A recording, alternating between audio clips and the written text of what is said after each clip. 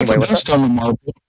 Forget the dust on the marble. Let's see you get it wet and see if the water sticks to it with the gravity. Or let's try spinning it around. What happens to the water then?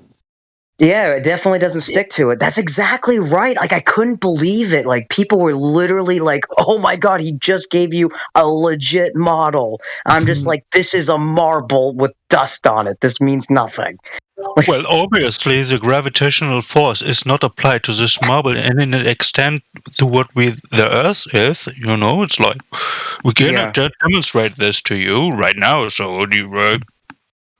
That's the I hate. I already know when someone mentions the whole gravity. It's just I already know I've lost them. Like if they can't let go of that, then nothing's. Then they can't let go of the heliocentric model. The gravity. This is too much. And I always say, how can gravity exist before the Big Bang? Because there's no beginning or end to gravity. There's no quantum measurement or cosmic measurement of it. So I don't know why people would believe in it if they can't even prove it or give an example of it at the very least. And so, well, bro, you one thing you could have said, because you know what they always say, well, it's not a perfect sphere. You should have just been asking, is that a perfect sphere? Oh my! I mean, there's so many things. You're right, and you know what? Like, no matter how good my William Shakespeare wittiness could be, they would always make up another. They're always going to say something, right? Like it's always something else, and it's always a deflect. It's just not taking responsibility. Mm-hmm. They are allergic to accountability. That's literally what it is. It's just not taking responsibility. It's like, I can admit I'm dumb sometimes. I can admit that I was wrong. You know, I knew I was so wrong that it freaked me out. I was like, wait a second, the whole thing was a lie? Like, it's like the whole Jenga puzzle fell apart. It was just like, oh Lord. Like first it's outer space, then it's gravity, then it's the fact that we're not spinning, then it's the fact that we're not shooting, and then the fact that the whole thing is lying about us moving around the sun when in fact the sun's moving around us. I mean, the whole thing is backwards. The whole thing's insanity. Like literally. And you can't even prove it, so then you're believing in something you can't prove, and then you're believing in something you can't give an example of. And then the only way that they believe you can give an example of it is like, well, look at this telescope, or look at this image from NASA, or look at this thing from the live stream on a YouTube video. I'm like, this is not evidence, and this is just random garbage. It just doesn't prove any. And then the best example that I've ever witnessed was some dude showing me his marble on his desk. Well, yeah, this is another thing we can riff on as well, because notice the lack of rigor they apply to their own worldview. That was enough for them. A marble with dust, everyone's clapping and applauding. Yeah. Zombies. Yeah. But then if you were to say, like, all right, guys, I think it's flat, watch what they would do. Oh, well, prove it. I need to see measurements. I need to see science. I need this. Well, they don't do that to their own worldview. It's double standard. They don't. And the funny thing is, I can give some empirical evidence of the flat Earth model, but they can't give the glow. Like, I'm just like, hey, we have flat surfaces and stationary objects. What do you say about that? I know I can't. I don't even want to give them. He picks up the marble with dust on it. You point to the ground and see, look at the floor with dust on it. Right.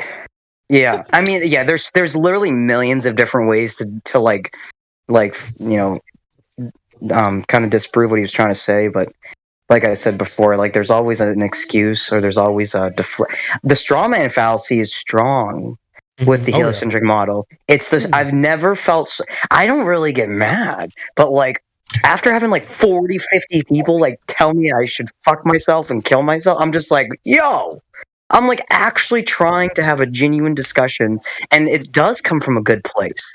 Because ultimately, if you're living a lie, you're going to live in hell. And if you're living a truth, then you're going to figure out some things. It's just the way it is. And people want to just fight to be enslaved. Like, it's like what is it, Stockholm syndrome? But like with the whole government? I mean, come on. I'm just like, listen, I think we're supposed to be free. I don't think anyone's meant to be enslaved. I don't think anyone's meant to be suffering every day for resources. I mean, really. And then when anyone's like, "Oh, do you believe in God?" I'm like, "Hey, funny story. I do have a reason why I would believe that. They're like, well, what's your reason? What's your evidence? I'm like, well, just the sheer fact that everything's by design. It's not a goddamn oopsie daisy. Yeah. It's a design. We all count on tomorrow. Everybody knows tomorrow's going to happen. There's that saying, like, there's no tomorrow. Well, yeah, tomorrow's going to happen. None of us can stop it. It's going to happen. It's going to happen. And so it's just the sheer fact that everything's so precise and everything's by design. And so, yeah. And anyway, so we're Sarah's asking to make a fire, and then she wanted to talk to you guys. I'm just like, this is good. This is good. I like this. Because it's a little chilly, so we're gonna make a fire and talk about this. Because this have you dragged her into your barn? No, I haven't. She saved me from the barn. So her one of her best friends, he's like one of my best friends. They're wondering what the hell happened to me after my car accident, and they're like, oh, he's working on a farm in this location, and they picked me up. And now I'm like hanging out with them and building myself up. I'm getting a job soon. Long story short, before I get yelled at for talking off topic, it's I'm trying to live in truth. Yeah, what's up? Yeah, for sure. Yeah, absolutely I do. Hold on. Let's do it. Hold on. I'll get my shorts. I mean my shoes. I'm jumbling through all my words here. This is actually kind of funny because we just came from another conversation with a dude. There was a dude and his so-called girlfriend, probably ex-girlfriend now, but they were in here kind of spiraling out of control. So there should be a nice change up from the last conversation. Oh, Jedi, absolutely. Jedi scares me, man. I would never want to be in a live debate with Jedi ever. It's such a treat. Well, the accent helps too. Like, it's such a treat to see you guys like dismantle shit. It's crazy to see that or hear it. I mean, but yeah, we're just collecting wooden sticks right now. Oh shit! I just tripped over a bucket. What the hell was that? Hold on. Don't get the bucket, man. You finish your private part of your conversation, and when you're ready. Okay, word. Okay, hold on. I know, I'm just grabbing something. Right, a hit of nicotine. Well, have a good night. You are mad. It's almost a comedic scene. I got you. What drink do you want? Okay, hold on a second. I'm going to put you guys on mute. I'll be back in a second. Yeah. Well done. Before I start scaring you. I was saying, it's almost a comedic scene going on there, man. He's like running around trying to get shorts on, fucking puts one leg in a barrel. Yeah, you corrected that. Falling over bodies too, yeah. I was gonna say, bro, don't let the Earth rotate in your way, dude. You don't trip over that curvature. We're all fucking flat earth comedians tonight, aren't we? Pockets of Coriolis again. It's gonna get you. Oh boy. Oh, did they have pockets of reflection now too, huh? Because I remember the pockets of gravity. You just said pockets of freaking Coriolis. Oh, dude, these terms they come up with on the fly are crazy. Pocket of gravity. Are you kidding me? Imagine if we had to say stuff like that, right? Oh, well, this is just a pocket of flatness. A gravity pocket's like space travel's equivalent of hitting a pothole or some shit. Pretty much. Yeah. It's a gravity well.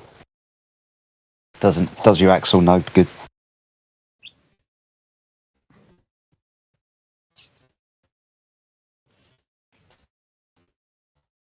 And they say some wild stuff. I think the other day I was talking with one and they said, well, what's inside of an anti-gravity room? And then and I was just, they're fans. I hope you were like, what's that? That's a good point. They're just fanboys for this thing that they don't even understand. Oh, I meant in the gravity room. Oh, okay. I was going to say, what the hell's an anti-gravity room anyway? Gonna have to have it's like when you anti-gravity. do like skydiving indoors. Oh, one of those. Okay, I got you. Yeah, that was his point that he made. It was like, well, if gravity doesn't exist, then how do they remove it and then put you in a room with it? I'm like, okay, that's wow. Yeah, blowing air up is not removing fictional force, non-force, whatever they want to go with. Well, the same thing applies to that G-plane. We were talking about the G-plane, I think, yesterday with Elijah, or maybe it was somebody else, but he was like, well, look, when you go in a plane, you're floating. It's like, no, you're falling. The plane's falling, you're falling. No, it's a pocket of anti-gravity. Yeah, the plane. I catch anti-gravity. Oh. But then someone said that, like, when you're on a roller coaster, if you were to take like a quarter, you go up the peak, and then once you start dropping, if you let go of the quarter, apparently it appears to like float in front of you. I guess there must be another pocket of anti-gravity on a roller coaster. I was on a roller coaster one time, and that happened with my glasses, and they floated in front of me, and I grabbed them out of the air. Those same pockets of gravity, they couldn't get me. I've been in an anti-gravity machine. I mean, the whole topic about anti-gravity is so ridiculous. The electromagnetism that they are talking about, why is it that every element falls the way it does in the same speed and such? If electromagnetism would apply to a steel ball, it would fall faster than it obviously would to another element like Earth that is carbon-based. No, It's yeah, like, these guys how do they explain that? Or how do you bend water? They're genuinely the most intellectual people. By putting. Yeah, they're genuinely. Oh, sorry, I wasn't on mute. I'm sorry. I was just saying by putting one side of a pole onto water that is conducted by iron or surrounded by iron, therefore sharing the pole, and then you hold the other side of the pole to bend the water. Like usually people on YouTube also, they don't talk about this, but I know how it's applied because I tested it myself by applying current to the flow of water and the surrounding of iron, and therefore you can bend water this way. It does happen, but obviously you have to have a magnet to do so, but nobody can apply this or explain this naturally, how it does occur naturally without manipulating the state, which every element is neutral. Hey guys, are you guys open to talking with my friend Sarah? I'm open to listening. No, God, yes. Well, you said something. Oh, well, I want to listen first. I want to hear what you guys are talking about, and if I have a 2 cents to put in, I'd love to share. Otherwise, I just want to hear what you guys have to say. Well, what I'll do is I'll give you a brief introduction to the flat Earth and the claims that we make. Would that help? Thank you. Yeah, no problem at all. So the reason why we're here is because the claim that the Earth is a ball spinning in the vacuum of space has got no evidence to support it. It's kind of interesting, right? So let's talk about the first part, the Earth being a ball. There is no direct measurement of the curvature of the Earth. In fact, as flat earthers, what we would say is the Earth, the surface of the Earth, primarily the waters, is observed, measured, and practically used with regards to navigation and so on as a flat surface. But that's just the first part, right? That's the ball bit. Second part, the spin of the Earth. Now, you and I, like everybody else, do not notice or feel any motion to the Earth. On top of that, No. there is also no direct measurement of the movements of the Earth. So far, the ball that spins is without any direct evidence or measurement. The third part, and I'll keep it really short because I know other people want to jump in and you've probably got questions, but the third part, the place where the ball that spins is a scientific conversation. That's absolutely fine. So the third part, where the ball Earth is spinning in the vacuum of space. Now we're breathing gas pressure, which is uncontained from the vacuum of space. To have uncontained pressure is without the necessary antecedent consequent relationship, because to have gas pressure, you need something to press upon. And being as the Earth is declared an open system, then the gas we breathe should fill the space. So basically, the story that they give us about the Earth being an open system in the vacuum of space cannot exist according to fundamental laws of nature. So just to recap, the reason why we're here is because there is no direct measurement of the ball that spins in space. So I have a question, short question. So in order to make something like ignite, for example, like an engine, you have to have compression, you have to have fuel, and I'm being distracted by my husband. So you have to have compression, you have to have fuel, and you have to have spark. So we have constant volcanic eruptions. So there's a spark. We have the fossil fuels, which basically run society. So there's the fuel. And we have the compression, which is the atmosphere that creates the earth, the air that we breathe in. So why is Earth not just a flaming ball of fire? No idea, but that's kind of non sequitur to the points that I've made. Okay, please continue then. Oh no, I'd finished my points. I'd like you to address the points that I've made, because what you were saying about why isn't the Earth now a flaming ball of gas? Well, it's not, and it's non sequitur to the points that I've made to you. No, it's not, because so what you're referring to is whether or not the Earth is basically rotating around its axis, correct? Well, that was one of the points, yeah. And the idea of the sphere as far as the shape of the Earth and the rotation that the Earth creates when it goes around the sun.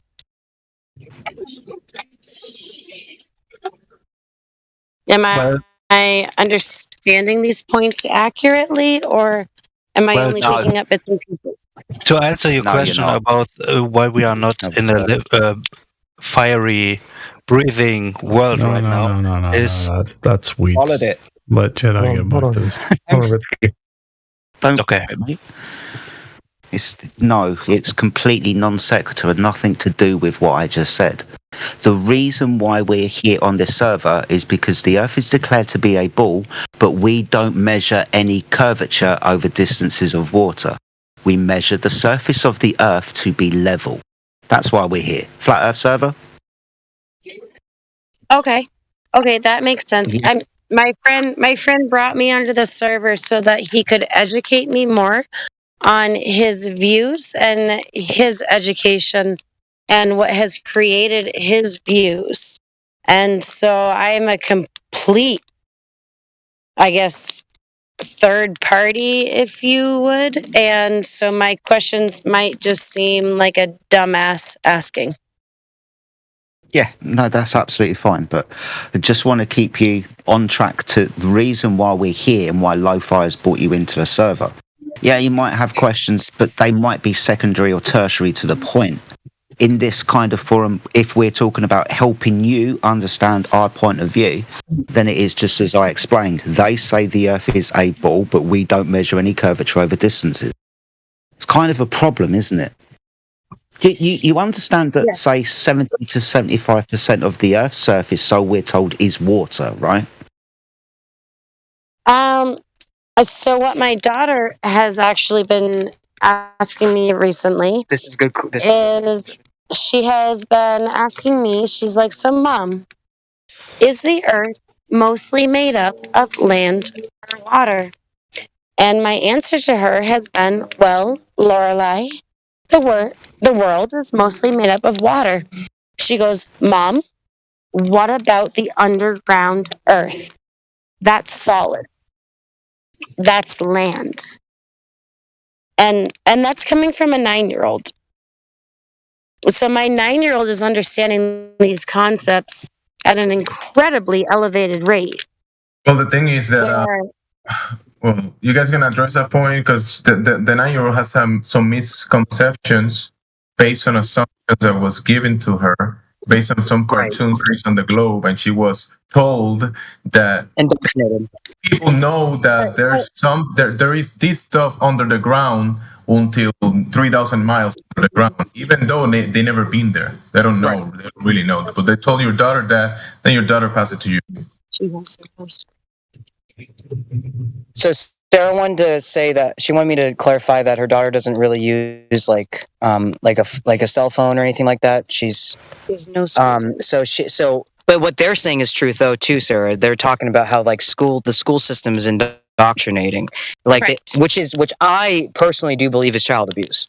Right. So Lorelai is being taught based on what's, I guess, predicted as modern, regulated, accepted every day.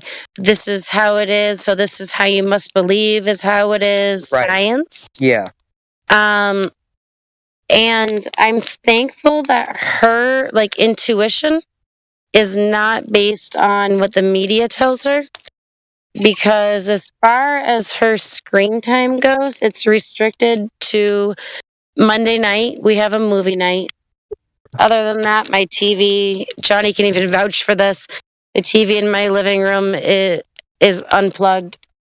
In the couple months that he's lived with me, I don't think he's ever even seen my TV in the living room on. Right. So, but still, it doesn't change the fact that school's indoctrinated. No, it doesn't change the fact that the schools are poison for the mind. Yeah, exactly. That's why I think it's important to have this conversation. I really mean that. Like, I'm not trying to sell you a T-shirt or something. I really mean this. And I don't feel that you are. Right. And I don't feel that your friends on your podcast are either. Right. And I would only ask to be invited to this because I am truly intrigued and interested in your perspective. Yeah, I would never try to steer you into a wrong direction ever. So listen, you're gonna always, there's an environment out there, and you're gonna see a lot of influences, information. But we need filters for all that. Your data, you can serve as a filter of bad information, even though it's gonna be out there. You're not gonna stop the bad information out there, are you? No, you're not. But as a parent, as a guardian, you should be there as a foundation. So when your daughter comes to ask you a question, you should be able to know a certain perimeter of truth to be able to have that conversation with her. And whenever she tells you, my teacher told me we live in this cartoon, be able to have that conversation with her. Because so how can I place, and if you don't have an answer, then I think it's all over the place. Right. So I think that this is my last question, and then I just want to listen to what you guys have to say, is how do I answer my daughter's question about the shape of the earth when I'm contradicting everything that public school districts and the systems are telling her as far as the scientific evidence goes? Because I personally... I've traveled as far as Austria, as far south as Mexico. Unfortunately, I've never been further west in the U.S. than Pennsylvania, because I know if I ever go to the West Coast, I'll never come back home. But I will never actually leave, So what's the way question? beyond the clouds.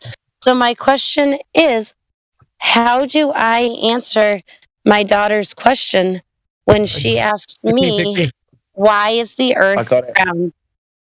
Oh. All right. It's round, just not... Oh, blimey. So 2 things, just to keep it simple for your daughter.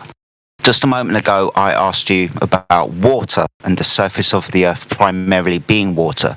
Now, your daughter should know that when you pour her juice in the morning, the water on the surface of that glass is level. When you take her for a bath, the water on the surface is level. When you take her to a swimming pool, guess what? Water on the surface is level. So you go to a river or a lake, or you go to the ocean and you see exactly the same thing. The waters of the earth appear to you as level. Now, you can see this with the way that they reflect things like light. If you go to a swimming pool, for example, you will notice that the reflection upon the water is perfect from the lights above and the ceiling. Exactly the same thing when you go to a lake or the oceans of the earth. The clouds and the sun or the stars and the moon are reflected perfectly on that level mirror-like surface. Does that help a little bit? Because it's just water. It truly does. And what I was just whispering to Johnny, I was like, and that so I'm an artist also, and everything that you just described replicates everything that I have ever painted. There you go. So the world is observably level. Absolutely. Because everything that we see is a reflection from the sunlight projecting its rays on the water around us. Therefore, we have the color of the sky, and the earth appears to be level. Even though you have mountains, even though you have valleys, even though you have gullies, the whole 9 yards. Yep. When you travel to northern New York or upper, like, Vermont, it is ridiculously different than it is here where we are in New Hampshire, because it's all farmland. However, the evening sky is still the same size. That would depend on your location upon the Earth, because the sun can change angular size depending on the amount of heat and temperature that are in the atmosphere. Go to a desert late at night, you will see the sun disappear into a tiny pinprick before it even hits the horizon. Johnny, we need to go out west. Well, sure, absolutely. What's atmosphere? All right, now I just want to listen to what you guys have to say, please. Based off what she said, yeah. No, based off of what you're saying, I want to gain knowledge from others. Yeah. So I just want to listen. I've said what I feel, what I have been taught to know is reality.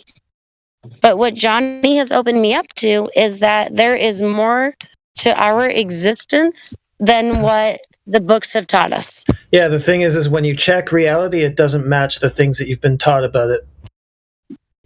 I have two things I want to add. So the first thing was the atmosphere. I think Flatsy might have heard this as well. But you said something about, like, the atmosphere holds the air in. Correction.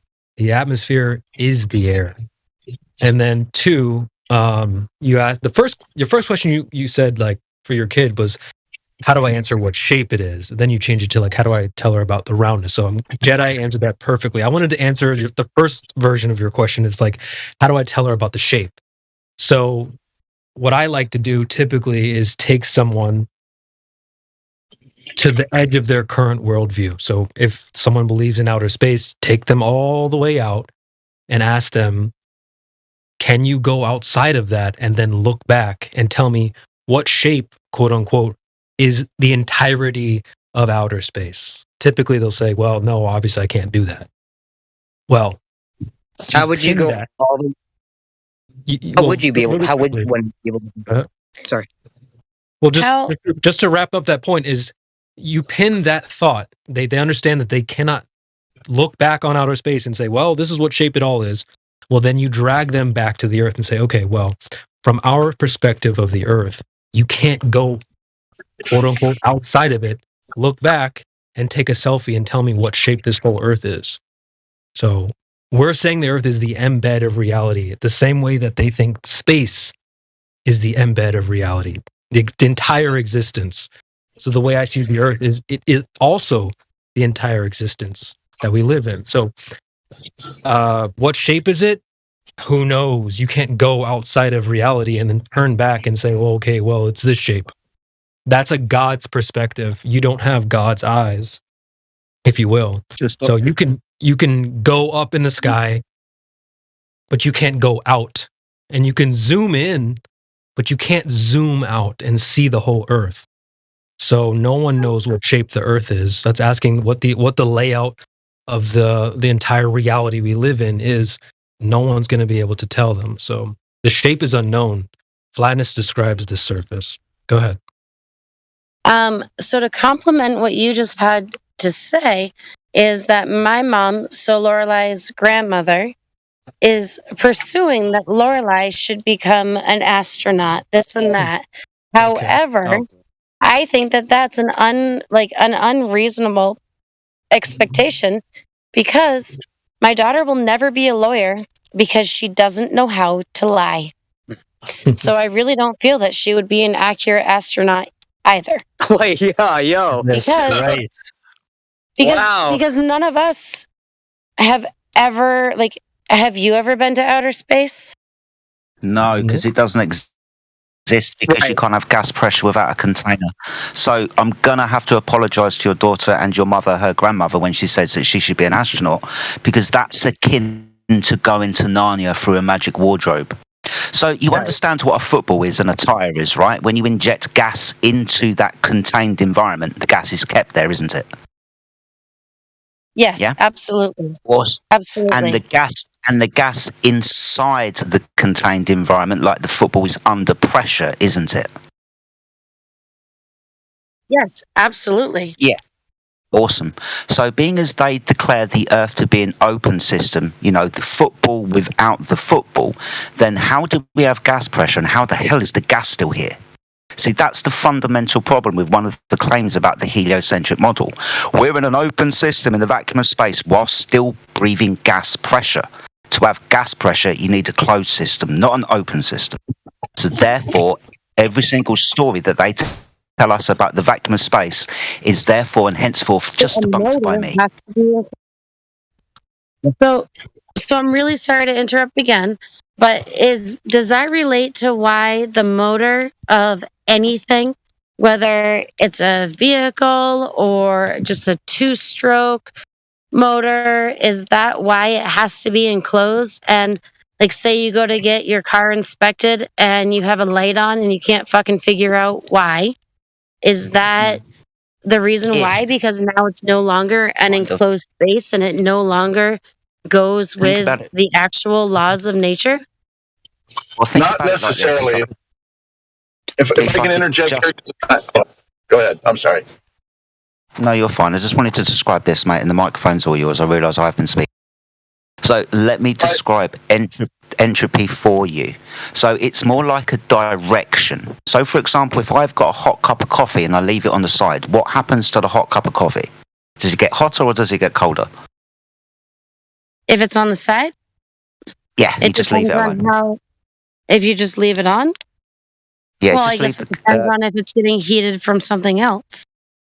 No. No more energy has been put into the system. I've made my coffee. But we did an experiment where just answer hot coffee. It was about negative 15 degrees out. Does hot coffee get cold does hot coffee get cold when you leave it alone? Oh, absolutely. Awesome. That's the only answer I want. So if you leave hot coffee alone, it gets cold. That's entropy. High energy disperses into lower energy environments. It's the same thing with gas pressure. High pressure, like was in the football a couple of moments ago, will disperse into the lower pressure environment when I burst the football. Being as the vacuum of space is a much, much, much lower pressure environment, uncontained from the gas pressure that we breathe, then according to laws of nature, entropy, the high gas pressure will disperse into the lower pressure environment. That's just the direction of entropy, the law of nature. Sorry, Wave Mixer. Okay, I've got a little bit of experience with cars, and what you were asking about cars is compression. So when the piston moves up, the valves close, so that you've got valves. You've got an intake valve that lets the air and the gas in. And then when it closes and that piston comes up, it creates more pressure. Now you get a whole bunch of pressure. The piston gets right up towards the top where there's no more room to go anyplace, the spark plug fires that, and that creates even more pressure, which forces that piston to come down. So an internal combustion engine very much needs pressure, just like us here at humans on Earth need to have pressure. We need to have air pressure to breathe here. So let's see. Okay. Anyway, I'm just making a convergence from one freeway to another here, right in the middle of that. But so I didn't mean to take over anything. It's just I know a little bit about cars, and I wanted to interject that. If that helps at all. Perfect, Wavman. Yeah, no, perfect. That really does help, mate. Thank you very, very much. No. Does that help you? Thank you so much. I really appreciate your analogy and your ability to follow my I don't know, trying to relate it to an everyday idea of pressure. Because like I've been telling Johnny for I don't know, about a month now, is that I want to understand his perspective more. Because I feel that my perspective, as far as the shape of the Earth, the rotation of the Earth, the moon, the whole outer space idea. Hold on. White rabbit, white rabbit, white rabbit. Oh, yeah. It's working. It's working, Johnny. It's moving. It's okay. It's more windy. Hold on a second. Hold on. The fire is kind of... Okay. All right. I've been truly trying to understand Johnny's perspective more. And from what he has taught me is that all of you have influenced his learning. And I feel like I've been very close-minded to this concept pretty much my entire life. I just turned 34. And I feel like I've been closed-minded to the concept that the Earth is anything other than what I have been taught in the public school system. And do you think maybe it's not that you've been closed-minded? It's just never been brought up before. Yeah, probably. Absolutely. That's how I felt. That's how I felt about it in 2014-15. I'd never thought about it until I watched a video and somebody explained something to me, and I was like, oh, okay, excellent. You can actually question reality. So I wouldn't say you were closed-minded. You were just like the rest of us. You kind of took it for granted that you weren't lied to when you were a kid. Right, and so I've just been ignorant to the concept that there could be other ideas. Because I have been conformed from what I've been forced to believe. Force is a good... force is a very accurate word, yes.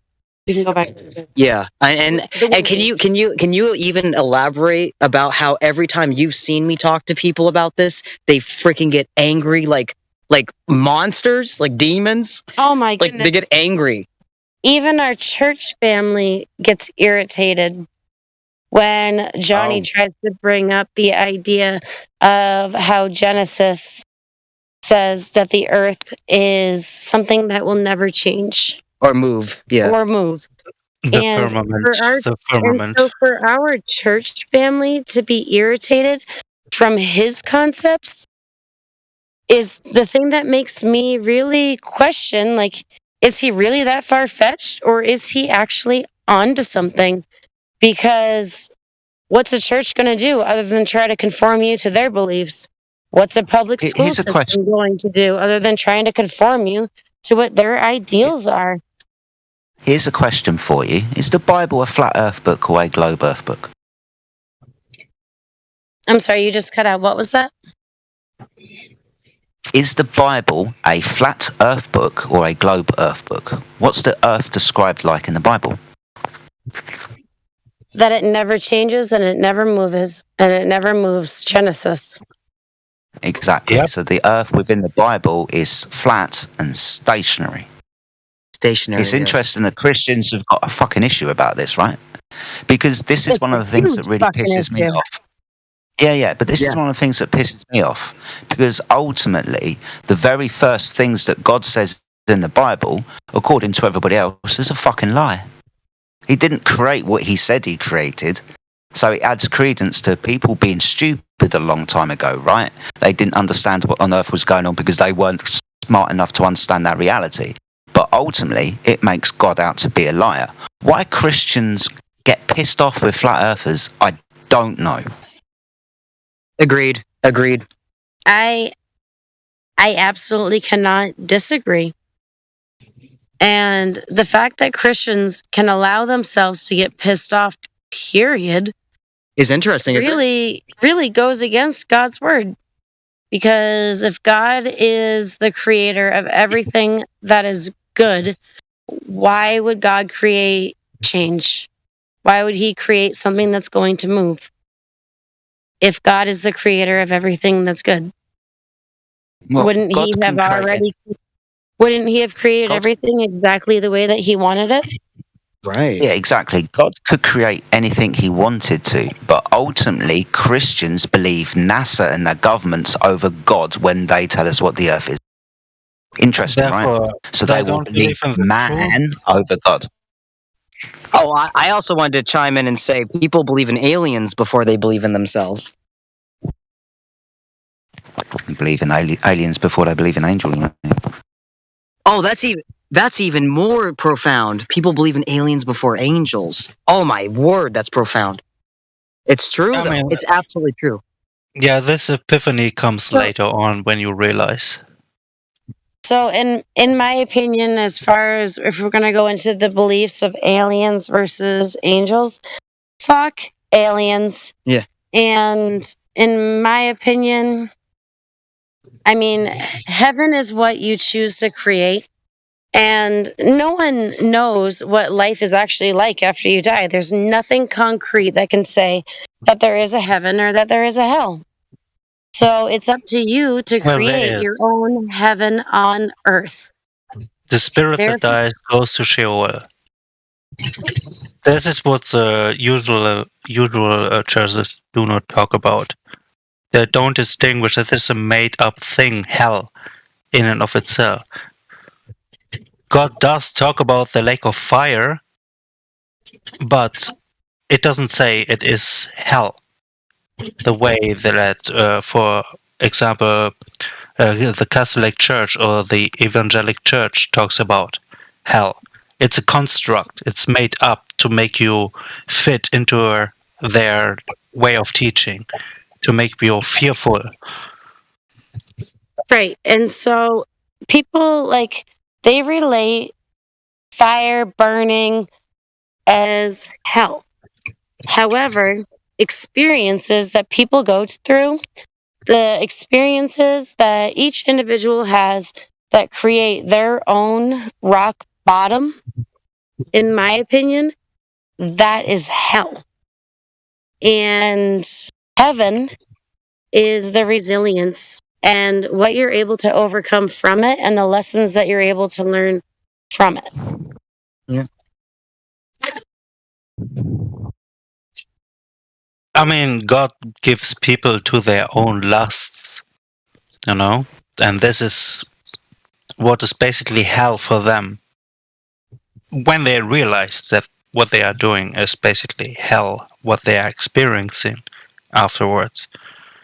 But nevertheless, hell does not exist in the way.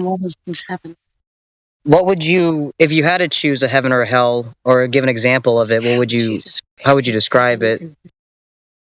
Hell is just translated from several different words in the Bible. So it's just, honestly, you just got to read it and study it from translations from the Hebrew and Greek, and it'll be much clearer.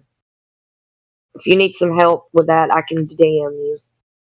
Yeah, you have to stick with one language that is being used, either Greek, Latin, or Hebrew, or Hebraic. But you have to stay and make the same examples from those in one language.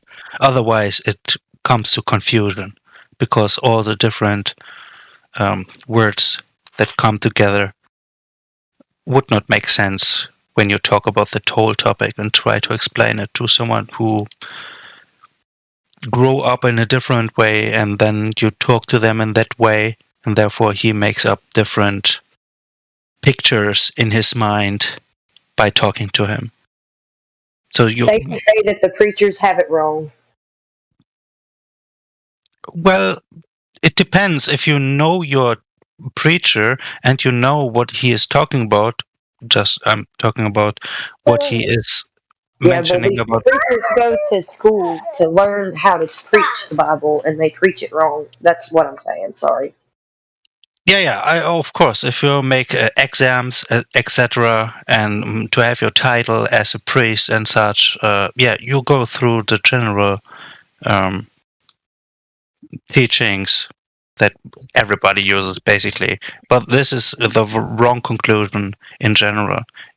I've learned much more by dividing the languages and cultures that derived from those words, by going to the root words, and the root words, which is even in politics, make the determination of what the word actually means. This is great here because people are in one mind, because we stay to one definition. And definition is key to explanation and logic. Welcome to the 24/7 Anything But Flat Earth debate server. Thank you, Obvious. That was brilliant. So just going to try and get this back onto the subject, guys, because one of the questions that we do get asked here quite a lot is, why would they lie? Now, maybe Lo-Fi's friend hasn't heard many of our answers to this because they haven't asked the question. But maybe the creation idea is probably one way to go, being we're kind of talking about God first said and blah, blah, blah, blah, blah. So if you turn the Earth into a spinning ball in a vacuum of space, you also come up with another creation story. That creation story is better known as the Big Bang. I'm sure we've all heard of it.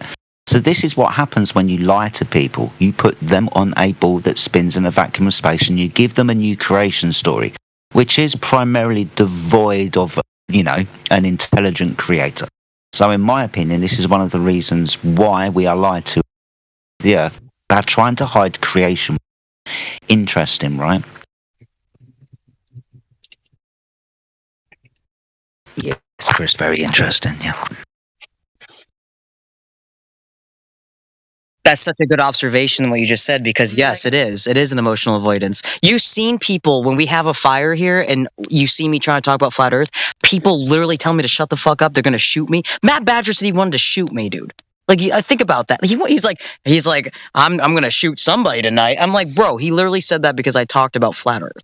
Think about the rejection. Or he just says, I'm checked out. I'm not listening anymore. What Mike said was true. What Mike said was true. He said so that everything I was taught and was a lie. so a little bit of background about me is I'm in a behavioral psychology course where my main observation is about myself. I'm the person that I'm observing. Therefore, I'm wanting to gain the most amount of perspective possible. And I think that's why I've been invited to listen in and ask questions to this podcast. Yeah. Because I don't want to be, I guess, not closed-minded. I just don't want to be uninformed.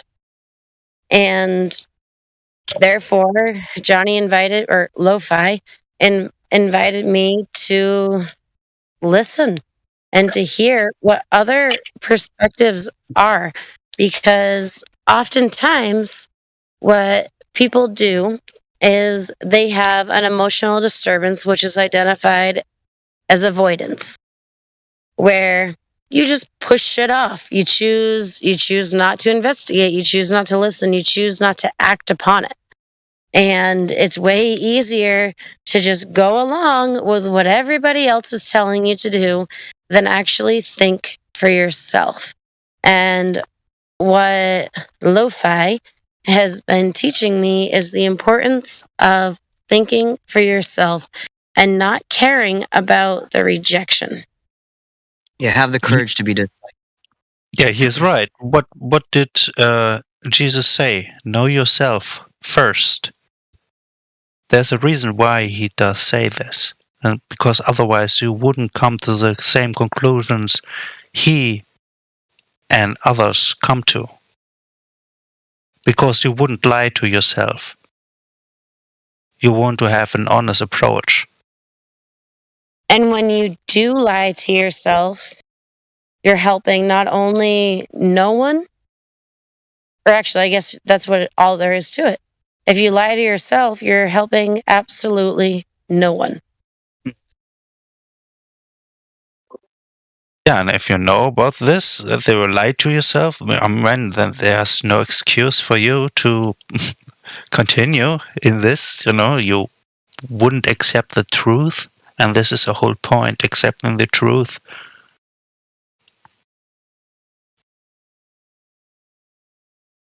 Yeah, because the truth shall set you free. I think that's why I'm so headstrong on this, because I think it ultimately will open doors to freedom, or more freedom. And the sheer fact that people get so angry about it is just so telling to me. Have you seen it too? In first, Mm-hmm. First, I've seen it right next to you, holding your hands. Yeah. And the day that we were in church together and we held hands, yeah, we came to a whole different level of euphoria. Yep. I think is the best way to describe it. Our spiritual connection became one with each other, where we've wanted to understand each other and each other's views on different perspectives and different viewpoints. And the conversations that we're able to have with each other sometimes go all night long until 5 o'clock in the morning, talking about life. And with us, it's not an argument, it's a conversation. But with so many people, they get offended by an opposite view. And that's bullshit. It is, isn't it? It's something else, isn't it? People get so triggered. They get triggered when it's weird that they get triggered, but it's because it's going against what they've been told their whole life, and they never question these things. It's going against the lies that they've been conformed to learn. Right.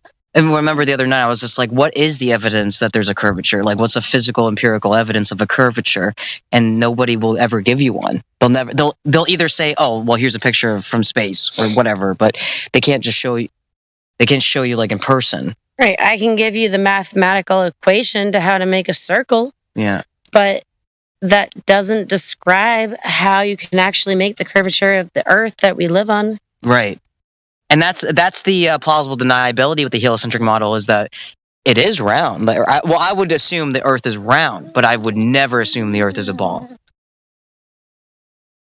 Oh, shit. Drop the drink. It's water. Okay.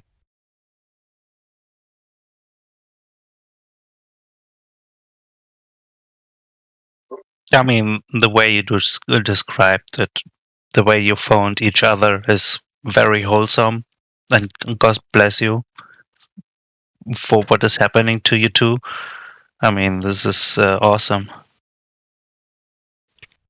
Yeah, I appreciate that, seriously, and I appreciate you guys, because, yeah, I feel like she's one of the first people that would ask questions instead of shut me down and tell me that I'm retarded.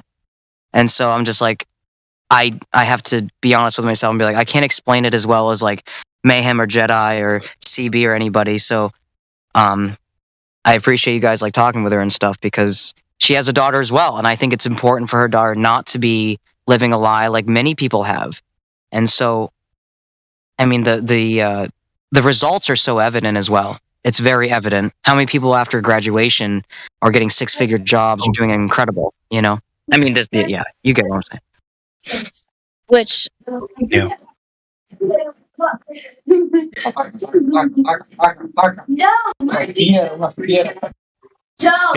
You're hot micing.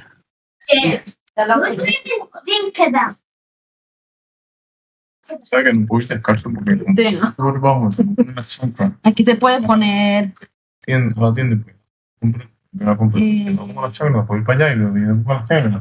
Hoy es mayo. No, mayo. Oh. Who's top micing? Yeah. Oh, it's Dempsey. Wow, I thought I was muted. Yes, Dempsey. Thanks, Dempsey.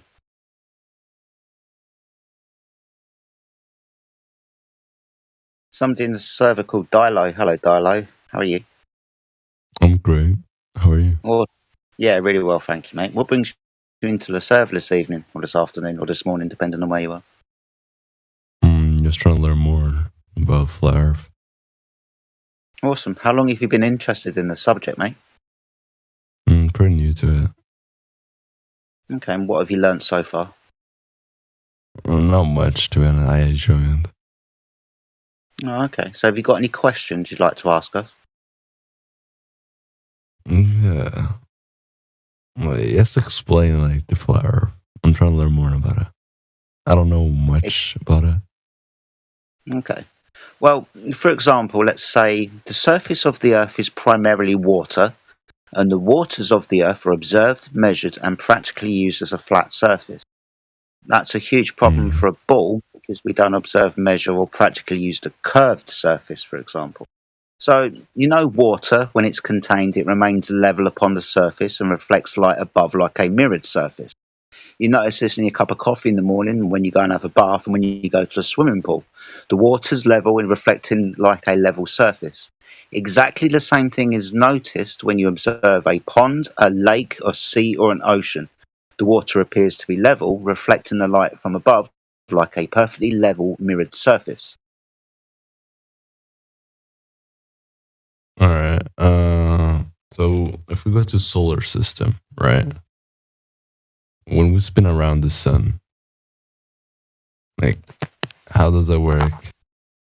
How does day and night work? We don't move, and the things in the...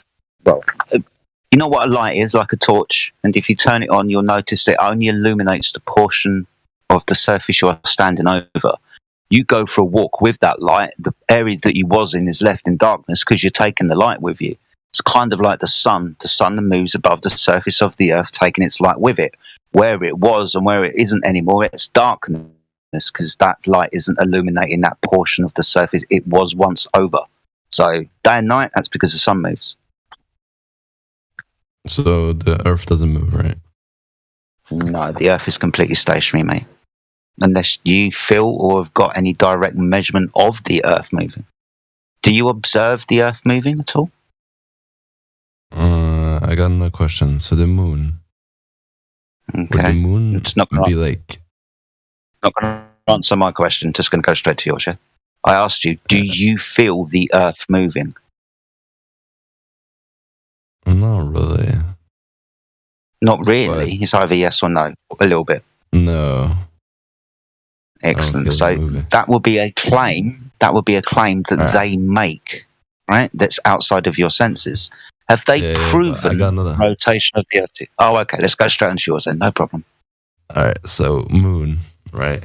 If you look at the moon for a week straight, it changes form. It changes like the holes and stuff on it. It changes. If it was flat, wouldn't it like be the same? We're not a flat moon server, though, are we? We're a flat Earth server. Whatever the moon is, the moon is. It's got no relevance to the surface that you're standing on, has it? No, I think he is talking about the cycle, how it's the cycle. developing. Sorry, I thought you said the crescents and such. Yeah.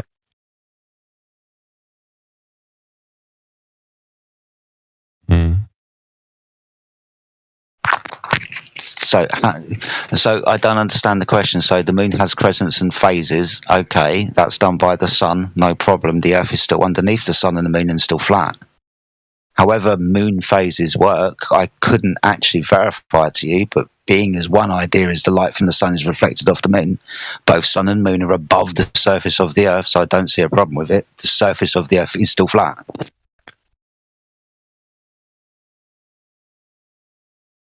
I really want to look. I'm not saying against you. I really want to go into the flat Earth thing. All right, so I'm gonna have some arguments against you, and that's fine. Yeah, that's the only thing. Yeah, so no, that's fine. So if Earth was flat, right? Why wouldn't we be able to see, like, really far away? Why do we need binoculars and telescopes in the first place? Is that because our eyes are limited with how far they can see? Would you think that maybe the limit? Because we can see to the moon. Well, do we need binoculars and telescopes? Hold on. Do we need binoculars and telescopes to look across the surface of the Earth to see ships far away at sea? Yes. I mean, it's quite simple. We need binoculars, and don't worry about looking up at the sky, mate. You can't see infinitely, or you wouldn't need binoculars and telescopes to look across the surface of the Earth like captains on boats do. Now, ultimately, you have a limitation of your view. Your eyes can only see so far. Depending on the technology that you use, you might be able to see further. But ultimately, with distance, the atmosphere increases. So you are looking through a lot more atmosphere the further that you look. You understand what the attenuation of light is, right? Right. I have another one. No, so if Earth is flat, right? Okay. On to the next question. Imagine. Okay. So if Earth is flat, would it be a circle or like a square? No idea. No idea. But that doesn't really matter if it's a circle. If you stand in the middle, right, and go straight from like. You like if you stand middle on the Earth and go north, what would you end up if it's flat? Wouldn't you like fall off? Fall off into what? That's the thing. If it's flat, there wouldn't be anything when you reach the end. You basically just hit the end, right? Yeah, the end of reality. Yeah, but I don't know how far away. Well, that would be an infinite idea, which is just mathematical. Obviously, reality stops somewhere, right? Unless it goes on forever. Yeah? No, the thing with Earth is if you drive a car straight, you always end up at the same spot. And if it was flat, how would that work? That's because you use a compass to navigate around the Earth, to go around in a circle and come back where you fucking started. No. So if you got, you will be. So if you've got cardinal direction system and north is at the center, and you go east to west around a central point, like you've got a table and you walk in a circle around it, you're going to end up in the same place that you started because you walked around a central point. This is what a compass does. We navigate east to west around north being the central point. You don't need to be on a ball to walk around in a circle, do you? All right, listen. This is my point. If the Earth Did you hear what? Hold on. I've given you a lot of time with my answers, but you've just fucked off onto the next question and not understood anything that I've said. Do you understand what I've just said to you? Because there's another topic. You start talking about another topic. Yeah. Did you start talking about going around the Earth and coming back where you started from? No. Listen, there's no need to like this. I'm not trying to be. I'm just trying to learn more. I know you're not, mate. But you're not listening to my answer. You keep going on to the next thing, and then you're telling me that I'm not talking about the fucking thing. Why are you talking through me again? Can somebody else talk to him? Fuck me. Like, you're not talking about the same thing. All right, so what my point is, if Earth is flat, it doesn't matter if it's a square or circle. You stand in the middle, exactly in the middle, and you walk one direction. Well, where's that? Like, if I draw you a picture, right? If you walk one direction and reach the end, would you just fall off the Earth? Why would you? Because it's flat. There's a contained environment. What are you imagining you fall off to? Sorry, I didn't catch what was prior to this, Jedi. Maybe you should just continue. You're right. He's already changed subjects from going around in a circle. He started going, what he just said, going in a straight line. Then he went round in a circle. So I don't know. No. He's not listening to anything I fucking say. No, if you start a point, imagine I can't screenshot, I can draw, right? But we get the concept. Earth is flat. We get the concept. We've answered you 3 times. No, you fall didn't off answer. Into. Hold on. Fall off into what was the first answer, and ultimately we haven't gone that far to reach the limitation of reality. So whatever idea that you've got, we'll just go, yeah, but we can't verify it because we don't know. The thing is, I have myself traveled almost to many places, and Doesn't matter how much forward you go, you always come back to the same spot if you go. So which is why I started talking about east and west and cardinal systems and going round in a circle, and then you said I wasn't talking about what you were talking about, you idiot. I was. Look. Do you understand what a compass is? Yeah. Is there a mod? Is there a screenshot? Yeah. Screen share? Yeah. You see the PFP of the server? Yeah. Look at that. Yeah, look at that. You see the central point? That's the north bit. A circle, left or right, is east or west, and you're talking about going south away from north, getting to the end of the earth. I'm definitely on the same fucking page as you are, mate. Stop skipping forward. Mm-hmm. Okay. So, excuse me, Jedi, I have one question. I'm sorry to interrupt, but if we're looking at a compass, you have north, east, south, and west. All of that is on one singular plane, correct? Yes. Like, we're not thinking that we're the middle of a spherical ultimatum. Like, we're not standing in the middle of a Rubik's Cube. Think about this. If we are the vortex, then there's north, east, south, and west. Therefore, everything must be flat. Think about this. North is the only direction, and everything else is relative to north. So, how does that make sense? There? How does that not make sense? Because your compass. I'm not saying against. Hold on. I'll answer. Your compass only points to north. That's the only absolute direction. Everything else is relative to north, south, east, and west. But the only absolute direction is north. You know what a compass is, right? If you hold a compass and you look south, it will show you south. It wouldn't show you north.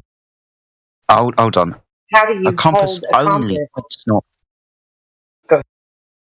Have you ever used a compass, Tyler? Yeah. Tell us about it. How do you derive south with a compass? Or how do I drive south? How do you derive south with a compass? What do you mean by derive? How do you figure out where south is with a compass? It shows you on the compass. You hold the compass like flat on your hand, right? Oh, okay. Yeah. And you move with it, and the thingy, like it's stuck on north, right? But it shows you like what direction you're moving with. It shows you. So where's it pointing? Yeah. So there is south, and there is west, and there's east. Where's the compass pointing when you find south? Yeah, it always shows north, but like you still know where south and east is. So you derive south by going 180 degrees from north. Yeah. Yeah. Yeah. Can you pop into the live stream voice text chat room for me, please, mate? Where lots of people are posting lots of images of what we're talking about. Wait, is there like an image where I can send images? Yeah, live stream voice text, the very thing I said 5 seconds ago. You don't have to post anything, Dialogue, but if you have something relevant, you can send it to Jedi and he'll drop it for you. All right. I'm just gonna draw here. I still don't get the thing. Well, look in the voice text before you begin your drawing, because you might be drawing the same thing you were showing. Can I interrupt for 1 second to help with the? I don't know if that's such a good idea, because you're brand new here, so maybe some of the more veteran. I am brand new, and Lo-Fi just agreed with this while we were on mute. That as far as south goes, sure, it's Mexico. As far as east goes, it's Europe. As far as north goes, that's relative to where you are. That's relative to where you are. I think you should just let some of the more seasoned characters handle this. Okay, thank you. All right, so here, this is a beautiful picture I just drew. I'm gonna send it to Jedi. Awesome stuff. Whilst you're sending that to me, can you scroll up in the live stream voice text and observe the pictures that we've posted for you regarding compasses? You see this picture I sent? So this is me. I'm standing in the middle of the planet. I go left. Am I fucking talking to myself? Right. I'm talking to myself, aren't I? Yeah. Where the fuck would I what is this? What is you see where I drew now? Where is this? would I just fall off? Help. No, I'm trying to get Are explanation. you looking in the voice text for this live stream? Yeah, I am seeing. What do you see in there? Describe something you see in there. South, south, south, south, north. Are you internalizing the information, or are you just brushing it off? No, like, what happens if I go straight south? Would I? You're not going to get past the 60th parallel because maritime will turn you around, buddy.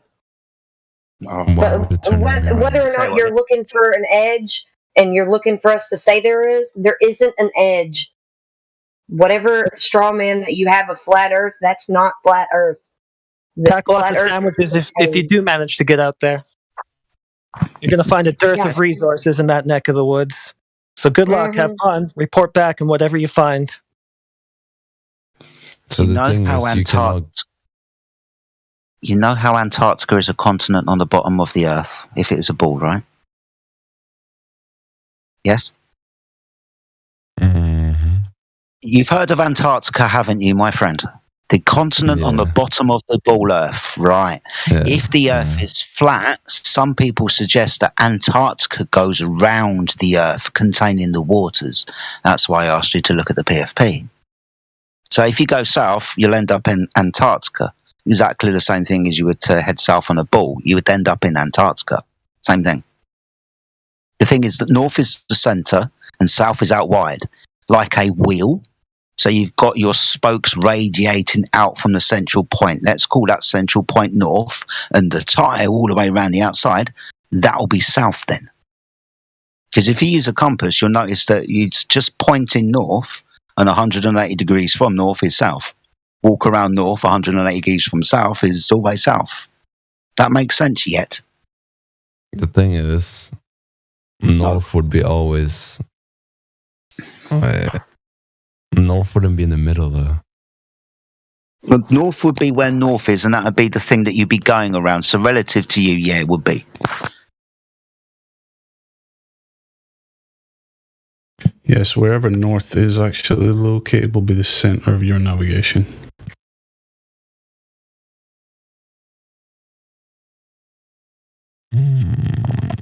Your compass points to a magnet. Put the magnet on a table. Point your compass at the magnet. Walk around the table.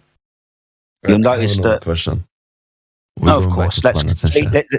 Yeah, that's completely disregard what I said. On to the next question. Awesome. Let's go. All right. So if Earth is flat, wouldn't other planets be flat as well? Why? What's a planet? I really don't think anybody has the patience for this. It's a big... What's a planet? It's a big globe, but I know. Okay, cool. With rocks and gas attached to it and all that type of stuff, yeah? It doesn't matter what those things are up in the sky. If those things are balls and you claim that they're balls, so the Earth must be a ball, that means that the Earth itself must measure curvature over distance. Unfortunately, the Earth doesn't measure any curvature over distance, regardless of what the lights in the sky are. Listen to what he is saying. I'm listening. Well, what did he just say, Dino? Long ass shit. So you didn't hear it, you didn't understand it, you didn't onboard it. You maybe want to come back in when you've smoked a little bit less weed and you take your life a bit more seriously. Nah, I'm taking it very seriously. That's why I want to learn about this. Yeah, sure. I spent the last half hour, 5 seconds from giggling like a little girl. I'm just wondering, like, how about, like, you think about this, right? This is Earth is spinning around the sun in a circle, right? Why would you think that? Why would I think that? Yeah, what indication of that is there? How would seasons work if it was flat? How would not moving? So it goes hot, then it goes cold. Therefore, you're spinning around the sun. No, because the thing is, for like the moon, it barely takes like a month for it to go around the Earth. So the moon now. The moon is not related to seasons in the heliocentric model. No. We went from spinning around the sun to seasons to the moon going around the Earth. Listen. Should I? How would winter work? How would winter work then? Oh, right. Okay. So you understand proximity to heat source. If a heat source moves further away, you get colder.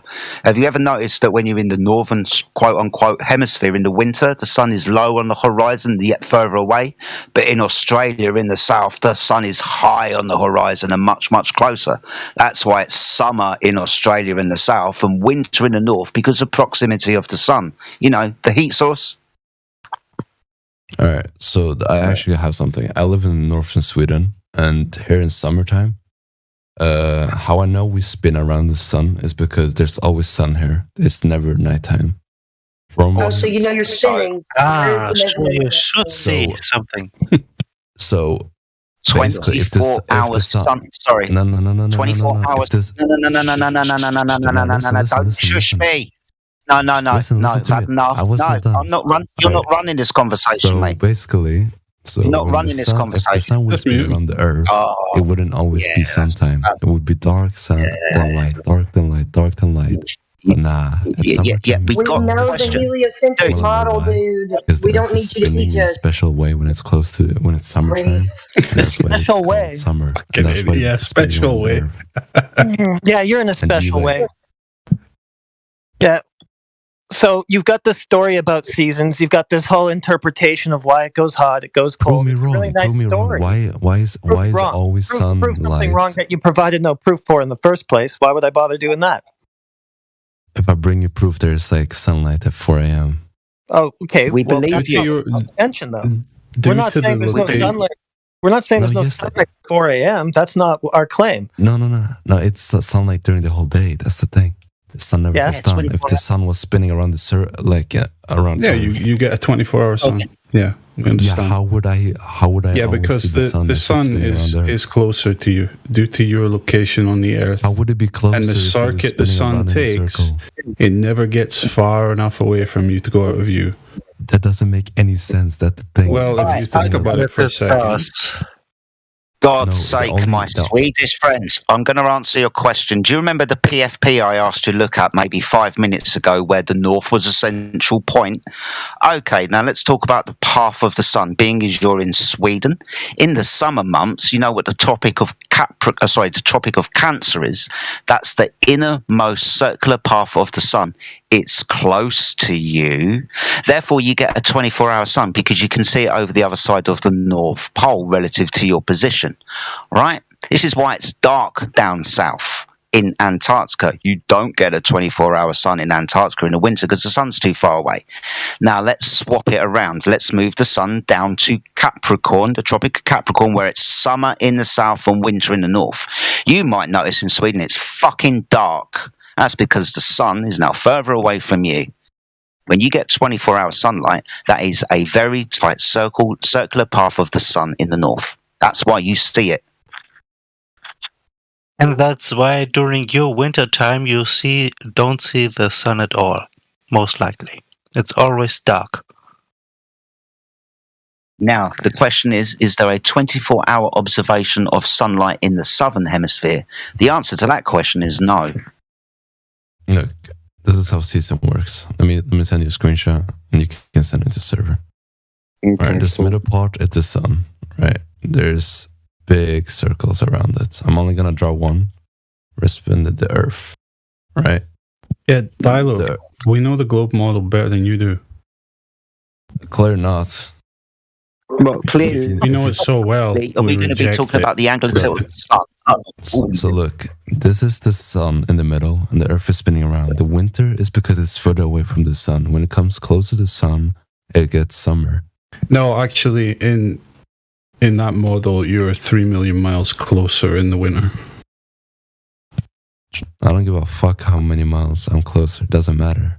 Okay, you just said something that was patently false, so you're not even regurgitating the right pseudoscience. Yeah. And if you're closer to the heat source, it's going to be hotter. How the fuck is it colder? I don't give a shit about the distance. You said you don't give a shit about the distances, even though my friend just pointed out to you that in the winter the Earth is closer to the sun. You should understand that closer proximity. Why are you? Why? Look at the picture. Why are you still talking? Oh yeah, look it's at the picture. bad. You see, C is cold. W is warm. When it's closer to the sun, it's warm. When it's further away, it's cold. That's the Silk Road. Like that's how the Earth works. Dilo, are you asserting that the distance is what causes seasons in the heliocentric model? Yeah, it is. You're wrong again. It's not. It's the tilt. You have this whole idea that causes the seasons. That's when it's further away. It has different tilt because it's spinning around. Yeah, unless you prove it's not the distance. The distance is completely irrelevant. As we just demonstrated to you, in the northern winter, you're 3 million miles closer to the source of heat. Therefore, the distance is not the factor in seasons. Again, you not knowing your own model that you're fucking, a zealot for. You've got this whole idea in your head about how seasons happen, and it's not even what the globe says. It's just a thing that you made up. That you just imagine. You're convinced of it. Sorry, heretic. You're fine. You see the image. You see the image that you DM'd to me that I put in the live stream. What we're saying to you is, according to the heliocentric model, swap the C and the W. No, don't swap it. Yeah, according to the heliocentric model, yes, closer to the sun in winter. According to your religion that you don't know. Religion? What does the religions have to do with this? Well, belief without my God, why? A belief without evidence. That's what a religion is. But ultimately, you don't seem to know yours. We do. We're pointing out that according to the heliocentric religion, closer proximity to the sun in the winter, which is a problem. You know what it's like when you get closer to a fire? Do you get hotter or do you get colder? Hotter. What happens when you get closer to a fire? You get colder. Hotter? Are you stupid? Thank you. Yeah, exactly. So this is the contradiction within the heliocentric model that we've been trying to point out to you for the last 5 minutes.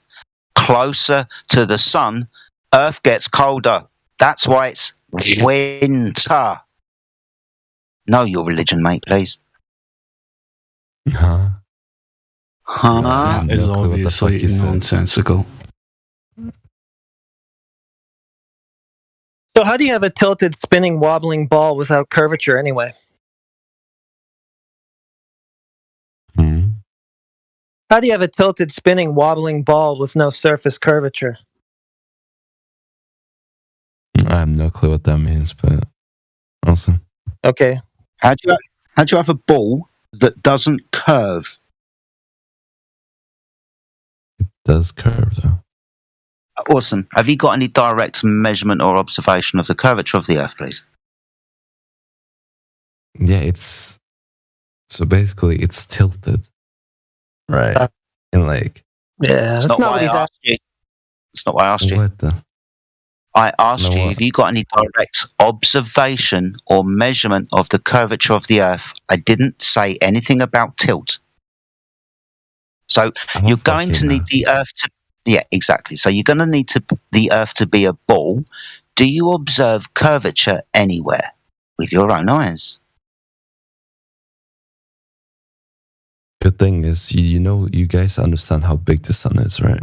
Would that be a yes or a no? I don't fucking care. How big is the sun, Dilo? How big is it? The sun. What's the diameter of the sun, Dilo? Well, few million Earths. He's trying to get off the point. Few million Earths. It doesn't matter. You clearly understand how big it is, and we don't. So how big is it exactly? No. Listen, that's not the point. It's the point. How big is it exactly, please? It's massive. It's the point. If you knew, you would say, "Yo, so don't have a fucking clue." I don't know how 850 exactly, but it's massive. 850,000 miles in diameter.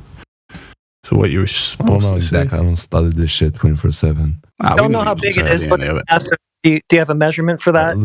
Trying to get off of the curvature measurement you don't have. Right? So basically, the point is, the sun is massive. If it was spinning around the Earth, First of all, it would always be light. It doesn't matter where it is. It will always be light. There's no such as called nighttime. Okay, that's really great storytelling. I love the religious storytelling, but what we asked you for was surface measurements of curvature from the Earth. Are you aware of any? It's on the opposite side of the sun, but you can't. Okay, are you still monologuing your religion with a closed mic, dude? Your server muted. So back to the point. We're looking for surface curvature measurements of the Earth. You can't have a tilted, spinning, wobbling ball in space without curvature, right? So let's get back to that. Do you have any of that? Did you guys hear what I said? No, you were server muted because you were just bullshitting randomly. Random religious nonsense you hear about. All right, then listen what I have to say. Then you can ask me whatever you want. No. I already asked you what I wanted to ask you, and I'm going to stay there. Yeah. What surface curvature measurements do you have to show us? That the fucking Earth is globe and not flat. That's an assertion. Yeah. Have you got evidence of that? No, not listen. Because we're asking you a question. If sun is spinning around the Earth, wouldn't it always be bright? Jesus. Thank you very much. Because you're not answering the question. So it's not a conversation. You are literally 10 seconds away from me kicking you out the server. Yes. Quite simple. Not a conversation anymore. Yeah, so Dilo, maybe we need to make this even more remedial for you. Can you have a ball without curvature? Why? Explain why the Earth is not always bright if the sun is spinning around it. Shut the fuck up. You're not explaining. Hey kid, an orange has curvature. Show me the curvature on your fucking ball. Do you have any proof? Nothing. Just bullshit. Hold on. Let's just leave him on this point. Let him be the one spiraling. Let him be the one to spiral. Can you have a ball without curvature, Dilo? All right, listen, I have another question. This is actually... Okay, so that was a really tough question, huh? Let's try it again. Can you have a ball without curvature? Yeah. Yeah, you can. You can have a flat ball. No, you can't. So you can't have a ball without curvature. Your first answer was wrong. So clearly, if the Earth is a ball, like you're saying, spinning and wobbling around the sun, it's got to have curvature on its surface, right? Yeah. Okay, can you show me that? Doesn't matter. Doesn't matter. Sounds like a no. You can't show me that. Yes. Look up on Google and it will show you. If that's what he's looking for. I don't have pictures. I don't go. Show me that. I don't need to Google your claim and find the evidence for you. That's your claim. You do it. Can you show me that? Why? You want me to go outside and fucking take your pictures? Yeah, do whatever you got to do. I don't care what it is that you have to do. Just figure it out and do it for us. I guess to answer my question. It was pretty simple. Your question is a derailment from the question that we're asking you. No, because I don't. That's why I'm not going to answer that. I'm not even going to listen to it. So can you show me the curvature of the Earth, which you've agreed now is necessary given your claims about it? You guys are ducking my question because you know you can't. Your question is you ducking us. You're literally ducking the question on the table right now by saying that we're ducking your question. It's pretty stupid, dude. I'm saying I don't have any pictures on my phone, and if you want proof evidence, just look up on Google. Pretty simple. I don't care if you don't have pictures on your phone. You're the one who brought the claim to us to show this curved Earth you're talking about. Nobody here has seen it. We want to see it. Bring it to us. No one have seen a flat Earth. Okay, that's all I've seen. That's all you've seen too, apparently, since you can't show me the curved Earth you're talking about. But go off. No, I'm explaining it. How wide you're explaining. You're not showing. We don't need explanations. We need demonstration. Anybody can explain anything they want to. Yeah. Anybody can explain anything they want to. Anybody can tell whatever religious fairy tale they want. I want you to just answer the question. What everybody can't do is demonstrate something that doesn't exist, right? So does this curved, spinning, wobbling ball that you're talking about, does it exist? If not, no wonder you're explaining instead of showing it. He's muting me because he's scared of my questions.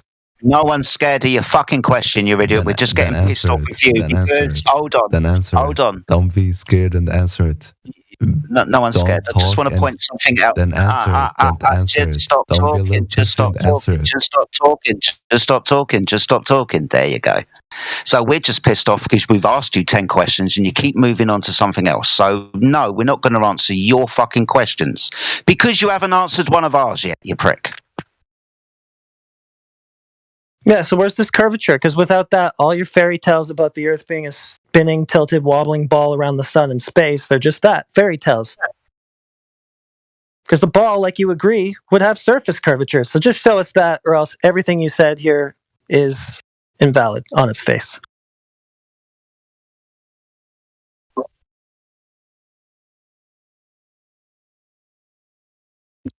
Like, I'm great for a good story sesh. That's cool. He's looking for his backup crane set. It's just that we're not here for more fucking pictures. Sorry, Antarctica. No worries. Yeah, it's just that we're not here for a story sesh. We just want demonstration of the spinning, wobbling ball everybody's talking about.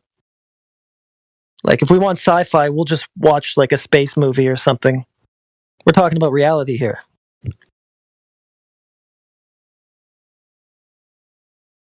Have you ever been on a plane?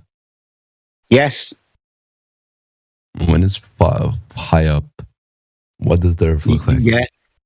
It looks flat because when we travel over water, the water. Why won't you let me answer a fucking question, you fucking idiot? Why is it when I get 5 words into my fucking response to your question, you feel the need to stick your fucking dick into it? Why? You come in here asking questions, but you don't want to know the answer? Prick.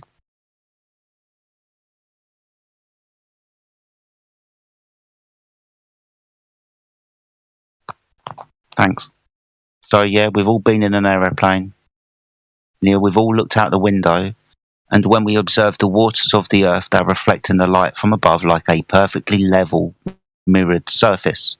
If you want to say that you've got into an aeroplane and seen the curvature of the Earth, go over to the other side of the aeroplane and see the curvature of the Earth. Go to the front of the aeroplane where the pilot is and see the curvature of the Earth. But join all of those lines up, and what do you get? A wibbly, wobbly line. Because you got a 360-degree circular view around you. That is not the curvature of the Earth you should even be seeing anyway. According to Neil deGrasse Tyson, you shouldn't even be able to see the left-to-right curvature of the Earth from the height of the International Space Station, which is over 200 miles above the surface of the Earth. So, yeah, get out your fucking plane, you idiot. Yeah, what curvature would you expect to see anyway if you can't measure any from the surface? There is none at the surface if you can't measure any, so rising above it is, not going to reveal any. Doesn't make much sense. All right, so can I ask my questions now? Or are you still scared of them? Yeah, I'm scared of them. I have 2 questions. Definitely. Right, I'm gonna ask both, and I want you to talk. Right? Nah, you're not going to run the room. You'll answer our questions, or you can concede on the curvature thing, and then we can talk about whatever you want, but we're not going to move on until we've concluded the point that we're on.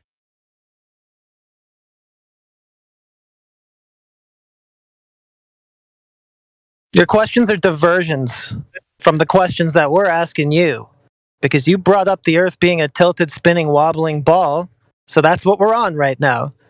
Not until we've concluded on that are we going to go on to whatever other bullshit you want to monologue on. Hey, Heretic. You need to watch that whatever podcast yesterday. Dude, there's so much similarities to this guy and that chick. Yeah, this is that personality that just wants to rile shit up. When I was like 12 years old. This is the personality that every time you ask them a question, they either ask you a question or they don't respond and they go. No, he's in here purely to just rile up the room.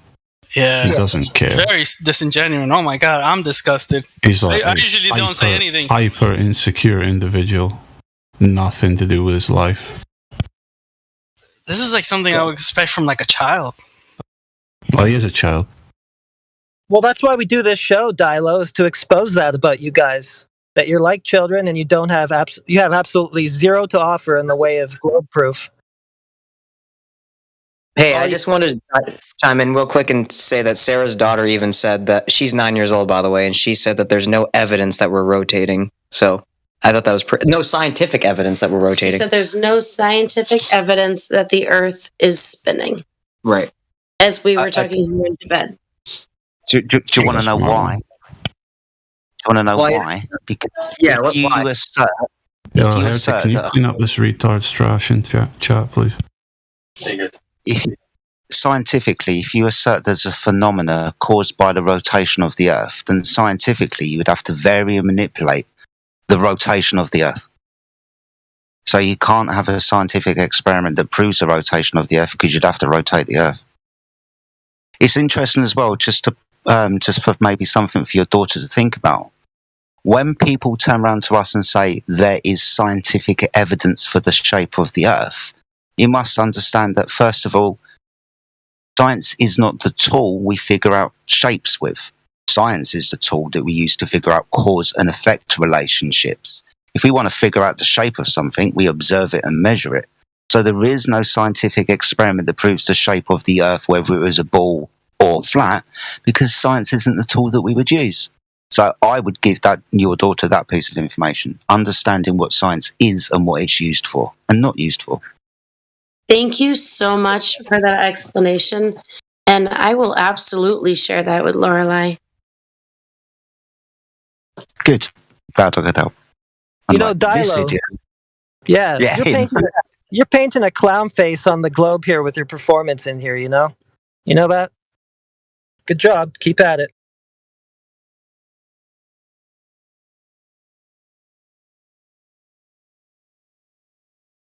There's a guy called Finger in here as well. Has anybody spoken to Finger? Just voice verified, I believe. Finger, you there? Have you got control of your mic? Would you like to speak? Get involved in a conversation? Maybe you can do better than Dilo. Maybe you can do better than a 9-year-old girl.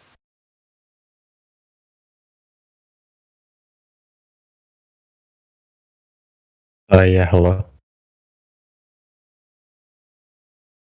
Yeah, I've just been listening on to all this, and to be honest with you, I'm very lost. So I'm recap a little bit, I'm not too sure. Oh my god, he sounds just like the last guy. Holy shit. Right, What we were trying to explain to the last guy is that we observe and we measure and practically use the surface of the Earth as a level surface. Well, what we were trying to explain to him, but he kept talking about the sun and asking different questions that were completely irrelevant. Ultimately, we were asking the gentleman if he had any direct observation or measurement of the curvature of the Earth, because that's the claim that the heliocentric model makes. The Earth is a ball. So we'd like to see it, please. All right, I see. So something then you could bring up, I guess, or he could have brought up. How would, what do you think about the images they took from space? They show curved oceans. They do. Is that not curvature that you're looking for? You able to show me one of those bad boys here, IRL? I mean, the images are public.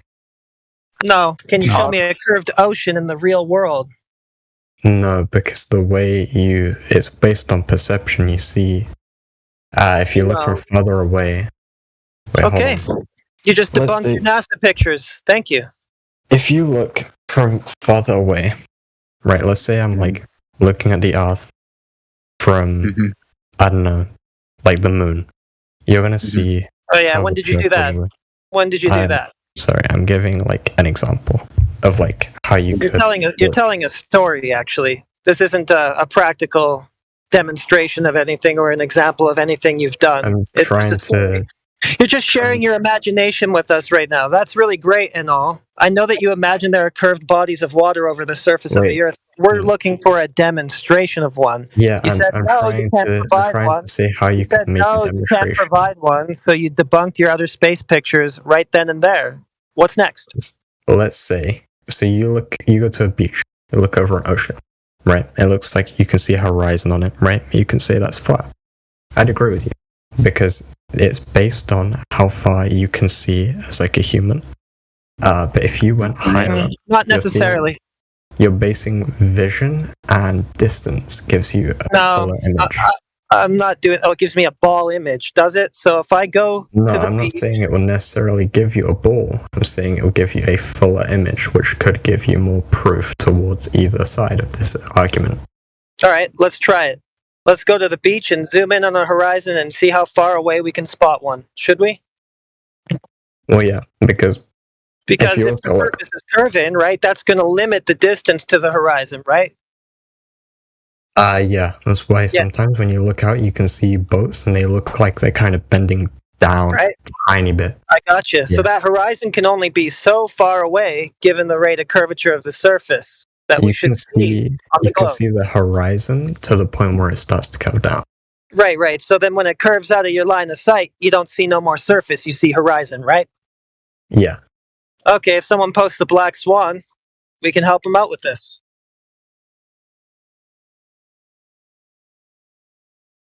Where? Yeah, there it is. See the picture in the live stream voice text? Wait, can you pin me in it? Oh, that one. Okay. Bye ball, that one. Yeah. Just to clarify, Finger, you're Dilo's friend, correct? No. That's a lie. You're gonna lie. I'm not. Why are you lying? How can what? I forgot. Why are you choosing to lie? Wait. I spoke to someone when I joined. I forgot his name, and he said I was like, I'm like new. I don't understand much about this all. I'm trying to learn more. Let's go right back to that in just a sec. But let's just tie up this little curvature question here. So you saw the picture posted that bye-bye ball, right? You saw that picture, right? Yeah, bye-bye. Okay, so given the rate of curvature that we should see on the surface of the globe, right, geometric horizon distance is 1.2 miles times square root of observer height in feet. Or more simply, at a 1 foot observer height, it's at 1.2 miles. You got me? Hold on. Yeah. Okay. With a camera 1 foot off the surface, geometrically that horizon's got to be 1.2 miles if we're on a globe. That's what I'm saying. So the camera that was used to take that picture that was posted was placed 1 foot off the surface. Where do you see the horizon? How far? Use the oil rigs as a clue. You'd see it past the habitat one. Yeah. Because if you, let's say, you took multiple of them, and you lined them all up at the same equal distance, over time you're going to see that platform at the bottom where it's like standing up the structure beams are going to start going You're going off on a tangent. That's okay. That's not a tangent. All I needed, you are. All I needed was the answer to where do you see it. You answered honestly and said that you see it past the furthest oil rig, right? So then, does that tell you that horizon could be at 1.2 miles? What? How far is the furthest rig? It says 9.4 miles, right? Yeah. So you agree that the horizon is further than that? Yeah. So no way possible for it to be at 1.2 miles, is it? No. Okay. Well, the horizon would be at the limit of which you can see with your eyes. Right. But you said that there was a geometric limitation to that due to the curved surface of the Earth, right? Yeah. But that geometric limitation doesn't exist, as we just saw. Also, I'm confused. Well, because given that geometric limitation, the horizon in that picture must be at 1.2 miles, but we've seen it further than 9.4. Right? That's telling us that the surface isn't curving.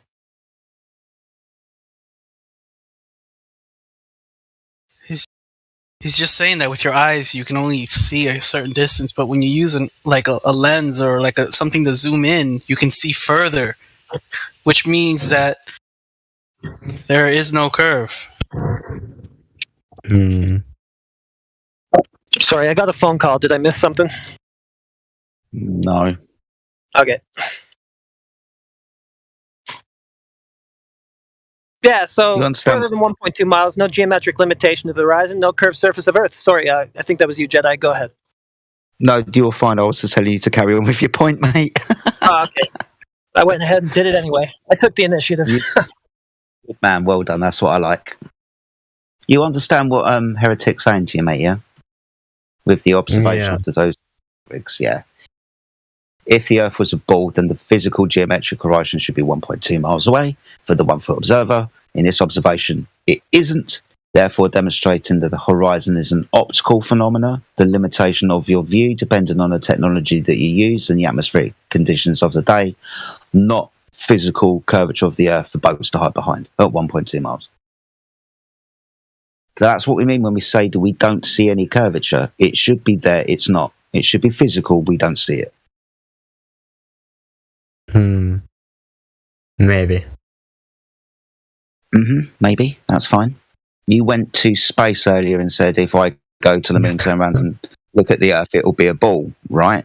Two things about this. One, those images that were given from NASA, they're unverifiable to us because me, you and everybody else ain't going to space turning around and taking a picture of the Earth now, are we? So non-verifiable information. Second point, the vacuum of space. The vacuum of space, as we're told, cannot fundamentally exist because it breaks laws of nature. We are breathing gas pressure, and the Earth is declared to be an open system. To have gas pressure, you require a closed system for the gas to press upon. So, being as the Earth is declared to be an open system, we shouldn't have gas pressure. In fact, we should have no gas at all. So, therefore, the vacuum of space can't fundamentally exist because it breaks laws of nature. Specifically the second law of thermodynamics, because we know how entropy works. Pictures from space, the vacuum, can't happen because the vacuum can't be real. Right. You know what a ball is? You know what a ball is, don't you? Right. And when you press gas into the ball, the gas is under pressure, isn't it? Yeah.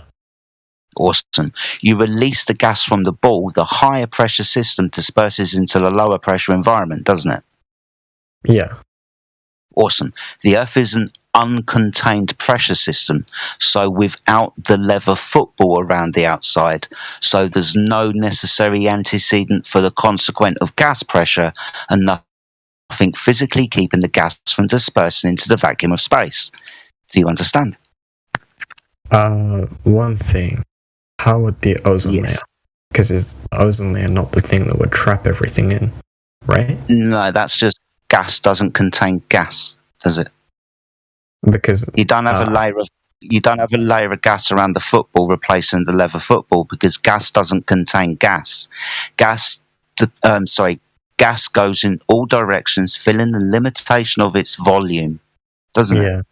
Yeah. So being as the unlimited volume is the vacuum of space because the Earth is uncontained from it, then we wouldn't have gas pressure and we wouldn't be breathing. You know that they tell us that Jupiter is a giant ball of gas uncontained from the vacuum of space. According to natural laws, that can't happen. Would there not be gravity? Okay, not a problem. I'll say this first of all. One, there is no scientific experiment that proves any gravitational idea, but just for this argument, I'll tell you what, I'll give it to you. You can have gravity. Gravity is just the vector downwards. I pick up a rock and I drop it, the rock goes down. I uncontain gas from the football, and the gas disperses freely and randomly in all directions, up, down, left, right, all over the place. So observably, even if I was to give you gravity, it doesn't affect gas. Right. So it wouldn't affect gas. So is gravity then on a single point? Like, would you say a single area, or is it spread across? Well, this is the thing. This is the thing that I mentioned first of all. There's no scientific experiment that proves gravity in the first place, but I gave it to you just to show you that it's not affecting gas. Now, there would have to be a scientific experiment for this cause and effect relationship of gravity. Have you have you heard of a scientific experiment that's proven any idea about gravity? Yeah. Awesome. What is it, mate?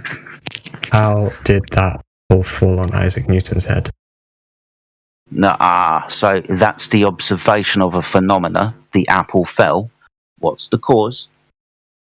Gravity.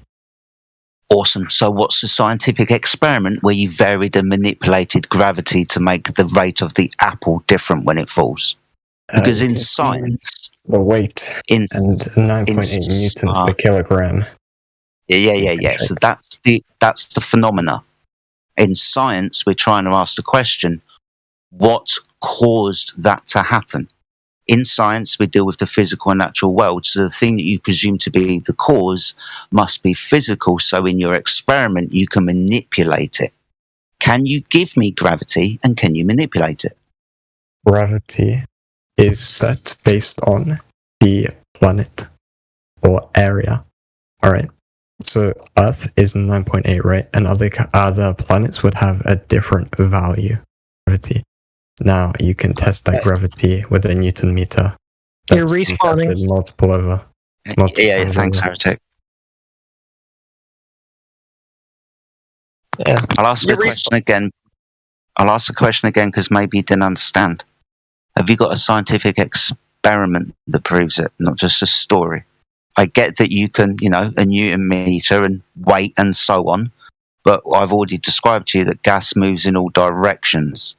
So it doesn't affect all things of mass, because gas is mass, right? It doesn't affect that. So the main point is there a scientific experiment, a hypothesis test, that proves any gravitational idea? You've got to remember this as well. You spoke about Newton and the apple dropping from the tree.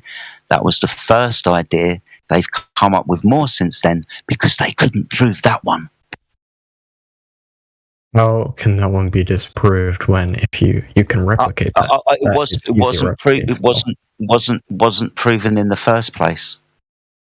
How so? That's why Einstein came along with his general relativity and gravity being the bending and warping of space-time because of the uneven distribution of mass. So a new idea of what gravity is. Not mass attracting mass like you asserted with the apple dropping from the tree, the bending and warping of space-time. So there's two ideas. They had to come up with the second one because they couldn't scientifically prove the first one. What would have happened if the apple that Newton saw, what if that fell into like a barrel of water? What would they have done then? It still fell. But then buoyancy would have taken over. It's not, because gravity is the movement, right? It's not the actual drop, like it's not the impact. Did the apple fall because it was ripe, or because Newton was drunk and hit his head on the branch and the apple got loose and fell? Cider, it was drinking cider. That's known, but you grow an apple tree, you can see that same thing happen. Doesn't matter. We're still without a scientific experiment to prove why the apple fell from the tree. We can see the phenomena, shit falls down, but what's the cause of shit observation? We have scientific observation that once the apple becomes ripe, it falls. What's the, I don't know any, I don't know. But not everything falls though, bro. That's the thing. If you let go of, say, a helium balloon, that's less dense than the medium, it goes up. The apple's more dense than the medium, it goes down. So some things go down, some things go up, depending on the relationship. So, Finger, the question was about gas pressure, though, right? Uncontained gas pressure next to a vacuum, and now you've gone to an apple falling on somebody's head. So what part of an apple falling on somebody's head demonstrates to you that you can have gas pressure next to a vacuum?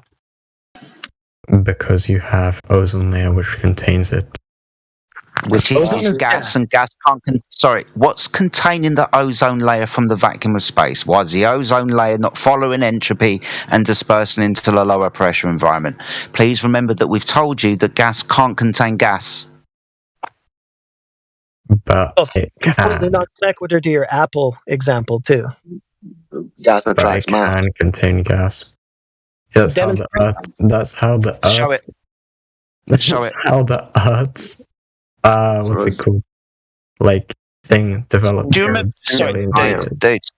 Do you remember the football example I gave you earlier?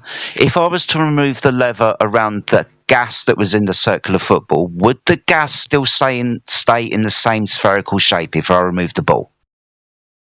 Would it? Yes or no? Can you repeat? if I was to have a football and could magically remove the lever of the lever of the football, would the gas inside still remain in a spherical shape without the container? It would deflate. Yeah, exactly. So without a container, the gas fucks off. Interesting, right? Fucks right off. But the Earth has a container. What's the container? Hold on, it's not the gas, because we've just demonstrated that gas isn't containing gas. We needed a football just a second ago. So being as the Earth is declared to be an open system and the gas isn't going to contain the gas, what's containing the gas, mate? The ozone layer. That's more gas. Finger, do you know what ozone actually is? Gas can contain gas. How's that? You're an idiot. Okay, I think well, that maybe demonstrate it's such so things. mad that we're not doing 3 points right now. Okay. It's okay to make claims like that, but back it up with demonstration, please. I can give an example. You guys understand global warming, okay? Oh boy. This might seem off topic, but let me explain it. Right, global warming. First place for global warming. Didn't they say the ozone layer was fake? That they Well, what he's doing is claim stacking at this point. Like they said. I remember when I was a kid, they said that the ozone layer had a hole, but then they said you guys are letting me explain it. Yeah, like you don't need to go into it, Kill. Kind of bored of this ozone layer respawning. I'm curious how he's going to tie global warming into this. I want to hear this. Okay, so you know how the sun gives off radiation, and the way it works is the sun gives off radiation after some time. That heat, that radiation travels into Earth through the ozone layer, and bounces back off, I think, in shorter or longer wavelengths, right? So it cannot bypass the ozone layer. Some heat is trapped. That is greenhouse gases. Demonstrate it next to a vacuum. Demonstrate that happening next to a vacuum. Yeah, the reason you believe in that explanation of global warming is because you've never asked for a demonstration of it. But that's already happening. I'm gonna post. No, it's a story you've been told, and you've not been provided demonstration to prove it true. Proof otherwise. I'm gonna post an expert on that. It was an interview, and you have the translation. Go read it. Talking about that shit. He's an expert. He has been even in Antarctica. You're not.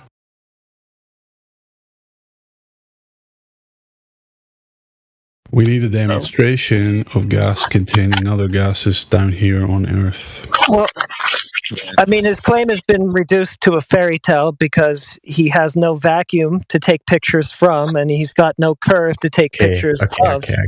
Hear me out. Continue claim stacking, but you're just in the realm of fantasy here. Anyway, I gotta go, so have fun with that. So what happens if you dig a hole? Do you like fall out? What did you say? You know, we don't think the Earth is a disc, though, huh? Like, we don't think that. If that's what you're thinking. Just think about what you... Because if it's flat, right? Then there has to be a bottom to it. There has to be a bottom. What's the biggest hole ever dug? What's the biggest hole ever dug, mate? Somewhere. It's a few hundred meters. Yeah, so call a super... Yeah, 7 miles. Call a super deep borehole. That's the furthest apparently that anybody's dug down. 7 miles. So when you turn around to us and say, if you dug a hole, would you fall out the other side? No one knows. We've only dug 7 miles down, mate. But then you've probably got the idea that Spake just pointed out that the Earth is a disk in the vacuum of space, according to us. No, it's not. The vacuum of space doesn't exist, and we're not making a claim to the shape of the Earth, i.e. a disk. We just say that the surface of the Earth, the aspect of it, is flat. You can dig holes wherever you want, mate. We're not going to be able to give you any answers. If you want to go dig holes and see what happens, off you go. If I take a plane and I fly to the edge of the world, am I going to see a massive ice wall or something? You are trolling. I'll tell you what. I'll answer. If you fly south on the globe Earth model, you will get to Antarctica. If you fly south on the flat Earth, guess what you're going to reach? A place called Antarctica. So if you want to say ice wall, yeah, that's just the shoreline of Antarctica, the thing that you believe in the first place. Okay. Well, I want to actually ask a serious question, right? Oh, are you going to get around to that then? Yeah, no, genuinely. if you actually flew straight in one direction, say you had infinite fuel, hypothetically, what would happen then? Has anyone tested? Oh, have you done this, Finger? Have you done Yeah, I'm planning to do it next week, man. Well, how can we give you an answer? Like, you're talking about hypothetical with infinite fuel. Like, you want us just to make stories up, or can we stick to what was verifiable in reality for us all? But if you keep on flying, you end up in the same location if you fly in a straight direction. So how can that's been proven? Why are you under the assumption that any of us could possibly answer such a question? Well, you must have a counterpoint because that's already been proven. What that you can fly? That you can fly around. You can fly around in a circle. Yes. You can fly around in a circle. Awesome. How do you do that? Well, you use a compass, and your compass points to a central point that is north. East and west is a circular direction around north. So stick a magnet on your table. Get a compass. The way magnets work is you have North Pole, South Pole, and there's two magnetic fields. Wrong. So your compass only points to north. 180 degrees away from north is where south is. And you have to understand, again, put the magnet on your table, get a compass, walk around your table. Your floor doesn't have to be a ball for you to walk around a central point, does it? Yeah, I understand that, but at the same time, that's only one axis, because the way it works is you have two magnetic fields that go around. So how can you... When is your compass ever pointed south? When you look south, when you face south, it faces south. Oh, the needle points south? Yes. Okay, so do you know what you've never used a compass in your life, have you? But like, yeah, definitely not. My honest reaction hits this all is like, if I went and dug have you used a compass in your life, Finger? I might. Or yeah, all you the time. Your mate I use it every day. I use it every day. Oh, so, do you? Yeah. So I'm planning if I flew and I drilled all the way down, I'm gonna fall into Saturn or some shit. I'm having deja vu with the other guy. You are just trolling right now. Compass. Have you just regressed into the infantile mind, Finger, because you don't like what you're hearing? No, but I'm wondering if I dig and dig, I'm making my life go. I'm making my life go to dig about your lack of knowledge, basically, that you need to spiral out.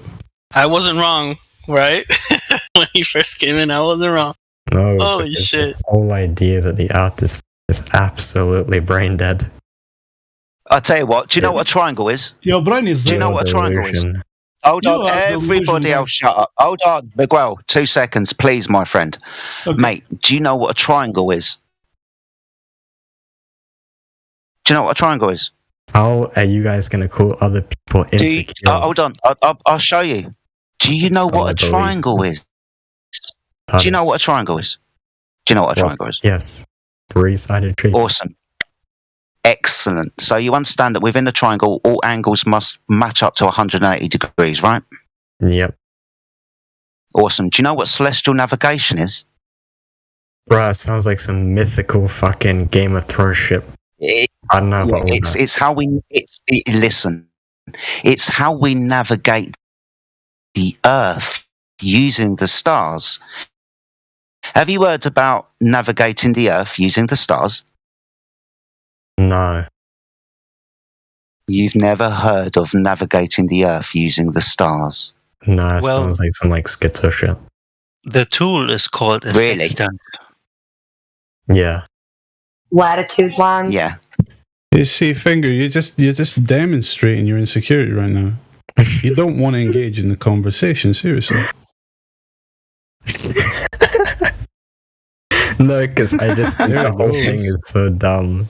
Because you've never heard of navigating the Earth by the stars. It's fucking ridiculous as far as I'm concerned. You must have heard of celestial navigation. You do know that boats use stars to navigate across water, don't you?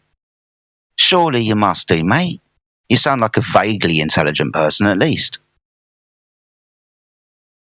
Do you know what an elevation? Yeah, do you know what an elevation angle is? If I was to stand on the surface of the Earth and point upwards towards a star, I could get an angle of, say, 45 degrees if I was to use the horizontal Earth as my baseline. You understand that point, yeah? That's what an elevation angle is.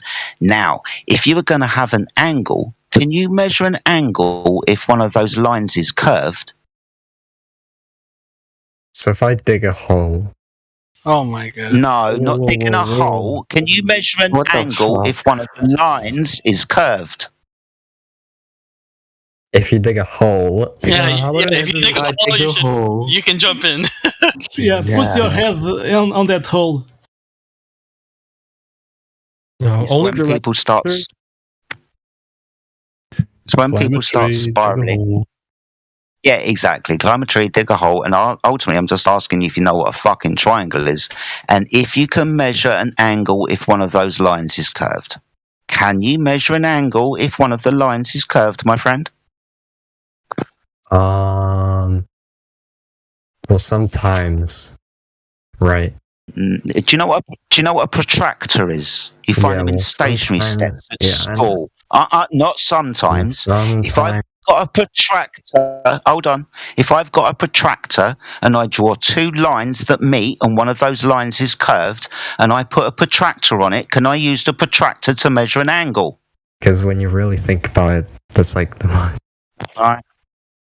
He's just clowning. Next. Yeah, next.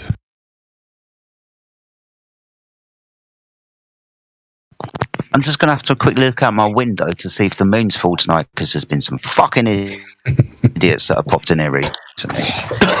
Jeez, guys. Jeez. I really don't mean to laugh As at Kurt you, would say, this but I'm over here. I told you they sounded like brothers. I was like, dude, this guy sounds just like the last guy. Maybe it's the same guy. I'll be next. It sounds like the same guy.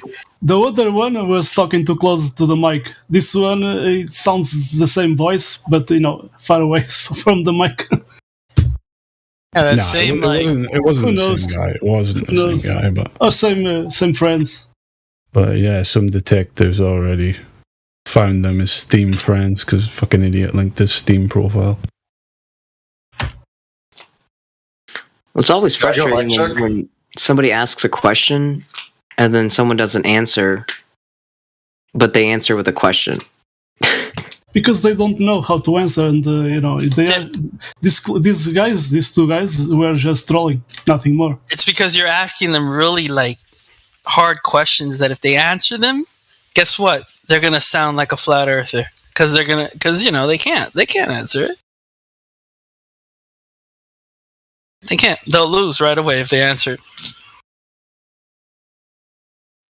That's kind of the point. Yeah, I know it's the point, but I mean, Flat Earth is really simple, really, really easy to understand. So when you get idiots like the last two that we've had in, we understand that people have got a real problem with being honest, because honesty is going to find yourself on a flat stationary Earth. Yeah. But couldn't have said it better. Sometimes when you do. Well, no, to add to what Jedi was saying, it's true. It's taking full responsibility. You got to clip that because that was actually pretty funny. Asked him. I asked him about navigating, and then out of nowhere. But if you dig a hole. Yeah, exactly. It's like, and Jedi's like, we're not talking about digging holes, mate. Well, he is digging his own grave, so he's kind of digging his own hole, but it's not doing him any favors. We just saw this on the Whatever podcast last night. This is ridiculous. I was just saying that's digging holes, Grandpa. I was telling him to watch that episode from last night with that chick with the glasses. It's the same thing. Well, it's the same fucking thing.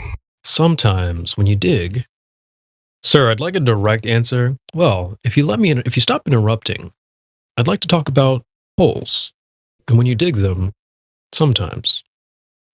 Dude, shut the hell up, dude. No, it's like they asked her a question. She's like, "So what do you mean by that?" And I'm like, "What? What is that?" Did you guys notice that when I called him on his insecurity regarding his own knowledge, they did a hysterical laugh? Yeah. Which is akin to like the emoji breakdown you see in text when they're spiraling. I'll post that right now. Yeah. I didn't catch that. Look, OB, just riff off of this. This is exactly, I took a screenshot from a chat. Somebody in the chat said, it was, I don't even remember the post, but someone commented about gravity. And they were like, gravity's not real, it's just a theory. Things rise in low on density. Look at the responses. Emoji, emoji, emoji, emoji, emoji, emoji. And then look at the responses from the people who are genuine, like myself. Let me post a follow-up. Hey, can I get a mic check? Oh, yeah, you're good. Yeah, Mike's fine. Everyone's always concerned about Mike. Go ahead, Hank. Yeah, I just wanted to say that they're claiming that we can see a galaxy 33 billion light years away, right? I posted the link in the chat. And I'm just, really interesting, like, how did they get that number? Exactly 33 billion? Like, exactly? And, those are light years, right? Those aren't miles. So that's, the claim that they can see light from 33 billion years ago. And not only can we detect it, right, but we can actually, visually bring it up on our computer screens and show it like it represents reality.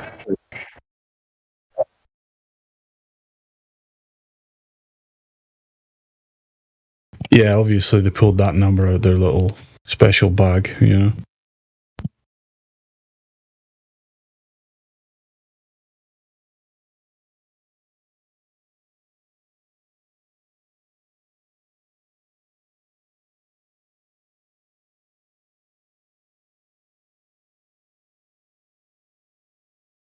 Didn't mean to kill the conversation, but I just find it hilarious that, people are like in the comment section on this little YouTube short. And, some of them probably believe it, some of them probably think it's a bunch of bullshit, but there's people actually out there that believe it because somebody said it, right? Like, this guy's a specialist, like, he's a doctor, right? He's a specialist in his field, and he says 33 billion light years. So, I can understand if they're, like, rounding off, but, like, how do they get the match for that? Are they triangulating, right? And if they are triangulating, like, how narrow of a path would that be? Like, that would be a really acute triangle, right? Because how would you get the distance? It's a very acute triangle. But how would you get the distance for that, Just make it up. Imagination? Well, we got the astrophysicist guy floating around. You should speak to him. Huh. Surely have some interest in gymnastics to tell you.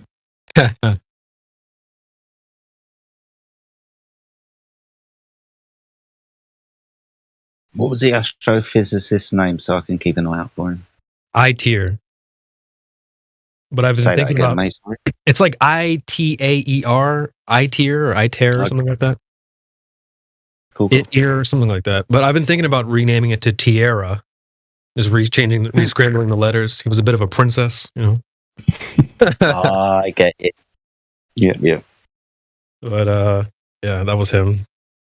Mr. Pointing at the sky as my demonstration. Come on, dude. We were simply asked him 3 points. He understood the first two. When it got to the third, he was bucking up against it. Like, oh no, well, clearly just look at Jupiter. That's gas pressure. My demonstration, just look at it. And it makes sense. Clown. I wish I was involved in that conversation. Miggy kind of thrashed him. Yeah. Invoke the planet that debunks your fucking paradigm. Yeah, please. Talk more about Jupiter. At first, I thought it was going to be a good conversation, and I thought I was wrong, but it ended up that I wasn't wrong. Wow, this is just another troll. The gas pressure thing is even the most staunch anti-flectors will just point at the sky. What they're doing though is just pointing at their claim. The claim is up there. Jupiter is the claim that it's just gas existing with no container. How is it that gas contains gas? We don't see that happening at all. Ever. Yeah. I don't get how they could get that logic. Like, there's no logic in that. In Narnia, everything is possible.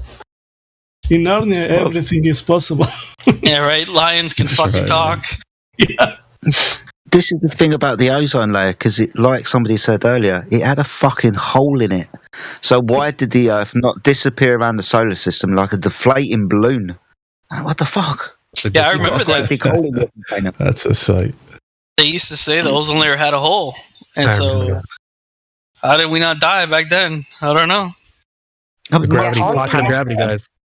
Much more panic around, right? It wouldn't have just been sunburn and UV rays that would have been. We wouldn't be able to breathe. We'd all have got sucked out into space if there was a hole in our container, right? All these millionaires flying around in jets and private planes and whatever, and they're telling everyone to stop using fossil fuels for climate it's change. The hairspray. It's the hairspray. Cal, come on, man. I know he was good lettuce, but you're ruining the Earth. He brought up climate change too. That's why I'm saying that. Mm-hmm. But I did post a link to the hairspray. Yeah, that's funny. It is Ricardo Augusto Felicio from Brazil, and is Antarctic climatology. Yeah, so he has been there and is debunking that bullshit in that interview. Yeah, I've read through that link, Miguel, when you posted it last time. And it has a video as well. He has an interview, doesn't he? Yeah. And just talking about how it's like you get microclimates around dense cities and all this type of stuff. Yeah. Where did you post this? What time? I'm gonna post again the link. Gotcha. So, and this was the main, television at Brazil. Globo. It means globe. So yeah, we've had less than the run-of-the-mill Globers today, like all day. Yeah. In the lobby. Yeah. Jedi's looking for the full moon. Wait, I have a question. Well, go ahead, Miguel. Sorry. No, just to say, after this interview, the boss. His boss did cut his salary, because some lobbies, and I saw a little, behind the interview, backstage, he was talking to someone. Yeah. Imagine if I was talking about flat Earth. That was curious, If of course he cannot speak, but he said that. So yeah, it was interesting. And he has cut his pay. Yeah, we got Stickier Moss in here. Before we go with him, I just wanted to comment on the I-tier guy. I think he's a great representation of how nothing really improves as you go up the education ladder. It's all the same shit. They refer to sticks and shadows for the first point, Foucault's pendulums and all the other nonsense for the second, and then, Jupiter point for at the third. Point at the sky. It's like, it doesn't get better. That's an excellent point, OB, because they'll be like, well, you guys just aren't educated enough. Okay, well, this guy claims to be educated. How come he doesn't know? Someone else knows. When those guys talk about the Foucault's pendulum, talk about the plumb bob. Why people construct buildings and those buildings are not tilted? Because if the Earth was moving, it should be tilted. So yeah, you get a different level for every hour of the day, Yeah, that's wind and etc. But mainly you can construct a city. You can see flat with a plumb bob and a level. You can construct far away, miles and miles of that city, and you don't see any curvature. Quick question: how did the conversation go with Lo-Fi's friend? Oh, that went amazing. She's super grateful that you guys were kind and cordial, because she knows that sometimes it can get kind of crazy. I definitely got doxxed though, because she used my name, but it's totally fine. But sorry, John, won't tell anyone. Yeah, I don't even think it matters anyway, because I hopped in. I just got back. In America. Yeah, don't worry, That's so Johnny. true. You're good, Johnny. I'm such a Johnny though. It's all good. I'm cool with it. No H, by the way, no H. But yeah, I just got back from the lo-fi server, and a lot of people tuned into what we're all talking about. They're kind of I think they kind of hate me now. Yeah. Yeah, I can't even hop into a channel now without them being like, "Oh, this is the flat earther guy." Like, fuck, dude. But it's all good though, because it's just like I'm willing to discuss, but no one else wants to. And so, yeah, if so, anyone that's listening from the lo-fi server, I welcome you to just have a cordial conversation. Don't tell me to fuck myself, and don't try to make fun of me. It's weird. I'm just. I tell you what. Just give us a link to the server, mate, and we'll jump over with you if you want. Yeah, I don't like the idea of you fighting all by yourself, mate. To be honest with you, but no, yeah, right. And we'll come and help. So far, just curiosity. She'd had a few drinks in her, right? Yeah, she was prepared for the conversation because she knew it was kind of like the ultimate. I don't think it was conducive. Yeah, she was. She was. I'd like to see her come back in sober. Completely. Yeah. I think so too. Perhaps. Hey, where you guys going at? You going to follow lo-fi to a server? Oh, do you guys want to hop into the? Okay, yeah. Let me try to get the link for the official server, and then I'll invite you guys. Cause yeah. Now I'm hated now. It's weird. But I mean, my podcast. On a positive note, my podcast is getting more views, but it's kind of negative. But you know what? It's like if I'm going to be hated for trying to seek truth, then I'll have the courage to be disliked. I'm just trying to figure it out, and I think it's kind of cool in a way to be hated. It's like the second I jump into any channel, it's like you just jumped into a pool of piranhas. Immediately, everyone's like, "Oh fuck, dude, it's lo-fi. Fuck him, dude." It's just like, whoa. It's like, come on now. It's like, let me say this, bro. Let me say this, because that type of behavior has a dual effect. Like, people will see you being mistreated and they'll wonder why. So, like, maybe you'll have 50 guys hating on you, but there'll be like 2 or 3 like curious. You know what I mean? Yes. So that'll, just keep an eye out for those two. That's exactly what I'm doing in on that level and in real life, where it's like my friend Sarah, like we had a bonfire the other day, and I'm talking about flat Earth, and like literally everyone at the fire fucking like they were one guy threatened he wanted to shoot me. He's like, I'm about to shoot you, bro. I'll tell you what's stoking the fire there. It's the female attention. Yeah, that's what they hate you for. You're a flat earther and you're still getting female attention? Facts, yo. Dude, actually a couple girls invited me to their server, and they were like super kind, and they're talking to me about that. So it's just me with like 7 girls. And I'm just like, this is actually very refreshing. Hurrah! Yeah. Just kidding. And so yeah, it's an interesting time. I think the truth is revealing itself, and I don't want to stop that. Hey, you guys have some pretty cognitive dissonance freaks that were in here, man. What was I listening to? My God. Right. Yeah. Mayhem, you in the lo-fi servers, the example somebody wanted to give me of the globe model was a marble with dust on it. Yeah, I heard. Yeah. So a marble describes our Earth. You like how the level they have to stoop to actually make something real is ridiculous. Yes, and I heard people on the server giving you examples of what could have been said, but I mean, you said what you said, and still it was going to be ignored either way. Yeah. Yes. They weren't trying to hear it. They were not trying to hear nothing. Yeah.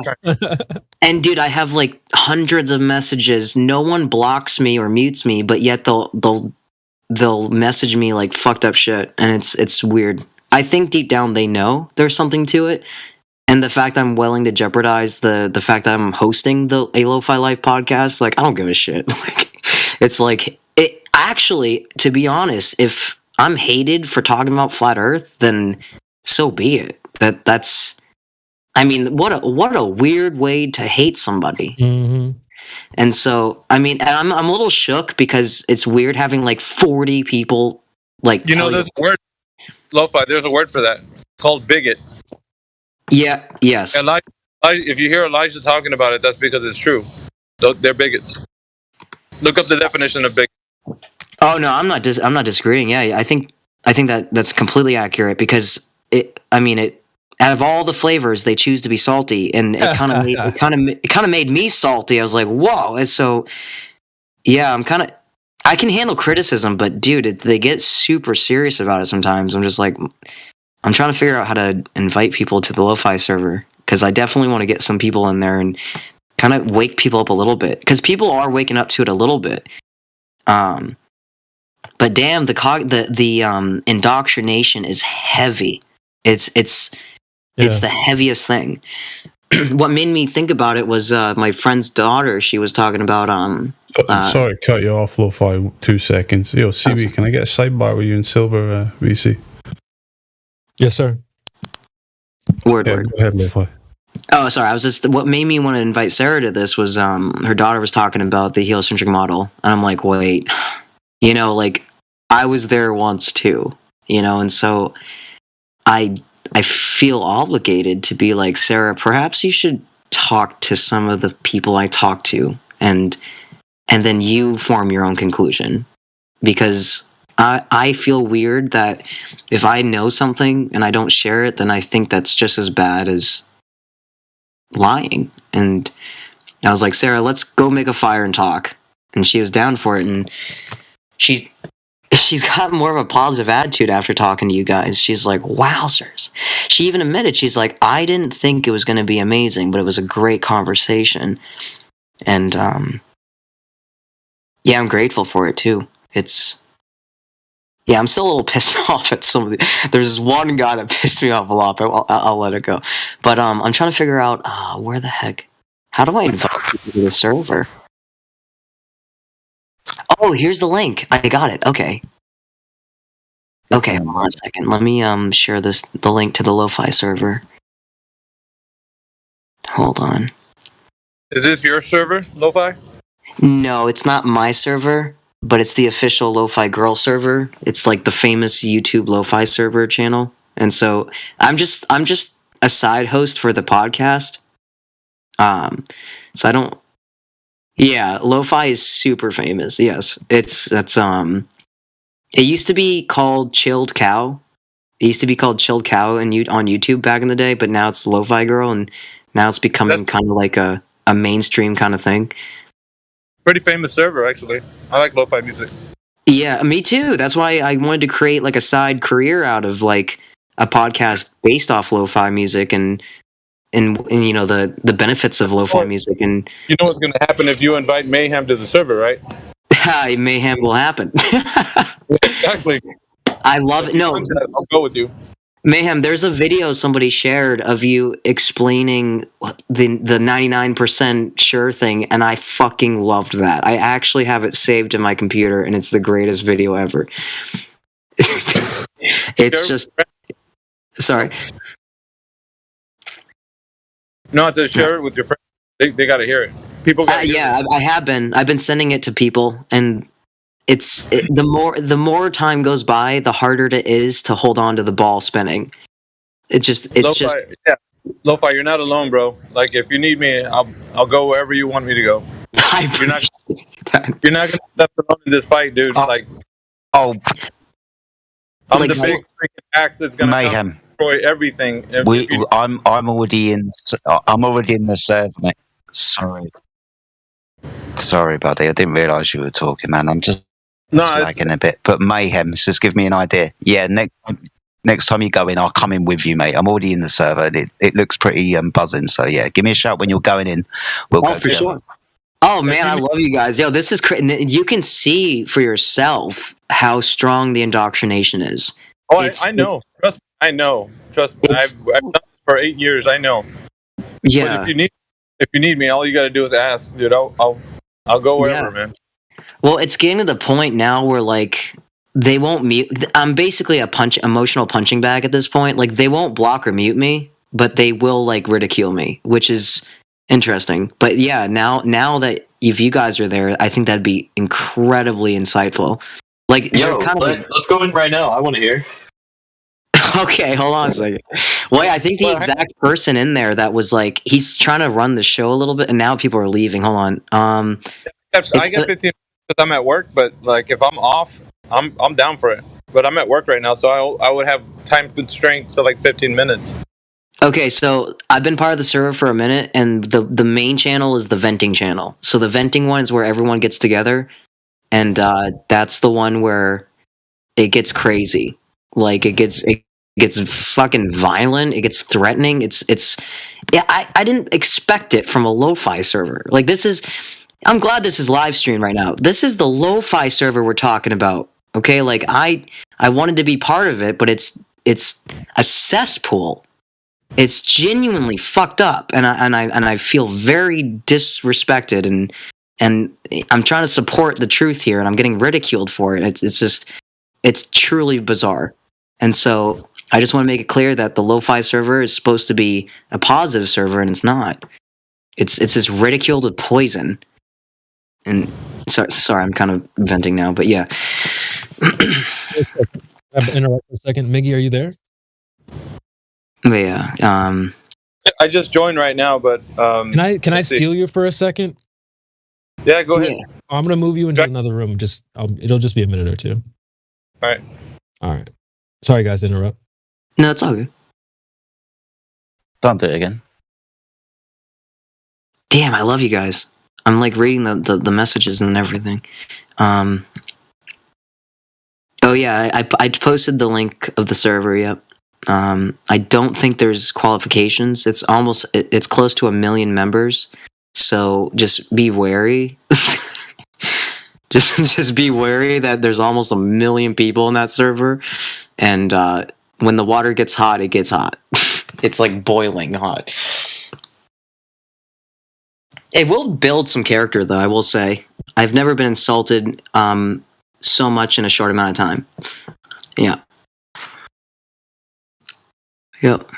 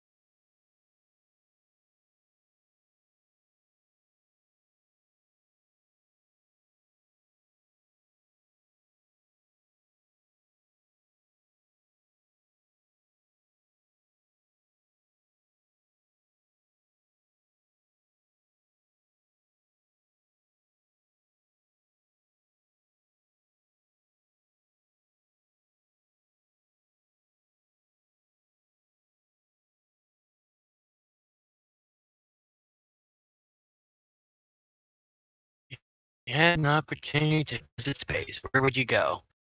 Well, probably start by observing you and your house.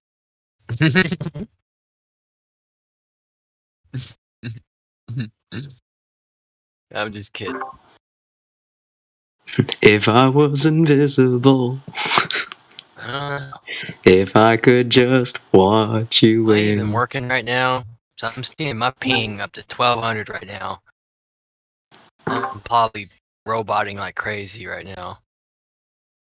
It's extremely quiet in here too. Yeah, I've noticed that as well. Can anyone hear me? No, no one can hear you, mate. Oh, word. Okay. Oh, thank goodness. Okay. I'm literally looking at the red thing down there. It's 1,125 ping right now. 1,400. I mean,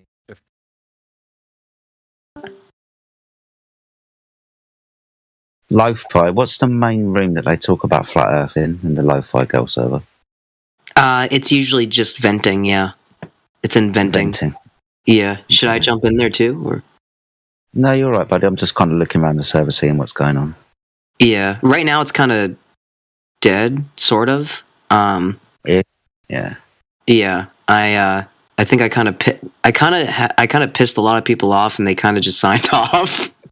Like literally, they just signed off. They were like, I had enough of this shit, and they just leave. And then I'm just like, all right then. But they'll be back soon.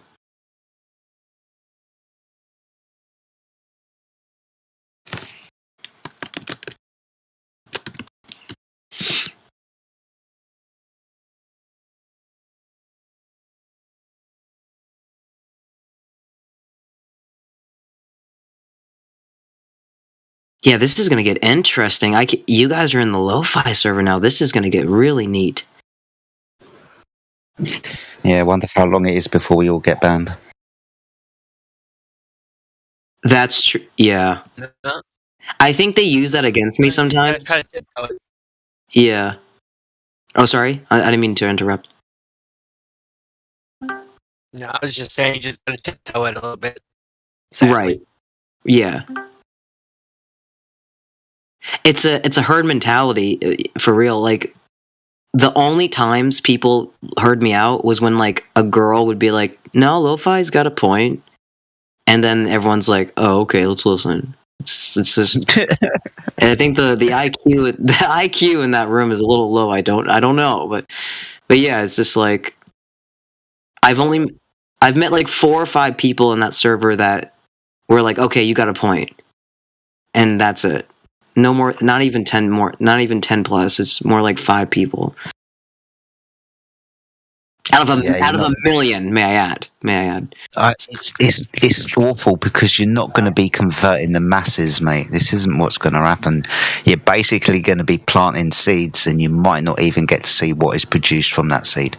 So you might have a conversation one day, but it might click 3 years later for man that you've spoken to. Yes. Just plant the seeds, mate, and carry on with your life. That's all you can do. Yes, that's exactly what I've been doing subconsciously. Like, I can't even help it. I literally can't help it. Okay, so some people are starting to come back now. So some people are slowly starting to jump back in because I'm not in there. Like, the moment I show up, their switch flips, and they're like, "Oh, fuck this guy." And I'm like, all right. We should raid him. I'm thinking the same thing, dude. Like, I feel, I really come from a place of love. I'm not trying to hurt anybody. It's irony. The irony of calling me ignorant, and the irony of, it's just insane. Well, everyone gets raided. Yeah. Time to time. And I've done enough for the lo-fi community. Yeah. Go ahead. Oh, sorry. I was just gonna say I've done so much for the lo-fi community that like I don't think that they have a right to even treat me that way. Over fucking flat Earth, dude. Okay, let's just say this one more time. Over talking about flat Earth. I'm not talking about murder or like some fucked up shit. Like just the flat Earth. That's it. Well, you are. It's a pretty big deal, dude. I mean, it's a pretty big deal. Yeah, it's a big deal. That's their home. Lo-fi girl, whatever other servers. That's their home. So you gotta respect that when you go in there, even if it's public. Well, also, flat Earth has a lot of implications. Like the enormous lie means that morally, everything. every single bit of implication you can think of, it's got it. Right, and that's why I always tell people that it's like the Jenga tower. Like when you take one piece out and the whole thing falls apart, that's exactly what it's like to dismantle a heliocentric model. Hey, I'm gonna eat some. I'll be back, guys. All right. I got my dinner plate still sitting here. It's getting cold. Freaking meatloaf, taters, and some green beans. I mean, honestly, if we hopped in venting right now, I'm pretty sure people would be drawn in to see what's going on. Go on then. You want to go in venting? Yeah, just pop up in the server, man. I'll follow you. All right. I'll be there in a minute. Okay. Gotta hear it. I gotta hear it. Here I come.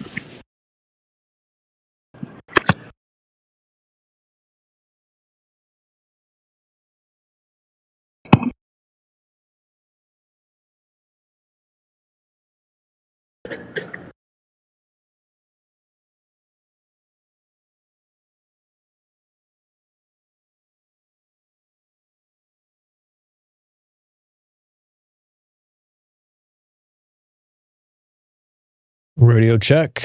We still live, folks?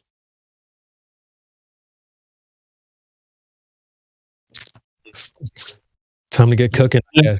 Let's go. What's up, Eli?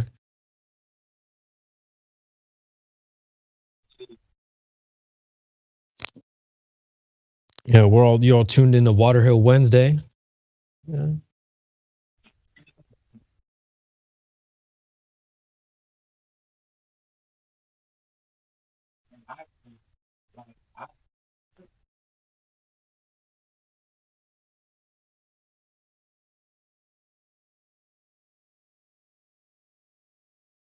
Anyway, let's just say hello to the panel. We've got Blue Jumper. We've got Breathe Entropy. That's cut the S.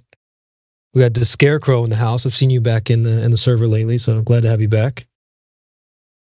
We've got Divergent Droid.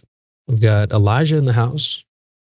We've got FE Batman, Flatter Travolta, Godric, Grim, Ildico, Indio, Kel, Liquid, Mayhem, Miguel, Obvious It'd Be, Slow Moon Buggy, Smurf, Truth Acknowledge, and Yoke Smasher. And a whole bunch of people listening on YouTube. So welcome one and all. Hi there. Just, another day. Another day on the plane. Oh, it's another beautiful day. Another beautiful night. To be above the ground. A little street reporting. I got some nice pictures of the sunset. Beautiful sunset tonight. It's too bad iPhones can't take better pictures of the thing in the sky.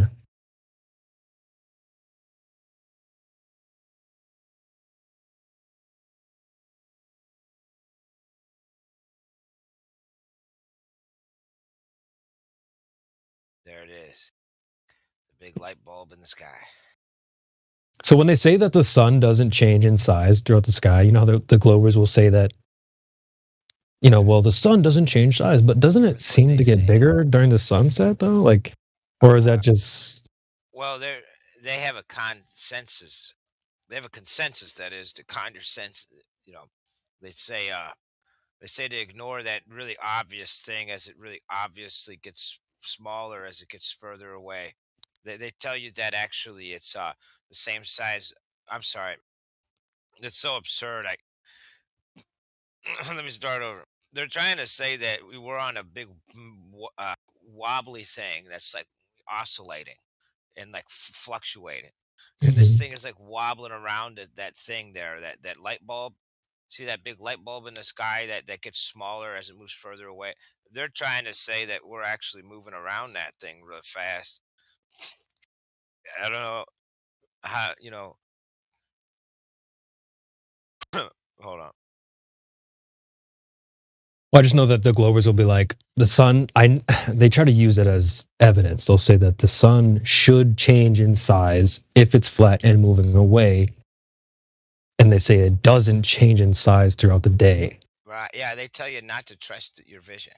They tell you, that thing happening right above you, that really huge, colossal movement in the sky right above you, that's not happening at all exactly as it looks, according to what they say.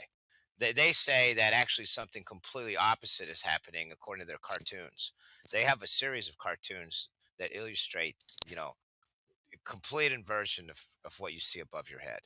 When you see that big light bulb like get smaller as it gets further away, they're telling you that's not happening, and they've got lots of drawings to show you that actually you're on a really big spherical or pear, depending on who you ask.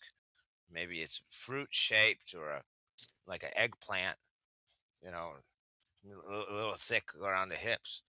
This thing's wobbling around, oscillating gravity waves of we've never found this thing that. I told you, dude, it's awful, isn't it? It's just so they're dead right now. Like they're just, I don't even think they have anything in them anymore. Oh, did some people go over there? How did that go? Oh, Jedi, you're back. How'd that go? Over where?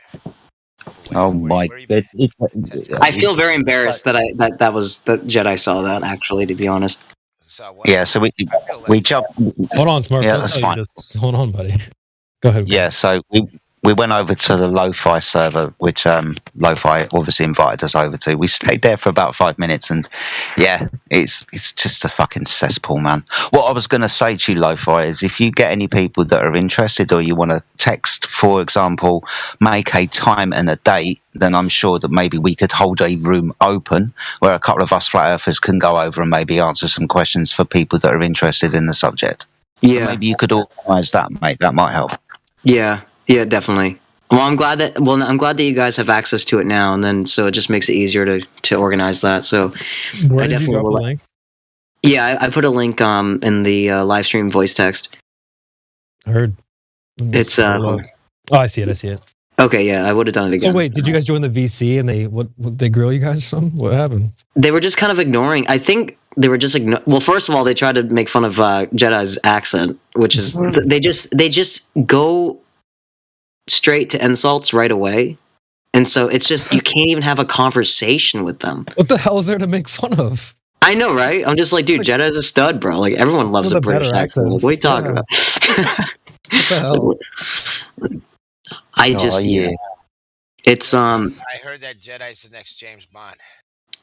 I will say though that they were very polite compared to what they're usually like, and I think it's because of your presence there. Because usually they're a little bit more crazier than that.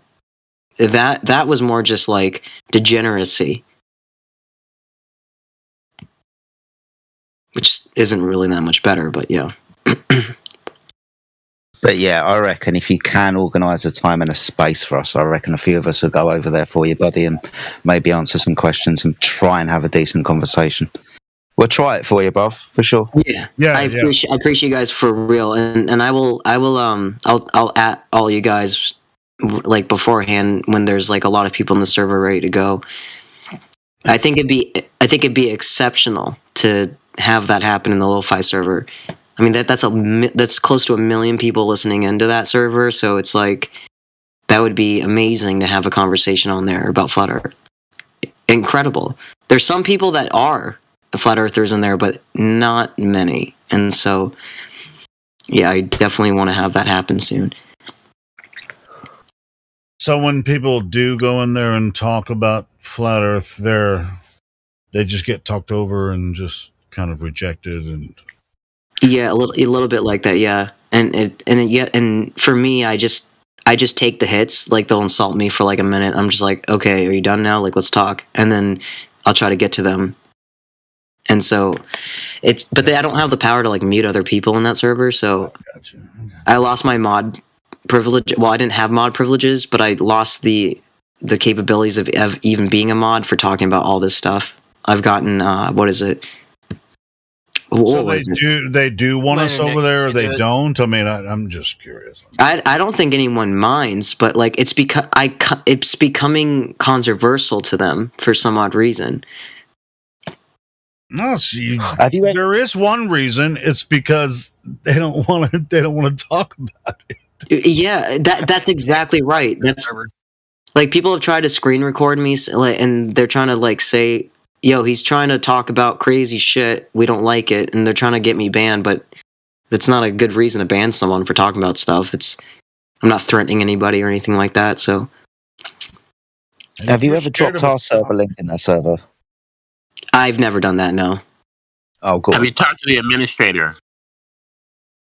Of this server or the lo-fi? No, lo-fi. No. Yeah, send them a link to here, man, and say, hey, let's set up a talk. Not a big deal. I should actually. I really. Yeah, do it. I really. Okay, hold on. I was like, I really should. I don't know why I didn't do that to begin with. I just figured that they'd either ignore me or try to get me in trouble somehow. Man, you never know till you try, right? Yeah, it's true. Shout out to Helio. Good to see you, buddy. Hey, good to see you. Yeah, Helio. By the way, hi. You're fucking awesome, dude. I appreciate you.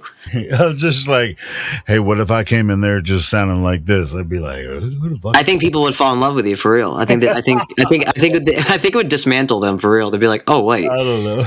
Like, you never know. I mean, actually, I'm at the I don't give a shit phase in my life. So we don't love Helio here. So yeah, they all hate me here. They're tired of my. I'm just playing Helio. We love you. Yeah. Well, I don't know how you could physically hate Helio if you hear his voice. Like, it's unhateable. I don't understand. I'll give it away. I'll give it away to you. It's when we hear his voice too much. Yeah, that's pretty much it, right? It's after the fish. I'll admit this once, and then only once. But I've fallen asleep listening to this server before, and Helio's voice is definitely like falling asleep worthy. It's calm. It's nice. Makes me feel at home. It depends on what kind of mood I'm in. Sometimes it's so fucking. Oh, sorry. It's when you wake up in the morning and you still hear Helio, and you're a man, and you wake up with an erection. That's kind of uncomfortable. That's exactly what I was about to say. That I was because I woke up and there's like your phone kind of glitches a little bit, and it plays back like 10 seconds before you exited the app, and I would hear like Helio's voice, but it's not actually happening in real time. So what the shit? It's like a weird glitch. Yeah, it's crazy. Listen, Jedi, it's not gay as long as his voice didn't give you the erection. Facts. Facts. Well, I was asleep, mate, so I don't fucking know. It's really weird. Hey, dude, I'm the same way with crypto. When I hear crypto talk, I'm like, shit. Boner. Yeah, I'm like boner for his voice, I know what you mean. It's not a gay thing. It's just I love to hear crypto talk and Chris, all you guys, man. Yeah, I'm gay. It's not gay. No homo. Yeah, we always say no homo when it comes to detailed shit. It's just like, bro, bring if you're bringing the game, I'm about it, but no homo. Oh my! Oh god! Anyway, so this server you're talking about, I wasn't necessarily paying attention to that because I was listening to another previous podcast that I did on my Helio Skeptic channel like a few months ago, and then I was listening to Witz's he's live right now. He's doing the plane flights thing right now. He's like got a screen capture. He's like doing a presentation of the flight paths and shit. Dude, Witsits is great. He's so fucking funny too. Like, and so I was in there for a little bit, and then I just came back and was listening to you guys talking. So I might as well jump in. Yeah, it's been a good couple days on here. My friends in real life are jumping in too. They're like, okay, he's onto something. Like, I know it's gonna get me in trouble when I bring it up, but I just don't really care. It's almost like it weeds out people that don't want to take full responsibility. And my friend's daughter even said, like, there's no scientific evidence that the world is rotating. I'm like, that is the most genius thing ever. Well, sure. I mean, why should it be? I mean, well, that's the thing. That's what made me want to bring my friend Sarah in here, because her daughter mentioned the heliocentric model from school. And I'm like, oh, should I let this slide? Or should I intervene? And so I chose. You kind of have to pick and choose your battles a lot of times. Yeah.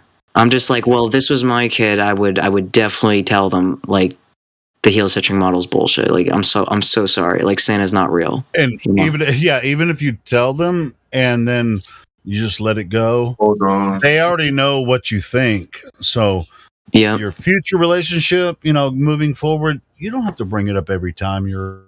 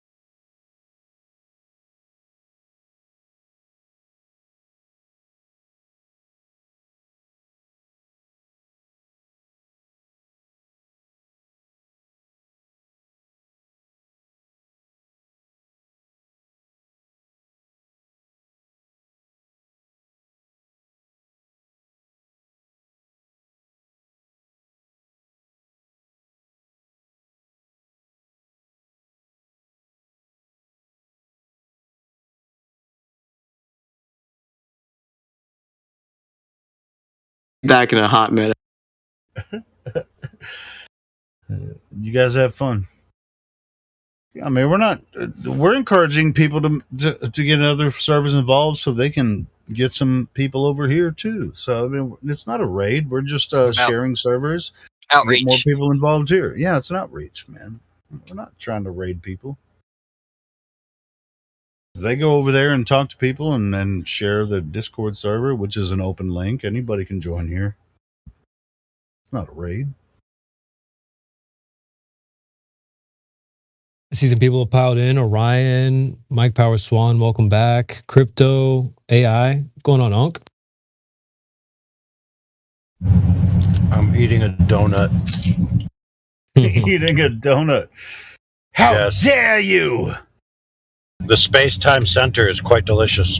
You better savor. That's the last bite. The donut hole is exactly. That's the great unknown. Yeah, but it's known because they sell them in bags. I don't like donuts. I'm more of a bagel guy, but you can hate on me for that. Dude, bagels. Well, nothing cannot exist, and a donut hole can't be nothing, so it has to be something. So it has to be space-time, and it must be physical, since only physical things exist. What? How did they come up with, like, why can't I just make a biscuit? Well, let's put a hole in it in the middle of it, and then that'd be the donut hole. So, how did they come up with that? Like a pastry that has a hole in the middle. I think the story, if I remember correctly, was that donuts used to be like boiled in something or like deep fried. Well, they are deep. And then, I mean, like donuts. Yeah, they're like the center would always be gooey, and so the person was like trying to engineer the way to cook them the best, and so they just took the center out because then you have an equal. Yeah, you have an equal depth if you take the center out. That makes sense. I love them stuffed donuts. And then they'd take the hole out of the center and fry them too, and that's their donut holes, right? They just sell them in bags so they don't lose face on it. Get a bag of donut holes are good too. Nah. I'm like, that's my contradiction. I just had a pedestrian run off the side of the road. They saw me coming. What, they ran? What, a pedestrian ran up? Are you driving? Yeah, dude. For some reason, people decide to walk on the narrow side of the road when there's a whole wide spot you could walk somewhere else. I don't get it. So you're just driving regular, and someone's walking down the road, and they ran away from you. Yep. Well, I mean, that's a good idea, I would think. If you see a truck coming down the road and you're like, I'm not sure whether they're going to hit me or not, you could stand there and find out, or you could run. If you're a pedestrian walking down a road that doesn't have a sidewalk, you're supposed to walk toward oncoming traffic so they can see you, right? Right. And then they can go around you. Just like if you're riding a bike on the road, then you ride with traffic so that they can go around you. So when you're walking, you walk toward oncoming traffic so they can see you and then go around you. But this dude ran away from you. Was he walking towards you on the same side of the road or? Yeah. That's bullshit. Well, let me think. Whatever. I mean, it's much smarter than sitting there and finding out if there's enough room for both of us. Just like my car's much bigger than you. Yeah, there's a comic when I was a kid that I used to read all the time. It's like a book of little single-page comics, and the guy had like all beat up, and he had an axle and a steering wheel around his neck, and he said, I had the right of way, but the other guy had a truck. Yeah, exactly. But yeah, it really makes sense when you look at it. If you're walking, you walk on the side of the street where there's oncoming traffic so they can see you first, and they'll move around you. Dude, you ever been to a college town or these places where they have an institution in the main road, and so they have all these crosswalks, right? And the people who go to the college or whatever just straight up walk right across the street without even looking up. Thanks. Like they don't stop at the little section where you're supposed to stop. They don't press the button to make the flashers go. They just straight up mosey straight across the street, no care in the world, hoping, that the whole idea of yield to pedestrians is like a law of physics that can't be violated. No. Well, that's why they had you remember the old jaywalking, you get a ticket for jaywalking, It's like, no, they're crosswalks for a reason, especially in cities, You don't just walk out in traffic, especially if there's parked cars on the side. You don't walk between parked cars and just walk out in traffic. Dude, that's brutal, especially at night when you have like headlights at night in a certain type of lighting and somebody walks between headlights, they're invisible. Stop. I mean, yeah. You can't stop. Like you can't see them. Yeah, you can't see them. So, I mean, it's just like, but if you've been drinking and you got behind the wheel, you're automatically, not that you should be drinking and driving or anything, but dude, I mean, you never know when somebody's just gonna walk between cars and fucking just step right out in front of you. They're probably drunk too, What the fuck? Dash cams. So two drunks just fucking made a really horrible accident. No, but for what AI is describing, dash cam will protect you. Well, a desk, not if you're drunk driving. Yeah. I also have a service. I also have a service called. I have a service called Redash. So what it is your dash cam live feeds through our server, where we have plenty of Indian teenagers who are aspiring Photoshop artists that they're constantly re-editing the footage. They are, some of our dudes also contract. Re-editing. Yeah, exactly, man. Somebody, walks in front of you and you splat them and they just edit it out. Never happened. It's like, instead of a splatter, it's like you just put a meteor. You just make a little meteor, and the little explosion of a meteor. Be like, dude, I don't know what happened. A meteor came and hit my car. Is this a Wednesday night? No. Holy shit. Yeah, the best part about this is we can actually do a twofer where we use the same meteor animations for NASA footage. For a meteor splat.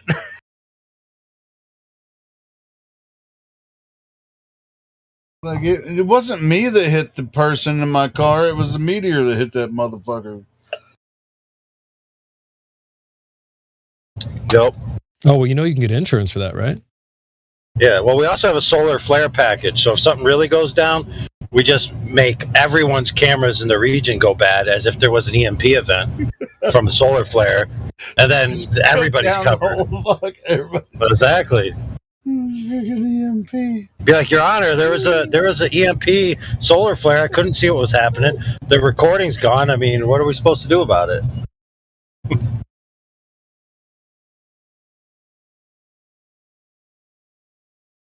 Goodness.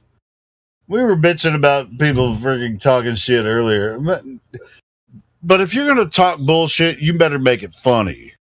Like we do. Because if you're just going to talk bullshit, all those Globers weren't making it funny earlier. Were they?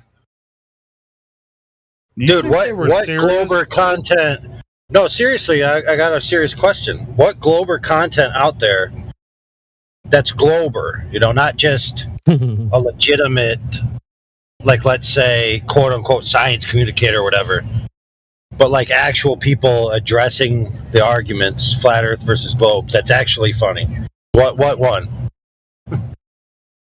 I don't know of any. Yeah, they take it totally serious and they're just like, but they try to make it funny sometimes, but it's not funny because we can't tell if they're serious or not because it's so stupid. Like who's that fat blonde chick that's a comedian who's not funny, but all she does is insult people? Amy Schumer, is it? Yeah, Amy Schumer. So yeah, that's like the Globers. It's like, oh my goodness, guys, guess what? 2 flat earthers walked into a bar. Flat earthers are stupid. Flat earthers are stupid. because well, and it's just like, yeah, I mean, we get the worst trolls in here, and they think they're going to get away with something. And just like that guy you guys were talking to earlier, not UAI, it was Indio, and Miggy came and and did some shit with that dude earlier. He was just everybody could tell that he was just kind of making that one shit guy. up. That one guy. Well, he's not the one guy. It just happens all the time. So it's not even that big a deal because we're used to it. But it's just like, I'm going to be the one guy that goes in there with 24/7. I'm going to make it even, more ridiculous than it already sounds. It's like, bro, and it's just so dumb to me, man. Some of these guys. Yeah. I'm trying to think of another. There's a big blonde freaking comedian I'm trying to think about. What's her name? Italian chick. Talks about black dudes, whatever she like. Yes, I know her. Oh man, she's hilarious. I can't think of her name. She's a roaster too. She goes on the roast and stuff. Yeah, she's good at that. Yeah. But what's really funny is people roasting, like when they, whenever she's at a roast, you also roast the other comedians, and every time they roast her, it's hilarious. Yeah, dude. I'll think of her name in a minute. But anyway, continue. But yeah, that dude earlier, it was just like, slow. It was so slow. I wasn't gonna say get rid of him, but goddamn, that was freaking horrible. It's like, do you guys really, at a certain point, feel sorry for people that try this hard? I don't even know, to be funny when they're actually not, because that's all he was doing. He was trying to be funny, but he wasn't. Well, I mean, you got to consider that they're in pain, emotional, spiritual, intellectual pain about the idea. All right, so flat Earth. so you got right? so we're in spiritual mode. Which, dude, I'm in spiritual mode all the time too. But yeah. The way I see it, you can't help somebody that doesn't want help. So I don't know. Yeah, just like, how long do we go with somebody like that before we actually just let him go?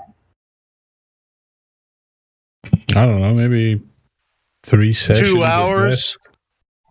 No, I mean, I would at least want to, let them leave, calm down, come back in. So maybe 2 or 3 sessions. If they're the exact same, all 3 sessions, yeah, just give up. All right, cool. All right, so, counselor, you corrected me. Bro, I get frustrated. That's just my opinion. No, I get it. Hey, I'm guilty of it sometimes too. It's all good. Yeah, because I wasn't accusing you of anything, Helio. No, but I do. It was just sometimes certain people that I just like. I like this guy, even though he's trying to troll, but he's not really good at it. But he kind of gets in. But it's just like, how many times are you gonna fucking go through this rigmarole with this motherfucker? But I agree with what I said. These people are in pain, mentally, spiritually. But I don't care that they are. Yeah, this pain is not going to kill you. No, you need to grow up, put on your big boy pants eventually. And if you'd actually do that, the pain will ease. And certainly, I mean, we're doing this live on YouTube every day and some other platforms. People are connecting with us, and they come in. We introduce new people, and even on Discord. I mean, I would say at least half of the people that find the Discord aren't finding it on YouTube. They're finding it through Discord. Hey, Helio. But if you dig a hole,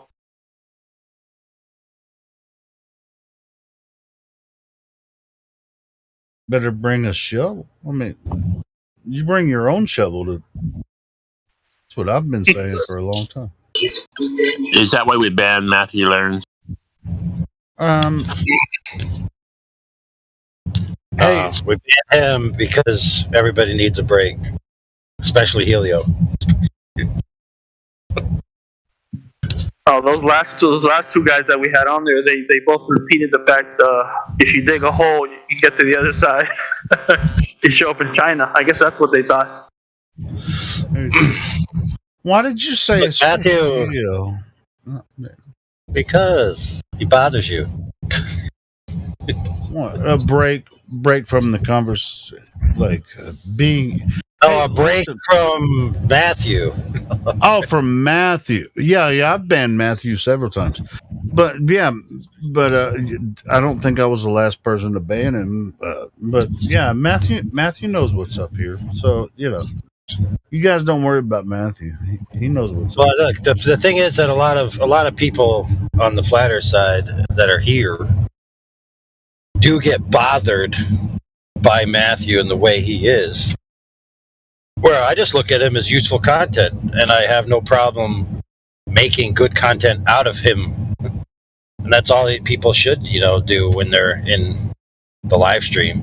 The live stream isn't about necessarily making friends with Globers or getting them to concede or making progress. Like, oh, you've been here 10 times and we haven't made progress. It's like, dude, they're here to be conversed with for exposition of the flat Earth position. That's it. That's all they're here for. And as long as they're useful for that, then as far as I'm concerned, I don't know who banned Matthew, but that's fine. I'm totally cool with it because I've banned him a few times. But it's just like if he comes back, boom, it's going to be the same rigmarole over time. Same thing. And if it gets too much, then we have other shit to do, and we don't want to fucking deal with Matthew anymore. Then we have other shit to do. Boom, we're moving forward.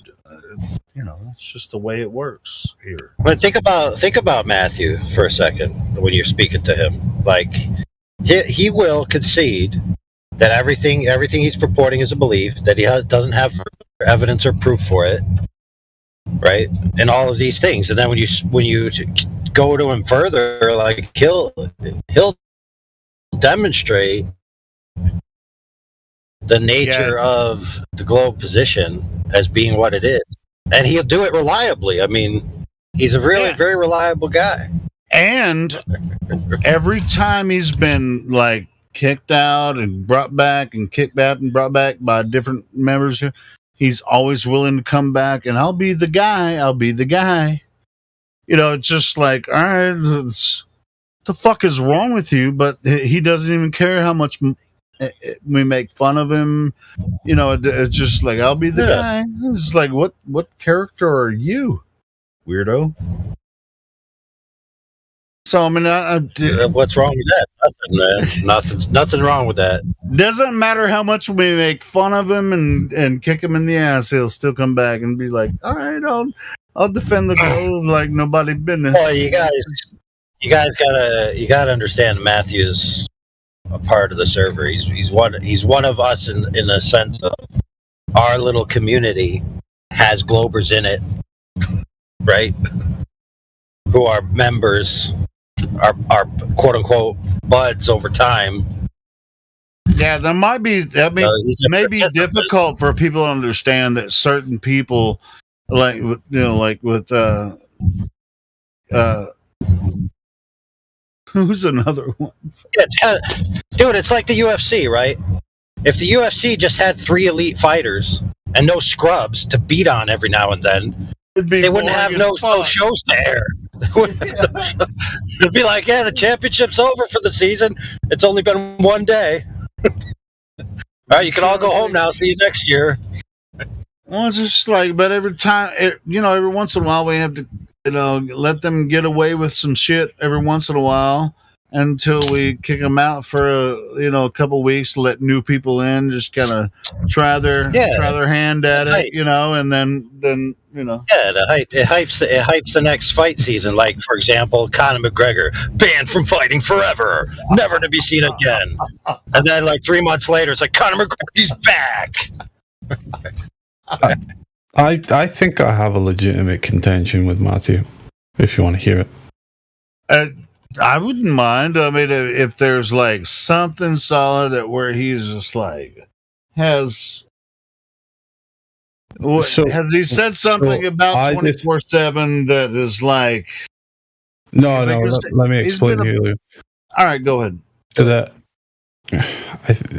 What AI is described is right, and I agree with him. You know, Matthew's harmless at the end of the day, and a good training dummy for new guys and all this type of stuff.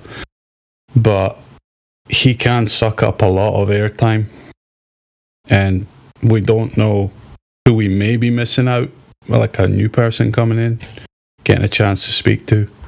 Hey, but hold on, and I agree with you, and that's why I'm saying, but that's up to the moderators to whether or not they let him do that. So certainly, of course, yeah. But from the time that I observed Matthew for almost 2 years. How long? And generally, when a Matthew conversation began, it could run 2 hours plus easily. Yeah, but check this out though. We utilize that. It may be something you don't know, obviously. Maybe something you don't know. We actually utilize his content to teach other people. Something that we've been doing with him for a long time. I know, Helio, yeah. Cool. Yeah, I described it, Yeah, okay, cool. He lays it out. He admits and concedes that what. But when we get tired of his ass, we'll freaking mute his ass, and he won't be in here for a while. We're going to meet new people like him, and then we invite other engineers and professors and shit in here, and then we'll talk to them for a while. But Matthew always wants to be here, I think, but we're not going to let him utilize our platform to spout his bullshit. He's here as subject to us. What? That's what we want him to do. We want him to spout nonsense and be demonstrated as nonsense. Yeah, but we don't want him to be here the whole time. Oh, yeah. Yeah. Because we have other shit to do 24 hours a day. You know what I mean?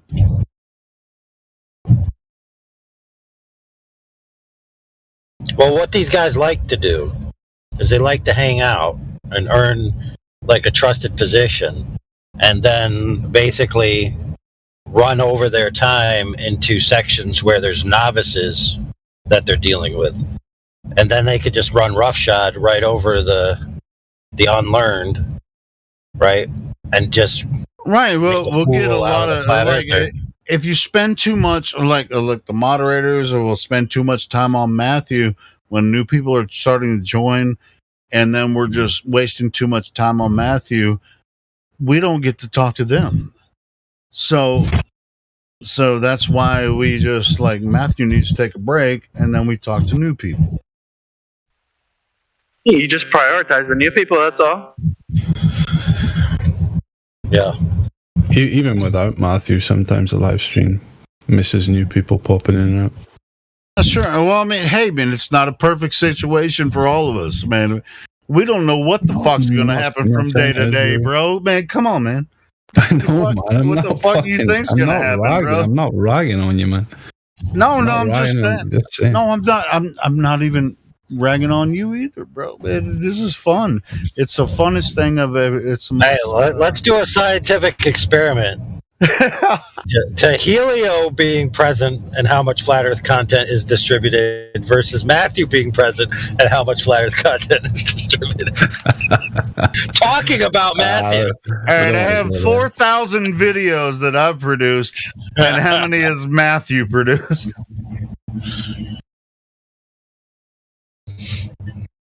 I mean, like those two guys that were on earlier with the dig the hole guys. They make for fun content, but after a while, it actually starts getting really irritating, and I don't know.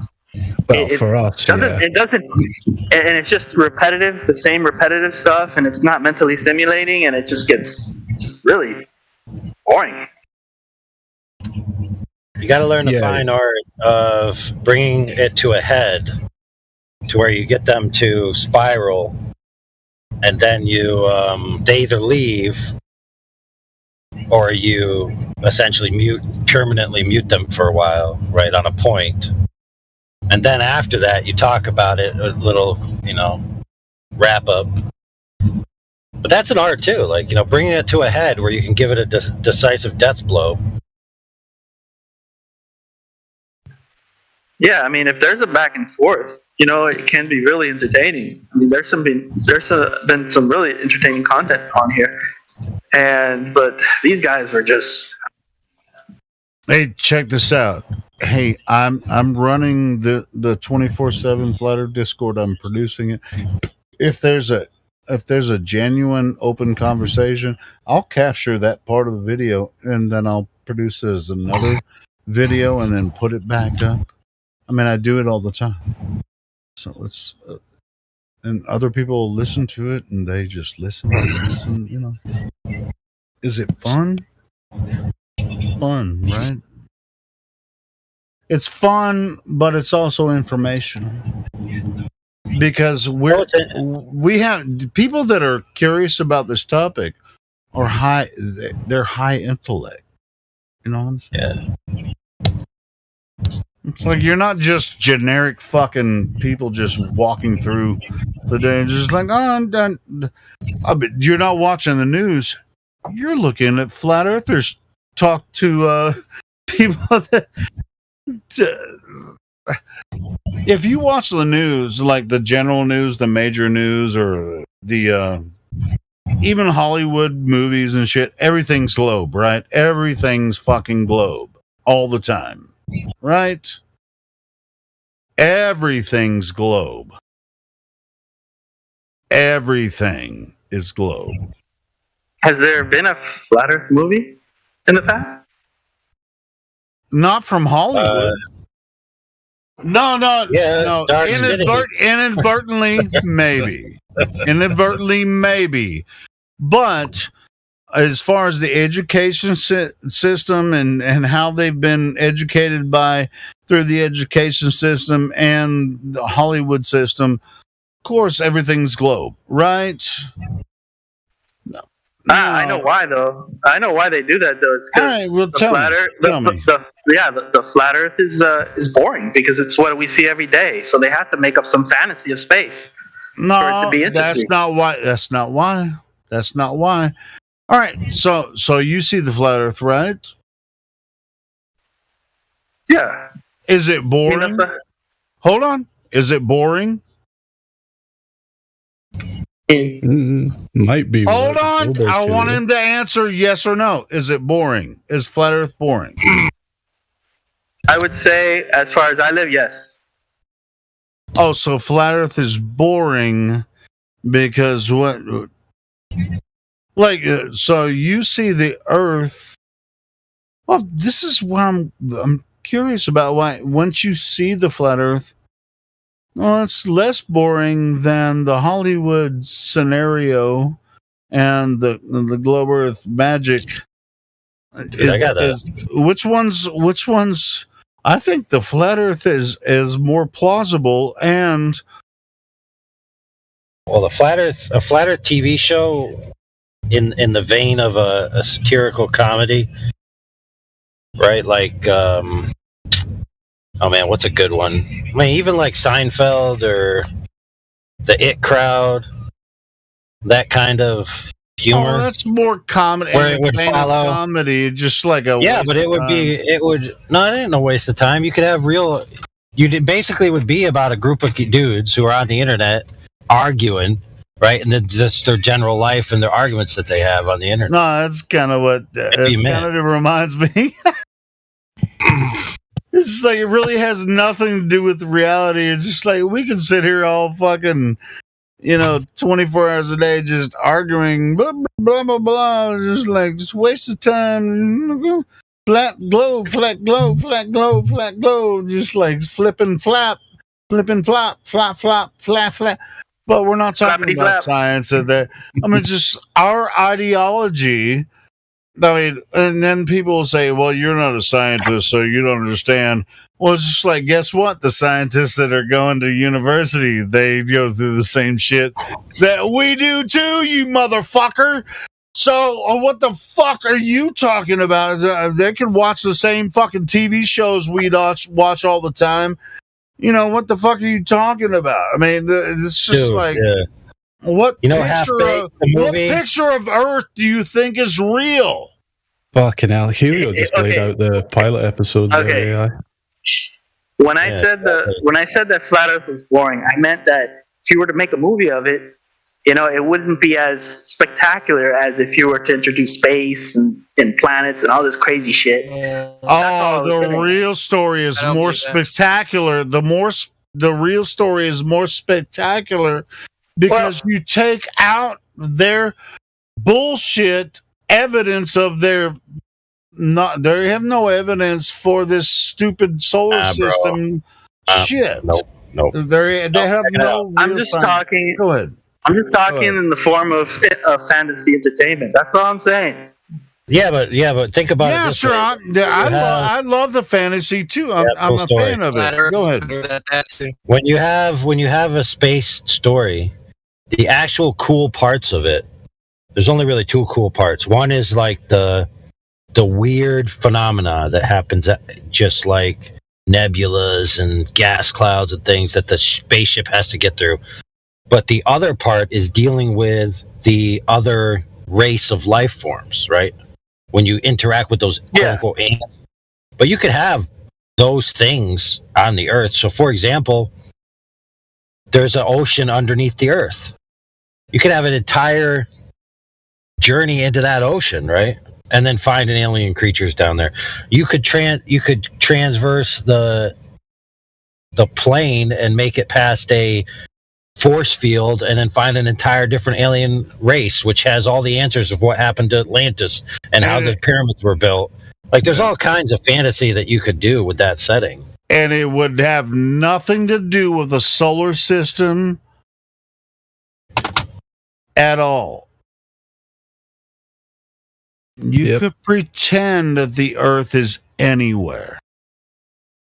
Yeah, so when I was growing up, there was this awesome show called Sequest, and it was about essentially spaceships underwater and a whole entire ecosystem that they built under there, and wars and discovery and all kinds of stuff. And it was on Earth, just underwater, and it was essentially almost like they were in space.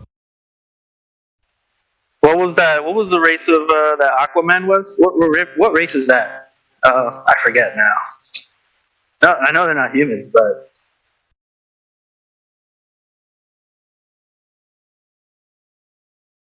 Well, before we get too deep into that, now they've done this with their super mathematics to show that Earth is in a solar system in the universe, which it's actually the same thing that you experience right in front of your fucking face every day.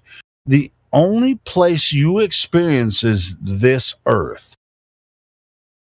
The only place. We see the sun, moon, and stars. We have the calendars, which Witsit was going over in his stream earlier tonight. These calendars, these aren't. They're not magic. This is the path of the sun, moon, and stars. Moves in a pattern over the Earth, the only place that exists. Go ahead.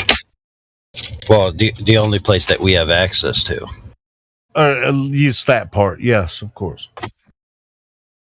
Well, depending on the nature of reality that you ascribe to, right? It's not logically impossible for multiple planes of existence to be essentially transposed or interlaced with each other, right? Especially when you consider certain types of let's just call it atomic theory, you know, where there's gaps between things and force fields are really ultimately what's holding things together, right? There's absolutely no reason in principle why there can't be another form of life, like literally existing in the same general space as we are, but can walk right through us and act as if we're not even bothering them. Like they're walking right through us right now, maybe. right? Yeah, in another quote unquote dimension. Hey, AI. I mean, it's not Speculation Sunday, but yeah, I'm totally down with what you're saying right now. Yeah. Oh yeah, I'm definitely down with that. Yeah, I'm down Given with my that experiences. Well, but well, as far as like your experience most on people Earth, in the world, right in front of your check face. This out for a second. Check this out for a second. Most people on Earth right now believe that there is another dimensional realm that's transposed upon the physical realm, in which sentient entities freely move around and do their thing and whatever it is they do. Most people already believe that. They actually functionally use it. What if I don't know, what if we lived in like a really big dome, right? Speculation. And let's not even go that far yet. We live in a pond, and there's other ponds around us, right? And each pond has their own solar system. No, I'm talking about the place we live in. We actually functionally use it. I'm a human. I live here on Earth with you guys. I functionally use the existence where I am. A pond somewhere else, I wouldn't know anything about that because I can't. Yeah, but you got absolutely. So think about it this way. I'm let's just say I'm a human, right? I experience life, immaterial and material, bound to what's called a physical body, right? Then you could say, therefore, all sentient life is just like me. It must be bound to a physical body.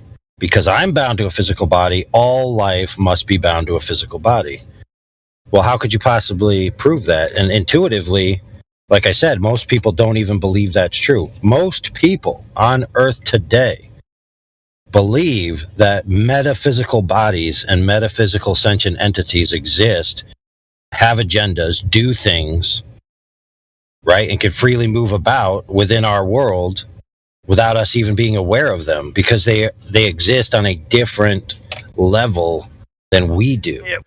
Well, let me ask you something. Hold on before anyone responds. Yeah, do you think you said most people that you're talking about human beings on Earth, that most of them believe in this idea? So what would they consider anything else, or are they even familiar with it? They just don't know, or what? How would they progress in spirituality from that form? I'm just curious if you would. Well, I mean, it depends. It depends on where they're at. Okay, well, yeah. So you're talking about all across humanity, or Christians, Muslims. Well, yeah, the majority of people on Earth are the majority of people on Earth are, See how I'm breaking it down. Come on, see how I'm they breaking it down. Self-identify with a certain major religious groups that have certain metaphysical beliefs and claims. So where do you start as someone that really realizes it? Because most people don't actually know that. You said most people think this way, but they don't realize it. They actually don't. They're subject to the entire political frickin' system and all that kind of shit. It's a totally different mindset for them, because they're ignorant of the spiritual, or they combine the spiritual with the political system, which definitely won't work out for them. Yeah, they practically behave and act in the geopolitical world as if secular materialism is true, but in their personal life they believe in metaphysical realities. Yeah, that's what I'm saying. I mean, it's very interesting, but it's local a lot of times because of the religion. Yeah. But anyway, go. Right, but even some people who's culturally saturated with their religion, where the religion and the culture are very interlaced. In like a certain level of, let's just call it the business and political world, they act as if they operate in a secular, materialistic universe. Yeah, but they're all ignorant of how the ultimate overarching thing, which you would initially explained. They don't even know that they're involved in that. You know what I mean? Because it is spiritual. Most of them don't even recognize that they split them up. Yeah. So like when you tell someone, I just wanted to point that out. Go ahead. Yeah, like when you tell someone who has such a deeply held religious belief that they really don't believe most of their religion, because their religion says that the earth is this, but science says this, and they yield to science.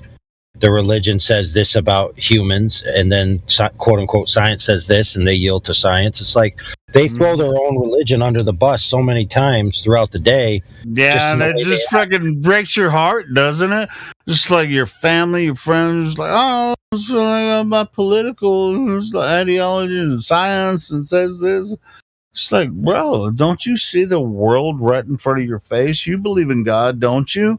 Boom, it's right. It's like, bro. It's like, what? But the Bible clearly says which came first, the sun or the earth, right? And science says the opposite. Yeah. So you're going to believe if you claim to be a Bible believer.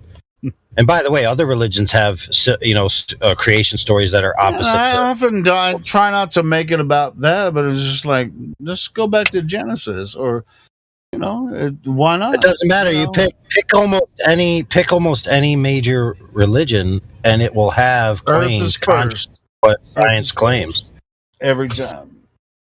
Well, science claims are Big Bang, and then religious claims is Earth, right? Earth is first. What was the order? It was Earth, then it was the sun and the moon, and then everything else, right? No, sun and moon didn't come till the fourth day. Sun and moon came after the plants. After the plants. It came after the earth. I mean, the ground and the plants and the So right. And of course, people will say, "Oh, that means you should throw out your quote unquote religious textbook, right? Which is based on philosophy and it's like people wishful thinking." And then they say, "Oh, instead you should use the science book, which is totally based on experiment. Trust me, bro." And then you look through the science book, and it's all conjecture and cartoons.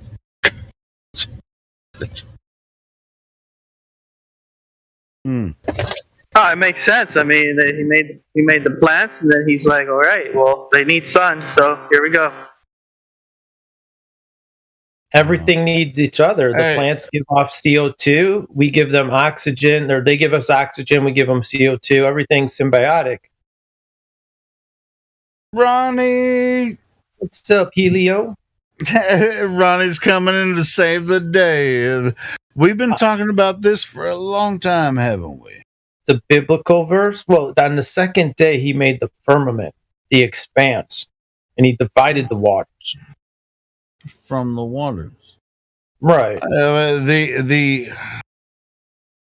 In the beginning, God, which first verse, boom.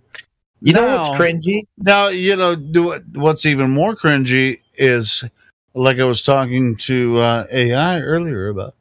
How could you know it's more cringy if you didn't even hear what he said was cringy?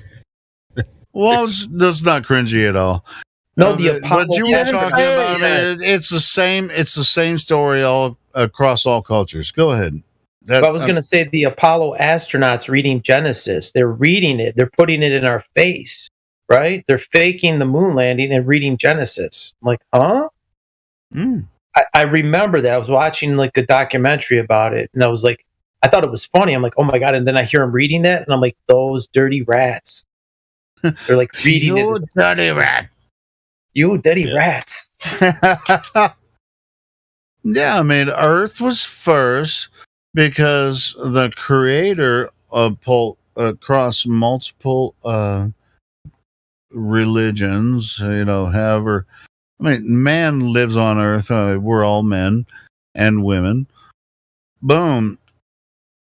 In the beginning, God, the creator, made the heavens and the earth. Makes sense to me. And the earth was without form and void. That was the first verse. What's one word? He looked down upon the face of the water, right? And if you look, what is a face? Like in mathematical terms, what is a face? It's a flat surface. So he looked upon the face. A ball has no face. I don't know. It depends on how big my nose is. Well, I'm just playing. You need a flat surface to have a face, like a facet on a diamond, right? There's no flat surface on a ball. Interpret it correctly. Yes, it's a level stationary plane. I'm just well, it's a surface. It's a flat plane. It's sure. The face of the earth. Yes, bingo. Level stationary plane. And that was before. That was before the earth. Yep, it was just the waters. It was the waters. Yeah. Upon the deep.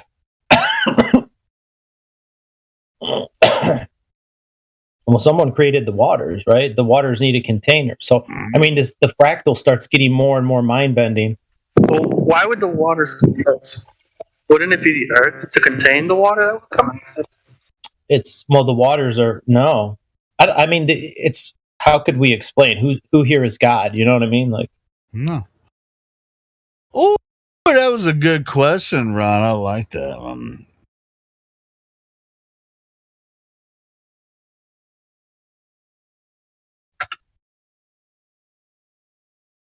So, where were what are the waters contained by? Yeah, I don't know. The answer is nobody knows, except the Creator Himself, right? Yep. All right, cool. So let's go with the next one.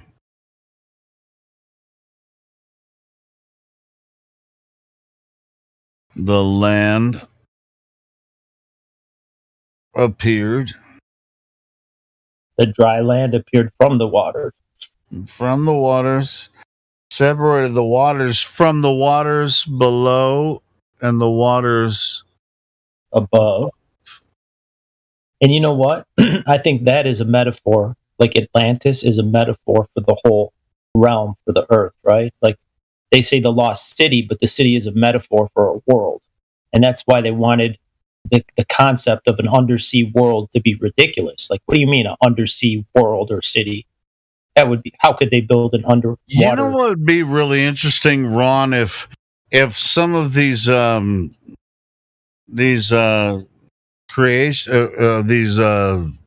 evolutionists or whatever would give us, like, come in here and give us a stance and be like, here's how the universe started. Here's my creation story. My explosion. They just start we already know their creation story. I want to hear them say it and give it like credence and be like, I really believe this because I already know their Big Bang creation story. I want them to hear. Oh, hold on. I want them to come in here and actually tell us their creation story without any of us fucking interrupting them. Anyone that can give their full Big Bang creation story up to modern times. If anyone that is a Big Bang evolutionist or whatever from freaking 14.5 billion years ago, from the source of the Big Bang, give us your creation story. We've already given our creation story freaking hundreds of times in here. Why don't you come in here and tell us your creation story, like, and with gusto? Fucking, this is why I know that this creation story is true. Boom! I'm an evolutionist. and my creation story is true, we can make it 12 hours long. I don't grab some friends, freaking show us your fucking creation story. See, but everything they have is an inversion, right? Like the globe is an inversion of the flat Earth, right?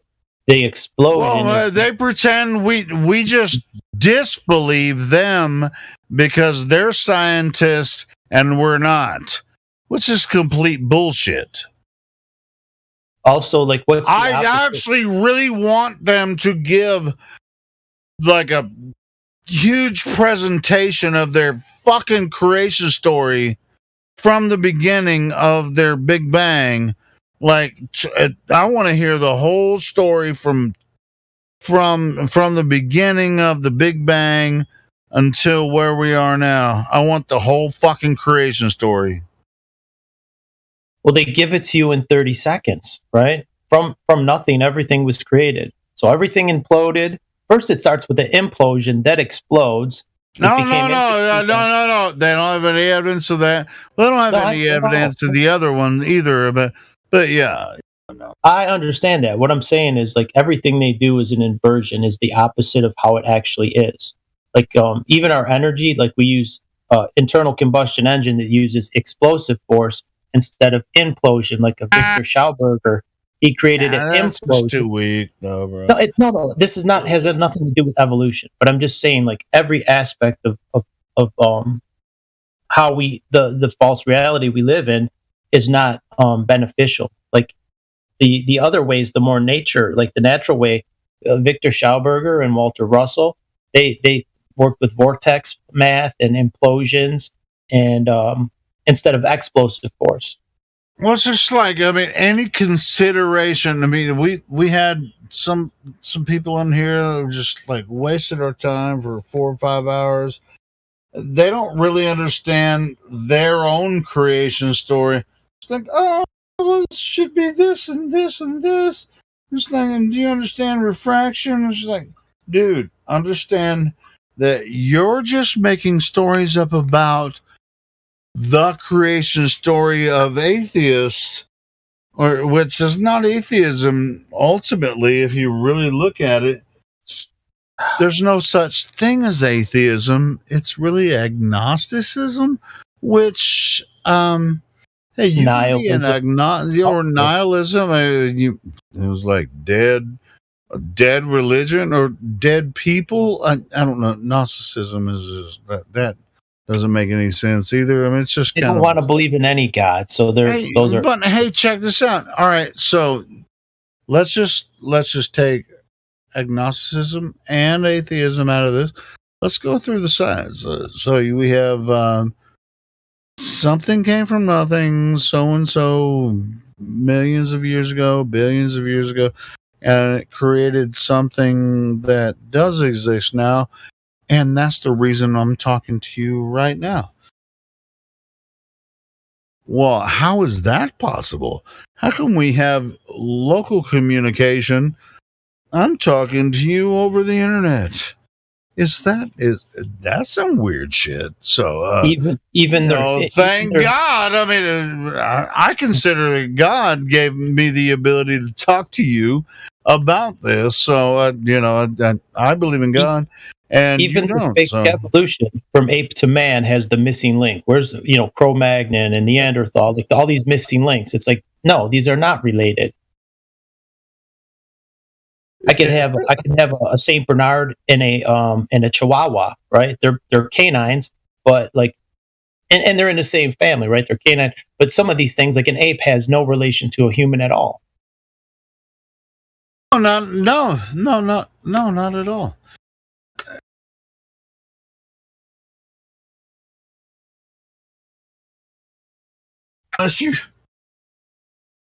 Well, I mean, I don't know. I mean, we do share some characteristics with apes, no? Sure, but they're not the same. We share characteristics with a fucking dog too. I mean, dogs. DNA. Think of DNA as Legos, right? You could build 1 billion different things with Legos, and they all have blocks with little bumps and little sockets. But it doesn't mean they're the same, right? I could build a castle. I could build like a million different things, but it doesn't mean they're the same just because the blocks, the components. Hold on, the difference between what these evolutionists are trying to create is relationships between dynamics of species, and saying we can't trust them. We can't trust. We can't trust them because they're believers in godlessness. Their agenda is godlessness. I don't even know how they could. I don't know how they could. It's something so absent of my my idea that. Do you know even if I was on their side, I still could be like, I would have to be like, bro, the DNA, bro, shows that Helio. That's information. Information can't come from nothing.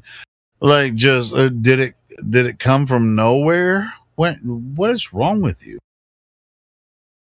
I just don't get that.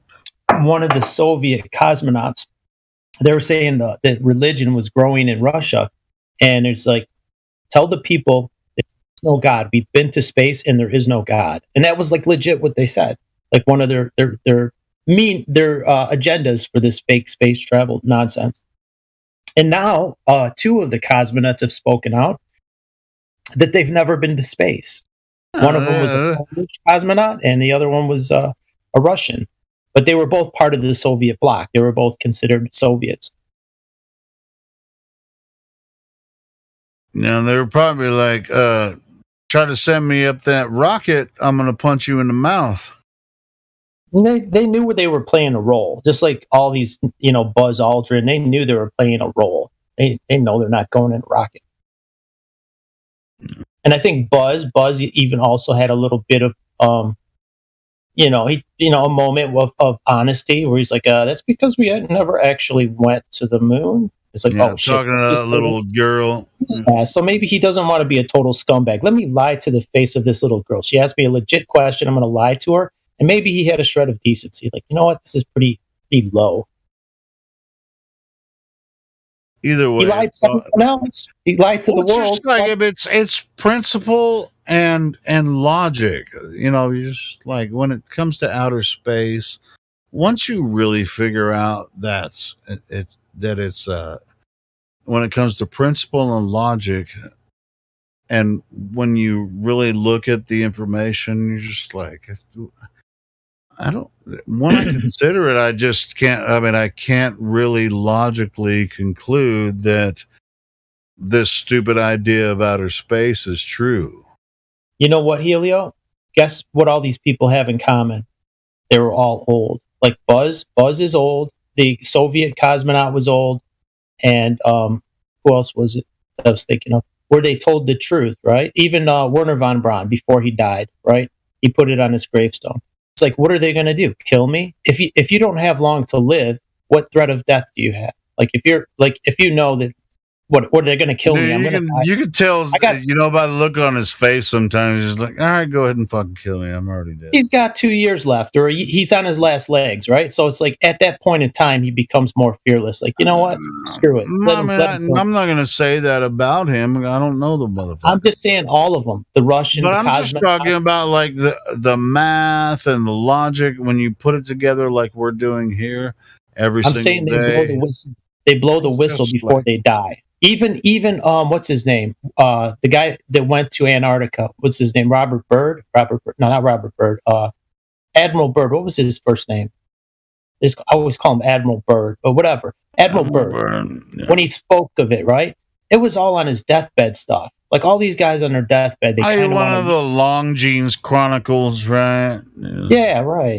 Even in his diaries. His diaries he put out there. He's like, I was sworn to secrecy. I had to sign an oath, and I had to not NDA form. But you know what? Fuck it. I'm gonna die. Let me leak this out. I have to leak it. Even Werner von Braun. Let me just get in quick. So his name's Richard Byrd. which is interesting Richard, because his name is literally Richard E. Bird, right? Dickie Bird. Bird. So they have these like mocking names. It's like, yeah, there was a guy and it was called Dickie Bird, and you're like, that's just a joke name. Yes, and everyone believes it. Even Buzz. What was he, a drunk? He's always. I mean, Helio could relate to Buzz. Maybe he likes to drink. Sure, but even in in his later years, he punched a dude in the face for asking him to swear on the Bible, and he said some weird shit. I mean, it's just like Buzz didn't know. He knows he didn't fucking walk on the moon. But he was under the influence of something. He was probably had a good buzz going. I'm gonna punch. No, he probably wasn't then. And you probably, if you had that secret to keep, maybe it would make people want to drink to deal with their, they have to deal with their disgrace. Hey, you're not an alcoholic, so you don't even. I can't speak for him. I'm just saying. Like, I wonder why they called him. I'm just telling you, Buzz, when he punched fucking what's his name? What's the guy that was like swear on the Bible? You walked on the moon. He punched him in the face. He did appear intoxicated to me. He did appear somewhat. It wasn't because he was drunk. I mean, other times I've heard him speak. Yeah, but you saw what they looked like when they came supposedly back from the moon, and they get the press conference. I mean, fuck. Doesn't matter if it was Buzz or freaking Alan Aldrin. John Glenn. They look like they fucking just killed their grandma. The deer in the headlights look. They're like, oh. It's like, and then can we get this over with? I got this shit to do. Instead of like, yeah, I just landed on the moon. Show me, look at me.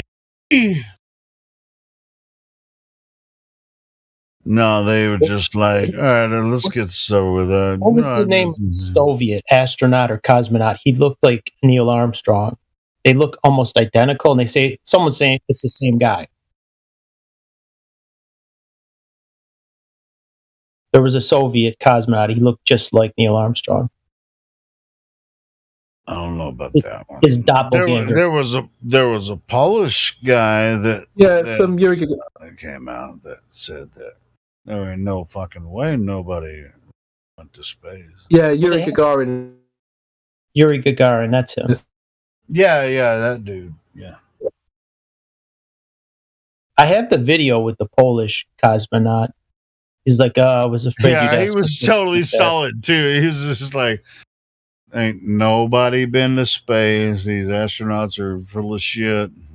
But how old is he? About 80? That's what my point is. They're all up there in years where they really don't give a shit what happens to them. Okay, well, how many new cosmonauts have come out and said a goddamn thing? All we have is NASA and fake CGI. So yeah, we already got something to lose. Our fucking evidence is solid, man. It's all CGI now. So if you only have a short time, you kind of want to set the record straight so that at least this band, like even Werner von Braun, kind of set the record straight on his gravestone. He told Carolyn Rosin, if that's true, her story. But a lot of the stuff that she said, there would be a war against terrorism. And this is in the 80s, she's saying this shit. And then there would be one with asteroids. And the final card, Karen, you must remember, is a fake alien invasion. She said, it's all fake. You must tell someone. And that's he entrusted it to her. So, and then you look at the Illuminati card game, and all those cards that she spoke of, terrorism, asteroids, all that shit is in there. Even Flat Earth is in there. Mm-hmm. So it's like, fucking A. I mean, these people don't deviate. That's what I was saying. I think, when people are like, go talk to these other people on other servers, and you just tell them this.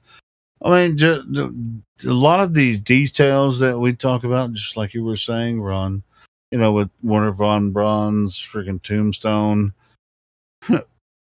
how's that going to come up in freaking some random Discord where you just like, oh, I'm going to, because what you're going to talk about is the the level plane of the Earth, or how is Werner von Braun's fucking Most people don't even know who he is. tombstone gonna fucking come up during that conversation, right? Most people So, 30 years up and under wouldn't even know that name. Who the hell's that? No, I know. That's what I'm saying. But that it comes up here, and that's why this server is so important. So I just want to We point bring up that out. historical facts, like even Admiral Byrd, Richard E. Byrd, he's brought up.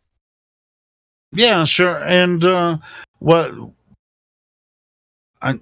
or not that makes a difference altogether, we bring a lot of information here in this server. It's like, hey, people try to recruit us to other servers. Come over and talk to these guys. And you heard some other people say, oh, we went over there and that was a total shit show, which it always is. And so it's just like, oh, they just want to make fun of letters. You know what they are? Hey, we're fucking used to it. It's not even a big deal to me. These little snippets, these little breadcrumbs. They're pictured like puzzle pieces, right? We have all these little pieces. So does the Admiral Byrd thing fit? Does it fit with the Werner von Braun? And we have these little pieces, right? So we've built the frame of the puzzle with the flat Earth. We know that we know the outskirts of the four walls, right? We're just filling in the middle of the puzzle.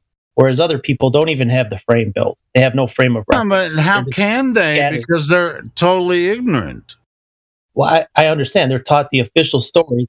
All you see is a bunch of random pieces. You got none of them assembled. So you don't see the big picture. We don't even see the full big picture. We see we do see the big picture, but we have a lot of, even I admit, I'm not going to say I know it all. The middle of the puzzle is yet to be filled in. I've got some of it, maybe half, but I guarantee I'm missing parts of it. Hey, do you know who Admiral Byrd's father was? No, I don't. Yeah, so it's almost like when you start asking people and they start asking, oh, you bring up the Admiral Byrd question, and he's talking about, oh, yeah, I went to Antarctica and I did this, and then people are like, oh, what about the Antarctica Treaty? I know John McCain's. I know John McCain's father. Yes, they're all connected. They're all fucking connected. So just like, but you're not going to be able to reach ignorant people that just want the Earth to be a globe. It's not going to help them. And NASA is part of the Navy. NASA is a branch of the Navy. So it's these things work together, these agencies. NASA, the Navy. And the Marines are connected. Marines are under the Navy as well. But anyway, I'm not going to get into all of that either. Well, the reason being is because Antarctica, to keep us off Antarctica. Who guards the oceans? The Navy. We're back to Antarctica. All right, cool. Well, no. That was when NASA was established. What the fuck is going on in Antarctica? Is there anything there that we shouldn't see? That was when NASA was founded the same year they closed off Antarctica. So yes, they're related. They're directly related. For me, it's more important how their conscience worked about discovering what they have seen or touched or whatever. It's like, how do they work with this? I mean, are those people fearful about that there is an end to their reach? You mean the researchers? No, the military. I mean, the military as a whole has made the first approach about reaching the end. Most of them don't. There is no end as far as the Earth and your spiritual conscience. There is no end. Now, as far as it's like people like, why don't you go to Antarctica and show me the end of the Earth? It's like, you first, motherfucker. Helio ain't ever been to the end of his own state. Going to go all the way to the end of Antarctica. You a goddamn lie. I've been to the west and east coast of North America. I know you are, but all right. How far have you been across America? I've been to Florida as far as I've been south, and I've been to Canada. I've been to Canada and I've been to Florida. All right, cool. Anyway, still inland. It's still inland, so therefore you have seen nothing. I have not left. Cool. Hold on, I've seen the ocean, man. You know what the ocean looks like? Flat as fuck. So do the Great Lakes. They look flat as flat as fuck. All right, so what do you get? What are you getting at? That's he's kind of in a way saying like, if I have not left North America, I haven't seen the world. I've only seen it very. So if I were to leave, say from the southeastern coast, like say from Florida, and travel across the Atlantic, and travel toward. It depends on where. I mean, there's so many different ways to travel across the ocean. Are you familiar with these different travel lanes, shipping lanes? Who is that directed at? Not me. Yeah, who was asking me the question? There was another guy asking some questions. Because it's as far as like physicality, if you have the means and the means to travel, you can just jump on a boat and freaking. But you're part of the club. You could travel from one port across the Atlantic, the Pacific, from one port to another. Whether it's through an airplane or a fucking. Then you're one of the elites. Like if you're Donald Trump, he's got private jets. That's bullshit. Bullshit. Well, if you could travel freely, if you have, let's say you're a billionaire, right? I mean, is there any billionaire that's not part of the club? The club. I mean, yeah, you could, but nobody. That's not on any like airplane charts. That's. I'm just asking if there's any billionaires that are not part of the system, the cabal. The system that is in place, they're comfortable with because they're at the top of the food chain. Anybody that is a billionaire is at the very top of the food chain, and they're comfortable in their place. They don't care about, because they're living very well. There's no need for them to spill the beans, because then the system that they're at the very top of the food chain falls apart, and then they don't have their advantage. That's not the question I was asking, homeboy. He probably left. I'm sure there's people that do have there's none of them that are flat earthers that are billionaires. I mean, there might be some. Wait. I'm absolutely positive that the higher elite don't even have to go through flight paths when they're using their private jets. They don't even have to fucking go to. They have private airports. Of course not. Dude, the rules are for So I don't. Dude, you kidding me? I mean, we're not going to be able to track that, or nobody gives a shit about that. Those are for us. I'd give a shit about it, but I mean, there's nothing. There's no way to prove any of their criminal activity. They're just doing that shit on their own time. Nobody can prove it any way or the other. Figure this out, like people with two nickels to rub together. You know what I mean? Like we ain't gonna figure out these things because there's no way we could actually explore them. It's just like we can talk about it all day. It's like, these motherfuckers are just using criminal paths. Shit, I can use a criminal path 20 feet down my street and sell freaking cocaine to somebody, and you wouldn't know a fucking thing about it. Oh, you know what's coming up? The solstice is coming up soon, the summer solstice, and we could all observe it and compare our sunset times.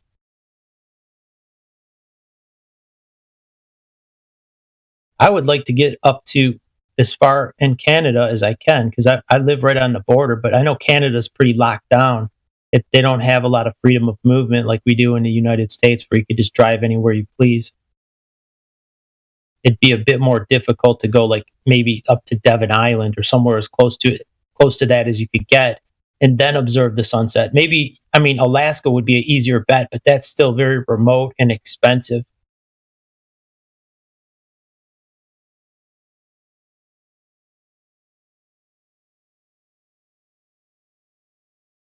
But that's like on my Island. What the fuck?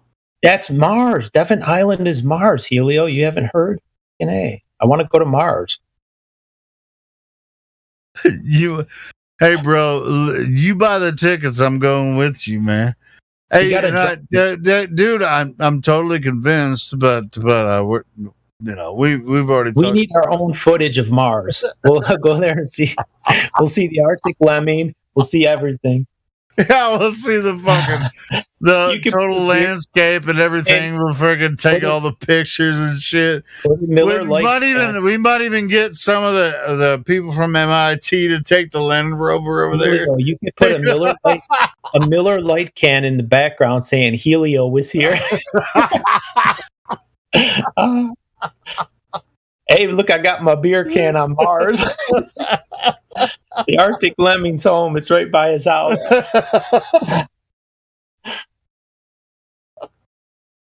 Wasn't it MIT that took that fucking generic Land Rover to the same island, and it was just like, oh, we're testing it out here. And they had remote controls. They had this little students just freaking using remote controls, and they took pictures. And here we are at Mars. We don't have cell service. No, we don't have cell service, but we have cameras, bro. Yeah. Where do you think we got the fucking footage from? From MIT. That's fucking MIT. Those images of fucking Mars. The images of Mars and of Devon Island are from MIT. They're identical, right? So yeah, they're identical. You might as well call it Mars, right? So yeah, it's Mars. It's the same fucking place. Yeah, they're not from Mars. It's from Earth. It's sarcasm. Yeah.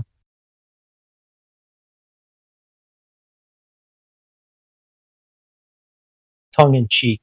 Yeah, I mean, but it's not tongue in cheek. It's real. No. Well, they did it. They did it, and they lied about it. Right. It's the same fucking images, and they said it's from Mars when it's really from Earth.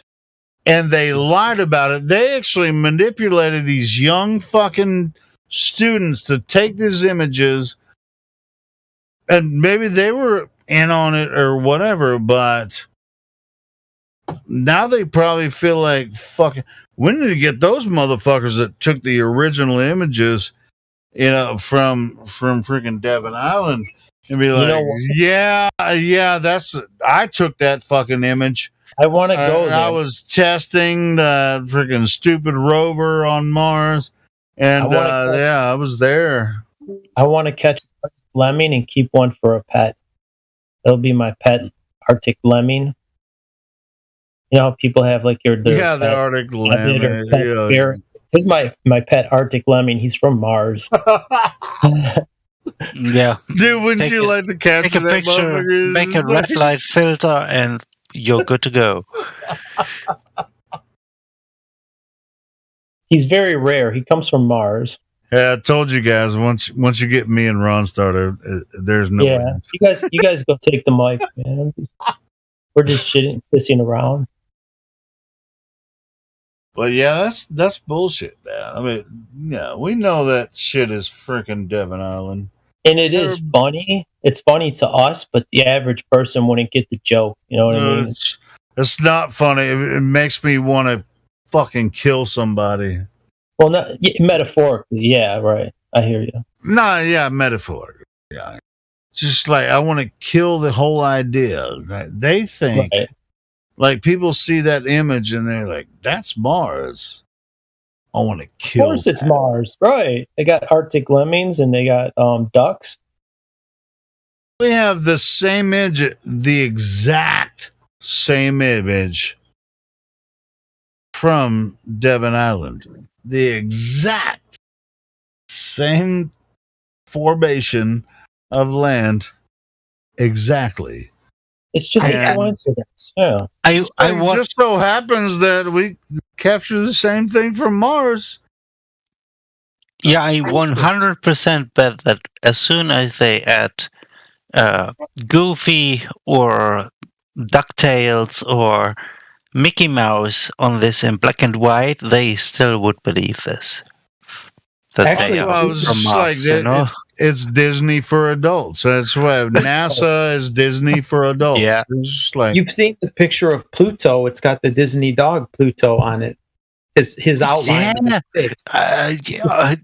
Yeah, I saw a picture of this earlier. It's such a ridiculous. They do have a sense of humor, these guys. They put it out in the public's face, and I think they enjoy putting it out there. They get a chuckle out of it. Just like Helio and I were making fun of it. When you're in on the joke, it's funny because everyone else thinks it's real. But you're laughing that they buy it. These guys buy it. It's funny to you. And I think they do enjoy seeing how far they could push the envelope and still get away with it. How fake can we make it and still have them buy it? Yeah, to be honest, those people are fucking perverts. Psychos, yeah. Well, that's duper's delight. You know, they have a sense of that. You don't see it on their face, but they do get off on it.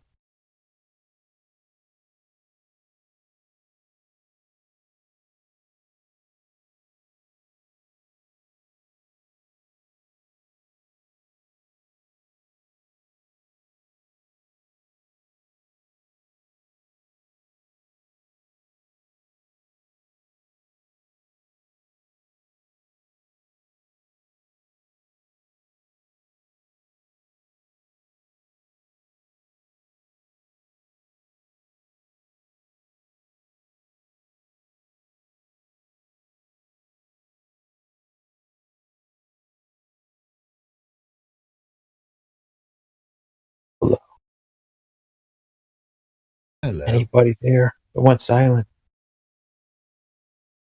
Yeah, I'm just wondering who's gonna be the next one to flat smack the Pluto. Give us a question. We need a question. Anybody? Yeah, what is 2 plus 2? 5. 2 plus 2 is yeah, 5. It's 5. Yeah. Oh, thank you. Oh, my holy messiah. 5 is the answer. Yes, the moon landing is real. 2 plus 2 is 5. The government loves you.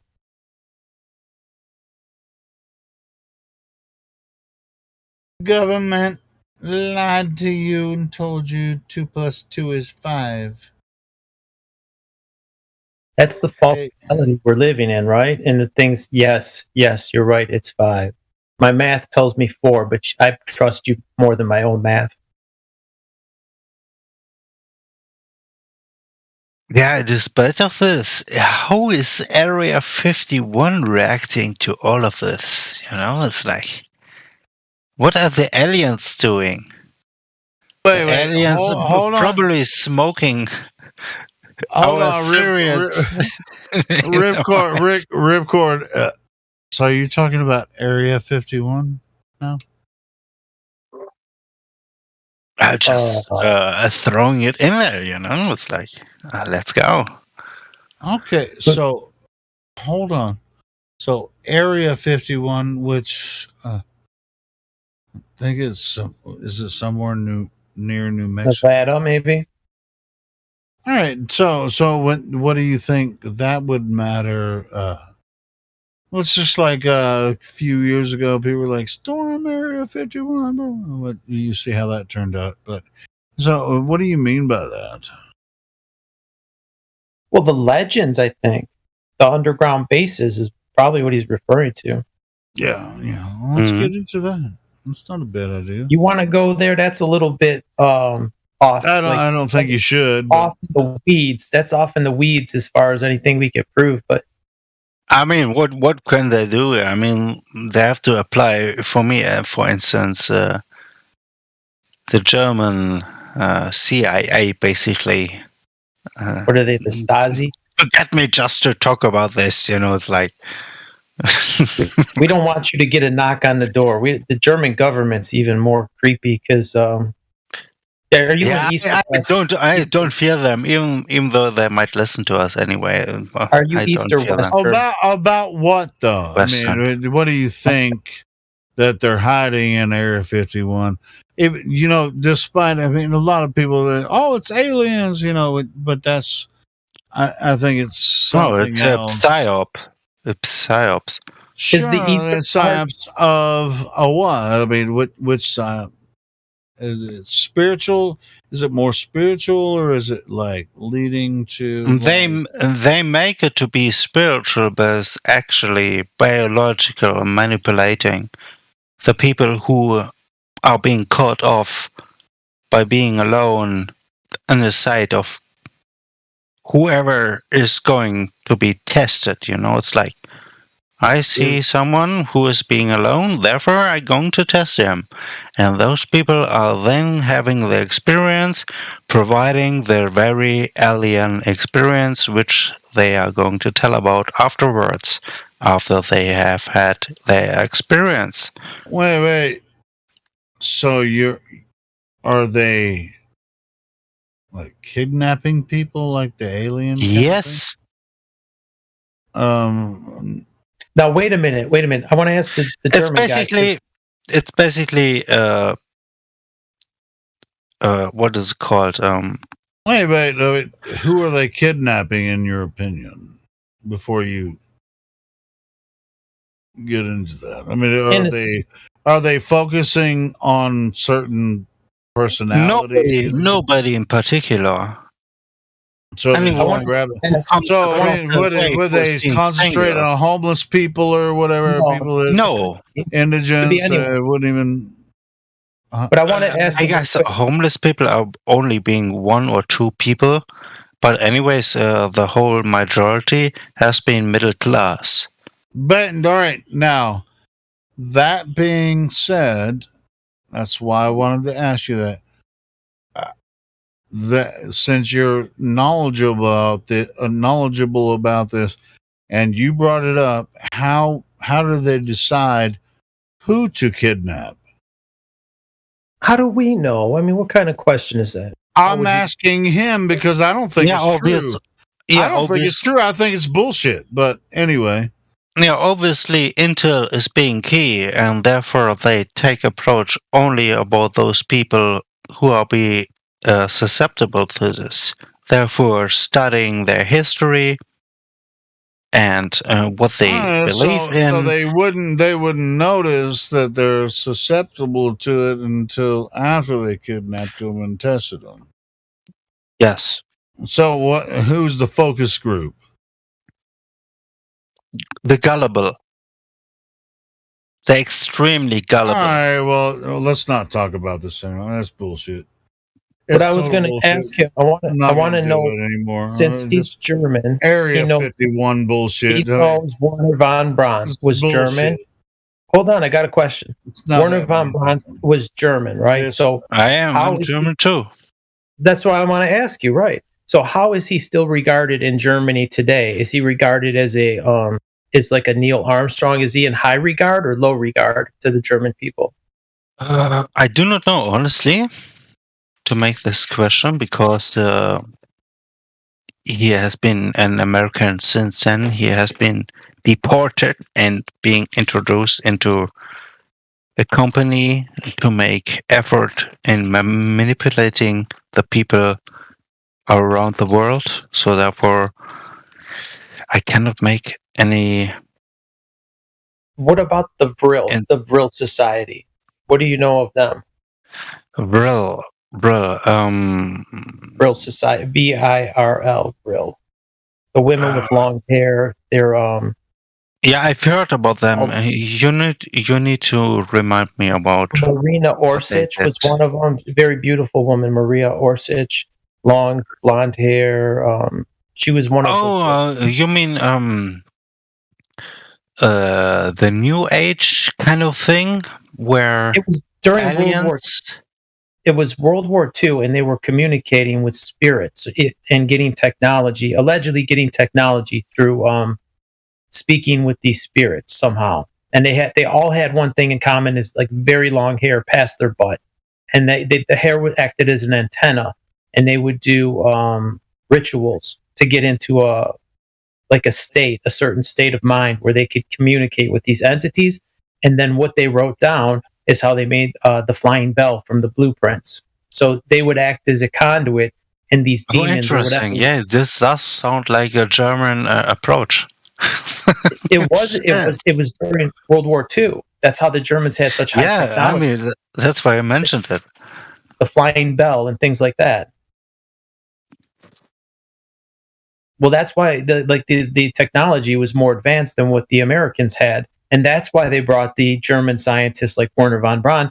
They wanted to bring that over here into America, and that's how we have this one world entity, this one world government. So it's like, oh, who actually lost the war? All of the people of the world lost the war, and then they gained total control. Powers that shouldn't be gained total control of the world. But the German scientists, it was called Operation Paperclip.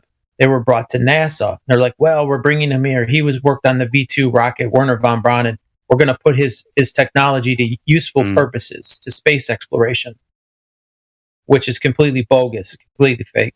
And then the Russians took the other half of the German scientists, and they made their own fake. That's the story, right? They made their own fake space program. But all the scientists, all the space or the rocket scientists were coming from Germany. Yeah, they all shake hands. Yes. Want to know one another. It's like, there has to be a consensus that doesn't make sense to us publicly. But even the blueprints would be beyond the level. If you've ever looked at a semiconductor, like a computer semiconductor chip under a microscope, how complex it is, a lot of that stuff, I look at it, the circuitry, I'm like, you know what? Maybe they did get this technology from the fallen ones, or just like the Maria Orsich, like the Brill, communicating with these demonic entities, passing technology through, like a quantum computer, things of that sort. Allegedly, these quantum computers. From a biblical perspective, nothing is new under the sun. Therefore, everything that has been before Noah is going to be in our days, basically. So everything that they may have discovered is being applied or rediscovered, re-engineered, however, in our days. The ancient peoples had ways to cut and polish stone, because just by evidence of the old buildings that were cut, polished, square stones, and they had no mortar between them. They were perfectly cut stones. That means the base of the stone, the one on the very bottom, has to be square to the one at the very top. There's no deviation. None. For me, it's frequency cutting. It's like you apply a certain frequency to a stone, and therefore doing to the frequency the stone itself will cut at a specific way. However it works, I do not know. I do not have the knowledge, but I do know that it does work. Something beyond what we use today, something well beyond the technology we have today. And that's my point. My point being that these were not built with crude instruments. They were not hammer and chisel structures. You don't build this with a hammer, a chisel, and a donkey and a rope. You just don't do that. It's impossible. You do not have slaves or Egyptian slaves or whatever have even made the castles. pyramids. Yeah. Even the castles in Germany. There's tons of castles in Europe that defy logic. How did they build this in an era with no power tools, no machine tools? How was it constructed? The precision of the cuts between the stones, mortarless. They're mortarless. There's no. If you lay bricks and you have mortar in between, you can adjust each brick. You can level each course of bricks and correct it along the way. Who was a man? Who was a man who levitated a certain stone? What's his name? Castle, the Coral Castle guy. Coral Castle. Yeah, he lifted his stones on himself, one man, and he never lifted I don't know his name. The secret about how to do it. Yeah, and how he cut the stones as well. I don't recall his name, but he built the Coral Castle single-handedly. He had like no helpers. Occasionally, people would bring him stone, but he would offload it and do all his stuff. Yeah.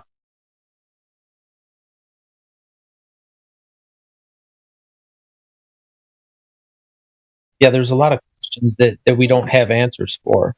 It's out there, but it's not readily available info. I thought you were talking about Viktor Gorbanikov invented some kind of he examined. there are many people who approach the same way he did, but usually they didn't have much success in terms of what he did.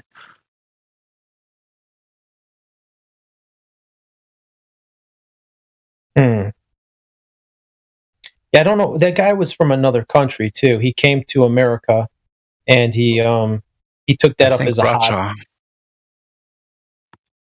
Where did he come from? I think he came from Russia. Yeah. Yeah, he probably wanted to get away from the cold weather. He moved down to Florida, and he's like, you know what? I think I'll build this as a hobby. Let's take up something to build. He enjoyed building things. Explain, Helio, what is fulcrum?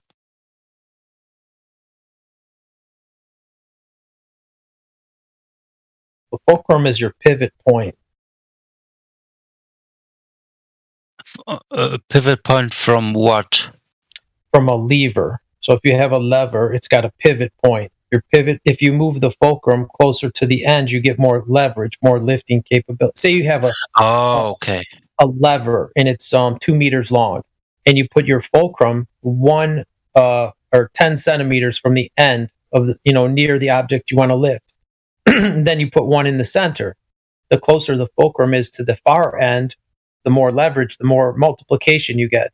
So the same amount of weight on the long. Yeah, you get more. I understand. So yeah, the people who did apply the very frequencies that were able to then lift the very stones, however they did it, or however they found that very frequency, had to be applied in a specific way, and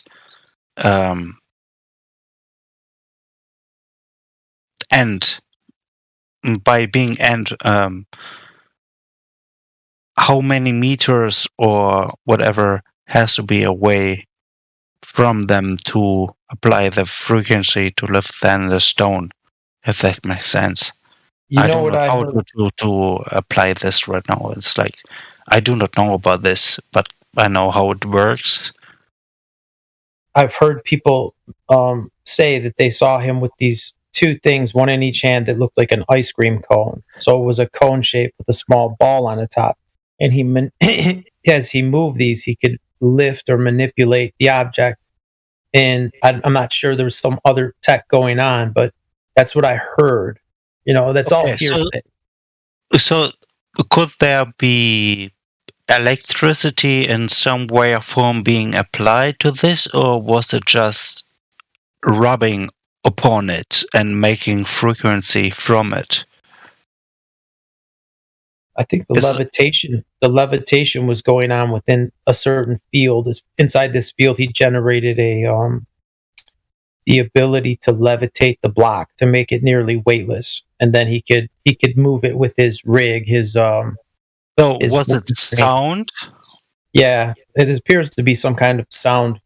Yeah, sound would make sense. It would be make way easier to be applied to. Have you seen the acoustics where they have these nodes when you have a certain sound node, and they balance water droplets in between the nodes, or little pieces of styrofoam, like little balls of styrofoam in these nodes to specific. Yeah, I saw those.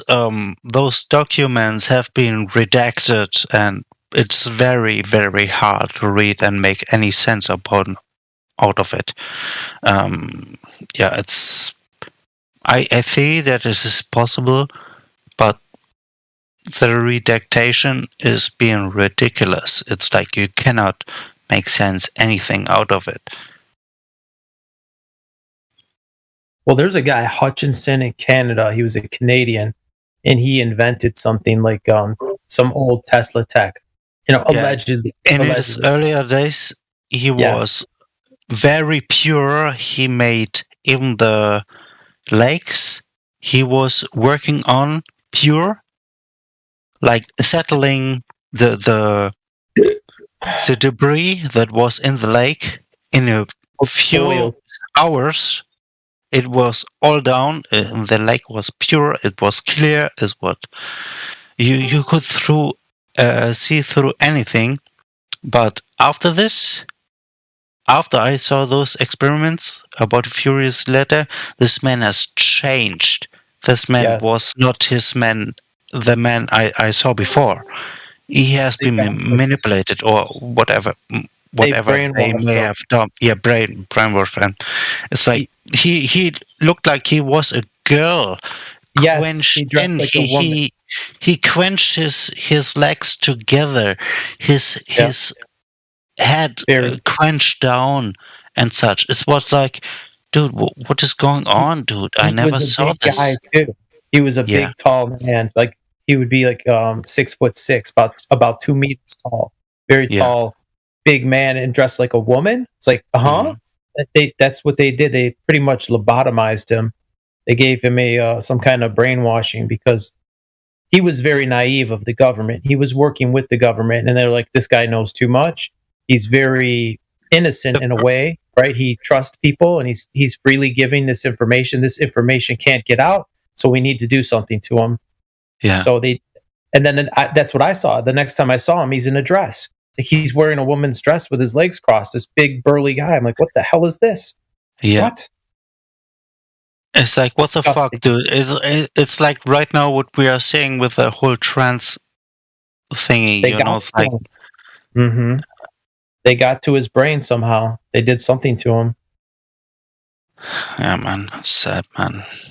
It is, because the inventions he was making, it could have been beneficial, like you said.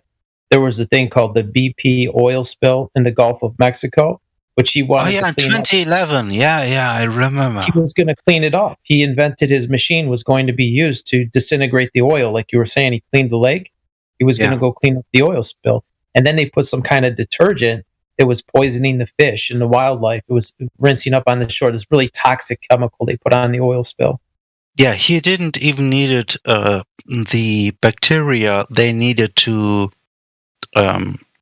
eat out the oil that was being spilled.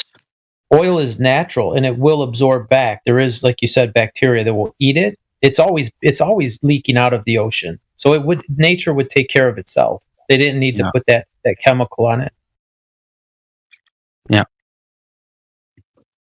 And in nature, crude oil is a natural byproduct of the earth. It's not this dinosaur fossil fuel they like to tell us. They have this artificial scarcity that they keep us. And that's why you guys over there, you're paying enormous amounts for natural gas and oil in Europe. Way more than us. And we've got it bad here, but you guys got it way worse than us. All right, so let's get to the brass tacks of it. So this guy came out with a technology that could make the oil into natural. So, clean it up. All right, clean it up to kind of like reproduce it and make it beneficial. But it turns you from a woman to a man. No. What the fuck are you guys talking about? The CIA lobotomized him, or some government 3-letter agency got to him and they wiped his brain. They gave him after the fact. So then he was a man, then he was a woman. Well, he's still a man, but he's cross-dressing. He's acting very hot. So he still has. We're not going to get into genitalia. He looks like a very. But well, I mean, they're kind of like the guys that made the Matrix movies, right? You know, they were brothers, right? And now they're sisters making movies. We talked about before, Helio, like the 9/11 technology. That's what he really, he built that in his lab, where he could turn solid materials into powder, and manipulate. He did that. Like he had proof of it. He had blocks of aluminum that he bandsawed it open, and there was wood, organic material inside a solid block of metal. He fused it together. Right. So meaning the metal, the aluminum, was at using electromagnetism, sound, using frequencies. Sound frequencies. Yeah. You're talking about. Yeah, I know what you're talking about. Yeah.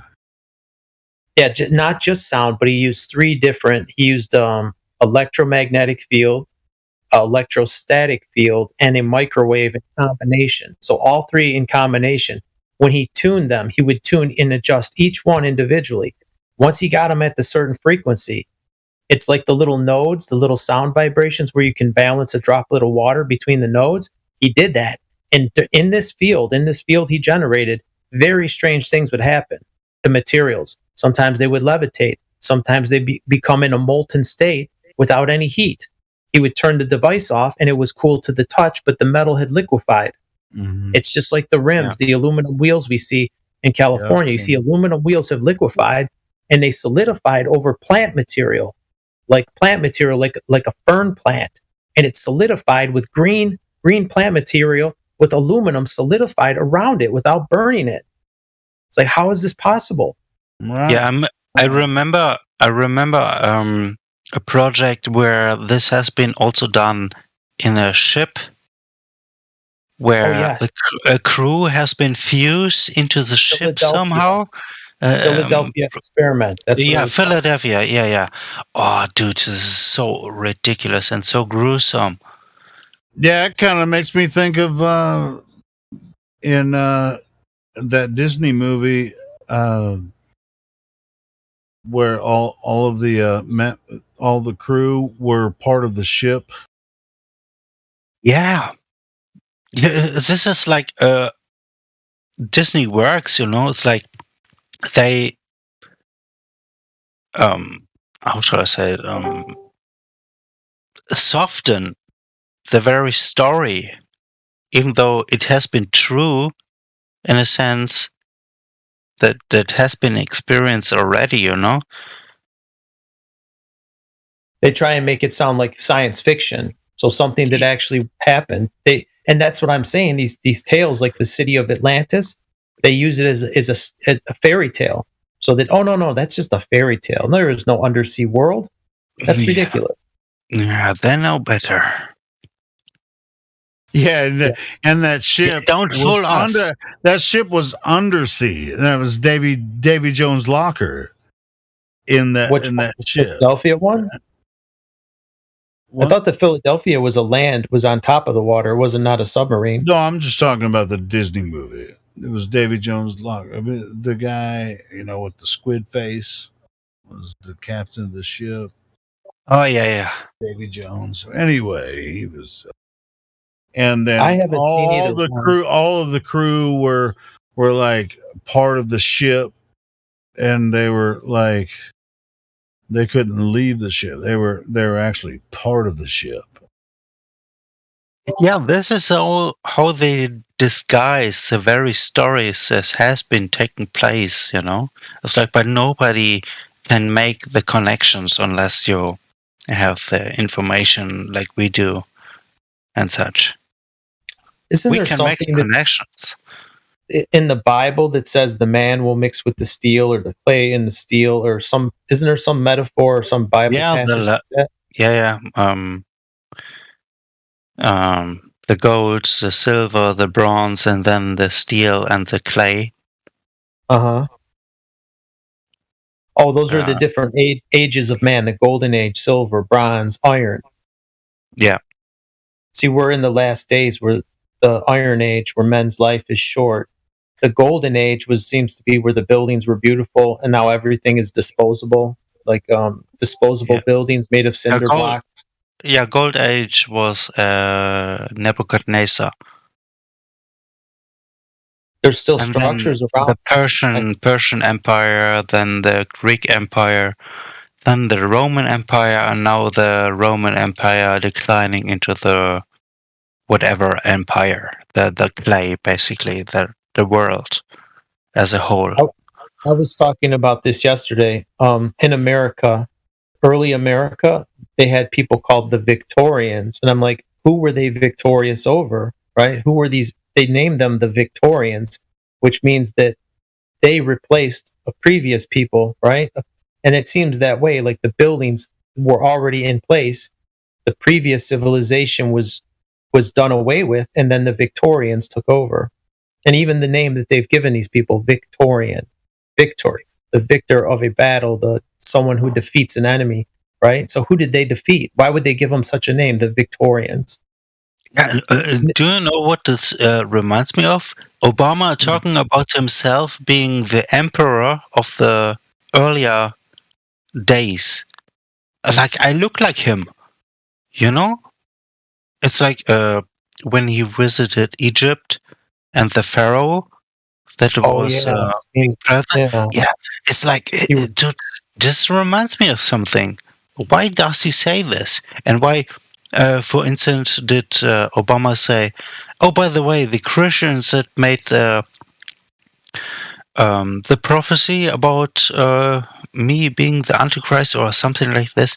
Not that he said he being the Antichrist, but I'm just paraphrasing right now. That there is something going on that he does know about. That is going kind of on. reminds me of like Obama. I don't know.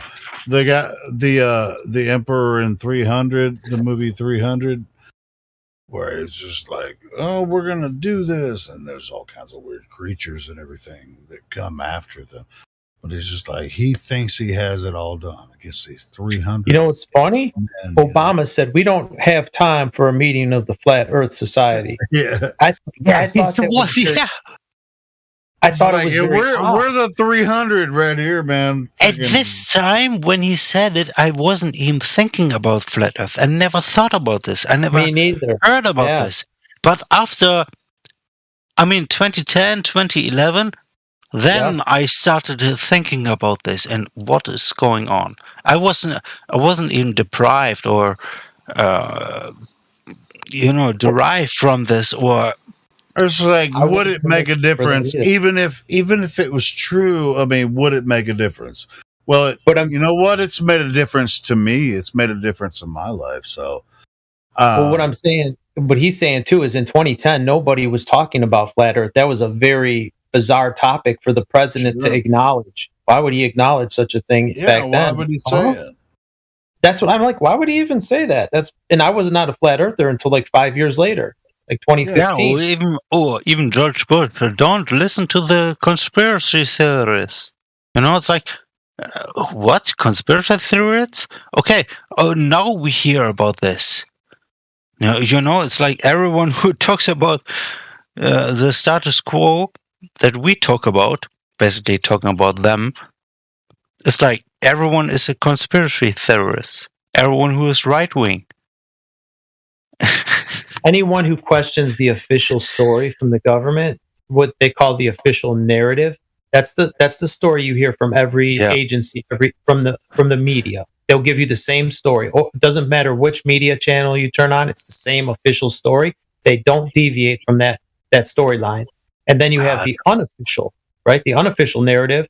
They have more than one plot. So, in the people that doubt the official story, they have an alternative for them. So they rope you in with another false story. So they got layers of false stories. You know what? Let's talk about Vanguard. The investment company? Yeah.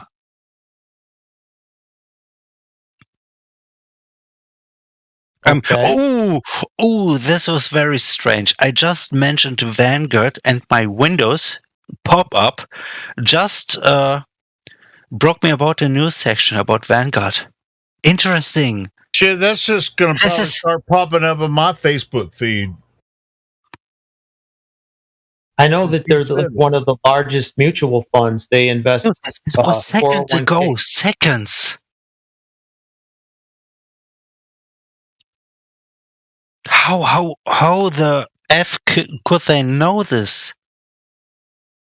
It's like even though I'm using my mic, almost not surprised about any of this anymore. So yeah, continue. What about Vanguard? What do you know?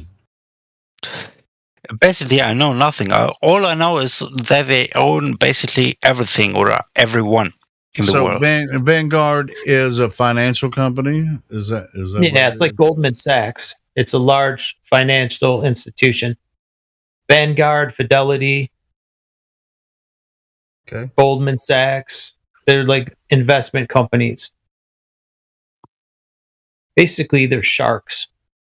I mean, basically, just to be curious, are we even allowed to talk about this? It's like for the most part, the cocoa thing. It's like the cocoa thing, you know. I don't think it's that. Well, hey, check this out. Hey, as far as I know, we haven't really got into this, so we might need to find out. It's like these financial companies that are supporting black ops operations across the earth. Yeah. Maybe it needs to be brought up, and we can call them out if we need to. Be too much censorship about topics like that. Even on YouTube, you could still find a lot of information. They haven't wiped away a lot of that.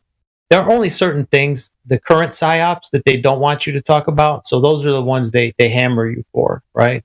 So those are the ones you want to avoid. The ones that are hot right now.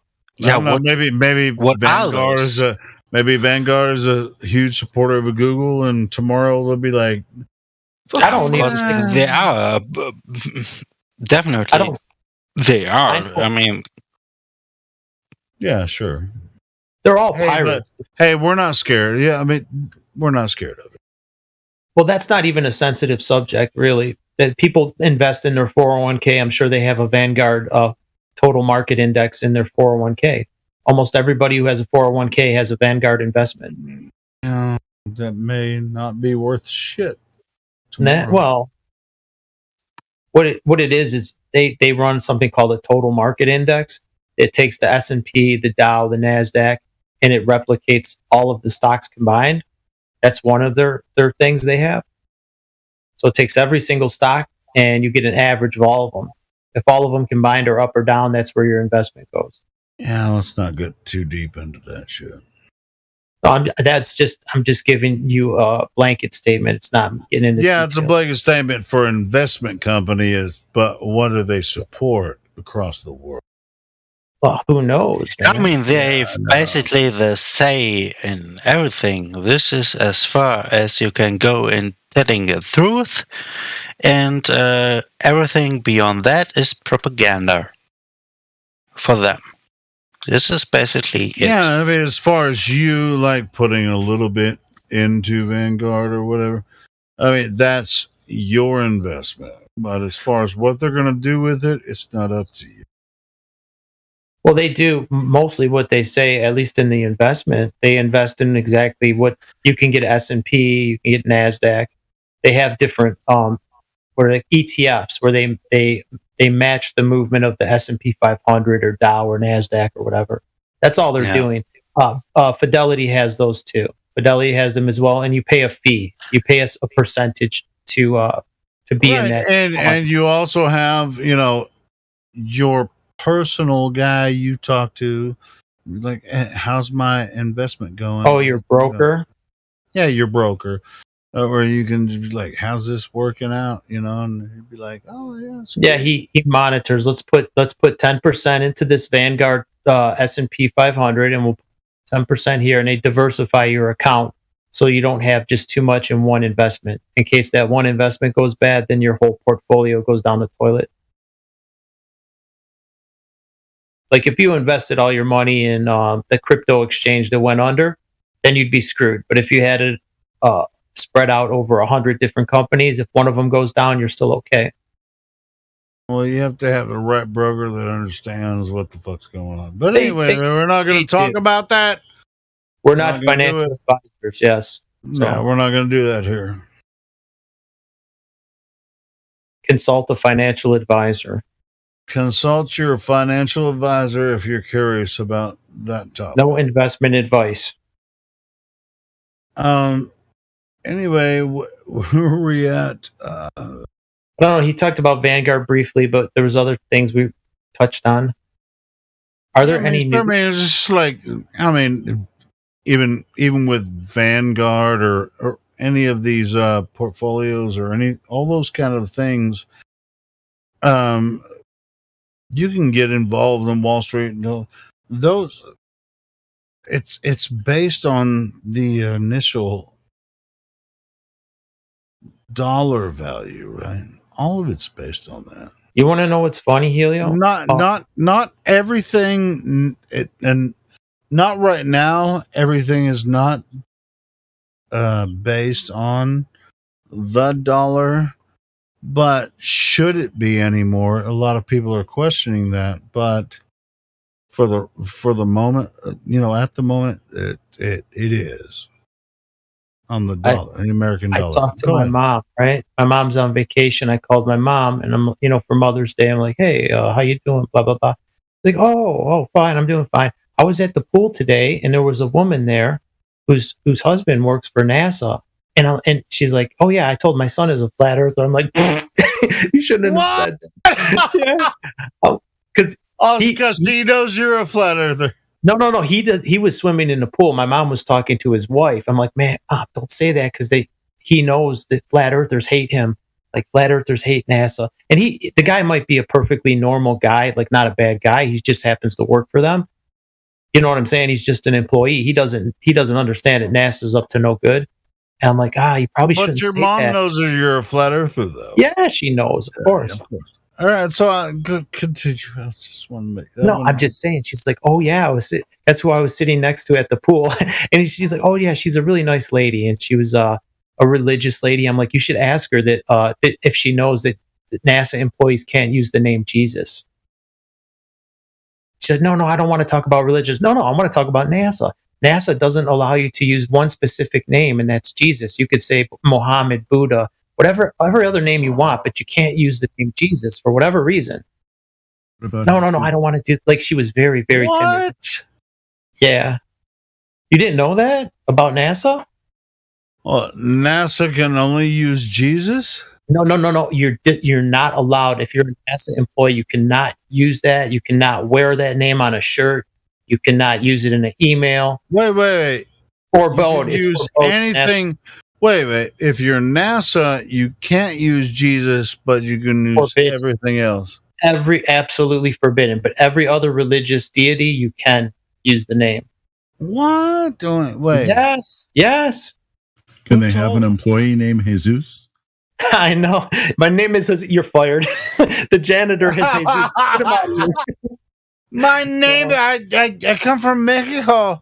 My name is Jesus. I work for NASA. My name is Jesus. He could be an engineer. Fired, bitch. What if it's Jesus with a G, like Jesus, like capital G, Z-U-S, Jesus. Capital G. The official spelling of it, the way it's supposed to be. That's what you're not allowed to say. Wait, so you're saying? Let's go back through this. There's religious intolerance at NASA. So yeah. She works for NASA.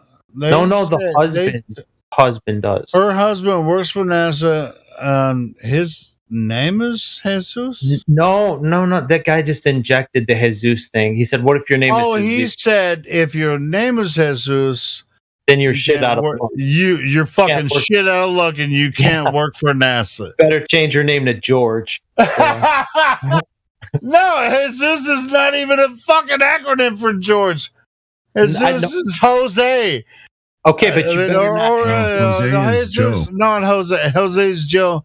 Jose is Joe. Hold on, let me fucking think of it. Oh god, it's fucking tripping Jesus is spelled the exact same way as you spell Jesus. It's spelled the same. Jesus. Yeah, it's spelled the fucking same. So if your name is Jesus, you can't fucking work for NASA. Even if you pronounce it Jesus, put an application in. My name is Jesus Helio. It's like Jesus Helio. I want to fucking work for NASA. If your name was Helio, they would hire you because they worship the sun. So. Oh, that may be interesting. Yeah, maybe I'll go through back channels and fucking be like, my name's Helios. My name is Helios. I'm gonna have some other Spanish freaking. Might as well call yourself Kronos. It's like yeah. You guys help me out with the. Your name is Apollo. You're hired. Some Greek shit. Be like, my name is Helio, freaking Apollo, the chronologist. Anything they name one of their missions, the Apollo missions, any one of by NASA if your name is Jesus. Columbia, Apollo. What are some of their names of their missions? You cannot be hired by Dominic if your name is Jesus. I think that was the U.S. Was it the Navy or something? The Air Force trying to break the firmament. They're trying to break. Making some lunches. It's like that means dominion of the gods, Dominic. Yeah.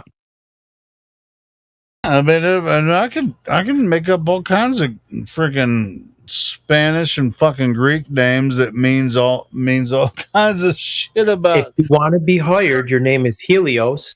If you want to be fired, your name is Jesus. All right. I'm gonna legally change my name to Helio. Oh, you'd be good. You'd be golden. It already is. I can own this whole fucking country if I fucking change my name to Helio legally. If you worship the sun, your name is Helios. I don't have to worship shit. I'm fucking Helio. You are Helio. They worship you. They worship. They do. Yeah, basically, they already know the truth. Therefore, they're not. Actually, maybe I'm not gonna do it. I'm just saying. They might consider. They might consider you. Legally, if it makes that much of a difference, it's like that's weird. If you did it, basically, usually you should punish them for not worshiping you. They might consider telling the wrong thing. Yeah, Helio, don't you might consider it blasphemy because he's taken the name of their god. So they might consider him blasphemous. Helio, don't you make cabinets? Maybe they would start just like going, "Oh, it is Helio." That would be the most ridiculous thing that anyone would be like, "Oh, that it really is Helio." Maybe it is. I mean, to be honest, they might even join our channel and then even apply their knowledge to us, but in disguise. I wouldn't in mind terms that of accepting our view. That's how fucking dumb people are. If they actually thought I was fucking Helios. Hey, Helio, imagine how much money you could get paid making cabinets that are supposed to go up into space instead of just on rich people's jets. 60,000 something a month or so. But I'm not the kind of person. I'm not that kind of person. I'm not going to fucking manipulate people. So that's fucking stupid. But I actually probably could, but I'm not going to do it. Because you already know me and you don't need their blood money. You don't want to work for NASA. Their fucking blood money. Yeah. I fucking love you guys. I want you guys to keep doing what you're doing. Everybody do what they do. It's funny and it's not. Like the guy that my mom was there by the pool. I'm sure he was a nice guy, right? Take advantage. I mean, it's just like fucking the way that people take advantage of people is just so fucking. The way they manipulate and take advantage of people is just disgusting to me. And you know what it requires? It requires people like that are just pawns, like useful idiots. So he thinks he's doing a legitimate job. He's like, "Oh yeah, I'm a rocket scientist, and he's doing all the work on paper and whatever, and he's doing the formulations just right, and he's getting a paycheck, and he thinks it's something productive. Like, oh yeah, he's proud of his job. He's doing a productive job, and his son was a Marine that was deployed in Afghanistan. It's like all the story. I'm like, wow. And he came back with PTSD. It's like a whole bad story. His wife left him. I'm like, oh. Hey, and by the way, I do have in the description of my video, I have a PayPal and a Cash App link if you want to donate some money to support, my effort here. You can go ahead and send me a little bit of money. Cash App? I'm going to sign up for Cash App. I use PayPal. PayPal said they're going to take money from your I'm not going account. to take advantage of the name, but I wouldn't mind if you sent me $10-15 every once in a while. I won't deny that. Sometimes people do, and I really appreciate that. Did you know PayPal would take your money, Helio, if they considered you speaking any disinformation? They said they were going to take like $3,000 from people's accounts, and there was a huge blowback against PayPal. Yeah. Like what? For people spreading this? The only reason people send me money sometimes is because I'm all bad it. You know what I'm saying?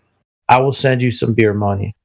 Send me some beer money, guys, man. The app, the links to the donation. I'm going to sign up on Cash App. Do they accept any kind of like crypto payments? Yeah, you just attach it to your bank account, and then I'm going to send you $10. All right, cool. You can do PayPal or Cash App. That's where I prefer to get links from. Don't send me anything from YouTube. Those guys are assholes. Do they take a percent of the money? I don't remember. Like some of them take a percent. So if you send me $10, I get $9.33. Helio, what's the PayPal username? DM Cash Jr. It's in the link in the description. I'm in PayPal at the moment. What is it? DM Cash Jr. DM Cash Jr. Okay, must have been my other PayPal account. Let me see. Because I've already sent you some. I'll give you some more. I'm not a good guy. I'm not begging. I'm just saying. No, he's helping you out. Well, maybe I'm begging. Hey man, send me some money. No, if it helps. I'm not in the best place, but I'm doing all right. But just post it in the chat, so everyone who wants to donate, let them donate. Yeah. I mean, it's in the description of the YouTube video. Type it in the chat, Helio. Type it so he can just read it. The links are in the YouTube channel, and just type it for him. For God's sakes, dude! You're asking for donations. Put it in there. All right, let me freaking grab the links and I'll put it in there. It's like I'm not a fucking e-beggar. Well, you already did it. You put it out there. Yeah, don't worry about this. The man is going to give you a donation, so don't look a gift horse in the mouth.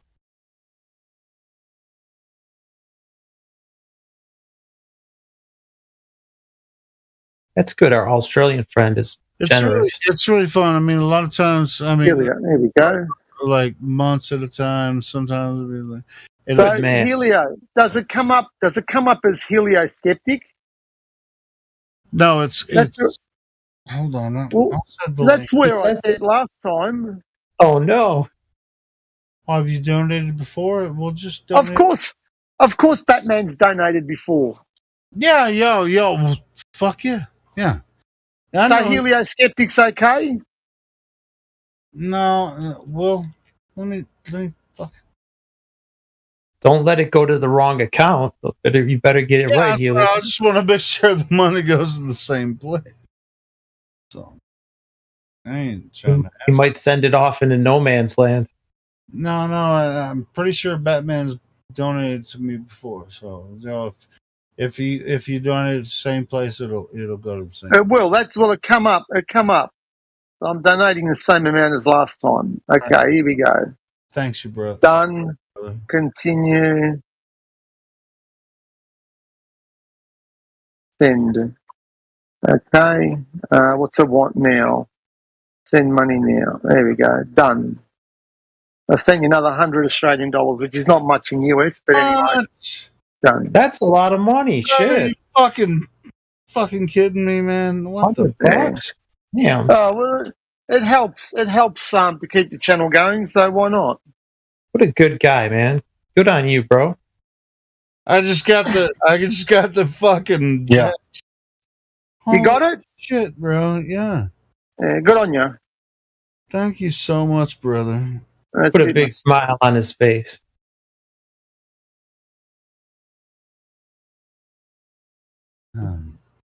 Anyway, I was just kind of scrambling around trying. I mean, I don't post it inside the Discord, but it's on the live stream and the links are there. I mean, you could, if you want to donate for the live stream, Miggy's here, and everyone has, links in here for their different Discord.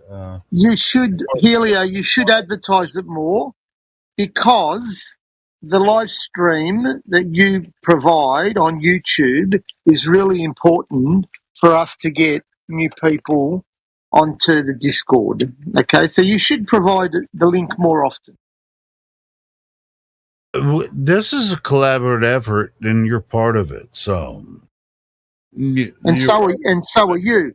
We wouldn't get half the people if you didn't have the live stream on YouTube going. Yes, and he's been demonetized. I appreciate that so much. Thanks for your donation. I don't speak of it anymore. No need to. Yeah. Okay. Cool. I really appreciate it. Information is a rare commodity, and being shared by it, you shouldn't be ashamed of it. No, I'm not ashamed of it. I mean, it does take a lot of effort for me to keep this going for all of you and everyone that's participating here. Were you streaming to Instagram as well? Like you were streaming to more than one site? Well, no, I'm streaming to YouTube, Twitter, DLive, and Odyssey right now. Really? I didn't know that. Yeah, I got some Odyssey shekels. I'll send you some of those. Well, I don't even use Odyssey. I don't even give a shit about it. You can send donations on Odyssey. They're not worth much, but I do have some coins. They're like, they reward you with these Odyssey coins. They're worth a couple cents or whatever. It's like DLive lemons. Remember the lemons?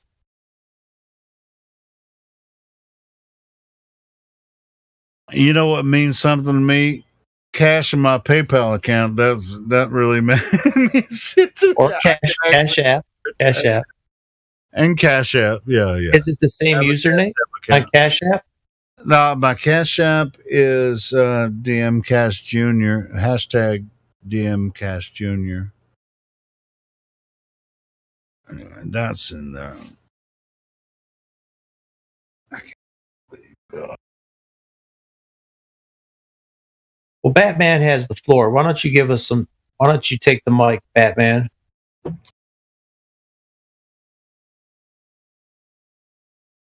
I really have nothing to say, to be honest with you. I actually get on here to have a bit of a laugh at the Globers when they come on because they're so stupid. We don't get very many. I wish we had more. For what the English people call it a row. A row with the Globers. They wind us up. They're so stupid. Some of the comments that they come up with are just amazing. It's like maybe I mean, what about? I mean, just like yesterday, there was like, how many hours did they go over the horizon? Like our intellectual people in here, I was listening, but I didn't get involved in the conversation. How many fucking times can you say horizon or what is the definition of horizon or freaking what does that mean? It's like, well, if it was a globe, it might look like this and might look like that. No, that's not. We're not talking about the same thing here. You're talking about something different. You're coming in here saying something that we're not talking about.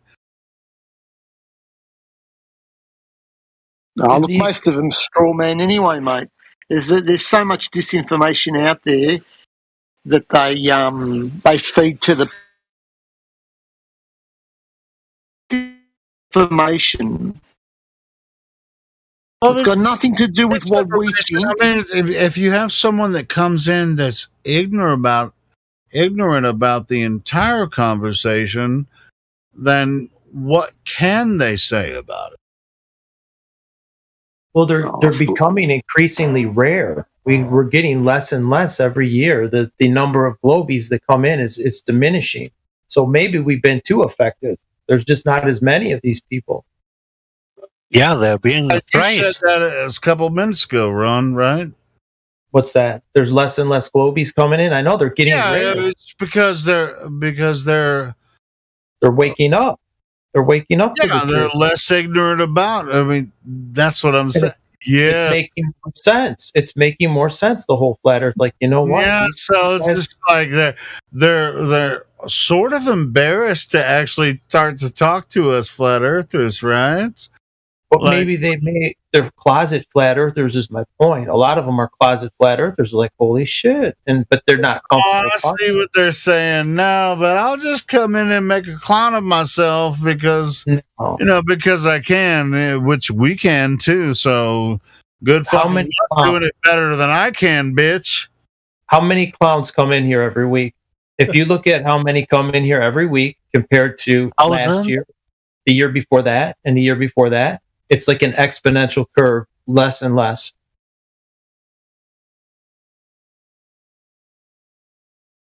That's also but it's not about the views, it's about the quality of the people that come and talk to us. Go ahead. I'm sorry.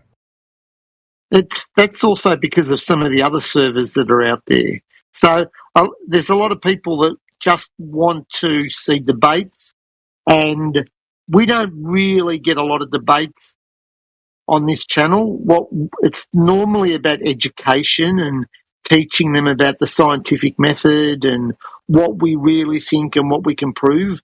Whereas when you go to some of the other channels, they're debating, and that's what they want to see, the heated arguments, which I don't like, to be honest with you. Me neither. I don't like that. Surely not, and that's why we hang out here. And guess what? I have a feeling. Check this out, guys. I have a feeling in the near future they're going to get bored with that shit too, and they're going to come over here.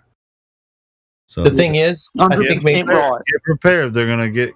They may be passively fly on the wall listening. You know what I'm saying? They're just fly on the wall. Let someone else ask the question, and they'll just listen for the answer.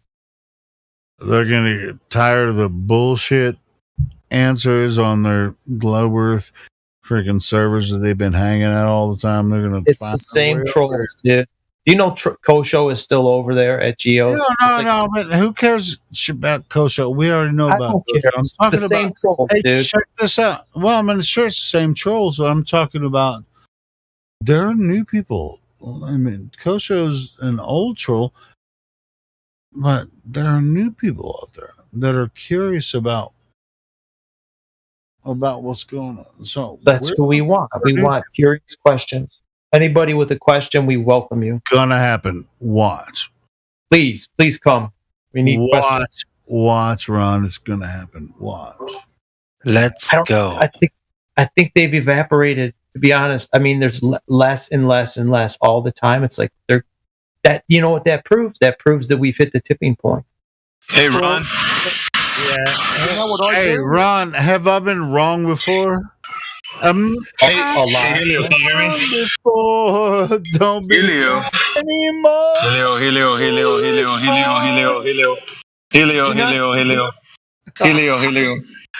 So you have to say Helio over and over 18 times to get me to shut up. All right, what? Well, you know what I do to try to get more people onto the server? Somebody was trying to get my attention, not you. Somebody was just screaming Helio over my fucking. That was Gen Z, I think. Anyway, so I'm just telling you, in the near future, there are going to be a lot of people that have been to these other servers that are talking a lot of shit, and they're just redundancy of this repeated freaking shit they heard from Professor Dave and all that kind of shit. But they're actually really curious, so they want to hear what we have to say about it. And so you guys be prepared. Just get ready. It's going to be good. Well, we've all got a part to play in this, Helio. So what I do I'm on Facebook every day, just before I go to sleep, have a read of what's going on, the bullshit that you get with Facebook. But every time a NASA post comes up or an interesting engineering post that involves space, I make a comment and I do start a few arguments. But what I do, I've got a shortcut saved in my phone. So when I type Discord... Hey, Mayhem, your mic is like hot. Your hot mic in Mayhem. Yeah, I know. Doing it on purpose. Okay. Well, why aren't you letting Neffy Batman say his piece? No, I was saying I'm trying to get your guys' attention, but I was doing that since I came in. Let him say what he's going to say, and then you can jump in. Okay, so I'll just finish off. So I've got a shortcut in my phone that when you type Discord, it automatically comes up with the server address. So I just drop hints all the time. Every Facebook post, I just drop a hint. Okay? Just to get new people to come into the server. So Miggy can have a go at them. Excellent. All right, go Anybody ahead. can have a go, or you can give them a truth bomb. You don't have to go at their throat. You can just give them, answer questions. Look, I do. But you know what they do on Facebook especially? They turn around and they'll come up with 5 different topics. So I say, settle down, give me one topic at a time. We'll stick to the one topic. I'll answer the one topic. And at the end, after I answer the individual question, I always go, Robert 1, person's name 0. Now let's go on to the next question. And I tell you what, after 2 or 3 questions, they shut up and they drop out. Yeah, Facebook's a shithole. The best place to talk about flat Earth is right here in this Discord. So I only do it to get the people to come over. That's all. That's cool, man. So do I. Yeah, as much as people want this not to be blood and guts, it's blood and guts. That's just a straight facts. That's a straight facts, man. A lot of people, listen, man, like this whole thing surrounds a very provocative tone. So it's not like we're going to be telling somebody, hey, let me tell you the truth. Your whole paradigm is fucked. Like there's no way that nicely that you can do this. So the spiraling part is just going to it's just a natural outcome of how this is what's going to happen.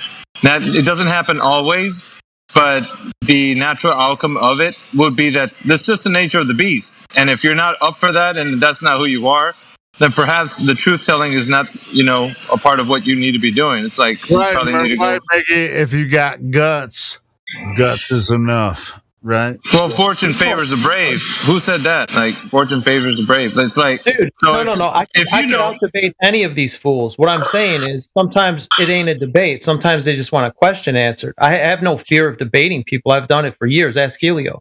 I've trampled these fools. But I'm saying my first response is not to badger someone.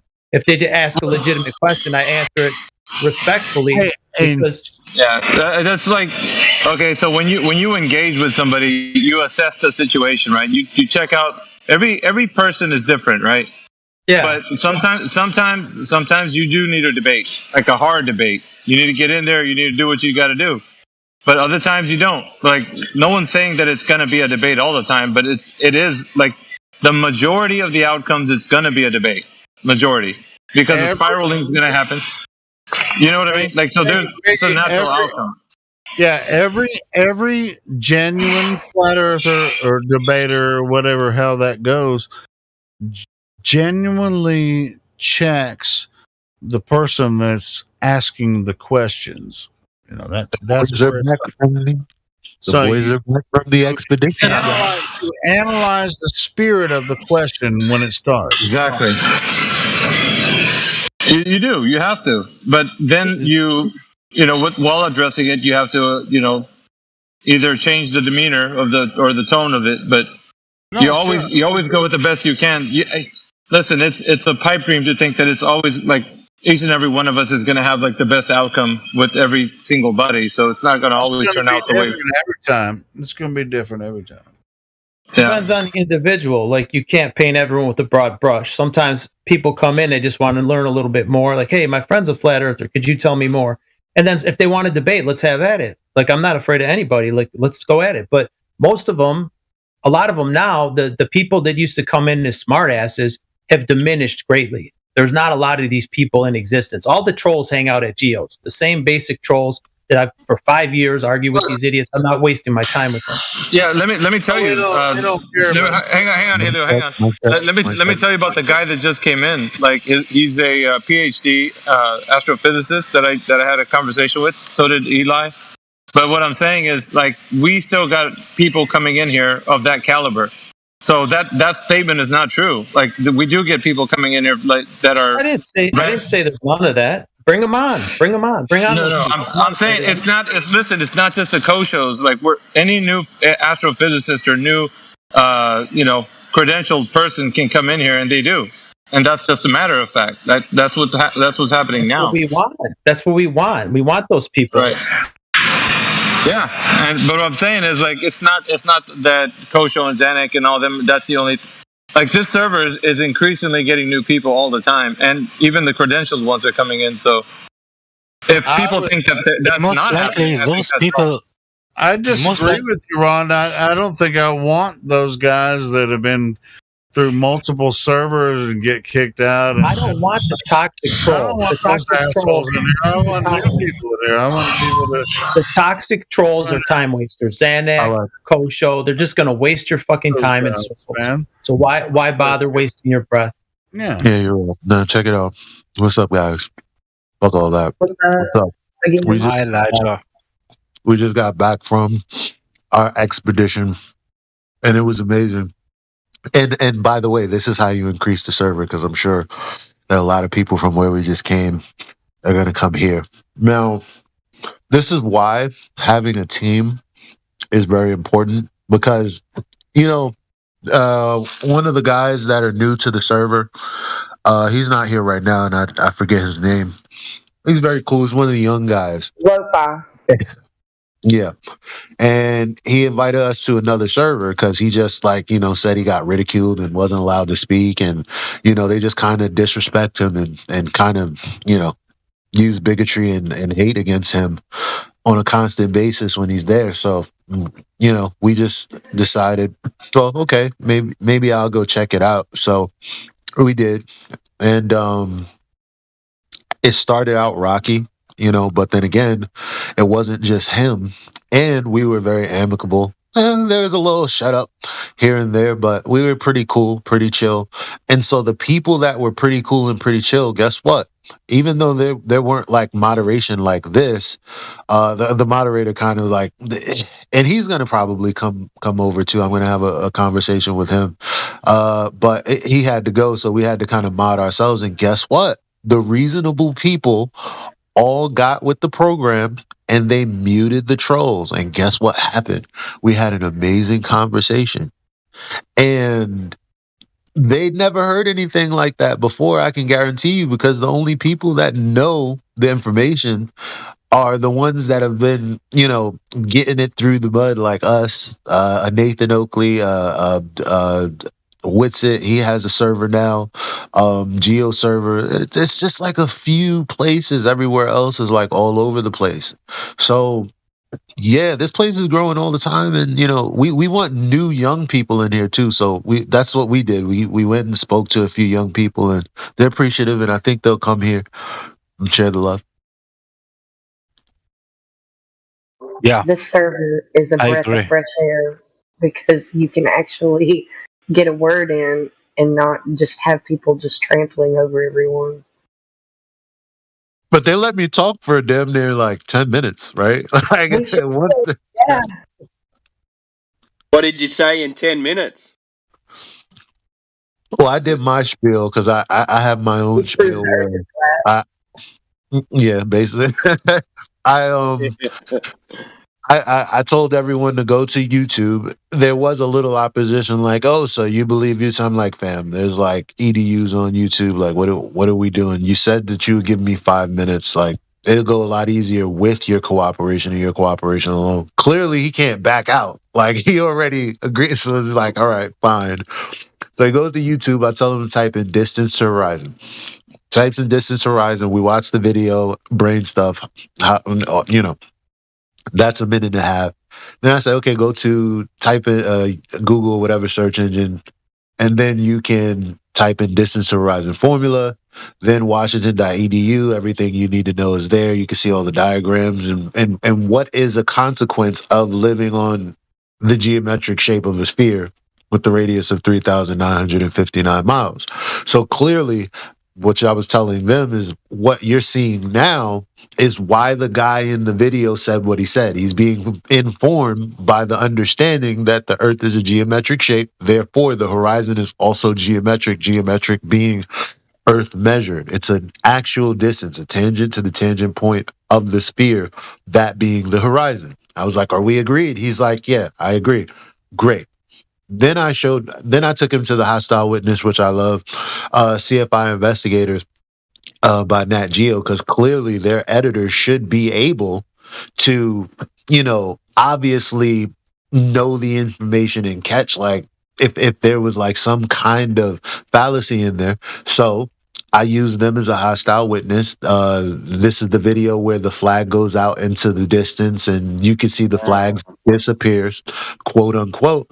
And I said, where's the horizon? And he said, well, what about the height of the boat? And I'm like, none of that matters. Everything that we just listened to for the last 5 minutes, we were talking about the horizon, right? And the bottom line is the horizon is not at 1.2 miles. That's literally all I'm saying. No more, no less. That's pretty much it. Got them thinking. Hopefully. He planted the seed. I was trying to help, but there's a mess in there.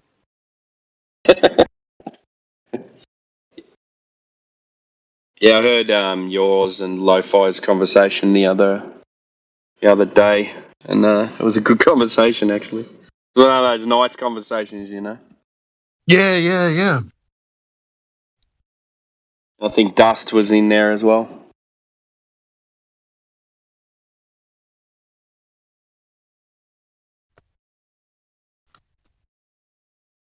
Yeah, it was awesome. It's awesome to be back here, though. This feels like home. Yeah. Put your feet up, get a glass of wine. Breathe. There's some disgusting people in there, too, man. Just saying some awfully vulgar stuff. Well, let me guess. Fucking stupid flat earthers. That was the best of all of it, okay? So there was worse. Really? Yes, of course. It's the internet. Yeah. People have got no repercussions on the internet, do they? You don't have to be respectful. These people, anyway. Jedi was there. Crypto was there. Like, really? You did the whole group?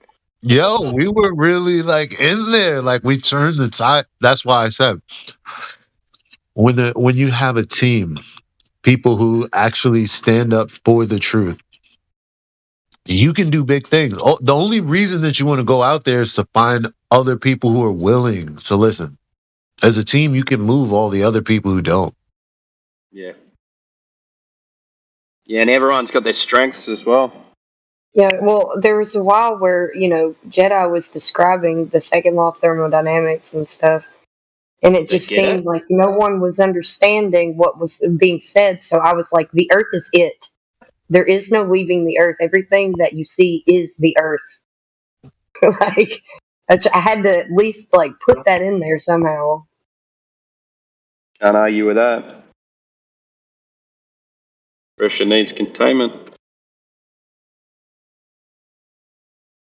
Exactly. And whatever's going on in the sky is happening as either within or without the container, and I mean, as in inside and outside. I don't know how the sky works, so either way.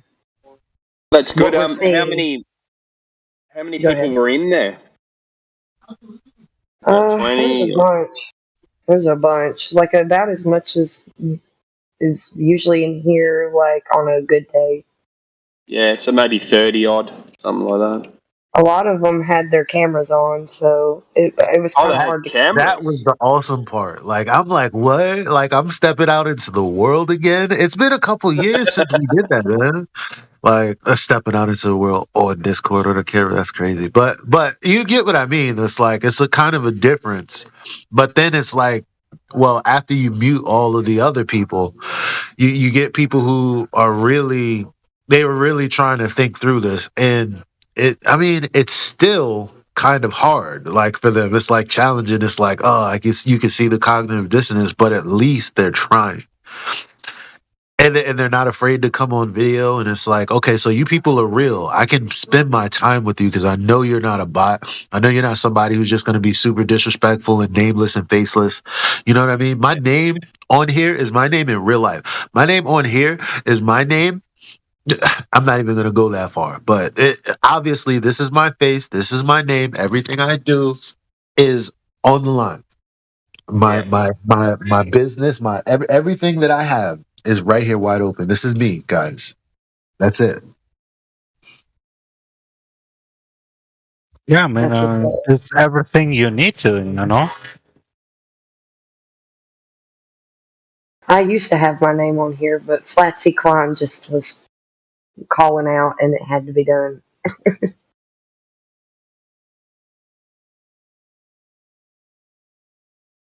But that's my real picture. That's me.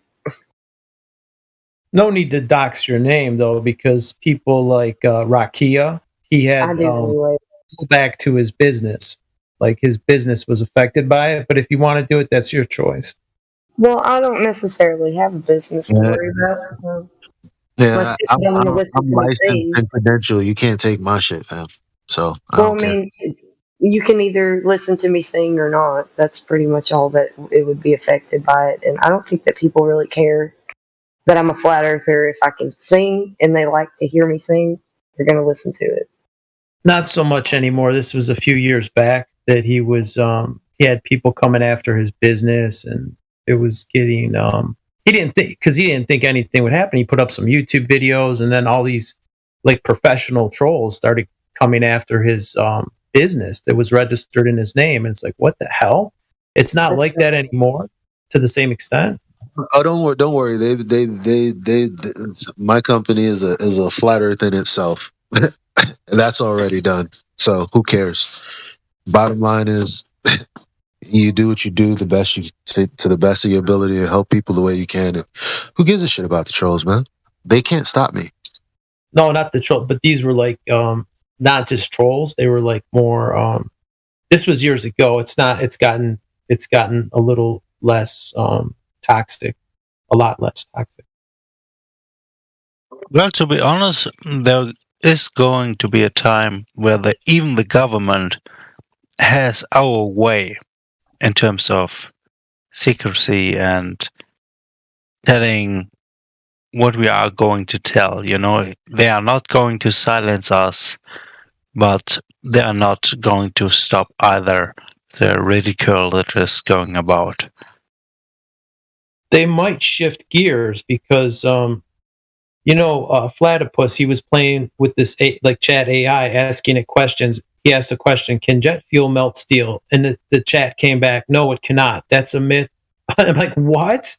And he's like, well, what about the NIST report? Well, the NIST report, and then it just directly contradicted itself. It called the jet fuel thing a myth, and then it contradicted itself in the next question. So he caught it tripping up, the AI.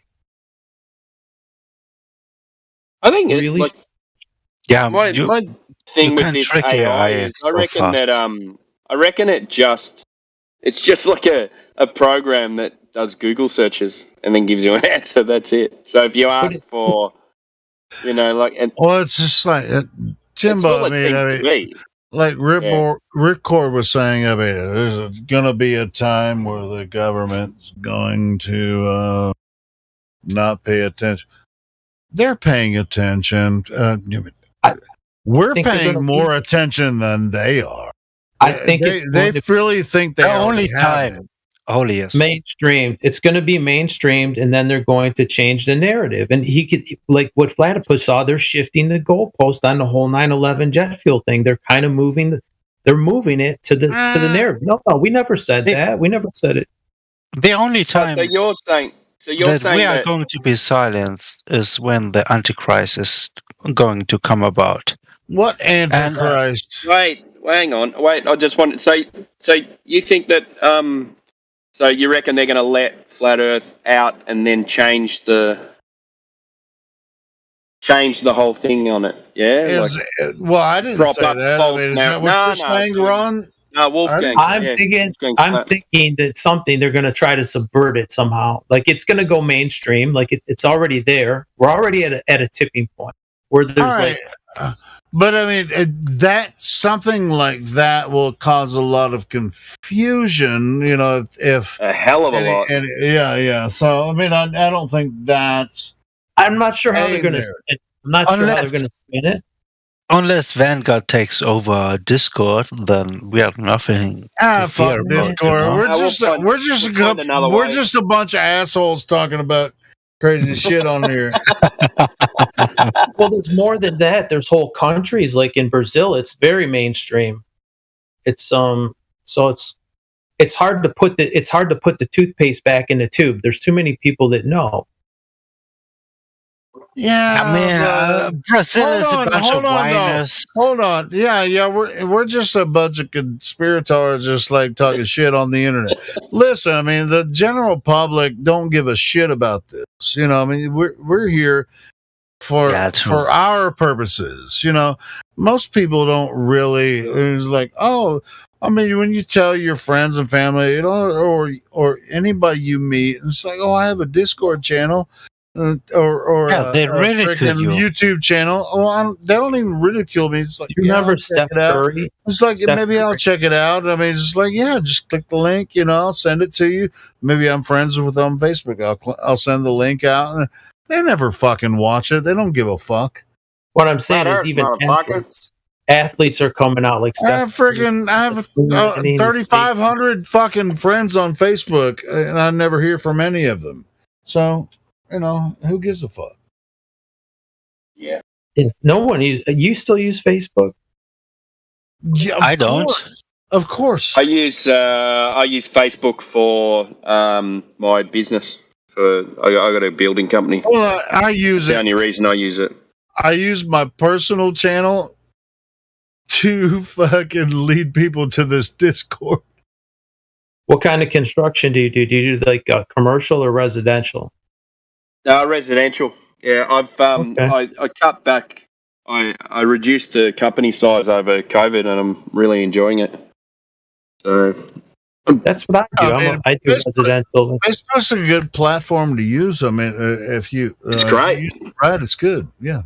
I get most of my work through Facebook. Like they don't even go to my website. So really, yeah, because now I've scaled back to renovations and extensions, and that's it. And I get most of mine. It's really good. I never had to advertise. I get like business from referrals. Yeah, my personal. It's like my personal Facebook is connected to my Facebook. I'm friends with a lot of people here on Facebook too, and so most of my personal family and friends. Like, I don't really want to have anything to do with what he has to do with. You know? So I talk to you motherfuckers, you know. So they're just like, but they still see it, you know. Yeah. And now I've got a business Facebook account and not a personal one. Okay. Yeah, I've created a few groups, but I don't utilize them much. I hate social media. But I every single social media platform I use, I lead them to this Discord. Flat Earth? I used to bring a ton of Discord because it's the best place on Earth. People didn't like coming here back in the day. They're like, I don't do Discord. I'm like, just come on over and have a chat with us. Like I was modding in a lot of different YouTube live streams, and I would drop the link all the time. And that's how we got a lot of people. We once had a lot of women would come here. Remember that, Helio? They'd drop on by, and then they just stopped coming after a while. Sure, but they were because more serious than the it's kind of a stag show a lot of times, but I mean, there's still a lot of ladies like drop by. Dude, I mean, the ladies will stick around. They stick around. They know what. There's not a lot of ladies anymore. There was more ladies when I first joined, but now there's not so many. I'm really like the only one. We And like Jenna you used here. to be here. I know it's a hardcore platform for the ladies here, but yeah, I mean, Not really. it is. We enjoy your company. Well, I mean, yeah, because I enjoy yours too. Thank you. I think most of us are quite respectful towards women most of the time. So I don't see why they'd have a hard time. It's just like Even if you slip up, it's not something to get all bunched up about, you know. Yeah. I mean, it's just like Guys are gonna be guys, and I know that. Yeah, that's I've right. never seen. Well, I want to say I've never seen a man disrespect a woman here, but for the most part, man, if you're a woman in this platform, You guys are quick to take up for me, so I appreciate you. I appreciate you too, sticking around because it's pretty fucking hardcore. As long as you don't mind toxic masculinity, then that's fine. Oh, good grief! What does that even mean? Just guys are being guys. I'm used to that. Hey. I wish more ladies would stick around, like you have. So yeah, that would be freaking awesome. They got to have thick skin. Like Jen is an OG. Jen has stuck around. She's got thick skin. Jen can do it. I mean, she's probably like sleeping right now, but yeah, Jen can stick around. She can handle that shit. There's a lot of ladies that have been here for a long time. They know how we are. That's not a big. Yo, how many flat earthers in here? If there's All of us. masculinity, what's the toxic femininity? Let me go down the list right here. All of everyone. I think 22. Yeah, go down the list. What's a flat earther? Single one. A truther, whatever. Yeah. Yeah, truther. Yeah, I'm thinking every single. All right. Has roles. The only person. Look at the list and see the roles. Yeah. The only person I don't know in here is Sinta. They're deafened. I'm pressing all right now. I do a good accent. All right. I do a good Australian accent. Go for it. I want to hear this one. What's that? We have some Aussies in here, so Davey, try your Aussie. Wait, So who's a truther? Who's a truther in here? All of us. All of us? Yeah. Okay. That's good. That's good to know. What you bloody mean, mate? That's good. Ask and answered. Everybody here is a truther and a flat earther. Ask and answered. What else do you have? And you said you were trying to do an Aussie accent. Where are you from, Davey? No. I was Timbo Slice. Couldn't it be from New York? Australia. I'm from Australia.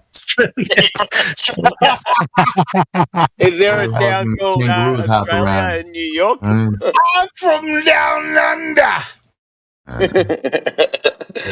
The Australian, I'll have to tell you, there's not many people that aren't Australian that can do an Australian accent. It's pretty hard. It's really hard. It's a difficult accent. Yeah. All right, Davey, you got the Australian accent. Can you do it? I do, mate. This is not Australian, dude. This is English. England. Dude. What? Shrimp in the bob, He's from London. Some shrimp on the ball. Yeah, we don't call them shrimps either. We call them prawns. Yeah. Prawns. Wait. Isn't there a difference between shrimps and prawns? Yeah, shrimps are smaller. We don't get them. Yeah, they're quite. Yeah, you don't catch them there. Yeah. No, how big is a prawn? You get jumbo shrimp in the Gulf that are big fatties. Yeah, but prawns are bigger than jumbo shrimp too. Yeah. Like hands, like the size of your hand. Yeah, nice. Yeah, oh, they're delicious. We get king prawns and tiger prawns. So nice. Nice. Yeah, I like jumbo shrimp, but they're expensive. Yeah. Yeah, prawns are pretty. They're not too expensive here. Yeah, because that's where you catch them. Yeah, they just come up from the Southern Ocean and we just scoop them up. If you want tiger prawns in Detroit, you have to buy them from Australia. Probably. Yeah, yeah you the shipping's going to kill you. The shipping's going to be really expensive. All the best stuff goes to Japan, and then everyone else gets the leftovers. It's going to be 2-day shipping, or else they're going to be shit. When a month? A month? Takes a month. Yeah. They freeze. On a boat. They go frozen. You have to freeze them. Yeah. Well, how else would you do it? I guess you could. We have a big abalone. You know what abalone is? We have a huge abalone industry, and they go to Japan. The Japanese pay so much money for them, they chuck the abalone on a plane and fly them over there. Fresh? Oh, boy. Fresh. You throw them on dry ice. Put them on dry ice and get them there.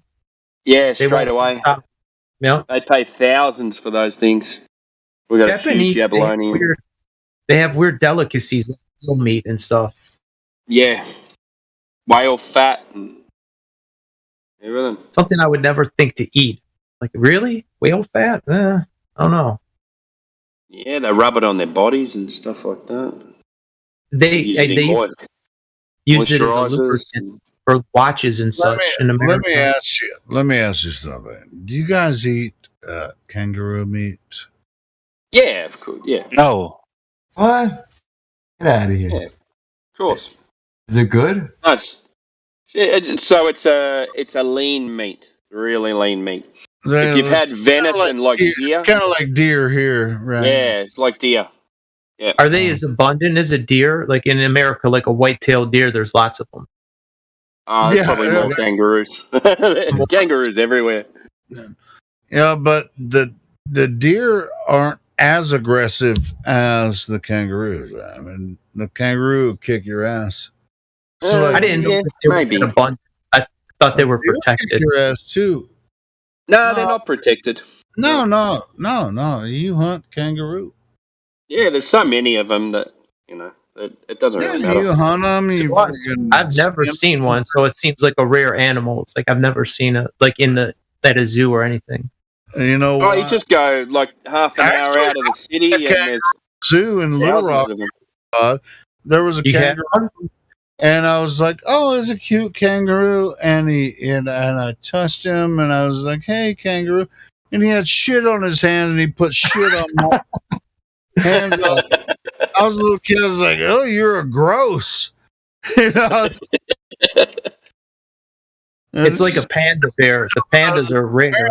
Kangaroos are fucking deer in Australia. Fuck you.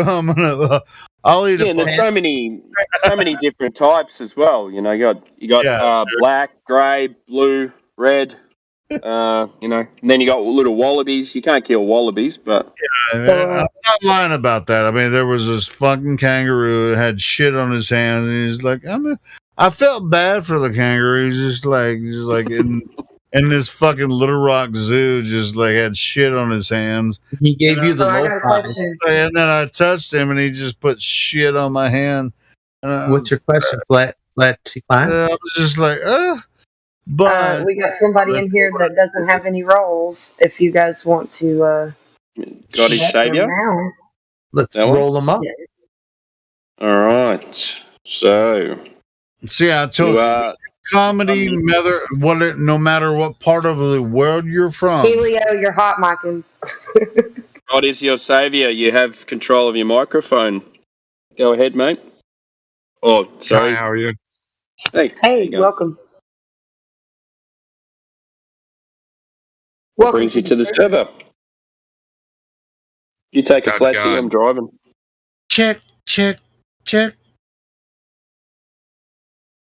you say not God? Yeah, you asked what brings me to the server. I said God. Oh, okay. Well, welcome to you and God. That's a really good reason. So what's your position on the server topic? I mean, hills aren't flat, you know. I know that voice. Okay, hills aren't flat. That's fine. Topography's a thing, but Is that relatively. PD? Yeah, I think it is. Oh, good grief! I don't want to talk to Why that. do you say the same? Wait a minute. He said God, and then hills. No. Why do you say the same thing every time you come in and give yourself away? How many accounts have you got? Enough. Good answer.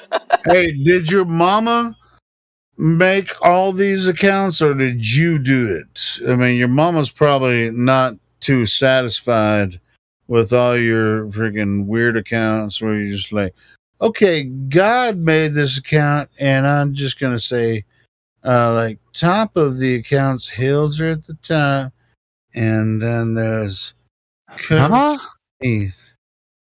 So let's That's correct. God made all things. I want to try and talk to you. So, like, what? I think last time you came in on a different account, you said that people live in caves, and that is where everyone lives is hollow. Now you came in, God made everything, but there's hills. So what's your actual, like, is the Earth flat? Is the Earth a ball? Or you don't care? Or why do you why do you have this obsession to come back to this server and so many different accounts, and then, say silly things, and then you get banned? Why don't you just enjoy yourself in here, speak normally, and just be honest? Yeah, I mean, I've just been telling you the truth so far. Okay, so what's your position? Do we live on a flat? Is the Earth flat, or is it the Earth a ball? Well, Earth is the dry land. You can put the land into a bucket. Okay. Well, is it flat? Hey, you know what, generally guys? flat? I've been telling you the truth so far as I know. My voice is, can I get closer to my microphone? It sounds really loud right now. I've been telling you the truth the whole time. Sounds good, doesn't it? It sounds really loud, and it's just like, I sound really sexy. I've been telling you the truth about the globe and the flat the entire time. It sounds really sexy. Oh, just give me a couple of minutes, man. All right, I'm just fucking with you. No, I This know. asshole It's just funny. Yeah. So I know the Earth is the thing between your toes, but as you experience it, yeah, exactly. Then, is it flat and stationary? Is it flat? We know it has hills and topography, yes. Generally, is it level? Well, it definitely moves, It definitely moves. Where does it move? Earthquakes. Oh, man. Clouds. No wonder people. Timbo, you're gonna go with those semantics again with this? Nah, man. Ah, fuck. Get out of here, mate. You're just avoiding the whole server topic. So You just can't even have a conversation. Nobody knows how to this talk bloke. to you. Yeah, we were talking about Earth moving, right? And I said my proof for Earth moving is earthquakes. Okay, well, what does that have to do with anything? Well, it has to do with Earth moving. Yeah, but it's not moving in the way that the heliocentric model will tell you that it is. Man, an ant moves the Earth. What does ants move Earth every day? Yeah, ants move Earth every day. You're not telling the truth. Okay, so that's fine. Yeah, ants move Earth every day. Ants move Earth every day. Earth. What does that mean? What the fuck is that? It means they pick up the land and they move it. Yeah, ants pick up the land and then they move it. He's avoiding the server topic. Ants seek food. What are you talking about? Yeah. Worms move the Earth every day. Oh, worms! And have a perfect hierarchy, by the way. I just muted him. I don't think we need this shit, do we? Yeah, thank you so much. This guy's a fucking idiot. That's why. I mean, he's just like a giant idiot. It's just like, It's just like a giant boom took him down. Please don't let this motherfucker back in here ever again. Well, I just think he's being a contrarian. He doesn't want to address the topic of the server. He just wants to say a bunch of things that don't matter. Are you fucking serious? You want to talk to him? I think he was Did trying I to troll say us. that? I didn't say that. He said hills are flat, so that's a problem. I said hills are not flat. I said hills are not flat. Oh, is that what you said? Yeah, another example of Earth moving Earth would be a moving. Yeah, landslide. ants move Landslides Earth happen every day. What? Come on, man. You're not having a serious. Imagine talking to that guy. That's a local thing, but does the whole Earth move through outer space? All right. Yeah, Earth is moving for sure. Earth moves every day. Imagine talking to that guy in real life. Who wants to fucking talk? Like when you walk on a beach, Earth moves. Let this guy talk in this live stream voice text. I vote no, and it's my fucking live stream. I vote no. Well, let's rotate. But you gotta ask better questions, though. To be honest, does Earth rotate? Is Earth a spherical body that angularly rotates? Is the question. Let's. You see how when you say things correctly, there's no static, there's no problem. True. But I got muted. But I was gonna say Earth is just the dry land, the stuff that trees grow from.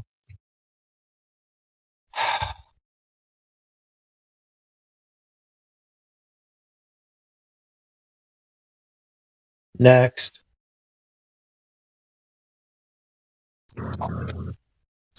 He's basically just the troll that comes back more often than any other troll. As far as everything that he was saying doesn't have, it's not relevant to anything we were talking about prior. Was he the one that was trolling the lobby today? It was just like if you were go ahead. I feel like are you the one that was trolling the lobby today in the debate chat? I just told you the truth. Ask this asshole any fucking questions. He's obviously. I'm not going to repeat what he was trolling with. He kept, spamming one sentence over and over, and I was like, "Dude, please stop." Huh? Get rid of I'm not going to repeat what it said. No, this was by being made of. Yeah. Stop wasting time with this. Thank you for muting him. Thank you.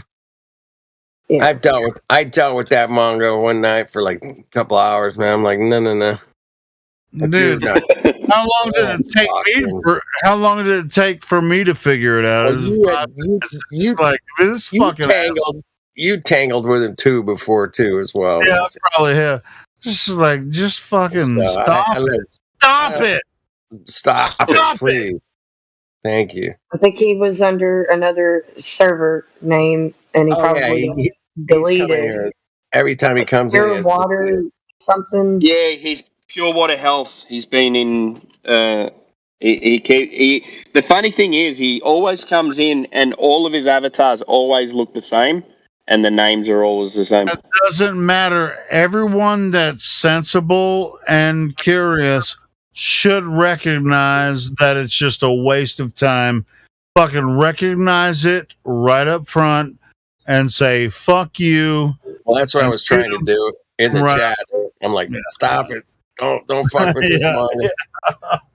Stop, please. Yeah, it's just like it's a train wreck, basically. It's a wreck, man. It's just like that shit. Like Zanuck tried to pull on me. I'm like, I told him to fuck off. I go, none of us have ever been to outer space. And he's like, define space. I was like, fuck off. You're fucking 8 years into this shit, and you tell me, define space. Fuck off. I mean, even, a lot of the conversations, you listen to a lot of them, flat earth dude conversations today. It's just like, people are just like, there were some good ones. Entertaining. There were some good ones, but there was a periods of times it was like, oh, you're entertaining dipshits, just like it's just like I'm glad I missed that. the cosmic vibes are keeping me away from that. Apparently, no, either way, it's just like that's beneficial for the channel. No, I mean people, are here for that. I did really enjoy the Indian guy this morning who spiraled out, man. That was Sure. Well, yeah, he's one of them. I mean, he's similar to that dipshit that just did that shit. But anyway, but there were some other people that came in earlier today when I was listening. Just let it roll, let yourself go, slow and low. That is the tempo, right? I mean, just roll with it. Know where you are. I mean, if you're a silver, gold plus or whatever, let it roll for a little bit. But then at the same time, when it gets out of control, jump your ass in there and say, "Yeah, we're done with this shit." Boom. Yeah, well, that last Mongo, man, him and his. Yeah, well, that was. I mean, we're late night, so whatever. Yeah, it's true. We do fuck around a little bit at night. But yeah, I mean, I'm talking about during the day when people are, and then somebody's just saying some freaking nonsense, and you can tell they're just trolling around a little bit, trying to fuck with us. They already know who we are. You know what I mean? It's let them play a little bit, but we know who they are. All right. Is that who that was, Helio? What? That guy that always talks about drinking piss. That same guy that was just in. Pee drinker? Yeah. Yes. Yeah. I mean, if that was Pee drinker, yeah, of course it. Yeah. He's been doing this shit for years. He's been, years of this shit. Yeah, he's automatically banned if he comes in with another account. If you think it's him, I think he's immediately banned him, a fucking asshole. Perma banned. I saw the video where he was drinking his pee, man. I saw a video. I saw it. Let him drink it. That's about his intelligence. Drink his own piss. Fucking New Perspective sent me a clip. I was like, oh, fuck. Oh, shit. That's wicked. I didn't want to see it. I wasn't looking for it, man. Fucking New Perspective just fucking sent it to me. You know what they say? You are what you eat. So you are what you drink as well. So I'm like, oh, fuck. That's nasty. I mean, that was some freaking crazy shit. Fun days, man. All right, do we? So, what was your favorite conversation today, Helio, with the newbies or whatever, Miggy or whatever? What? Mine was definitely the Indian. I ain't gonna lie. Guy. Check this out. I listen to audiobooks on YouTube most of the day. I think Helio's favorite conversation was with Pea Drinker. I think it might have been. Yeah, big. I listen to audiobooks while I do. I produce the live stream. When I hit start, I start listening to some old audiobooks like freaking. Shit okay, and you're not hit, man. Timbo, so I'm not listening. So you might be better to. I'm going to ask Timbo about the other. Yeah, I haven't been listening today. Okay, you haven't listened today either. No, I listen to audio. I was listening to audio books as well. I've got Johnny Cash reading the Bible at the moment. So what? Holy shit! Send me the link.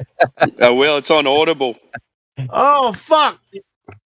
Send me the link, man. I love Johnny Cash's voice. Is that actually Johnny Cash or is it an AI reading? I'm not sure. It just says Johnny Cash reading the complete New Testament. I bet you. You should hear him when he. I bet you any fucking money, it's really him. Wait, he's reading the Bible? It's a distant cousin of Helio's. I'd like to hear him when he reads about the lake of fire. This is Johnny Cash. I'll put it in there. Oh man, he's really. How many people are named Cash? I mean, he's got to be some distant relative. Man, Johnny Cash. Yeah. There we go. Wait, I'm just posting it now. There we go. All right. Johnny Cash reading the New Testament. Yeah. You were listening to it. It's fantastic. Yeah, man. Wow. Yeah, by the way, when he's on the show here again? Anyway. Thanks, guys. What the fuck? What was the question? Anyway. Oh, we were trying to we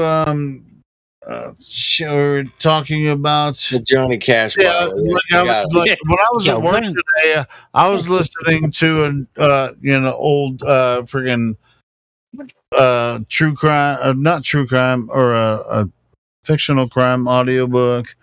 And while I was at work today, but I always pay attention, to what you guys are getting. I check in every once in a while. You guys already know I do. But it's all good, bro. I just asked you, man, one question. I was like, what was your favorite conversation today in here? And you're like, I wasn't listening. And Timbo wasn't listening, but Timbo was listening to Johnny Cash. No, he was listening. And you're listening to some. My favorite conversation today when I was. Who done it? Hey, Helio, why would they lie? That came up today. Why would they lie? I mean, I do check it every once in a while I'm listening to audiobooks, and I do, like, when I have a break, I'll listen to the live stream because you guys are in here talking all the time. I got an answer for why they would lie. Okay, I got the answer. Ooh, here's the motive, man. You get your own private jet. You get 14 houses placed all across the plane.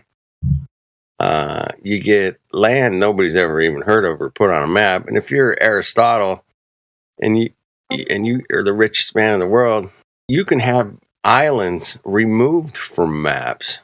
Like the new Schwabenland. That's why they would lie. Because they got it going on, man. They fly everywhere. They don't have to go through fucking customs or fuck all nothing, man. They get, escort drivers, helicopters. They fly into fucking some little airport, 30-minute drive from some Swiss Alp fucking. And they instead of driving 30 minutes, they fucking take a helicopter to the hotel. And I'm like, really? You mongos. Fuck. Yeah, why would they lie? I mean, that sounds like a pretty cush life, Fly anywhere, stay anywhere you want. It certainly does, but check this out. That's why they would lie. And to be honest, I mean, if I had the means, I would actually check off the grid, and none of you motherfuckers would ever hear from me again. But well, you're a bit of an introvert. I get it. Bro, dude, this is not your only mindset, dude. I have made the same approach like you. It's like, yeah, and I think all of you motherfuckers said the same thing.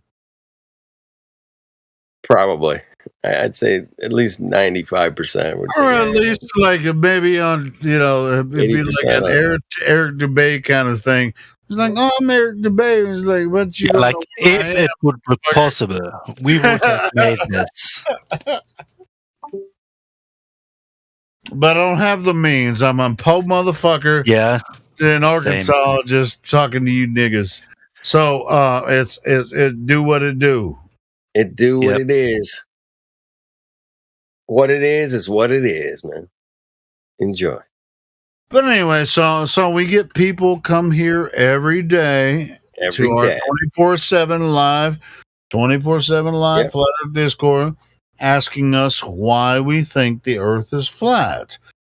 Yeah. Now, it's not about thinking; it's about knowing, right? Yeah. So why do we know the Earth is flat? So that's what we talk about. And when they ask these questions, we have pick me. But go ahead. Pick me. There's no measured convexity of the surface of the Earth. Anyway, go ahead. There's no measured convexity of the Earth. I heard you. No, flat. I want to hear what flat says. She just said. I done said it. There is no measured convexity of the surface of the Earth. That's what's up. I mean, that's why. I mean, so what? What? Has anybody got what any? globe? What globe? I mean, that's what I was saying. It was just like people like, tell me about the globe. And it was just What like are you talking globe. about? Where's this fucking globe thing you're talking I could be a freaking multi-billionaire, and I'll still be like, what globe? Where's this freaking globe? Well, You think that I could convince the world that the Earth is flat if I had $18 billion? Probably could, because people are gullible. did you just say you could, with $18 billion, you could convince the world that the Earth Probably is flat? could. I probably could. I think You I can could. convince. Well, you don't have to convince people that the Earth is flat. You just got to show it to them. But No, that's what I'm saying. But I probably could if I had $18 billion. If you know what? If you had an 18 Elon billion, Musk, But I don't have to, because they already think it's a globe. well, that's No, I mean, well, that's what I'm saying. I mean, it's like convince them one way or the other. I don't have to convince them one way or the other. I already. Hey, Healy, have you been drinking? Probably. I mean, don't tell anybody. Don't tell anybody. No, I can convince someone. Hey, one way or the other. You know, if I had enough money, I can convince someone one way or the other about shape or ideals or. I asked somebody once. I go, dude, if I had $1 trillion, do you think I can convince anybody like there was purple dinosaurs or something crazy? Right? This is nice. There are normal guys. Dinosaurs on TV, man. I'm freaking right. I mean, I could probably convince, most of the population to say, at least look at it. If I had like $1 trillion, right? I could really fucking put out some ad campaigns. If you hire scientists and do all kinds of crazy pictures, and I could probably convince most of the world that there was purple dinosaurs, dude. Purple. There is. His name's Barney. Barney! Fucking shit, fucking Mongo, fucking, what is that? Like a fucking MK Ultra fucking cartoon shit. Oh, that stuff is so bad. It's so bad, dude. It's unbelievable. I don't know what's worse, the Teletubbies or that, man. The Teletubbies was a total mind fuck off, man. Maybe Teletubbies is worse. Teletubbies probably worse, right? Yeah. I mean, it was. I was watching this. My friend, he's letting his kid watch this, and I'm like, dude, what the fuck? Sure, you should be doing that, mate. I go, dude. Actually, the Teletubbies is even better than some of the other shit, because they had the sun in the sky. And then some of the other shit's weird, man. You should see this cartoon show called Gravity Falls. Yeah, it's got some weird shit too, bro. Yeah, it's got pyramids and everything in it. It's really weird. Gravity Falls. I've seen an ad for it. Else was a weird one. You checked it out, Lotsy? Adventure Time is another weird one. Have you? Oh yeah, that guy's whoever wrote that's on acid for sure. Right? I think they're the same. Man. Same people, maybe not, but maybe same people as Gravity Falls. Weird. I reckon it might be. It's just like, as adults, we're better off watching children's shows than watching adult shows, because everything's freaking regular show. Regular show's another one. Fag universe altogether. But at least the children. I didn't say the F word, did I? At least the children's shows are funny as well. The adult shows aren't funny. Yeah. They just put laughter in the background. Well, it's just blood and guts and fucking war and shit. The adult shows are fucking blood and war, and either it's one side of it's just like blood and war and freaking conquering, or it's just like romantic fucking stupid weird shit that nobody experiences ever. Tonight, I mean, better would it be, because they would have hardened up, it's like the kids wouldn't cry about everything they're going to see in the eyes. It's like, be a man. What did you just say? Yeah, that accent. Actually, I actually heard that, and I just want to hear it again. That sounds pretty cool. Say it again, Rip. Yeah. So what you're witnessing is just be a man and don't cry about what you are seeing. Okay. I got it that time. Yeah, we got it. And no, I got that. Hey, man, by talking about the Teletubbies, it's like I saw the curve from the mountain, and well, I think I saw the curve from the mountain, and I was up on the mountain. And, maybe that was just a mountain. With my eyes, I can see the Earth, and spiritually, I see the Earth with my heart, and so I see the Earth as both. Yeah, let me guess. Was it the mouth of Pac-Man swallowing the ships in the distance? Pac-Man swallowing the Earth and ships in the distance? Is that like a meme, a GIF, or something? No, the mouth is the horizon, which is being depicted in the I get it. Pac-Man's mouth, then swallowing the ships in the distance. So the ships get eaten by the Pac-Man. Yeah. And, yeah, I get it. I'm tracking. That's an interesting correlation thought experiment. I see that as a funny, like, true, but yet it could work. I like it, man. The Pac-Man. Oh, you're talking about the Pac-Man where the bow goes over the curve?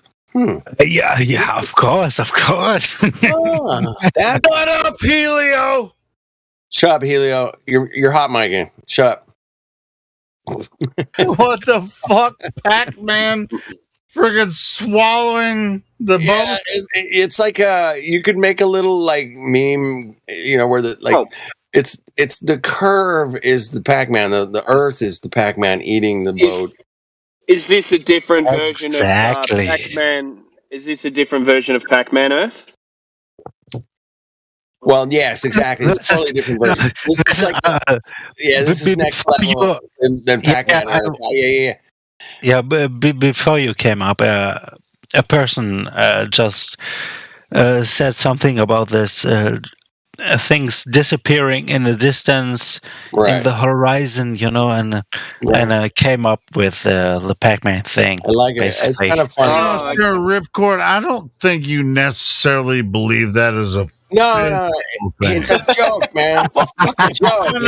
We're making jokes. Fuck, man. See, it's even a bigger joke because I freaking lost my mind. Here's the funny thing about it. It's kind of funny in a way that might get through to a normie. Hey, there you go. You know what I mean? Yeah. Hey, and it still have something of sense, It's like it kind of makes like oh shoot, okay, well, the Earth is eating the boat. Like, that's funny, man. It's kind of funny. It makes no sense, so therefore it'll make sense. Well, it makes no sense to the. It makes sense to the globies, but it makes no sense to us. You might make it to the corner where you get the Powerball, right? You just like eat the Powerball, and then you can just like eat the ghost. Then you can. Yeah. Oh, by the way, while we are talking about it, the satellites that are going to boat and are stationary.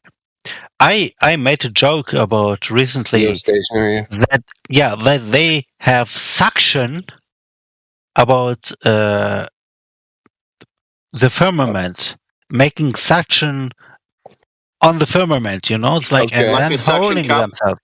Yeah. There you go. I mean, is it?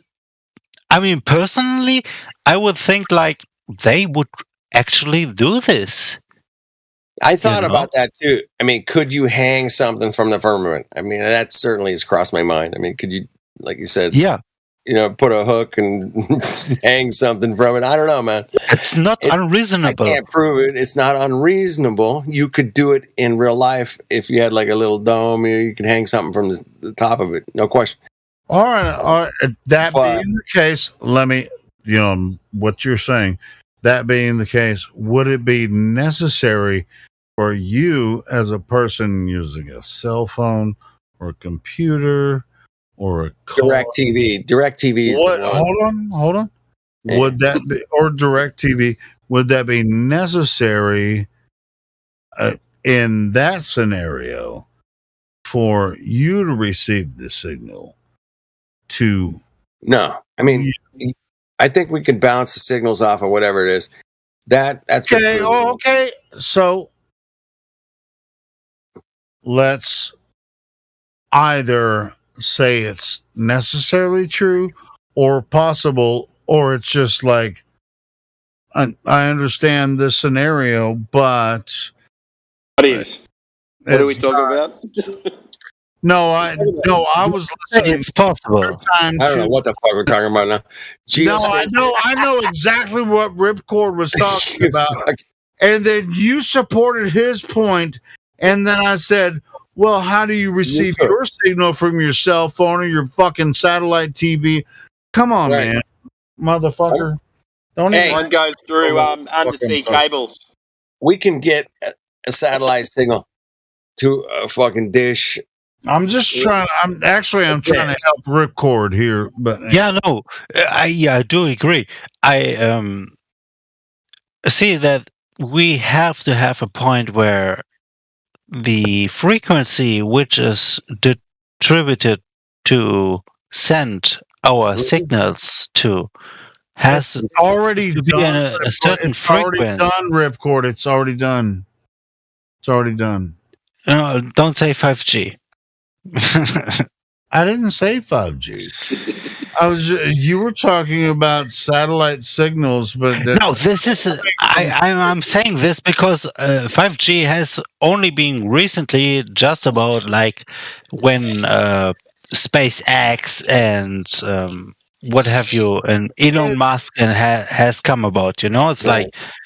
Yeah, they don't just write about the horizon and what have you. It's like, no, it doesn't happen. So nobody here said 5G. You're the first person that said it. Well, he said, "Don't say it." Is what he said. Okay. And now we've said it. Now we've said it 5 times. Unnecessary. 7 times. Yeah, fuck. How does this happen, Timbo? Help me. I'm upside down. I think I'm up now. I'm upside down. Yeah, you guys are upside down, and I'm the right way up. I think so. I think we're Australia. All right. The North Pole. What do you guys think of that?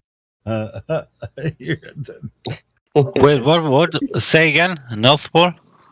Australia is North Pole now. I'm changing everything. Okay. Yep. North is south, and south is north. East is west, and west is east. Strange. Well, I live at Disney World. I mean, theoretically, by reading Enoch and the Bible and such an apocrypha, theoretically, the North Pole would be in terms of Russia and above. Do you guys believe compasses? 100%. Everybody here? No. Anybody believe compasses? Wait, hold on. A compass is an instrument. You don't have to believe it. No, but there's anomalies. Do you believe it definitely points north to like one direction? All right. Well, I have a ruler in my hand right now, but I can pull one out. Hey, I took a compass. I have to believe it. It points to a cardinal direction, right? That's it. Yeah. Not always. True north or magnetic north? Not always. That's right, because I took a compass and I flipped the polarity on it. So when I use it, I have to. It points to my southern needle on the compass points to the north. There's only one. There's only one direction. whether Everything it's is north or relative to south, north. but it definitely. We have places. Yeah. Where there's places all over the world where it's anomalous. So you've got I think you've been there, haven't you? Flying High, Magnetic Island, right off the Australian coast, which fucks up your compass. You've got. Did you say places or the splices? Bermuda Triangle, which fucks up your compass. You've got places in Australia where the compass is supposedly almost 90 degrees off where it should be. So I don't know whether that's just That's a cover up. magnetic declination. Those things are put for like maps. Yeah, and navigating the with last maps. one was, but if you Unless there's like any that kind of so Magnetic Island, if you go near Magnetic Island, it starts fucking up your compass. I mean, when I go Mayhem, for instance, appointed us and reminded us that the what is it called, the places where everything goes crazy, basically anomalies. Yeah, the magnetic anomalies. Bermuda. Yeah, Bermuda. Bermuda Triangle, yeah. Yeah. When you're standing on the coast in Townsville and you're looking at Magnetic Island, your compass gives you north out to the right-hand side of the island, which would actually be east, or east, southeast. Southeast, and then but true north is actually in the center point of the mountain on the island. How do you?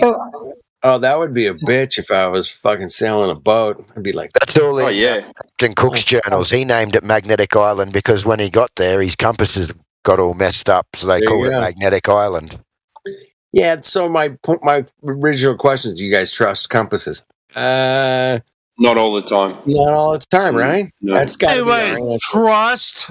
Wait, trust compasses? Yeah, like what the fuck do you mean by that?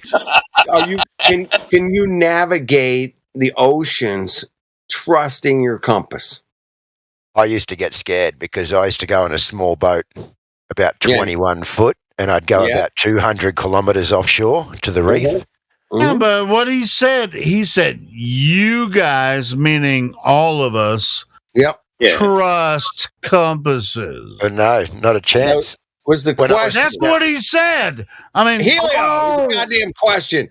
Do you? No, like I said, when I was sitting in the middle of the ocean, 200 k's out with a GPS and a compass, I used to sit there and think, man, I cannot see a thing. I don't know which direction I'm meant to go. If this GPS plays up or my compass doesn't work properly, who knows where I'm going to end up. Well, you know what's really bad about it is that some Mongos, like Flat Earth Professor Dude would say, are trying to tell you that you live on a ball, and they do this magnetic declination on your map so that you can't follow true north and you have to divert from it. So we got some messed up stuff going on with navigating because they're hiding areas. Well, everybody in here understands they're hiding the absolute truth of where we live. And we kind of discovered whatever they were trying to sell us is a total cuck shit show. And hey, man, guess what? You got a replacement? No, man. But I know that I can navigate pretty much with a sextant and a compass. I could probably sail the oceans. And if you had all the information, with all the information I got, maps, I could probably figure it out, man. No doubt.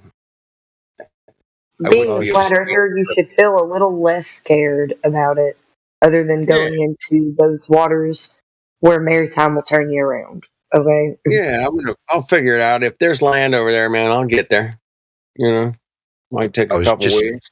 I was actually just debating celestial navigation with a guy on Facebook, and he was explaining to me first about how celestial navigation is done using the celestial sphere, and that's where they get their flat baseline from.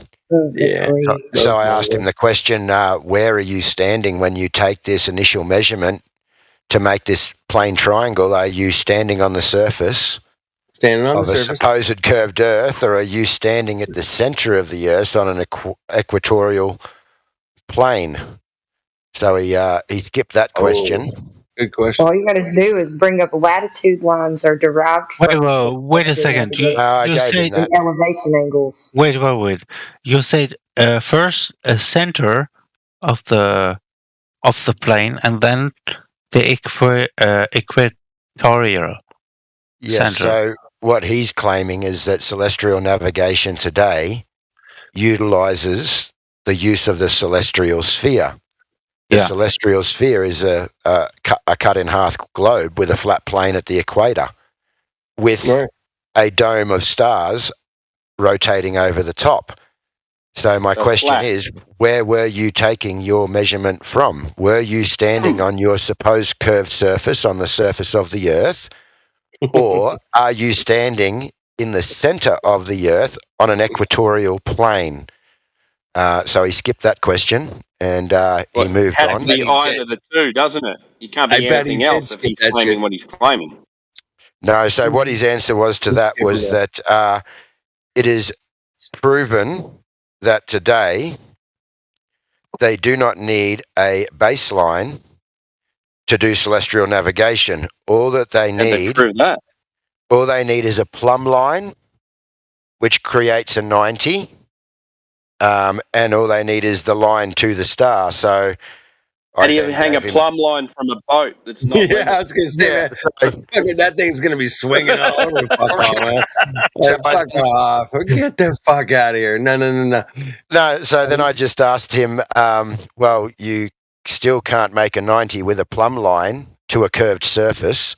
On a fucking boat. That's bullshit, right? Oh, he's saying you imagine a plumb line hanging from the star to the GP, and then that's what makes you 90, but you don't need the baseline.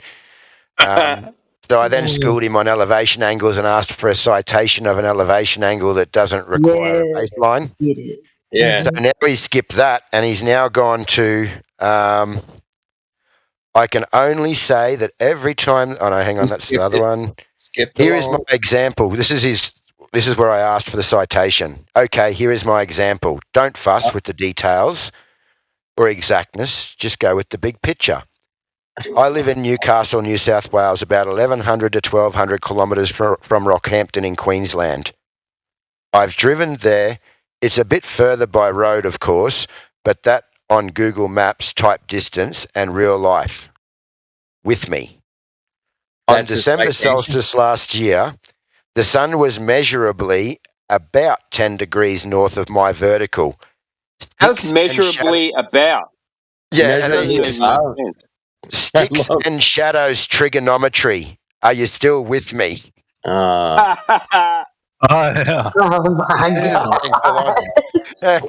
What a mongo cock. It says, bro. on a globe, distant stars mode, the observation predicts that I, somewhere on a circle 10 degrees of latitude from where the sun is directly overhead at the same moment.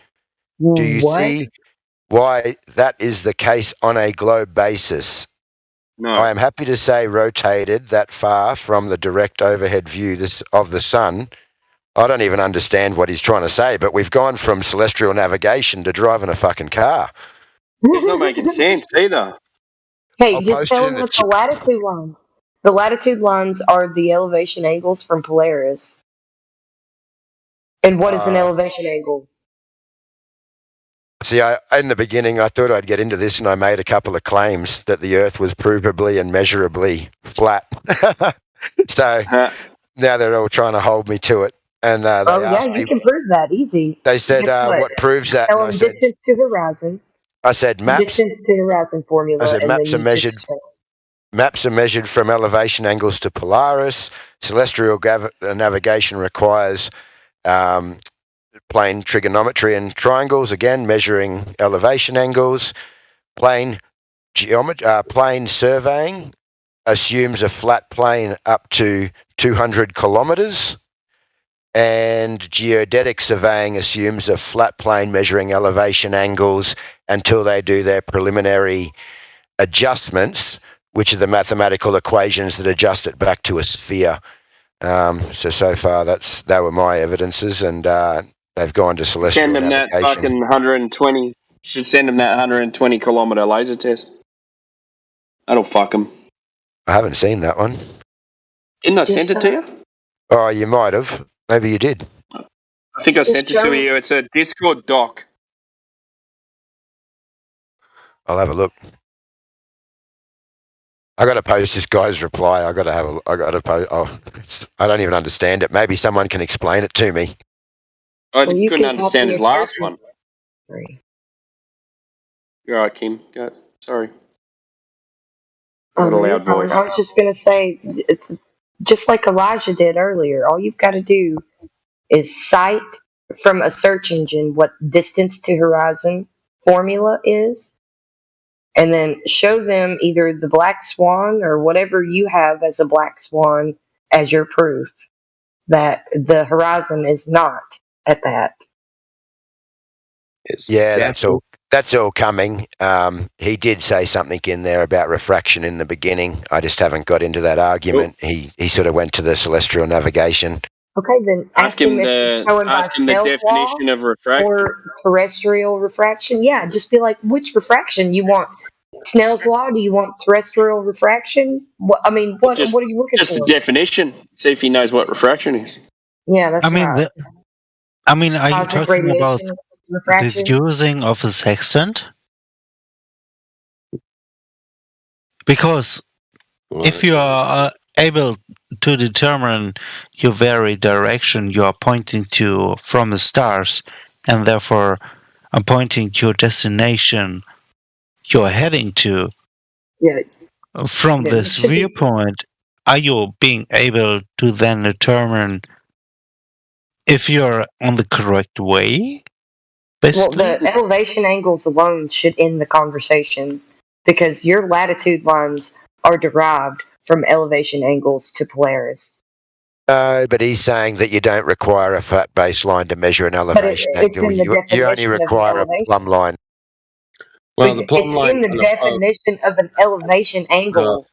Yeah, I just gave him that. So what I've done is I gave him the definition of an elevation angle, showed that it is celestial navigation uses elevation angles, and I've asked him for a citation where an elevation angle is not a plane triangle, either has a curved baseline or no line at all. So what I've just posted in the chat is his response to me requesting that citation. Well, that's why he waffled on about traveling in a car, because he didn't have an argument for you. So you can just bring up that it was a false equivocation, a non sequitur, whatever you want to say. Could you read it out? This is the wrong post. Hang on. This is his first post. I've got to delete this one. I've put the wrong one here. That's okay. But this is his claim. It says, with respect to celestial navigation, as done now, requires that the Earth be a globe, and that the stars from the celestial sphere around it, with the basic zenith distance celestial navigation, only requires you to establish a vertical line and measure the angle between that zenith and the celestial object, known to be the zenith of another known latitude long. I have verified this method in person. Yeah, and you know what he's going to find out if he actually does it? Either he's going to find the truth or he's going to lie about it. Yeah. Nobody uses that anymore. They just, like ships and airplanes travel from one port to another. Local maps. Yeah, they just travel from one port to another port. They don't travel by using sextants anymore. No, they follow beacons. Yeah, beacons. They travel from one port to another. Maybe if they get lost at sea, they might have to use a sextant. But other than that, they don't really mess with the sextant anymore. But the sextants are fairly accurate, and they can help you reach land again. If you do get lost at sea. So the post that I just posted is his response when I required the citation for the elevation angle without a baseline. Is it long? Can you read it out? I'm Change the driving. subject. So this is the one where he says that he lives near Newcastle. He drove on the solstice. The sun was measurably 10 degrees. 700 kilometers. Example. I just don't understand what he's actually trying to say here. Well, he doesn't understand it because he's just throwing a bunch of cuck shit fucking nonsense out there, and they love doing that, man. Just tell him he doesn't understand his own answer. Don't fuss the details. Don't fuss the details. That's when you know he's going to blurt out some bullshit. Don't fuss the details, bro. No, but the details matter. Don't fuss the details, man. Guess what, man? 24/7 Flat Earth Discord. They ain't no fucking. We fuss every fucking detail. Always read the fine print, Mongos. It's the greatest place on Earth to talk about Earth because we fuss the details. Ultimately, if you personally, whether you're a pilot or a passenger, would you get on an airplane or a ship if you didn't know where you were going to land from one port to another? I mean, personally, from a studying and learning standpoint, it's a no-go. You wouldn't be able to be a captain to make this kind of statement. Not in modern times, no. I'm just going to tell this guy what he's posted is not a citation, and it makes absolutely no sense at all. It's not a citation, it's anecdotal. Hey, let's fuss it. Let's fuss over the details, man. Let's go down it. Can we do that just for fun? I mean, well, just let him know that it's anecdotal. Can we get to the big picture here? All right, he starts. If you're on a ship or an airplane, you start with your trajectory and your path. You're going to travel from one port to another port, and it's all planned out. And everyone involved, everyone's going to know where you're going to start from and where you're supposed to be at every certain point from that trajectory. Let's let Mr. Brown finish out his sentence, paragraph here, whatever you want to call it, man. Go ahead, Flying High. I want you to read it. I live near Newcastle. Are we going to analyze it, are we? Yeah, well, we're going to fuss over the details, man. That's what might as well. We ain't got nothing we got told not to fuss over the details, so let's do the opposite. It doesn't matter. The current version that's used is derived from the old version. That's all that matters. Let's fuss over the details. He said this is the current version, which is derived from the old version. It's just more pinpointed. It's we got it's like the Vikings' path across the north, right? I mean, what's up, Latter-day Saints? What's up, Saints? I want you to start. I want you to read from I live near Newcastle's north, south, west. Yeah, north, so that's a state in Australia, New South Wales. New South Wales, right? Yeah. This guy, I'm Adrian, so that's him replying to me. About 1,100 to 1,200 kilometers from Rockhampton, Queensland. Rockhampton. In Queensland. Can I say it right? Queensland. Queensland, or is it Queensland? No, it's Queensland. Queensland. English fucking. Hey, ignore the accents. Go ahead. Go ahead. I have driven there. It's a bit further by road, of course, but that Google Maps types distance and real life. So with me. So his maps and his Google Maps definitely are working. I thought we were supposed to let him explain it. Well, with the distance, I'm just breaking it down here, man. All right, cool. Flying High, he just got this shit sent to him too, man. It's not like we're fussing over the details. We are fucking fussing over the details, man. There aren't any. Well, we haven't got to any details yet. The guy lives about 1,200 kilometers from Rockingport, and yeah, we got that. Okay, we're fussing. We're fuss. On the December solstice last year, the sun was measurably about 10 degrees north of my location, vertical. Okay, let's fuss over those details. It's a 10 degree. Okay, do you guys understand a 10-degree horizon versus a 30? What's measurably about? Because you can't measure something and say it's about. That's true. He does say about. I love that you notice the finer fussing details of measurably about. About your saying, word. oh yeah, this piece of timber It's like your word. about 6 foot long. Measurably about.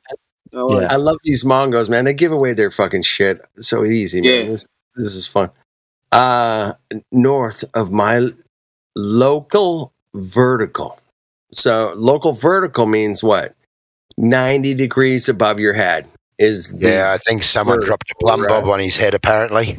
There you go. That's what I'm talking about. Sticks and Shadows Trig. It's a 10. Still with me? Question mark. Sticks and Shadow Trig. Are you with me? Hey, guess what, man? From 10 degrees north to vertical is it's like an 80-degree difference. What do you think? Am I close? I don't know what Sticks and Shadows Trig are, though. But Sticks and Shadow Trig. Boy, that is quite a statement there in question. You guys know I did. You guys know I did all the trigonometry with math. Where the sun is in the shadows with sticks and shadows, okay? So he's talking about Eratosthenes somehow in this whole method. He grabbed a stick when the sun was about 10 degrees vertical above his He did not do that. That's the kind of Mongo shit I love, man, right there. Oh, that's fantastic. Yeah, he grabbed the wrong stick, man, when he was looking at the shadow, man. Professor, about 10 hello degrees. There. Hey, Hey, Tony. Hey. Yeah, I'm doing good. What's up, man? What's up, life? I went to war. Well, wait. Yeah, we heard. Eli came in before.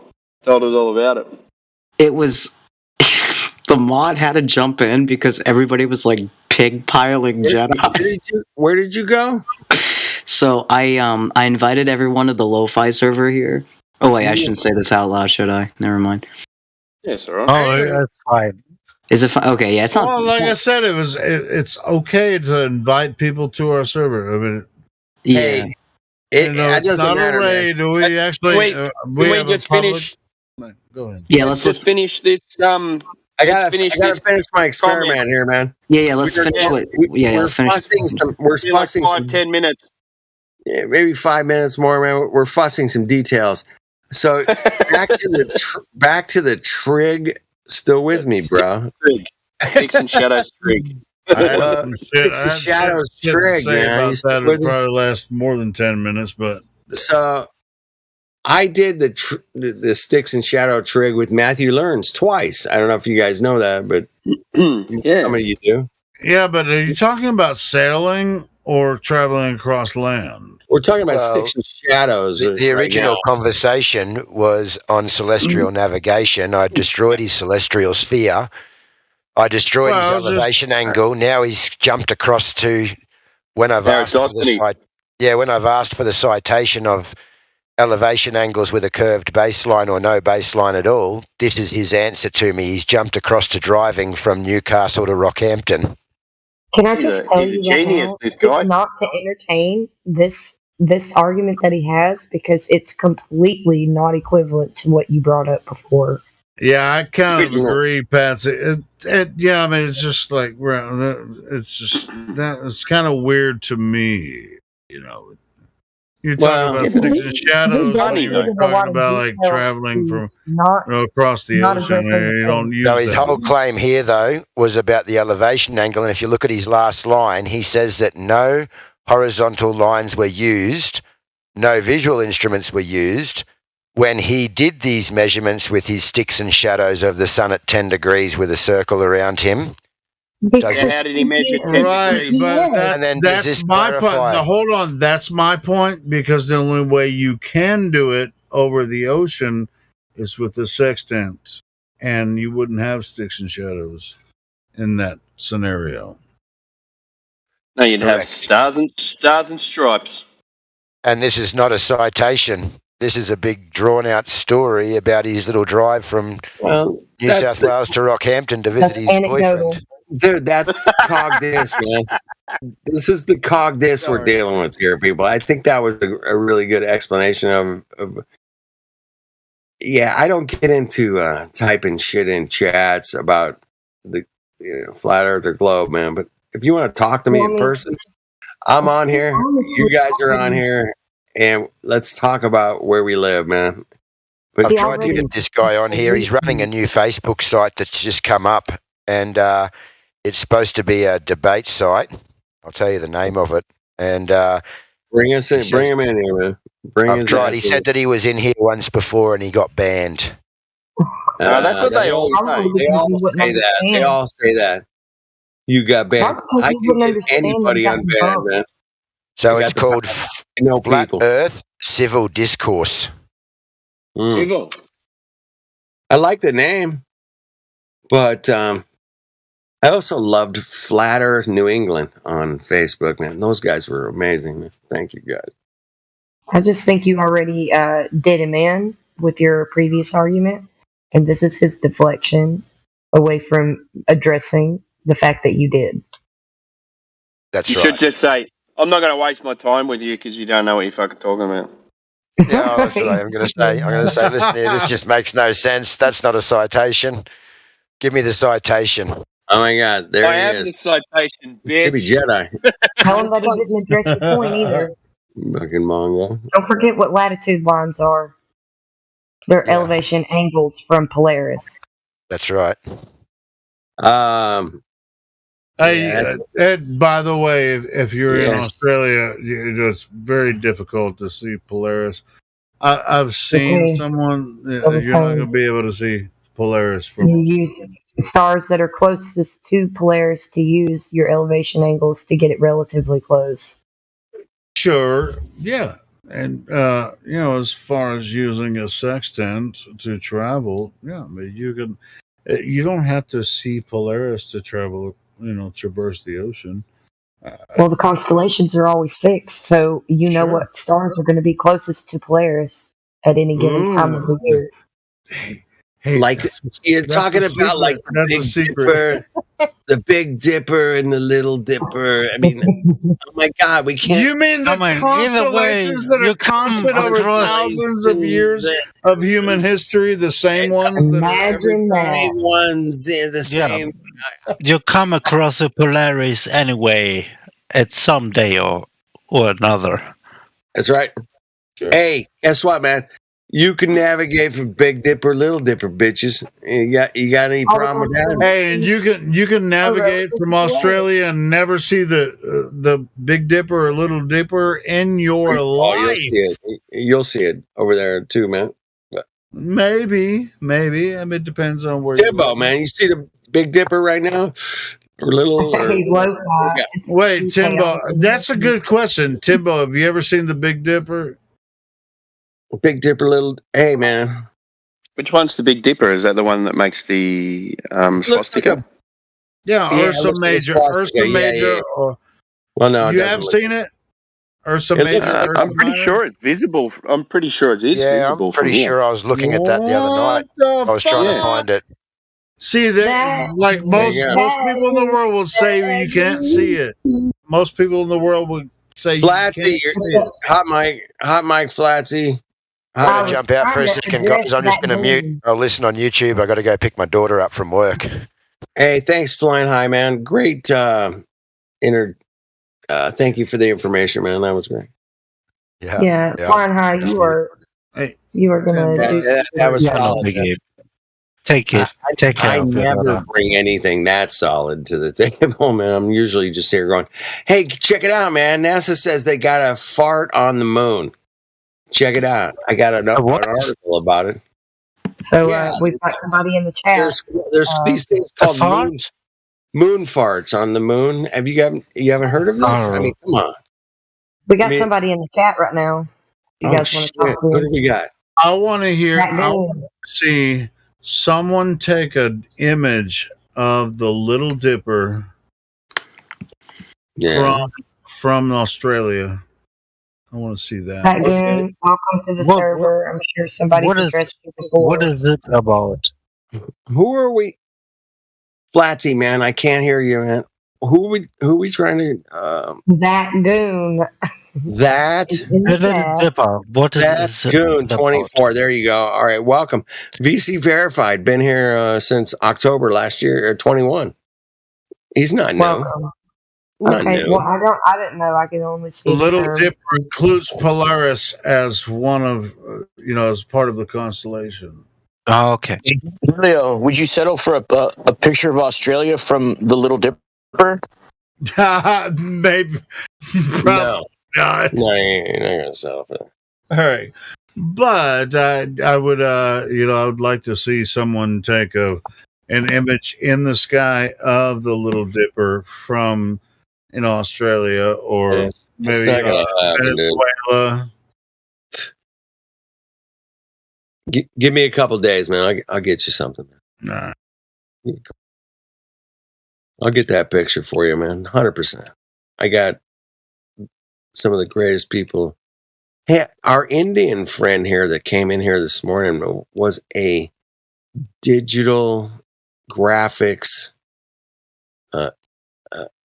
guy. Okay.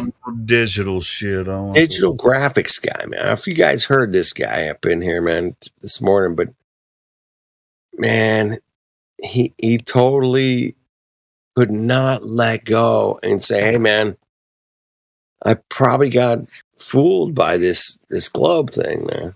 The Little Dipper is the swastika.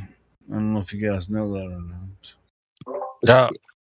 Yep. I like how I was told that I was hot micing when I was addressing somebody in the text or in the chat. I thought you were like hot micing. You're like, what's that? I was saying that goon. No, but I was it's swastika is what they called it in that culture, but it's the same thing across many cultures. But anyway.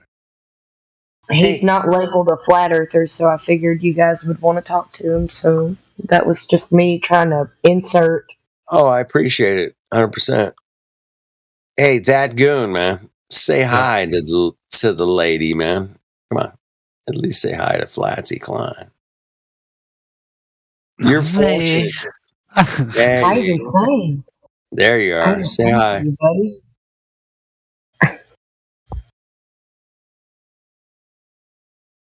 Hello? Hi. That's Ripcord. Ripcord, we try to address folks in the chat that's not flat earthers if we can.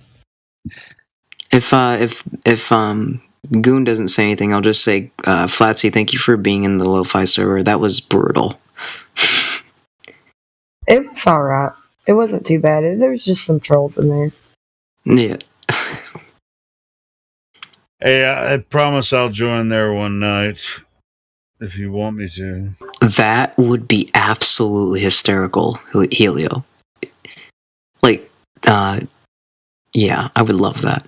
Well, no. Maybe I should.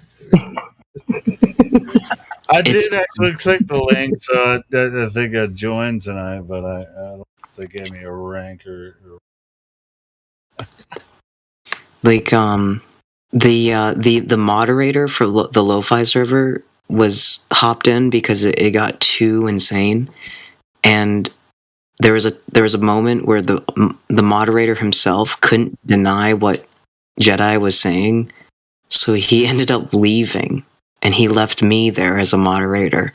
So I had to leave my camera on and just kind of moderate it, and it was just I'll join on a slower. He did join and helped out. A little slower, and just come in there and just blow it up. What's up, Rip? He did join and helped out. Yeah, the moderator of the server jumped in because like it was getting too insane, and so like everybody was talking over themselves and arguing and swearing, and so it was cordial after that. And then I could tell that he wanted to disagree with Jedi, but he couldn't, and so he didn't want. So he ended up leaving. He's like, the moderator was like, "All right, I can't. I'm out," and so it's just. So was he himself muting or something, or what was the situation?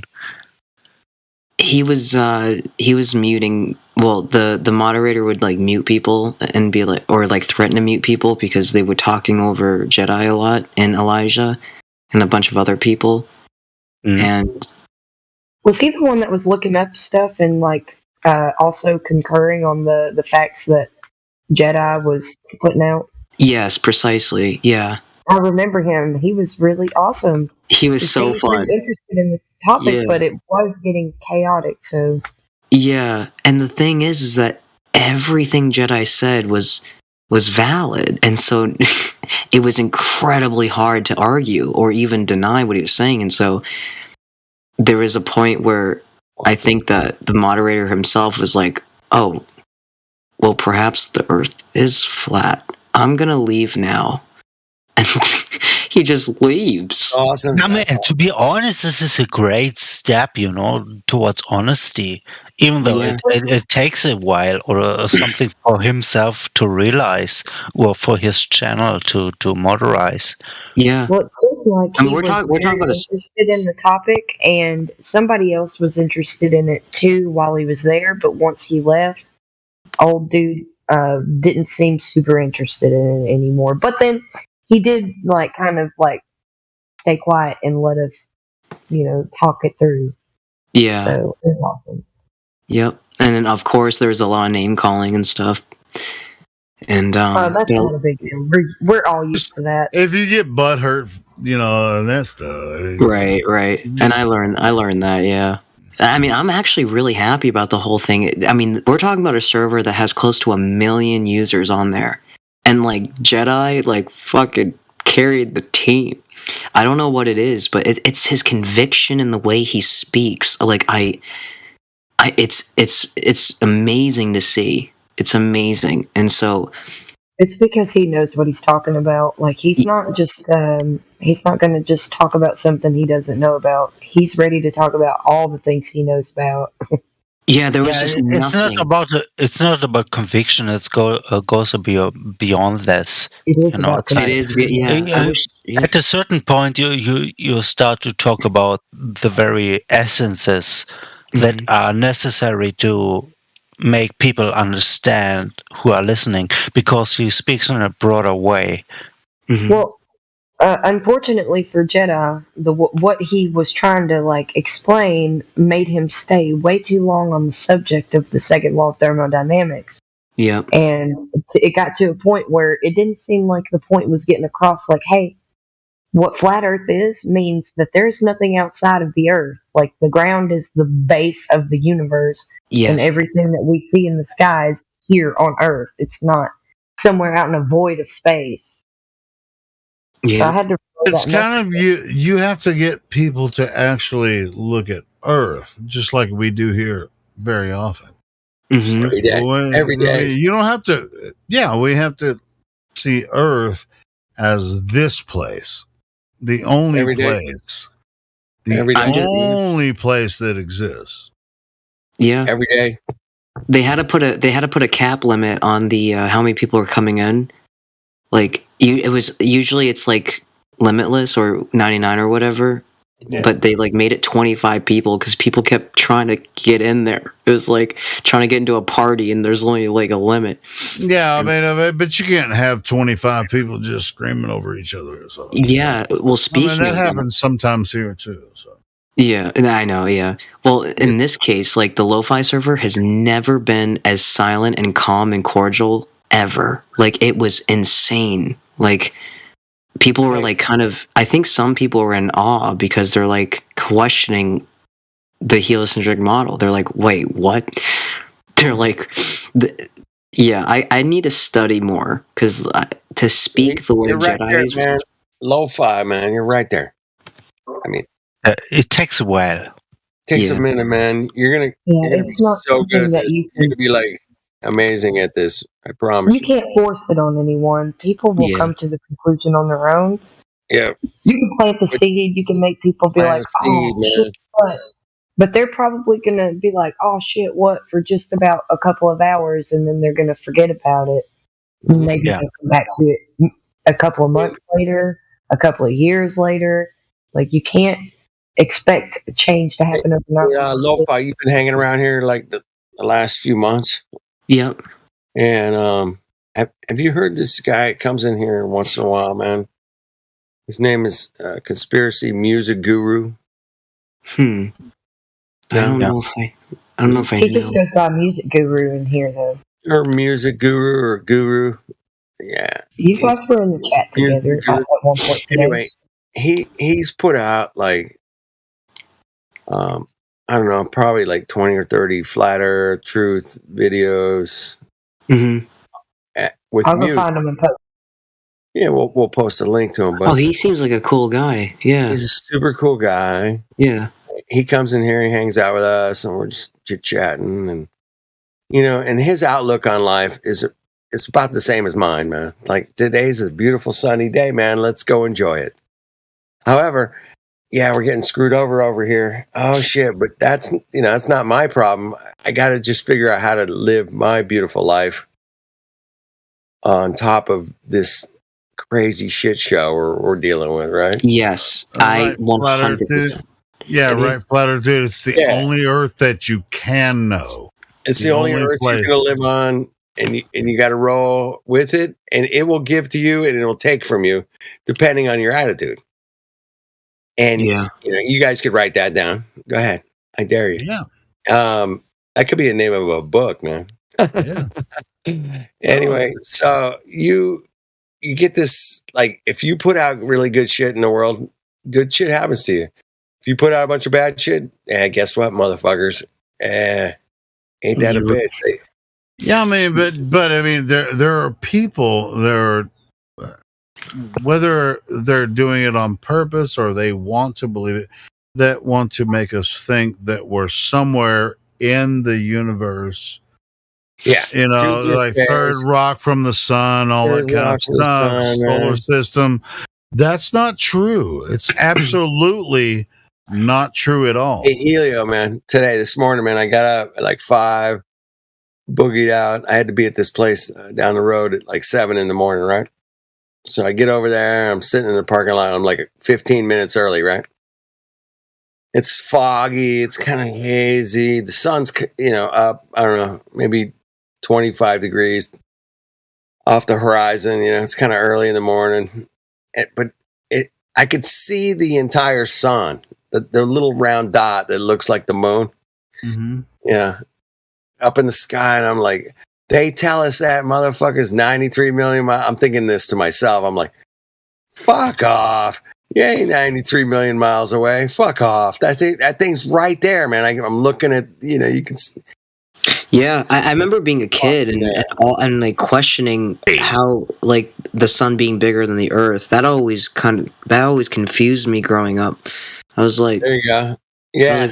I was like, is it really? Because it doesn't look big at all. Well, I mean, I'm not okay. It's big, obviously. What I mean, like not bigger than the Earth. It just looks like the same size as the moon, man. To me, I mean, they're both right. I mean, you can't touch it. You can't go there, but.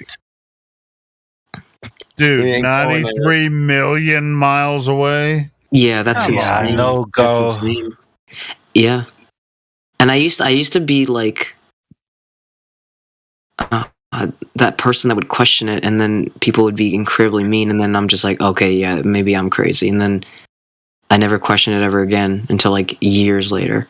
Yeah, that's it, man. That I loved it. I would think I was here when you came in the server. I'm like, I'm not crazy. Institutionalized. You're the one who crazy. Yeah, once you I mean, like, oh my goodness, I have to think about the sun being 93 million miles away. Fucking thing's right there. It's hot. Who It's the like, fuck told you that? Who the fuck told me that, man? Who the fuck told me that bullshit, man? Wait a I minute, know, bro. right? Like, where did this stuff come from? Who came up with this cock? It's just shit? like poison. It's like Oh, poison. it turned out it was some priest and scientist dude, in Italy, 400 years ago. I mean, despite by being the light that is being emitted, you only have to. I would love to call the guy up. I know you guys would too, man. Just call up any one of these Mongos and say, "Hey, man." Well, but they don't. There's no exact because the distance of the sun changed over hundreds and hundreds of years. So, I mean, you can't get it exact. Who's the guy that nailed it, man? Who's the guy that fucking crushed it? Yeah, I mean, it's gonna be me, because I say that despite of the measurement of the light that is being emitted, you only have to measure the infrared that is being measured by, heated by. You know, you're talking about the infrared background radiation that's measured through radar telescopes and shit, right? Yep. Yeah. All right, well, that's bullshit too. So. Hey, without those. Well, how so? Without those. Mic check 1 2. Mic check 1 2. I know that voice anywhere. It's Mayhem. Hey, Mayhem, man, you were in here today, man, and I was listening, and you chimed in, man, and I heard a lot of pigs in the background. I did. I could hear them. You can hear the pigs? I heard the fucking pigs, dude. I heard them. Well, those are people in the cafeteria. But if you heard pigs, man, it might have been me. I'm in Arkansas. I'm a Razorback. That's the only pig you're hearing. Nah.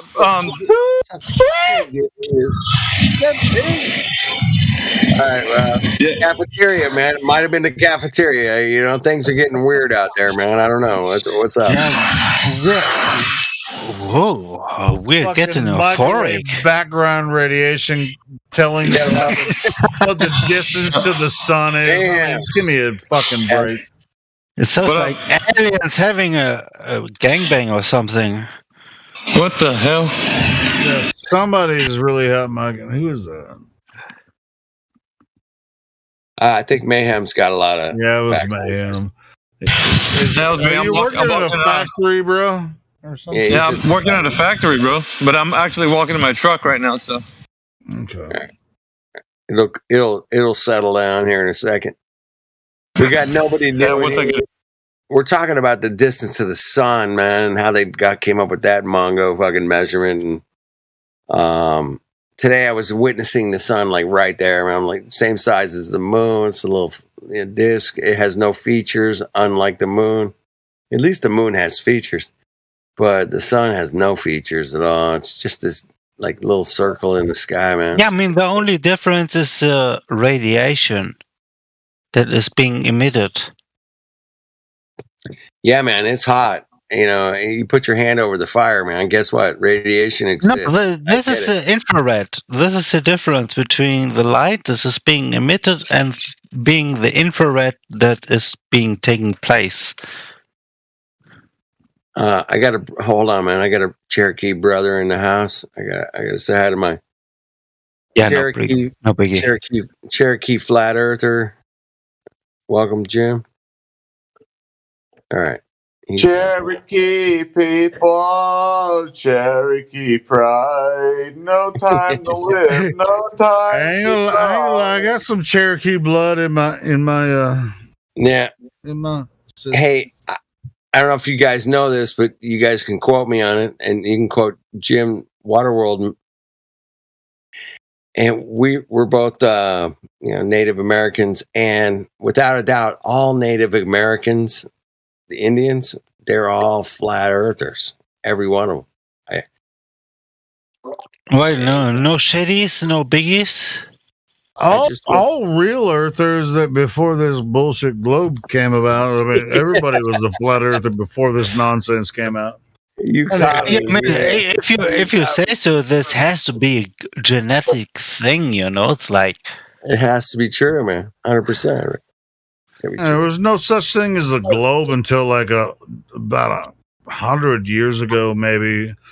Before it became popular. Some people, it's right when they started mass producing the globes. Yeah. That's when it came super popular. Yeah, but it wasn't even a thing, before that. Yeah, exactly. Before that, man, nobody was like, "Hey, man, Earth's a globe." Fuck off! What they do?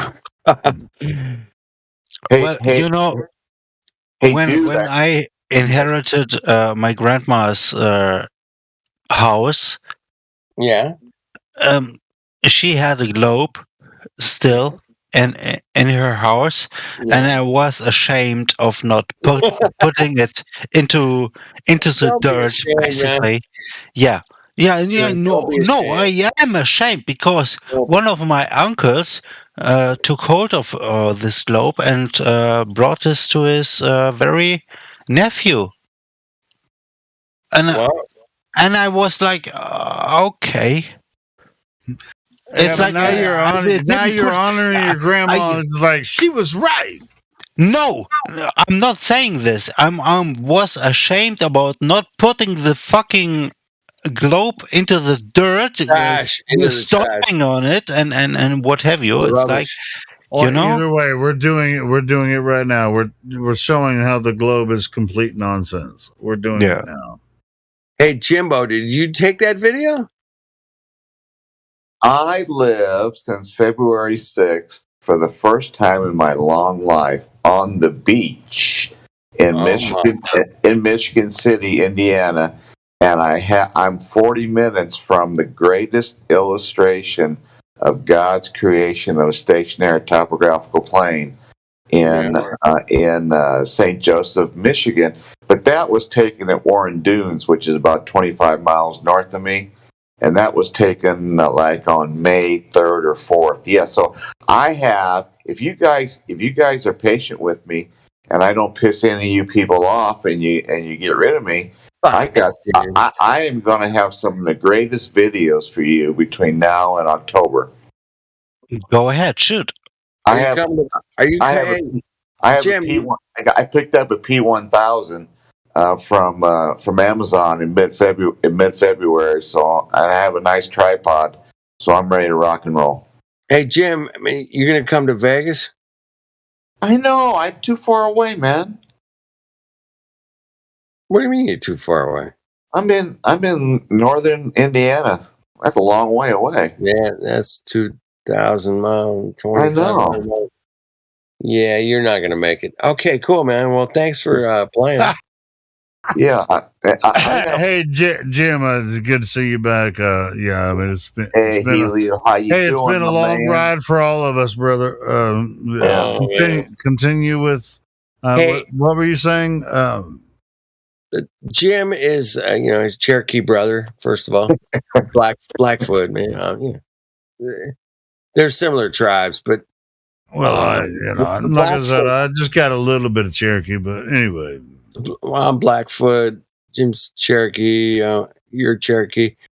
But up in the Blackfoot, man, we were the ones that had the stone that made the pipes. And I want you guys. Pipes? Yeah, dude. They were called peace pipes. Maybe you heard of them.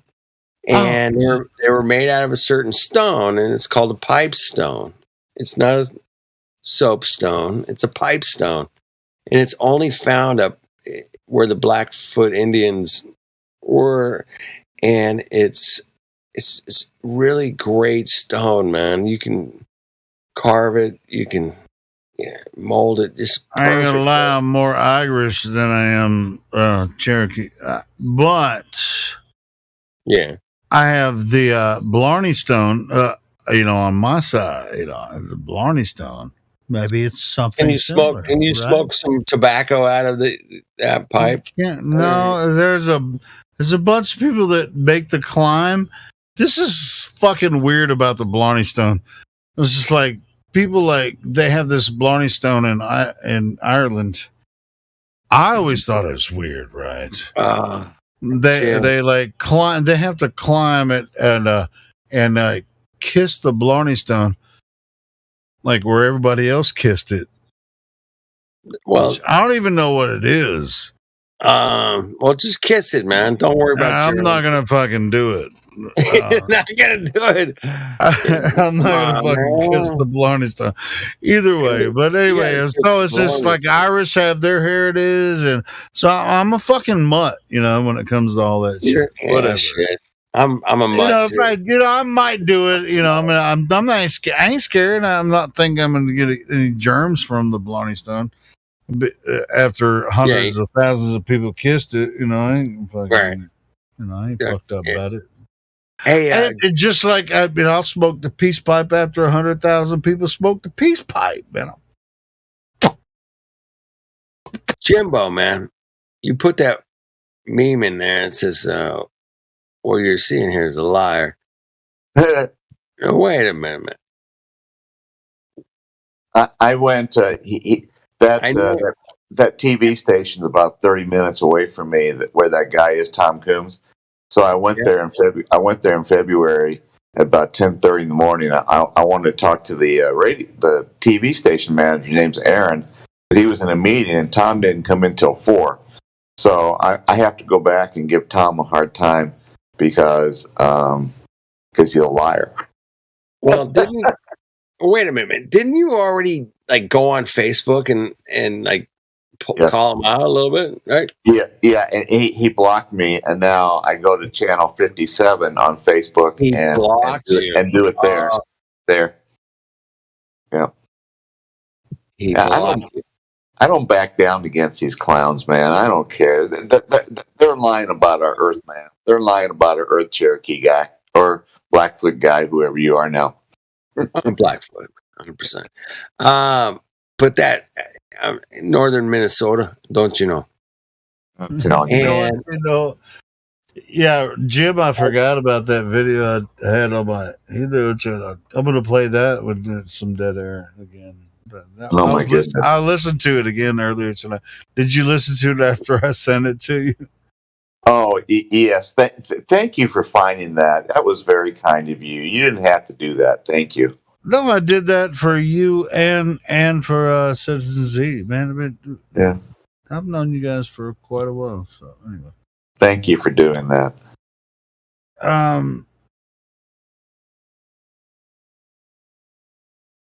What's happening since?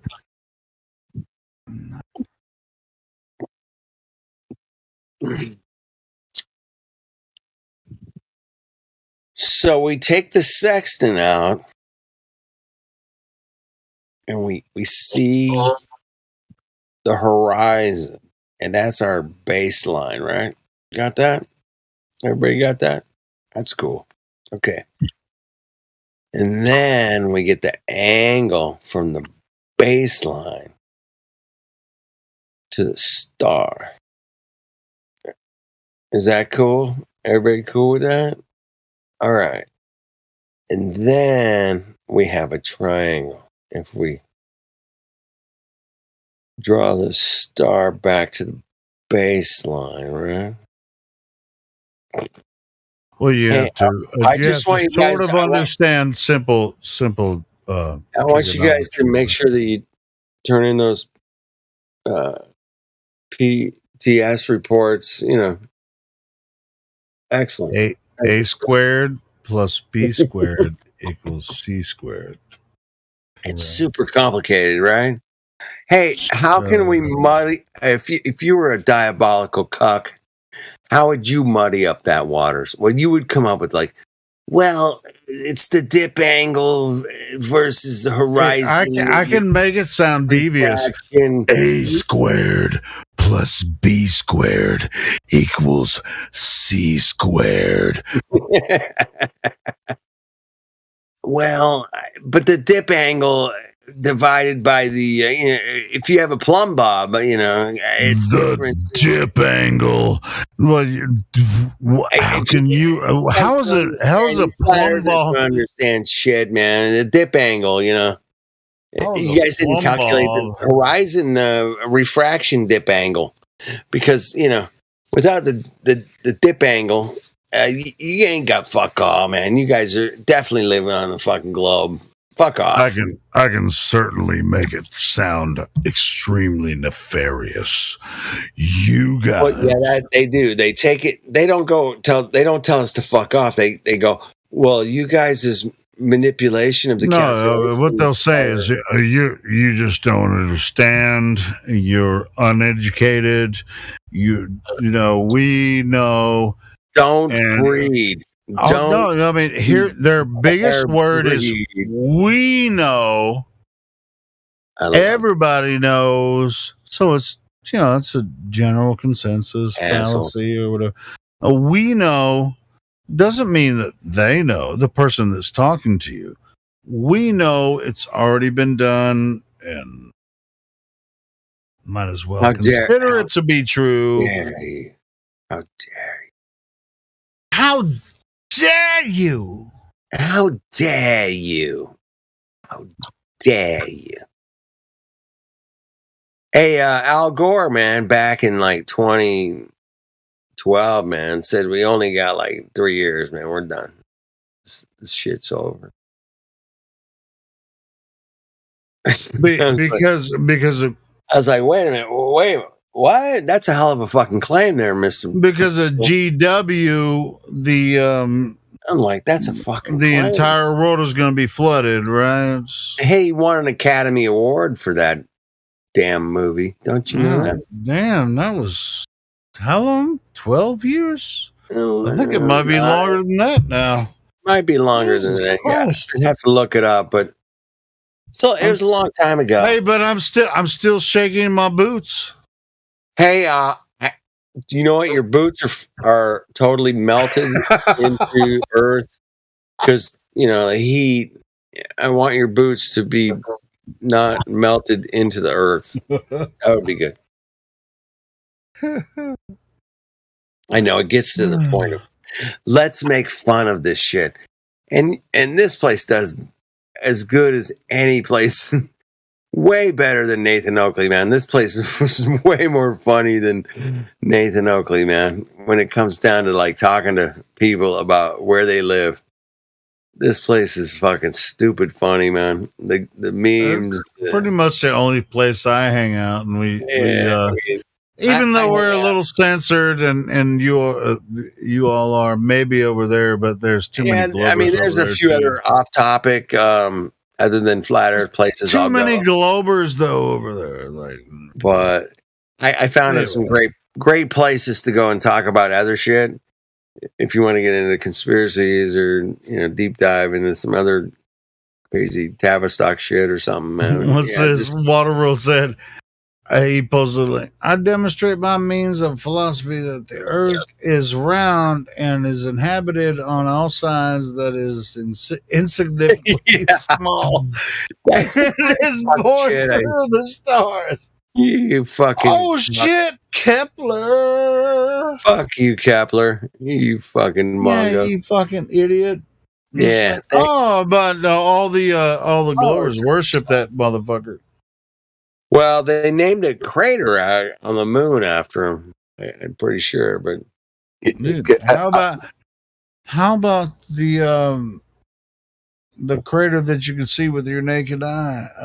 You're Tycho, the Tycho crater. You can see with your crater. You can see that crater. It's 50 miles wide, according to them. Right, it's the size of Los Angeles. You can see it with your naked eye. With my naked eye. From 250,000 miles away. Wait a what did you say I could see Los Angeles from 250,000 miles away? Oh my God. Yeah. Now that's a hell of a claim there, Mongos. That's a hell of a claim. All right, well, look at the fucking moon and see if you can see Tycho crater. I have seen Tycho with my own eye. So have I. And it's really... It's small. It's small, but I can see it. Yeah, but if I take a 50 times zoom binoculars, it looks badass. But it's the size of a penny stretched out. I don't know, maybe 100. Yeah, but you can see it. You can see it, but you can see it from 250,000 miles away. It's only 50 miles away. 250,000 miles. Holy shit, that's a long way, man. A quarter of a million miles, man. Yeah, 238,000, depending on 238,000 miles. Yeah, you can see Tycho Crater with your naked eye from 238,000 miles away. Hold on. The crater is only 50 miles across? Yep. Well, that's like the size of Los Angeles, man, like 50 miles, roughly. And you can see it I from can see Earth. Los Angeles. From That's cool, man. I mean, 238,000 miles away. I've flown in an airplane over Los Angeles. You couldn't see the whole city, but you're not far enough away. But from Earth, you can see Tycho Crater, which is 50 miles wide. 50 miles wide. From Earth. I mean, that's a small area, man. If you take a 50 square mile thing, man, it's not that big on Earth. I mean, I've driven and flown over Earth. It's not. Right. It's So not if we that talk big. about angular size, angular size. So should you, as a person standing on Earth, should you be able to see something that size with your naked eye from that distance? Let's use a pencil as an example. 238,000 miles away. Should you be able to see it far? All right. So if I had a pencil, right, Elio, I say, hey, man, this is a standard number 2 pencil, yellow. Got the eraser on it. Got the little, metal cap. Okay, keep my eraser from falling off. Take that pencil, man, and I walk it down to the end of my street. Could I see the eraser at the end of my street, man? I mean, that's unlikely.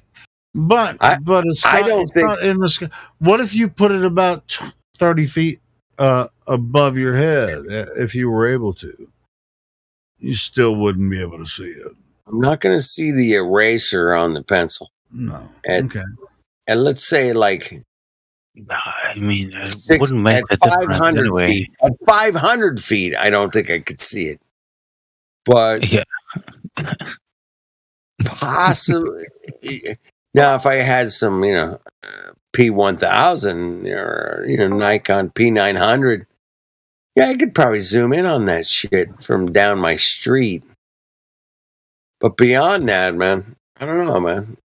Might get a little blurry. Oh, somebody joined who has been already muted. It might be interesting by unmuting him. What's his name? He's VC verified. Real Nate Figures. Who? He's VC verified. He's got control of his microphone. Hey, welcome to the server, man. We're just talking about angular. We're talking about angular resolution. How far can you see a pencil? I mean, one second, guys.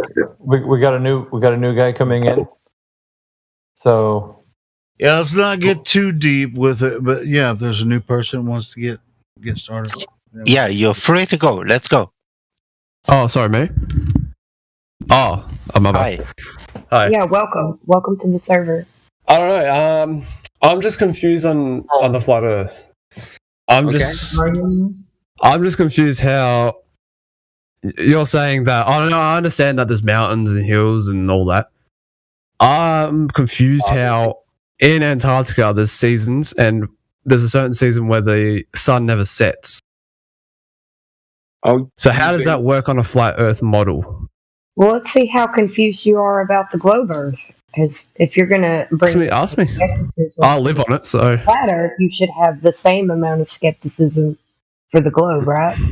No, I'll live on the globe Earth. I can do tests. Okay, from my backyard. Do you know the claims of the globe Earth? That's what I'm getting at. Sure. All right. So you know the dimensions, the diameter, radius, circumference values? Yeah, isn't Earth like 24,000 something in circumference? Okay, yeah. So what does that mean? The It means that every hour the Earth rotates 1,000 kilometers. I'm talking about the radius. Like, let's talk about the size, the dimensions. Yep. So 24,901 miles circumference. Okay. So what does that make the radius value? Yeah, you're mixing up your miles and your kilometers, buddy.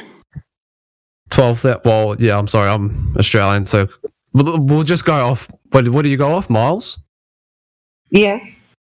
Yeah, sure. We'll go off miles. I don't know exact miles, so I might accidentally say kilometers, but it's pretty much roughly. You were closer to miles with your circumference, so I'm guessing you're going off miles. Yeah, we'll go off miles. So we'll say 12,000 because of the radius. 12,000. Nope. Well, 24,000. But so what? Now I'm confused, bro. All right, so 24,901 miles would be your circumference. Circumference. Mm-hmm. I don't know what you're talking about radius. Are you the one that's asking questions, or I am? 3,959 about 18,000. I'm trying to gauge how much you know the globe Earth, because you should have the same skepticism about what you're presented with to be your paradigm as you are about us who are claiming the flat Earth, because we know the values of the globe Earth. We know the whole shebang when it comes to the globe Earth. Okay, I want to know how you got that. How did you get all that information? That's just information that's available to anyone who wants to know the dimensions of the globe Earth that they supposedly live on. Oh my god, man. So the radius value is 3,950 miles. So the sun revolves around us, is that correct? On the flat Earth? Aussie guy. No. Hey dude. Yeah, I'm here, man. What's up? I don't.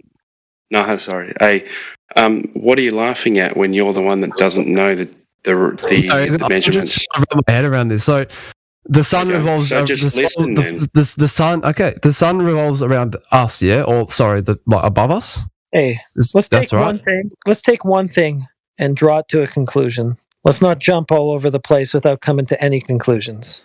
No, because someone said for me to ask questions, and then all of a sudden you're putting it into circumferences and radiation. So ask one question. Let's take that question to its conclusion. Then we'll go to the next. So as I said in the other chat, I said that I went to UK, yeah, and we had to stop in Abu Dhabi for, obviously fuel and all that. So how am I supposed to get to the UK when on the round Earth, obviously I'll have to go in that sort of path, but on a flat Earth, if I show the route that I took, it's the most longest path when I can just go straight ahead. Do you know what I mean? The flat Earth. So when you say the flat Earth, you have a specific map in mind, don't you? The one that I'm seeing right now. The one. Which one is that? If you go to VC check in voice text with a tick, it's the first one. No, describe it for us in your own words. What you have in mind. Well, not. I'm looking at it right now. That's what I have. Yeah, no, yeah. Hey, can we just go one at a time? Ripcord, can you just hang back a bit, mate? Well, okay. What you're showing is an AE map. It's a representation. We're not claiming that that's actually the true layout of the Earth's surface or anything like that. It's just a representation. That said, all maps are representations, and the key to figuring out whether or not it's curved isn't looking at a representation, it's just measuring the surface for a curve. That's it. What? So if we want to know whether we're flying over a curved surface to go from Australia to go to UK to go wherever, we're not going to look at a representation, i.e. a map. We're just going to look at the surface itself and try to measure it for curve. You see? No. You don't understand what I just said. But what map are you going off for flat Earth? Well, I'm telling you that they're all flat Earth maps because there's no Earth to map but the flat one that we're on. There's no Earth. What? Hey, bro, what? Hey, dude, can I just ask you a question? Do you know how planes navigate? Yeah, they use. I actually don't know the certain wording for it, but I know how they navigate. So you don't know. You don't know how they navigate? I do, but I don't know the certain words for it. So you don't know. All right, sure. I don't know. Okay, so if you don't know how they navigate, then how are you claiming that they go around a ball? Because that's the easiest way to get there. How? Wouldn't it be from one point to the other? It's a straight line on the Earth. Sorry, my bad. Yeah, no, you're all right, man. Just relax, dude. So when you fly, you just fly from one point to another. You leave an airport, you rock up at another airport. How you do that is there's beacons along the way. Now you'll get to a beacon and it'll say you're 10 k's off. You need to recorrect towards the next I understand beacon. that. Yeah. Yeah, so you don't need a ball to fly around. The thing is, you're on a flat plane. Yeah. He's trying to visualize where he went on representations of the Earth instead of just looking at the Earth itself to see what it is. No, because you could just search it on flight radar or something, and it will just show you where you went. Shows you a globe, mate. You don't know that you're on that globe. Yes, because when you go from point, like if I have to stop at Abu Dhabi, I'll have to stop there because obviously doing a 22 plus hour flight, that's ridiculous. I nearly died on that. It shows that I have to go take that path because if I don't, it'll be the longest path to take. So just for example, if I had to go from Australia to America, Los Angeles, let's just say, I have to go through New Zealand and then come back. Listen, even though I could over the northern. We can play this game back and forth all day long. We can take the map that he posted in the channel you were just talking about, and we can show you, hey, this flight path works better with this map than it does with the normal Mercator globe map. We can do this back and forth all day long, forever, saying, hey, that flight path works better on this representation. This one works better on this representation. All we're doing is taking drawings of the Earth and then just drawing lines on it from A to B. That's it. So if we want to know whether the Earth's actually a globe in reality or not, what we do is measure the surface to see if it curves. Not look at representations of it and then draw lines from A to B. So you don't have a certified map that you go off? You can take your pick, dude. I already told you there's one Earth out there. It's not showing any measurable, observable curvature, so it can't be a globe. Have you got a certified map? Yes. If you search up Earth, that's what it'll come up with, and everything will point towards it, no matter Which what one? kind of... There's about 150 of them. What, Earth? Round? Yeah, projections. Yep. I'm trying to steer this conversation towards the surface of the Earth itself, though. Right, because that's the thing that you're trying to draw conclusions about from these maps and projections, right? So instead of talking about maps, projections, representations, drawings, why don't we just go straight to the thing we're talking about, the Earth, and check its surface, see if it's dropping? Yes or no? Yeah. Yeah. Okay, cool. Okay, so... All right. So I'm just confused because you can literally just do basic math and just check if it's curving. Obviously, you won't be able to see that it's curving because your eyes will not be able to tell the most tiniest curvature. You just contradicted yourself. If we can take basic math, we can tell if it's curving. Oh, we can't tell if it's curving. Our eyes aren't sufficient to resolve the curve. Well, how are you going to tell us? Based on your own map, the flight paths are being curved all the time. There's no straight line other than the flat Earth would be. You're contradicting that's because yourself. Of course it's curved. Let's just take out the different. All right. Let's stop it there. Of course, it's curved. I'm trying to answer. Okay, I'm just trying to say. Okay, that's the premise. Of course, it's curved. No, let me just because this is fair on both sides. Let's just take out the different altitude changes from like takeoff and landing. Let's just do a constant cruise altitude level. So then we don't talk about that kind of curvature. Do you know what I mean? It would just be a top-to-down view, anyways. Hey, you said, of course, it's curved. Sorry, Ripcord, matter. hold on. I don't really know what he just said. You said, of course, it's curved. The way. What is your justification for that? No, I'm just saying, of course, it's curved because of the different altitude changes. That's what I'm saying. I'm just saying that let's just take that out. All right, let's just do one constant level. Let's say 10,000. It doesn't matter. Just one constant level. Hey, dude, all right. So hang on. You said before yourself. You said, all right. You said, surely you should be able to measure if it's curved or not. So you said this yourself. So do you know anyone that's measured curvature on the Earth? Yeah, a lot of people actually. Okay, name it.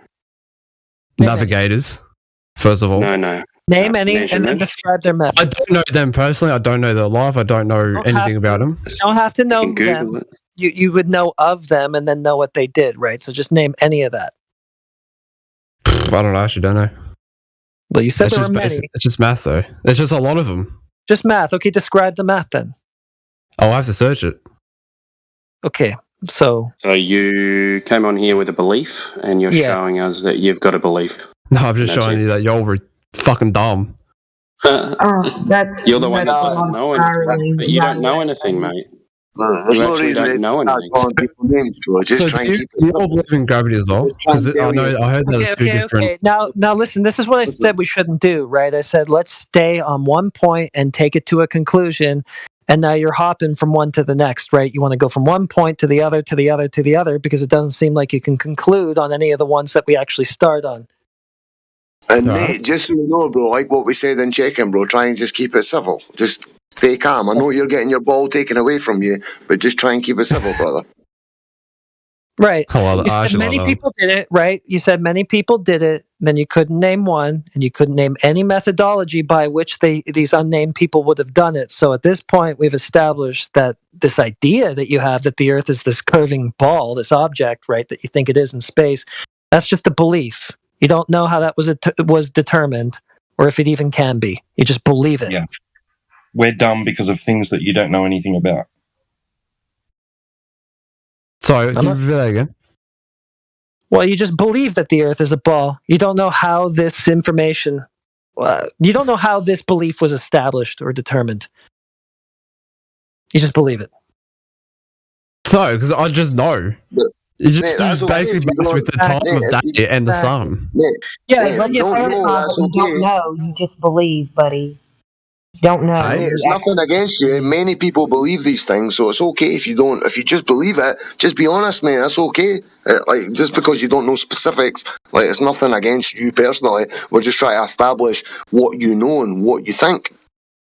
Yeah. Right. Yeah, we're not trying to get you or anything. We're just trying to bring you to the realization that this is just something that you think and that there's no real basis for it. And it's not like, you know, it's not like you're an exception in that regard. Nobody knows how any of this information was brought to us because there is no basis for it in reality. Yeah. Loads of stories, loads of maths, loads of like ancient myths and legends, and there's discrepancies even on your own side between dates and figures, numbers. Like there's a lot of contradictions all over the place, man.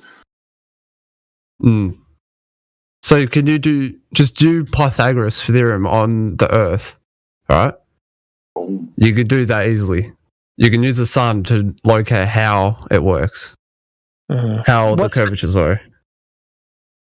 Yeah. So what method specifically are you talking about? All right, let's just. Have you ever heard the well method? Right. So if what are you going to do? If you have 3 wells, that is certain distance, and the sun is right above one, is there going to be a shadow? Obviously not. Yeah. I got you. Yeah. Right. So if you measure the well that is on to the right, yeah. All right, let's just say that there is going to be a certain casting of a shadow if the sun is right above and the Earth is flat. Yeah. Obviously, you have that little tiny triangular shape of a shadow against the wall well and the bottom and the actual casting of the shadow.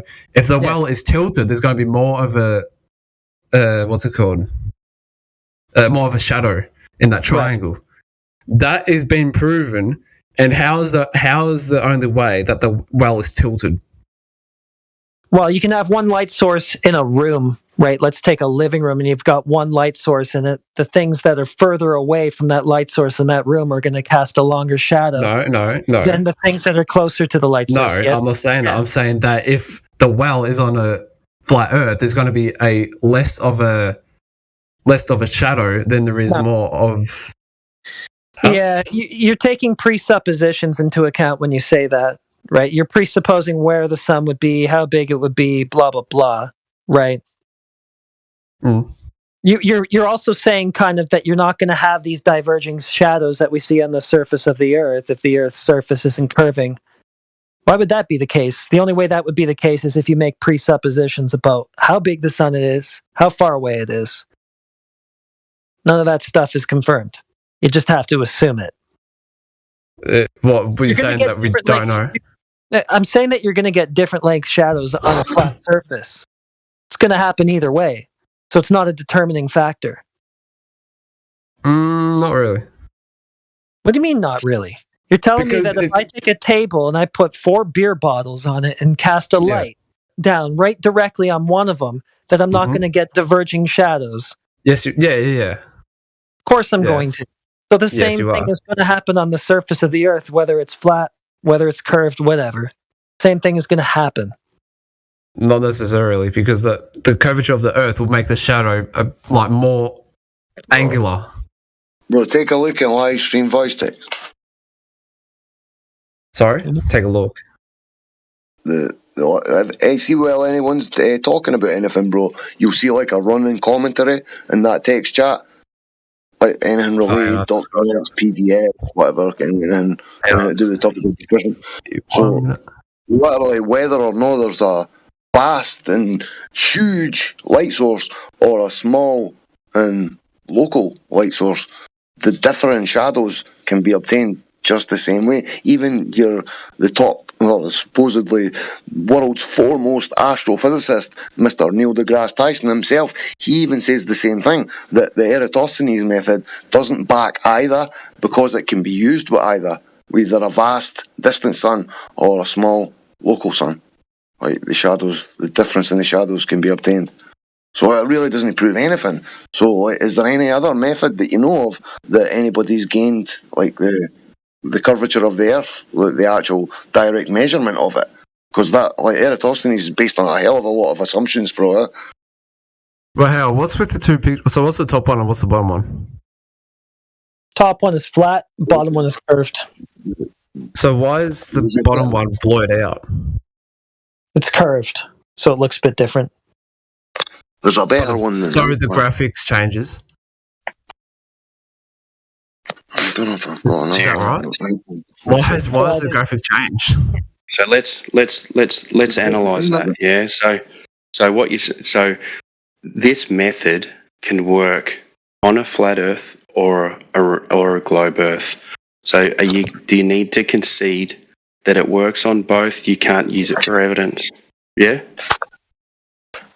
So say that again. If it works on both, are you going to concede that you can't use it for evidence? The shadow is going to work on both, yes. Yes, the shadows work on both.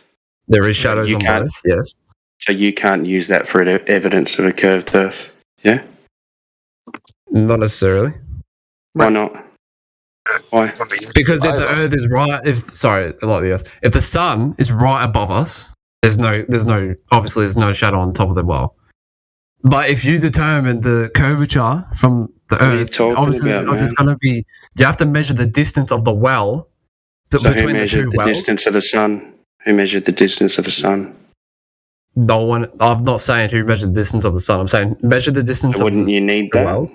Yeah, that's one of the assumptions. That's one of the assumptions is the distance to the sun. So you do need that for the conclusion to follow. Has anyone got the GIF that shows you the light source actually moving, and it shows you? Because I thought that was that one, man, where it literally physically shows you the motion of the light source and shows you the difference in the shadows. I mean, you could think about it in your mind. You don't even need an animation, bro. Like this. Small and local versus like huge and far away. I mean, would you accept it if Neil deGrasse Tyson, if I could find the clip for you, would you accept it if Neil tells you? Like, because you don't want a bunch of dumb flat earthers telling you these things. Like, if Neil deGrasse Tyson tells you, would you accept him saying it? Well, they're saying that the well method doesn't work. Yeah, well, it says that it works on either. So, like, either a vast and distant or small and local. What? You have to say that again, I'm sorry. I'm saying it works either or. So both of them can end up working. Yeah. Yep. Well, look, truth be told, it is working on a flat Earth because when you measure the surface directly, you don't find any curvature or drop, right? So what is happening with these shadows is happening on a flat surface. That's why it would work on either, because it is working on this one.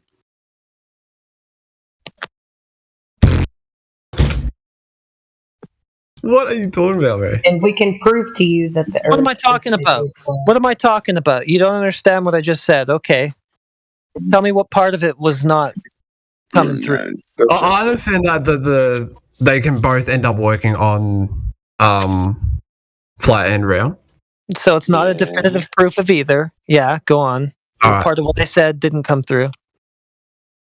All right, so we understand that both of them don't end up working. Is that what you're saying? It just does not work. If it can work on both, it's not proof of either. It's not proof of either. But you can rule out one or the other by looking at the surface itself and directly measuring it for curvature to see if there is any. Yeah. Instead of trying to infer curvature through shadows and other indirect means. Yeah, you said before as well, you said, it'd be good to measure. So we've actually shot lasers and measured the difference in height, and there wasn't any. Now, on a curved surface, you'd have a difference in height as the globe curves over. Over land or water? The one frozen lake, there's water. There's also a 120-kilometre one done with 3 different lasers done by the military in conjunction with the university. 120 kilometres, there should be a raise in height from the lasers of about 1 kilometre. They actually ended up the same height as what they left. So that's a pretty definite measurement. 3 different coloured lasers. The reason is the colours are supposed to refract at different rates, but they all came in at the same rate. So there was no refraction, so they didn't need to account for that. Left at one height, landed 120 k's later at the same height. Should be 1 kilometre in the air. Pretty good measurement. So you're saying that over 100 kilometers, they did not see any single curvature at all? Correct. 120 kilometers. 120 kilometers. Yeah, there should be a difference in height.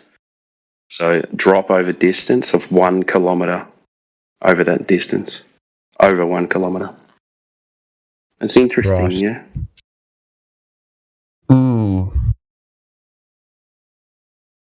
I love that.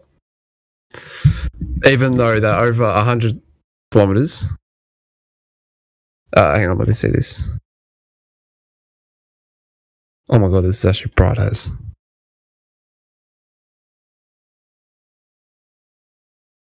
120, mate. Just, yeah, it's not 100. 120. Yeah. Are you typing it in the Earth curve calculator?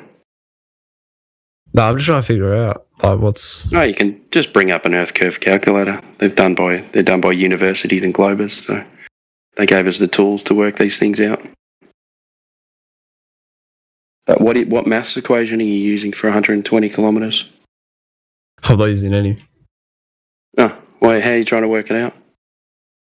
Not sure. Good luck. He's not working it out. He's just hanging out. I got another one. I haven't got this from the internet. What about, like, you say a ship goes over the water? What happens then? When it disappears? Eventually it vanishes from your sight. It vanishes from your sight. So you have to repeat that, sorry. We have him answering some questions. Or asking some questions. We need to start getting them to answer some questions. So let's take him to a line of logic here. So you asked a few questions. I don't know if you're going to ask any more, but you can ask them in just a moment. There's a question that I do want to ask you. And, is it me? Yeah, you're the only one here that. Okay, so just be intellectually honest. I don't see why you wouldn't be. I mean, you got nothing to lose, right? Sorry? All right, so you got nothing to lose by being intellectually honest, right? Nope. All right, so Who has measured the curvature of the Earth any time in history that you know of? Obviously, you were talking about Eratosthenes, but as the people in here were telling you, it's not a measurement. If you think it's a measurement, then I would ask you further questions upon it. But do you think that is a measurement? Yeah, I asked like 5 questions. So do I know who it is that measured the Earth? Yeah.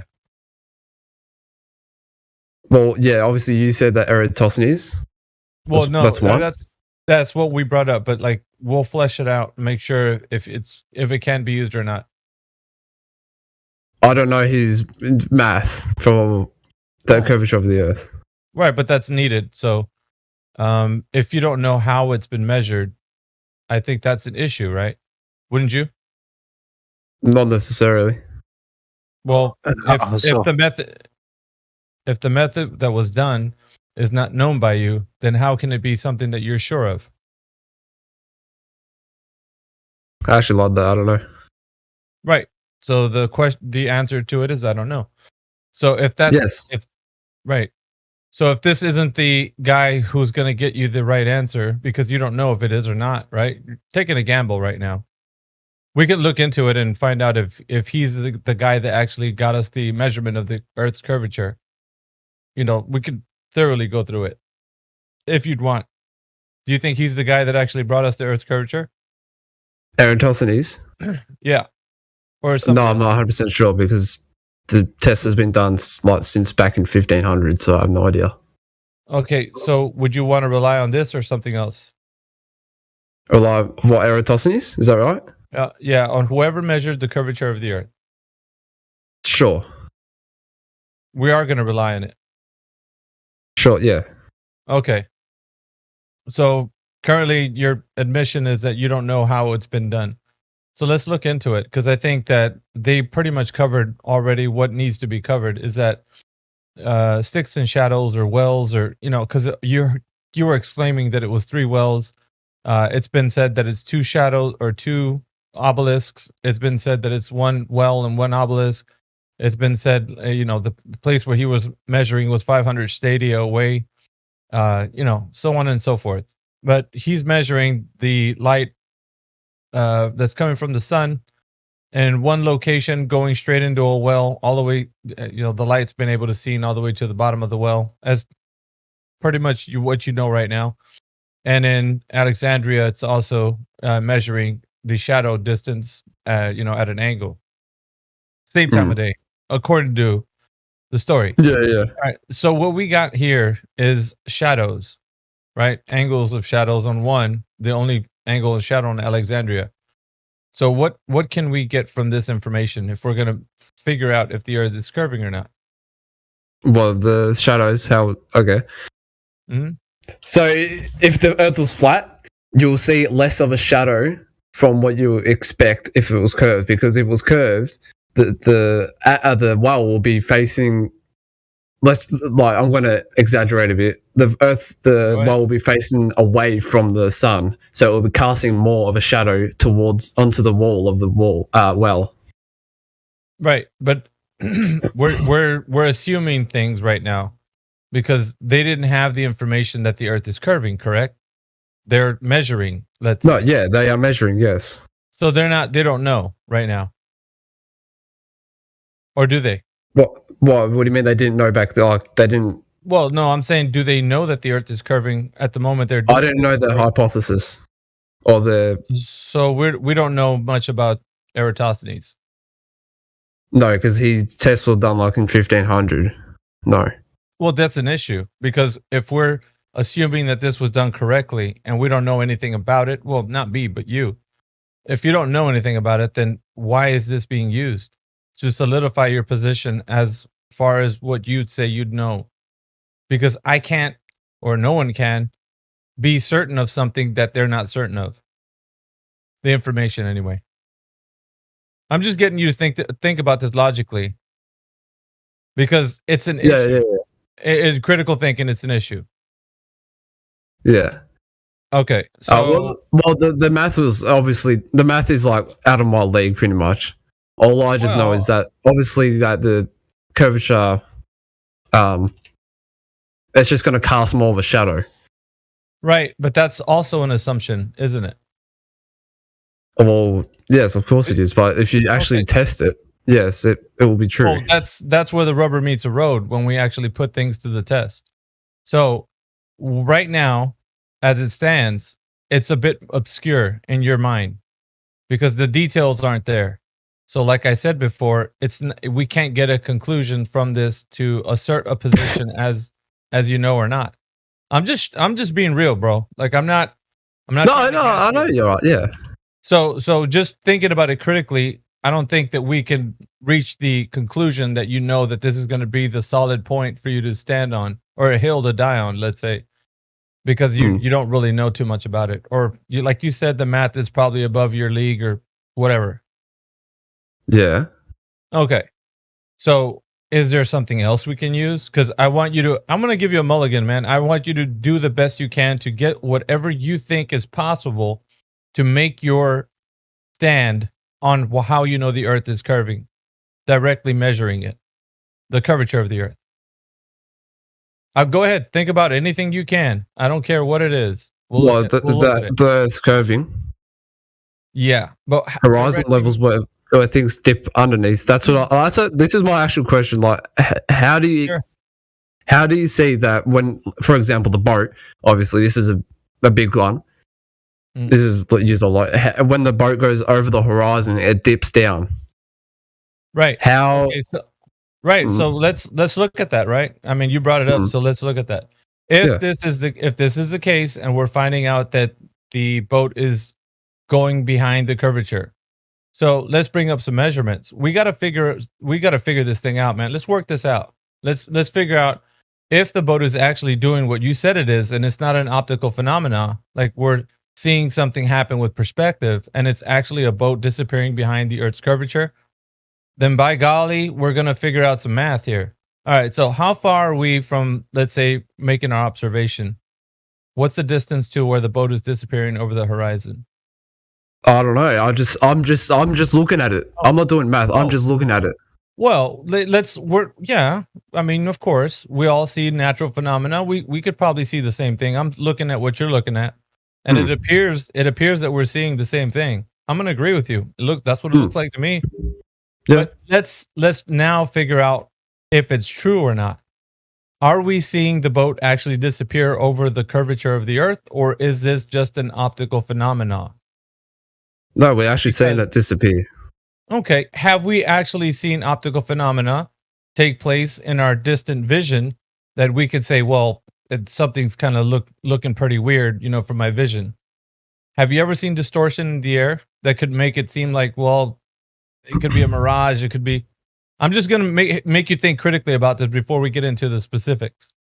Is that possible? Have you ever seen something in the far distance that kind of looks like a mirage, or like the water effect? Yeah. Have you seen that? Yeah, of course. Yeah, on the heat and yeah. Well, we'd call that turbulence or distortion. Yeah. If that is the case, if you and I both know that there's optical phenomena taking place in the far distance of our vision, then how is it possible that that's not the case here with the boat? Because the boat simply disappears. If it was the phenomena, so does the road. It distort the image, but you can still see it. It doesn't make the image disappear. Check this out, man. The road disappears behind that distortion as well. Like if you're driving on a road on a hot day, that phenomena you just described, it makes the road disappear behind it. But we know, me and you, we both know if we drive closer, we're going to see the road. So there's no way that we're saying that the road's disappearing behind the curvature of Earth. We know it's the distortion that's taking place. That mirroring effect that happens is the turbulence in the air. So that's what you and I both understand. At least I think we should come to an understanding on that. Yeah, so I have a telescope for myself, and I take photos of, let's just say, what's the nearest one? Jupiter. How come I can see Jupiter through my telescope, even though it is small, like tiny, and there's a lot of turbulence in the air? How come I can take a photo of that but can't see the boat, even though it's the angle of view of what you're looking through. and the amount of air that you're actually seeing, it's less distortion when you're looking up versus like the angle that you're looking through the air, as when you're looking at through like at that steep angle that you're actually seeing it through, like straight across. Maybe you can show us the pictures too. Yeah, and plus Can you show us the pictures? Yeah, no, show me. Well, we can get into that in just a moment. Like, I think I really want to focus. I really want to focus on directly measuring the curvature of the Earth with this phenomena that we're speaking of, because now the boat is disappearing behind the curvature. So let's redirect our attention back to that boat. So now we're going to figure out. Okay, we're going to use this example per what you just brought up. How is it possible that I know that the Earth is curving at the specific rate that it's supposed to be? Because, right, I'm going to tell you, the information that's public is the radius, diameter, and circumference of the Earth. I can type into Google, what is the radius of Earth? It's going to spit out a number. You can do it as well right now if you want to. And those values that it gives us is public information for all of us to like look at how big the Earth is, right? Yeah. So that's just known. Okay, so we're going to use those values and then figure out, okay, so now we see a boat disappear behind the curvature. What is the distance that boat would drop behind the curvature of the Earth according to the values of the radius, diameter, and circumference? So we're going to look for drop over distance, right? That's exactly what we need to find. I mean, if it's curving like they say it is. So yeah, that's a challenge to you, because it seems like I don't think we have any values as far as like observer height. Well, I mean, nothing that you can bring up anyway to validate this particular measurement test that we're doing. Like, well, at least from the example that you brought up. Is there anything that we can do to check to see if we can verify that boat is actually going behind the curve of the Earth? Well, whatever I say, it's not going to matter. So, well, it should matter, because we're definitely going to want to be curious to investigate. This server is dedicated on investigating this specific topic. So if you feel like there isn't something we're covering, we should cover it. So what can we do to figure this out? Because if you haven't done it, I think we need to do it. And if you think that you don't know how it's done, I think you can be informed on how it can be done. But nevertheless, we still have this assumption that the boat is going over the curvature, but we don't have the connecting, verifying information to make it an understood fact that it is dipping behind this curvature. It's just like, I see a boat, I see it going behind the curve, the Earth is curved. And that's not that simple. That we have to be detectives in this kind of like this mystery. So if we're going to figure this out, we're going to have to figure out how is it possible that we're going to now figure out the drop rate between where we're standing on wherever shore to how far away the distance where that curvature appears in our vision. So this is what I'm telling you. This is the challenge. So you brought this information up, and it's not as easy as me saying that we're going to both stand on the beach and see this boat dipping behind the curve and say, voila, the curve is there. Because I'm going to ask you, how do you not know it's not this crazy phenomena that we see things like a mirage or whatever? Like, you're definitely sure it's curvature, even though you don't know any math that it takes for this, curving Earth to display its curvature to us. Because they give us these values on the internet. You can look it up if you want. How did they get those values if nobody's ever measured? So this is where I'm trying to find out, right? And maybe ask you to kind of think about it a little bit. Because if it's known, you should be like, damn, like they can figure it out. It's done this way. So can we figure it out using this example like that you just brought up? Probably not necessarily. Okay. Is there another method that we can do to figure this? Because we're going to get to the bottom of this one way or the other. Either you're going to come out knowing that the Earth is curving with the values and everything that is being said, or not. And you can easily say, well, shit, I don't know. And I would take that as intellectually honest, but it'd be up to you, because I'm not going to force you to do something that you're not going to, just be intellectually honest about. So either you claim that you do know or you don't, but it's going to be totally up to you, not me. Well, I don't know The math for the curvature? No, well, no. How they directly measured the curvature of the Earth, who's done it, and so on. Because I don't care if you've done it yourself. All I need to know is if somebody's done it somewhere. Point me to that person and the method that they did it, and we'll look at that. So far, it's like two examples, right? Eratosthenes is a no-go. This boat over the horizon, we don't know any information on that, so that's a no-go. Is there anything else that we can look at? Not on the top of my head, other than seasons that prove and the time of day. Yeah, time of day, but we're looking for the curvature of the Earth. So, what was that gift that someone just sent and deleted? Oh, the 255 miles. Yeah. Anyway, yeah, we won't worry about that. Yeah, what's that one? That's a black swan. We'll get into that in just a moment. So if you don't know, will you exclaim that you don't know, so that we can probably move forward to the next question? This is basically an exercise. I run this with everybody that comes to the server. So if you don't know, I'm going to give you an opportunity. If you don't know, just say I don't know, and then we can go to the next question. Yeah, I don't know the math for the curvature of the Earth. No. Okay, so you don't know how you don't know how it's directly been measured to have curvature, right? I'm just putting that out there. You can think that somebody else measured it, but hey. Yeah, you could think somebody else directly measured it. That's fine. It don't matter to me. Well, I have no idea. Okay. So I'm going to give you the second question. There's only 3 questions I really ask anybody that's brand new to the server. Okay, the second question, it has to deal with the axial rotation, or the Earth spinning on its axis. Yeah. So the Earth is said to be spinning, and I'll give you a little preface here. The Earth is said to be spinning at about 1,000 miles per hour at the equator. So someone somewhere, or a group of people, or whoever, is making this claim that the Earth is spinning on its axis. So who has, now the question to you is, who has measured the who has measured the rotation of the Earth per the axial rotation any time in history? So you can give me the primary source, or the citation, and the demonstration of how it's been done, or what method can we do to figure out if the Earth is rotating like they say it is. Yeah. And believe me, do your best. Find whatever information you think can solidify this for you. Well, the first one was I don't know who exactly done it, because I didn't live in 1500. Okay.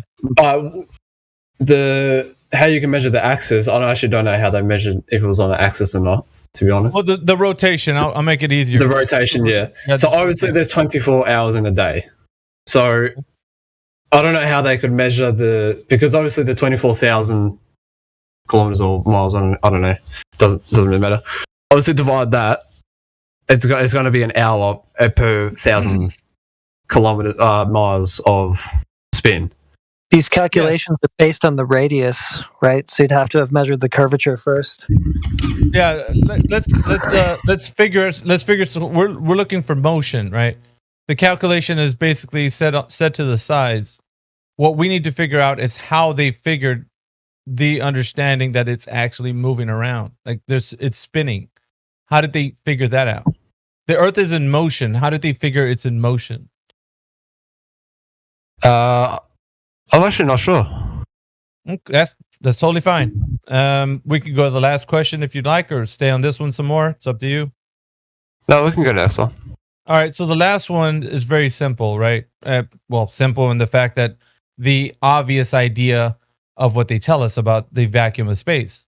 So they're telling us that the vacuum of space is said to reside, or the Earth is said to reside in the vacuum of space. So the Earth is an open system in the vacuum of space. Now, the vacuum of space is adjacent to the pressure air that you and I are breathing. Yeah, 14, it's said to be around 14 psi, right, on the ground level. So we're breathing, air that has pressure. So as you rise in elevation, you got a gradient air pressure. Of course, it starts to get less and less. It's harder to breathe as you climb a mountain or whatever. You go on an airplane, so on and so forth, all the way to get to the thermosphere, past the exosphere, and you're up in low Earth orbit and such. They say at that altitude, it's around 10 to the negative 6 torr. It's a pretty tough vacuum up there, right? Yeah, a vastly different pressure differential from what we have here on the surface. So the example that I'm going to bring to you is pretty simple. How do we have pressure here on Earth? Meaning that the pressure in any instance that we see here on Earth has to be contained in order for it to be a system that has pressure. Like you can have a bottle of air, like a metal bottle that has air in it. You can pressurize that bottle, and it can hold high pressure in there. When you turn the valve on that bottle, the air rushes out into any and all directions, right? So with every instance that we have air pressure, gas pressure, we need a container, right? Every instance that we have gas pressure, we need a container. It's the necessary antecedent for gas pressure. So the question would be, how is it possible in this open system of the Earth, being a globe, do we have gas pressure without a container? Well, that's because obviously gravitational attraction. Okay. Every single substance, including gas, is affected by the Earth's gravity, which is extremely, obviously, I don't know the entire mass, but... What type of gravity are you referring to? Ripcord, 1 second, please. I know you want to interject, brother, but let me just take him through this, and then you guys can come in. All right, so gravity is the answer, according to you, right? Gravitational attraction, yeah. Okay, so do we observe on this Earth gravity pulling the gases down? It doesn't pull it onto the floor. Some gases do, but not all of them. So how about air? Air? Yeah, air. Yeah, what about air? Is it being pulled down to the ground? Some of it, yes. And some of it, where does some of it go? I don't understand your question, to be honest. Well, I mean, are you expecting the air to be rushed to the ground, and we have to put our mouth to the ground and suck it up? I'm not saying anything. I just wanted you to critically think about your answer, right? So what I'm taking you through is just a critical process for your mind to actually realize some of the things that we previously thought about, they don't have the logical consistency that we probably think that they do. And I'm just having you think about this. All right, so with gravity being the thing that we're talking about, holding this gas pressure to the Earth, how is it doing that? If in every instance that we can see, air moves into any and all vectors, meaning there is no vector of down for this air that we have, because as we can demonstrate with any air pressure system, if you let go of the pressure that something has, like a football or a tire or anything, the air rushes out into any and all vectors. Now, if gravity was doing the job that you think that it can be doing, that air wouldn't rush out into any and all vectors. It would follow a natural course of down. But it doesn't do that. In this dynamic system, it rushes into any and all directions, and it continues to move freely, unimpeded by the idea that gravity is going to be pulling it down in any way, shape, or form. And we have many other instances where we can see smoke rising, we can see hot air rising, there's many examples, right? So going back to this pressure that the gravity is holding, how is gravity a container for this air? What example can we point to on the Earth that we can see gravity being a container? I want you to think about this. What do you mean? They're saying that how is it a container?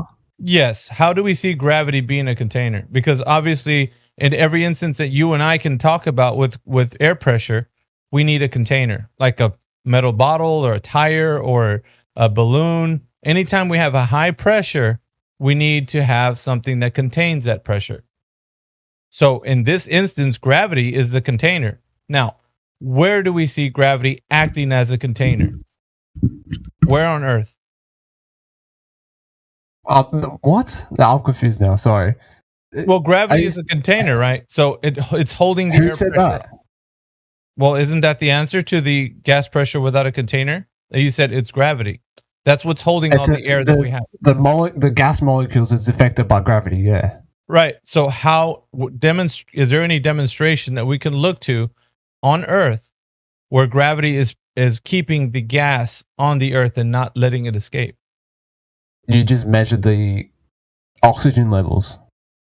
Okay. So we're measuring oxygen levels where? On the ground and both, however high you want. Let's go Mount Everest. Obviously, there's going to be a huge difference. Yeah. So how do we know gravity is the reason? Well, if you drop an apple, not an apple, if you drop anything, it pulls it to the ground. All right, it's going to stay there until affected. Yeah, but we're talking about gas, though. Gas. Let me just listen. Let me just get to my point. You're going to drop it to the ground. It's going to fall to the ground. All right. If you drop a piece of paper, it's going to take a while, but it's going to hit the ground. It's the same with air. It's going to hit the ground, and it's going to stay on the ground. So you're telling me the thing that you told me previously was that we're not on the bottom sucking the air from the ground. Is now you're telling me we are going to be at the bottom sucking the air from the ground? No, that's what I'm saying. That's exactly what you just said. I'm saying because air is affected by everything: wind, your movement, your breathing, and so air molecules takes up. Yeah. Wouldn't all the air be at ground level? Yeah, it would all be at the ground level. But here's the thing that air does not do. It does not behave in the way that you're saying it does. That is a fanciful idea if it were true. But air flows into any and all vectors. This is absolutely 100% objectively true. You know this, I know this. Let's not play games with that. Like, we both know this. It's objectively true. Air flows into any and all vectors. Now, you saying that it's not, you're going to have to provide evidence how air doesn't do that.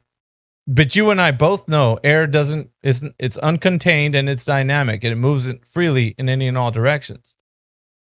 Does it not? Yeah, it moves in all directions, yeah. Okay, so then that debunks your case for it going only down. No, because air fills up. Because air fills up the, what's it called? Oh, what's the word for it? I can't divine your thoughts. The word now. Wow, it's just left online. Well, there's help in the chat. You do realise that you are now arguing from a place of ignorance, yeah? I'm gonna let you go as far as you want, man, because this is I've done this. It fills up. Sorry, the space. I was thinking about space. Obviously, the air fills up the space it occupies. Jeez, bro. Yeah, I don't know. Yeah. All right. Well, it fills up the space. I agree with you. I'm not even disagreeing on that point. That's a great point. But still, we're nowhere close to understanding how gravity is affecting it because it's still moving in all directions and it's filling the space. That's just like you said. Yeah. Okay. Well, there's no disagreement. Because oxygen is always in motion. Yeah, that's exactly. why it just keeps moving. Perfect. Yes. So it's not behaving in the way that maybe you would have thought, and holding to the earth. It doesn't care. It's going to move in whatever direction. It always moves in every direction. All vectors. Up, down, sideways, whatever. You know, think about it. Yeah. All right. Sorry, what are you saying? If I'm making sense, that means that the idea that this magical force, right? I'm calling it magical for a reason because it seems like in this fantasy world, it actually is appearing to do something in your mind that in reality it's not doing. You see the difference? Like how you're conceiving it in your mind is not what it's actually doing in reality. When we go out into the field, it's not doing what you said it's doing. It's actually behaving in the way that it moves in any and all directions. And that is objectively true. You should know this. I know this as well. And it fills the space, just like you said. Yeah. Okay. But that means that this idea that gravity is keeping it to the earth, right? Because I'm looking for a container, right? I know that if I have gas pressure, I need to have a solid barrier, a container, something that the air pressure is inside of. Because in every instance that I show you a container, a tire, a football, it's inside of a container. And that thing that's containing the air pressure is the only thing blocking the high pressure inside from the low pressure outside. But if I pop that container or if I let the air out, the sucker just rushes out into any and all directions. It doesn't care about gravity or anything. It just goes everywhere. Yeah. You can agree with me on that, right? And that's Yeah. this is what we call, well, you might know it by called by entropy. So it's high pressure moves to low pressure, second law of thermodynamics, and hot moves to cold. This is the natural law. It happens always. So if we need a container for the gas pressure, then we're going to have to figure out what is containing the gas on Earth. If it's a globe and an open system, that means there is no container. It's an open system. How is it not dispersing into the available space?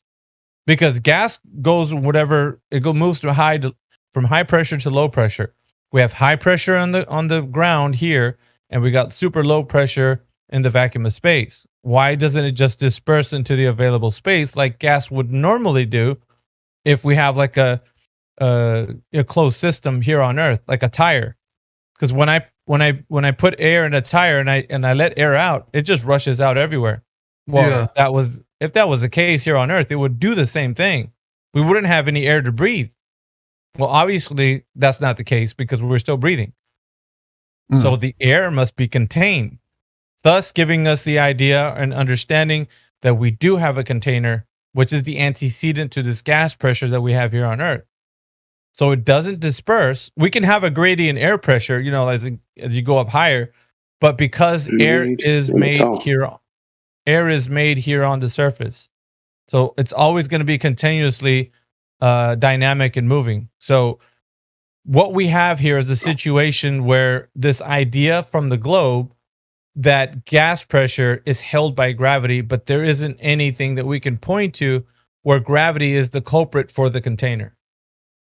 And I'm just putting this to your mind. So if you say that you can have gas pressure without a container, then that has to be demonstrated in some way, because the only demonstration I can give you is the opposite. I need a container to have gas pressure.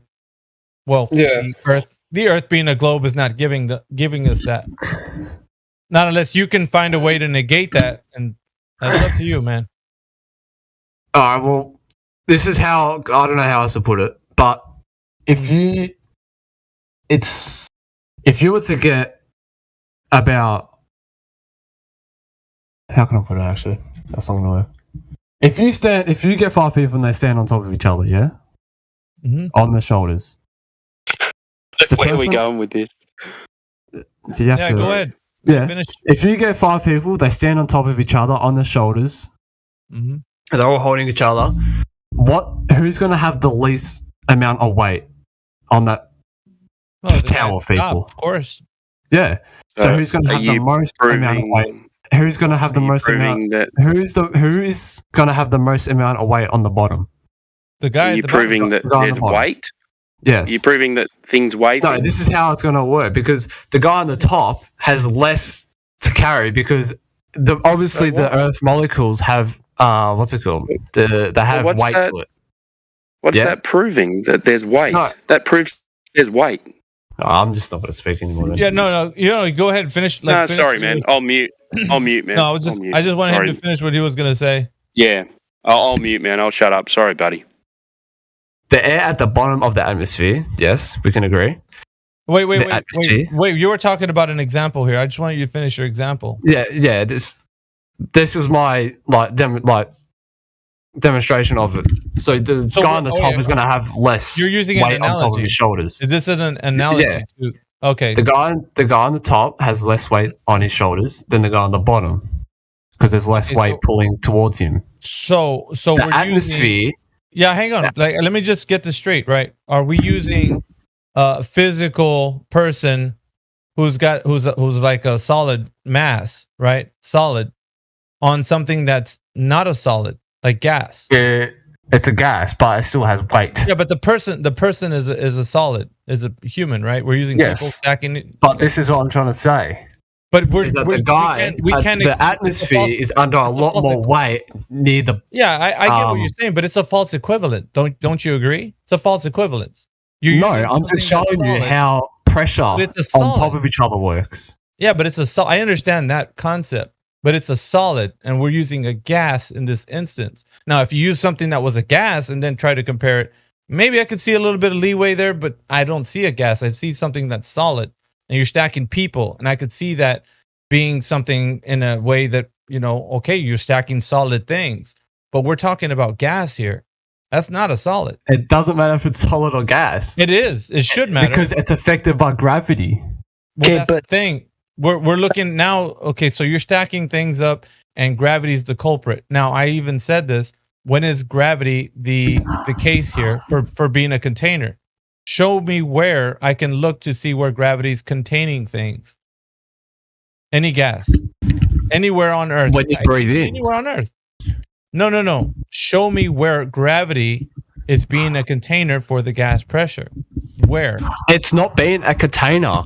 This is what I'm trying to tell you. How was the air contained? The air on the air close, like on top of the atmosphere, is under less pressure than the ones at the bottom, which is it has more pressure against. How has this been studied? Because it sounds like you're coming from a place of knowledge. How have you checked this out?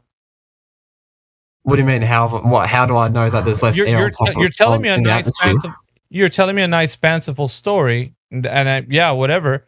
Now, how have you verified that this is the case? That what you just told me is the exact truth of what is going on with reality? Like when we go out into the field, how do you know that's true?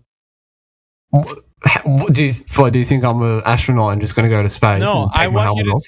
I want you to tell me how you know what you're just telling me is something I can verify for myself, or if it's not just a story that you just made up right now. So are you saying that I am false? Like I'm saying that it's... I don't know what it's saying. Say it again. What I'm asking you is, how do I know that you're not just blowing smoke at me and I can't verify what you just told me? I can't verify what you just said because you're making it up. Didn't you just make it up? Make what up? How air is, Yeah, that. You just told me. Well, that's how altitude on a plane works. They measure the air density. No, that's not what I'm talking about. I'm talking about what you just said. How can I verify what you just said is true? Didn't you just want to ask the question of how air works? So I'm answering. Yeah, but you just made it up. So how do you know that it's a container as well? I can ask the same thing. I know, but I'm asking you a question. If you can answer me honestly, intellectually honest, did you just make this up to kind of figure out that's how it works? No, I didn't. So it's not made up. Where did you pull this information from then? When you can just climb a mountain, you get less air. No, have you done anything to verify what you just said is the truth? Because I'm an investigator. I want to find out everything you just said, and I want to verify. So are you... I think we're off the wrong thing. Are you saying that I am wrong in saying that the air is thinner? No, I want to verify what you just said is true. How can I do that? Saying that the air is thinner on top. No, saying that you made a claim that gravity is holding things to the bottom because it's got things heavier at the bottom with gas pressure, and then as you go up higher, how did you so you're asking me how does gravity have an effect? I'm asking you, how is gravity verified to be the container holding the gas down? Do you understand? Yes, now I understand what you're saying. Okay, now please respond. Because there is more pressure on the floor. Yeah. There's more pressure at sea level than there is closer to space. But you're telling me something that's obvious. I want to know how gravity is the culprit. How do I know gravity's the culprit for that? Because every single air molecule weighs the same. Yeah? You're telling me what exactly it is. So obviously that if air molecules is under pressure, it is affected by something, which is gravity. No, you just said it's affected by something, and then you said gravity. You just named that something. Yeah, because you are saying that it is something. You just said. How do you know it's gravity? It's affected. How do you know it's gravity? Because the air on the bottom is more. It's pressurized by it. It is like getting stacked on top of each other. I know that. You just finished. Okay, here's what you're doing. It's like a complete circle jerk. You're trying to validate gravity by saying the same thing over and over again, What I'm asking you is, how did you find out it was gravity? Don't tell me the story again. Tell me, how do you know it was gravity doing the thing you're saying it's doing? How do you know it's gravity? What else do you want to say, bro? That's the only answer. Gravity, no, it's not the only answer. It's not. Yes, it is, because it is the gravity pressure. It pulls it down, and it pressurizes the bottom, which is why there is more air in a square cubic inch, or whatever you call it. That's wrong, because then there is on top. I can give you another answer. How about that? How about the answer? Yes. It's a container. Is there a container every single kilometer? Correct. Every single kilometer. You said something very correct. I was going to tell you, but you answered it for me. So you're saying that there's a container every single kilometer? No. That's incorrect. That's not what I was going to say. I was going to say container, but not every single kilometer. That's not what I was going to say. I know you're going to say container. This is why I used it. Yes. So container. So this is the thing. How is the container containing air if it's higher up in the air? Like, shouldn't it all be the same?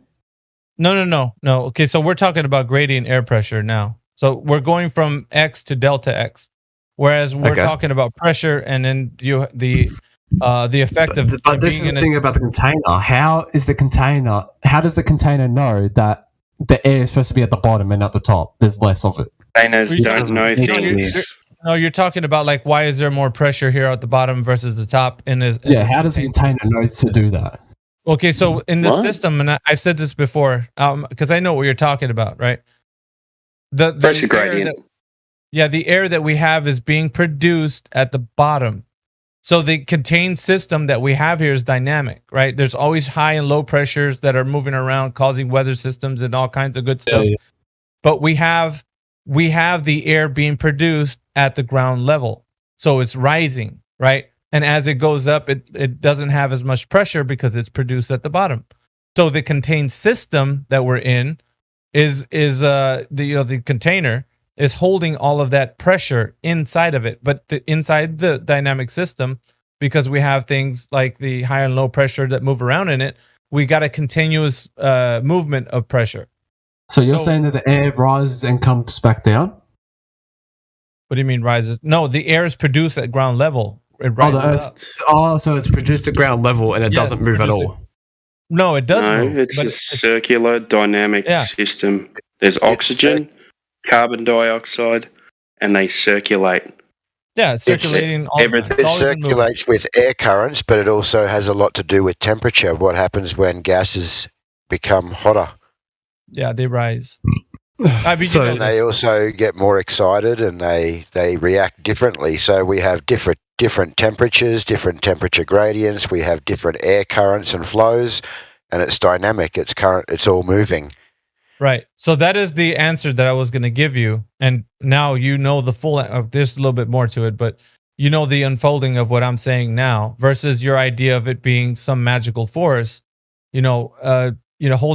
Holding the air inside of an uncontained system, which is preposterous, like to even think about. Because as you and I both know, well, think about it like this. If gravity was that powerful, like you're saying it should be doing, then when you pop a balloon or you let air out of a tire, it would just keep floating down to the bottom. It would never rush into any and all directions. Like you think who's popping a balloon big enough to do that? What do you mean? So this is the thing. If you were to put it into a container, like if you were to pop the balloon, yeah, and you do it in a vacuum of space, like in a vacuum, and you were to pop it, what happens? It goes in all directions. Yeah, it goes in all directions. So how come that the oxygen that is created here on Earth, how come it doesn't float up? It does, bro. We are talking about under pressure. It just floats up. Yeah, no, but here's what you're not getting though. As you go higher in elevation, it's going to dissipate in the pressure. So it gets like with the gradient, you know what I mean? It's going to get less and less because it is produced at the bottom, at the ground floor. So we're always going to have the most pressure here on the ground floor. But as you rise, it's going to have a gradient for sure. But the thing is, this is actually agreed upon. It's agreed upon science as well. It's not It's not Yeah, I flat know Earth that science. the ocean produces the most oxygen. Yeah. Yeah, you know this though. Carbon dioxide.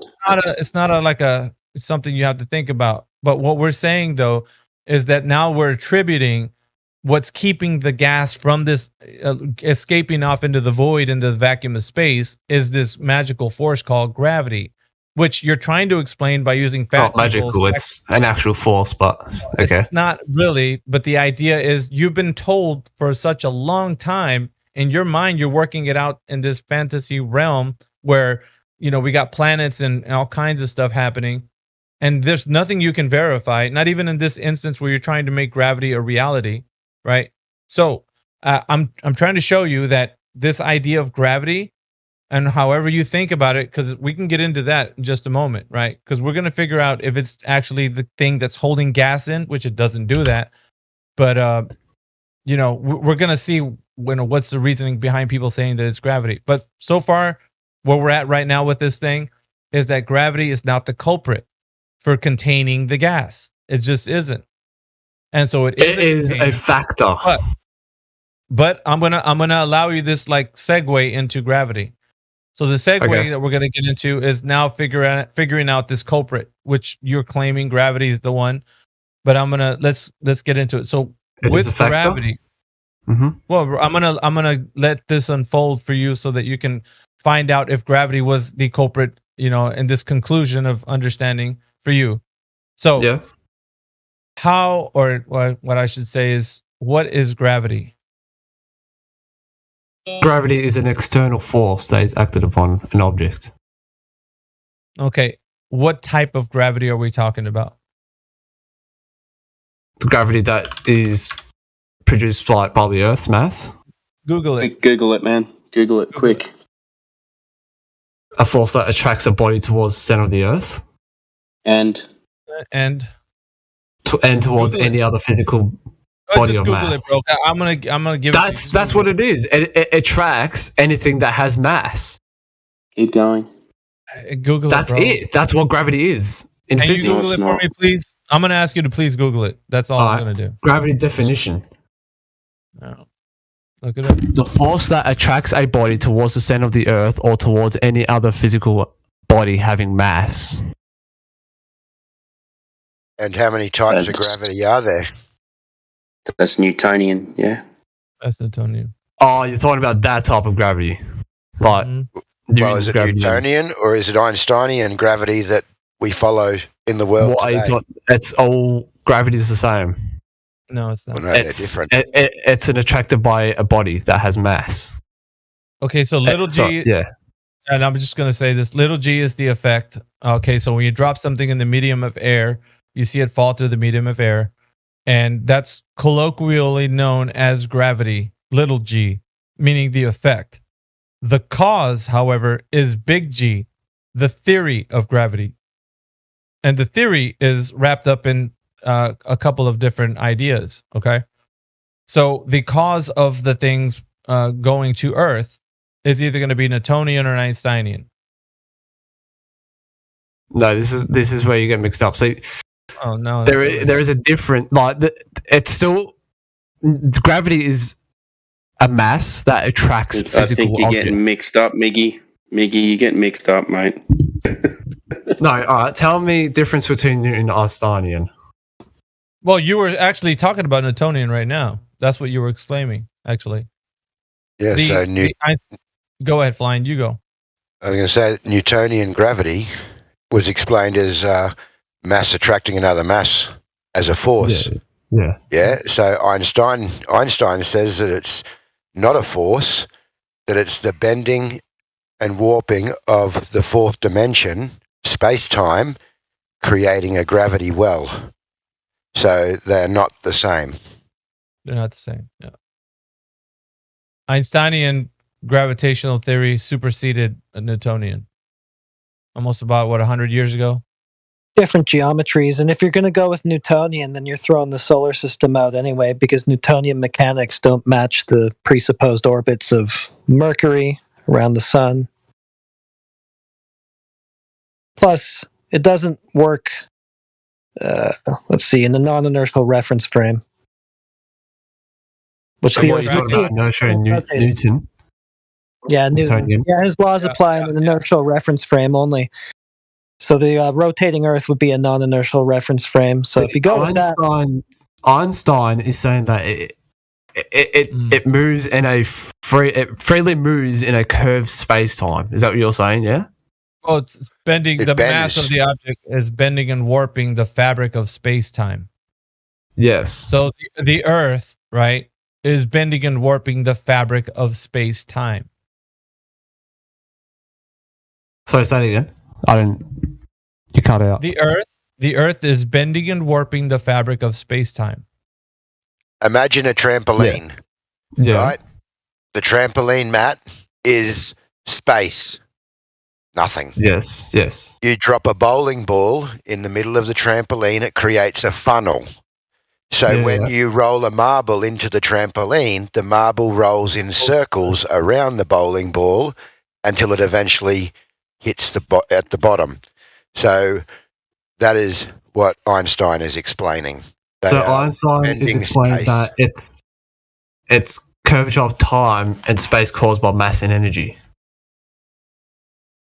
Caused by mass of the Earth. And energy. Yeah. Yeah, but it doesn't matter. It still doesn't explain anything. So yeah, we've got to the bottom of like this bending and warping of. Okay, so now you're figuring out like we're talking. So the Newtonian gravity is what we use here on Earth, which is obviously object force. Object that is. Dude, don't object pretend remains like at now rest you know. until Don't pretend you it know. is acted upon. Don't pretend now you know. What? Don't pretend now you know. Well, listen, Mister. If that's the case, then I guess the Earth is an inertial reference frame, so it's not accelerating, so it's not a spinning ball in orbit around the sun or anything. Yeah, you just No, this is where the Einsteinian one, which is obviously the mass and energy. No, but you just tossed it out and to save Newtonian. Like you can't do that. It was superseded, meaning that it was replaced. Yeah, that's the new hotness for the Globers as of the last 108 years. That's what you got to go with. Yeah, it's replacing Newtonian. It did 100 years ago. So you saying that you want to claim Newtonian is just incorrect. You're incorrect by Glober standards. Yeah. If you want to use Newton, you're basically arguing. Sorry, say it again. Heretic, you cut out. Yeah, I think you can't go back in time, mate. That usually happens. I think he probably got a phone call. It just knocked him out. Yeah. You back? Try again, Heretic. No, we don't hear you, bud. Right, you have to come back. Oh, did you leave? Oh. Did I cut out? Yeah. It's my stupid iPhone, dude. It just suddenly cuts out. Okay, all I was saying, though, is that if you're going with Newton, then you're basically arguing for a stationary Earth anyway. Right. That's why I didn't. Okay, now I see what you mean. Because and you were yeah, like, I know what you mean. Tony, I'm like, dude, stop, man, and you just went. Yeah. It's whatever. Yeah, you can't have the non-inertial, constantly accelerating, spinning, rotating ball around the sun with Newton's mechanics, right? It's not going to apply in that reference frame, right? Yeah. But the thing is that Einstein agreed with Newton as well that the space had dimensions, right? Can we agree on that? What do you mean? They both agree that space is space? No, because obviously Newton was the one that discovered gravity, okay? And then obviously later... Or came up with a theory about it? He discovered it because no one actually discover something that you can't discover something that's invisible. Because no one knew at the time what it actually was. It was just everything was just falling to the ground. They still don't know what it is. I was just gonna say that, Timbo. Yeah. But right down the track, Einstein agreed with Newton that space had a dimension, width, length, and height. So it's hard to explain now because it's. No, it's not. No one can explain it. Turn off this stupid Discord thing. How was it discovered? Hey, I'll give you 1 minute. I'm trying to turn off this. I'm trying to turn off the sound when everyone leaves. It's distracting us. I'll just say one thing. You've been actually pretty cool too, man. Like, just stay that way. Yeah, the conversation goes a lot easier when you guys are like this as well. By the Been way, good. before we get any later, give me a name for you because that one you had was a bit offensive. So somebody named you I'm a little fairy. So give me a name for you. Or John. John? Yeah. Okay. That's my name. John. All right.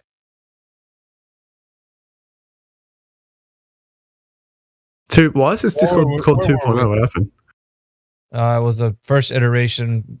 It's a long story. I'll tell you about it some other time, I guess. If you're not spiraling out of control and get muted by somebody and kicked. I hope not. Anyway, back to you just threw away Newtonian, threw that under the bus. I just wanted to ask how they discovered gravity. How was it discovered? What do you mean? Like, how do they find out that gravity is an external force? No, you're just saying that they discovered gravity, and I just wanted to clear, like, how did they discover it? When everything just started falling to the ground? So they saw something falling, and then they made an assumption. So they affirmed the concept. No, sorry, it's a force that is it's a mass that is acted. It's a force that is acted upon by mass. So you're claiming they did some scientific verification that to you proved that this gravity existed, and that was what was causing things to go down. What, saying that? How do they figure it out? Yeah, how did they come up with the equation that something going down equals gravity? Well, obviously that they knew that the Earth had a mass. Every single object has some sort of mass, no matter what it is. A piece of dust has mass.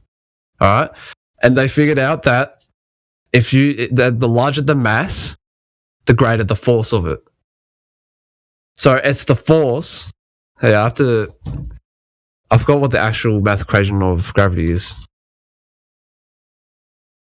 How'd they figure out the Earth's mass, John? No, but they didn't have to figure it out. They just knew what it was. Well, they just knew that. It's 9.8 meters per second. But well, I'm just curious, man. We're diving into your knowledge of how you know things. So, do you know how they figured out the mass of the Earth? No, I actually don't know. Oh, okay. Interesting. Can you define mass? Sorry? Can you define mass? Define mass? Yeah. What is mass? It's just a large body that has a large body of matter. Can you define matter? Define matter. Well, you got to define this, define that. Well, so if you don't know what they are, matter is just a substance. What was done to show, because we can get back to that matter, this will lead into matter, but what was done to show that there was this force attracting force, or these objects were attracting each other? Well, you're saying that both Sun and Earth have like a force against each other? No. If gravity is a force, like you've claimed, how did they establish that gravity was a force? You've said they just knew these things. They just knew the mass of the Earth. They just knew. So how did they establish these things? How did they establish that it was a force? Because I have to use the gravitational force and the gravitational constant. That's what I remember. That's all pretty much. But that's just begging the question. That's not answering how they knew it was a force. You're just begging the question and saying, well, they used the gravity Yeah, We're they trying to discovered prove what gravity was. by How did they using find gravity. it? They had to use the Earth's radius, and the Earth's How'd they get is the that? distance. So how did they get the Earth's radius from? Uh-oh. They just had to use maths. I actually don't know where that came from. No, that's an honest answer. They use the sun's thing. I think I'm pretty sure.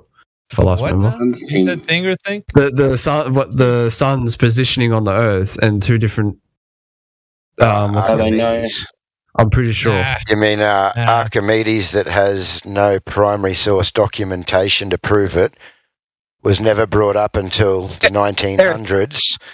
That was 500 kilometres apart. They must have just made a phone call to measure those shadows, and made some big assumptions on the size of the Earth and the type of light rays that were coming in. The whole experiment is based on assumptions. Yeah, we covered that pretty well. I think John did. The fundamental assumption being the curved surface of the Earth that they were trying to prove in the first place. All right, so we went down. Let's look at the logic train that we have so far. We got like about 40 or 50 cars that are connected to it. So we're all the way. Yeah, let me bring it all the way back to where we started from. So the gas pressure without a container argument is still on the table, and we still have not found the conclusion or the culprit. The culprit for you, we know it's a container for us, but the idea that it's not a container because it's an open system and that the Earth is a globe. Well, how is it possible that the Earth being a globe and an open system, the container is gravity? Well, we're starting to figure out, because we went from the idea that you're trying to put gravity as a culprit. Now gravity, we're trying to figure out what it is, and we kind of threw Newtonian under the bus for the sake of like trying to figure out. Let's stick with Einsteinian gravity. So now we're bending and warping the fabric of space-time. But how is it possible that an apple that falls to the ground, right, is the same like air flowing around? Are they the same? Apple doesn't weigh the same as air. Okay, so air acts differently, right? Yes, it does. Okay. These are obvious things that you and I shouldn't disagree upon. Well, if that's the case, and air moves into any and all directions, and the apple in the medium of air has a vector of down, because it's what happens when you see things falling, right? In the medium of air that are denser than the medium. Well, we see them acting a different way, but air doesn't apply to that because it actually moves into any and all directions. Well, if that is the case, then how can we ascribe gravity to the air, whereas we would with the apple? Saying that it doesn't, why isn't it acted the same? Right. Why does it favor the apple over the air? Because the apple has more of a mass than air. So, right. But how do we figure out that gravity is the culprit for the container, or the containment of the air? Because there's more pressure on the bottom of the Earth than there is on the top. Yeah, but that's an explanation of what you think is going on because of the Earth being a globe in your mind. What we're looking for is the demonstration part. So when I say I'm going to demonstrate to you that I have a container, and the high pressure inside the container is contained by this, soccer ball, or this metal bottle that I put air in, and it's pressurized. I have a container. That is the thing that holds the high pressure. Now you are saying no, gravity. Could I just ask a question about that? Go ahead. About you using the tire and bottle? Yeah, sure. When you use the tire, the air is distributed and it is all the same. That's how you get PSI, pressure per square inch. Yeah. So how is that not the same on Earth? Well, we're having the idea. One thing I want to tell you about with the pressure, because it's still using a container. Actually, pounds per square inch as well. Yeah, the tire. The tire is the tire is a container in this analogy, right? So the container is the tire. So what I'm saying is you need to have that in order for there to be pressure inside, right? Yeah. But So if we do have a tire, which is a container that holds that gas in there, what would happen if we remove the tire instantly, or the tire pops? The air just goes into any and all directions. It disperses into the lower pressure until it equalizes everywhere. Yes, That's what it does. Well, we know that.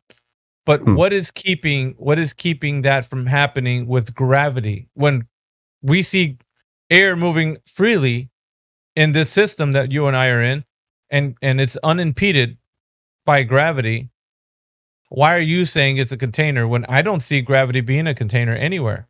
I see things like... I'm not saying that gravity is a container. Oh, so it's not a container. But that's what you're supposed to be saying, though. That was the whole point of all this. Yeah, that's the whole point. Like, I want to look for whatever's the open system of the Earth being a globe, why the air isn't dispersing out into the void. Like, we're trying to I'm not saying that gravity is the container. Gravity is a contributing factor to, because the atmosphere keeps it in. And so the atmosphere. No, this is what I mean. The atmosphere, because the gravity pulls the atmosphere down and it has more pressure as you come down. So the pressure is greater at the bottom than it is on the top. That's how you get different altitudes in a plane. That's how they measure. So is gravity containing the atmosphere? No, it is a contributing factor. So no, it's not. What's containing the air? Containing the air? Mm-hmm. On Earth. There is nothing containing the air.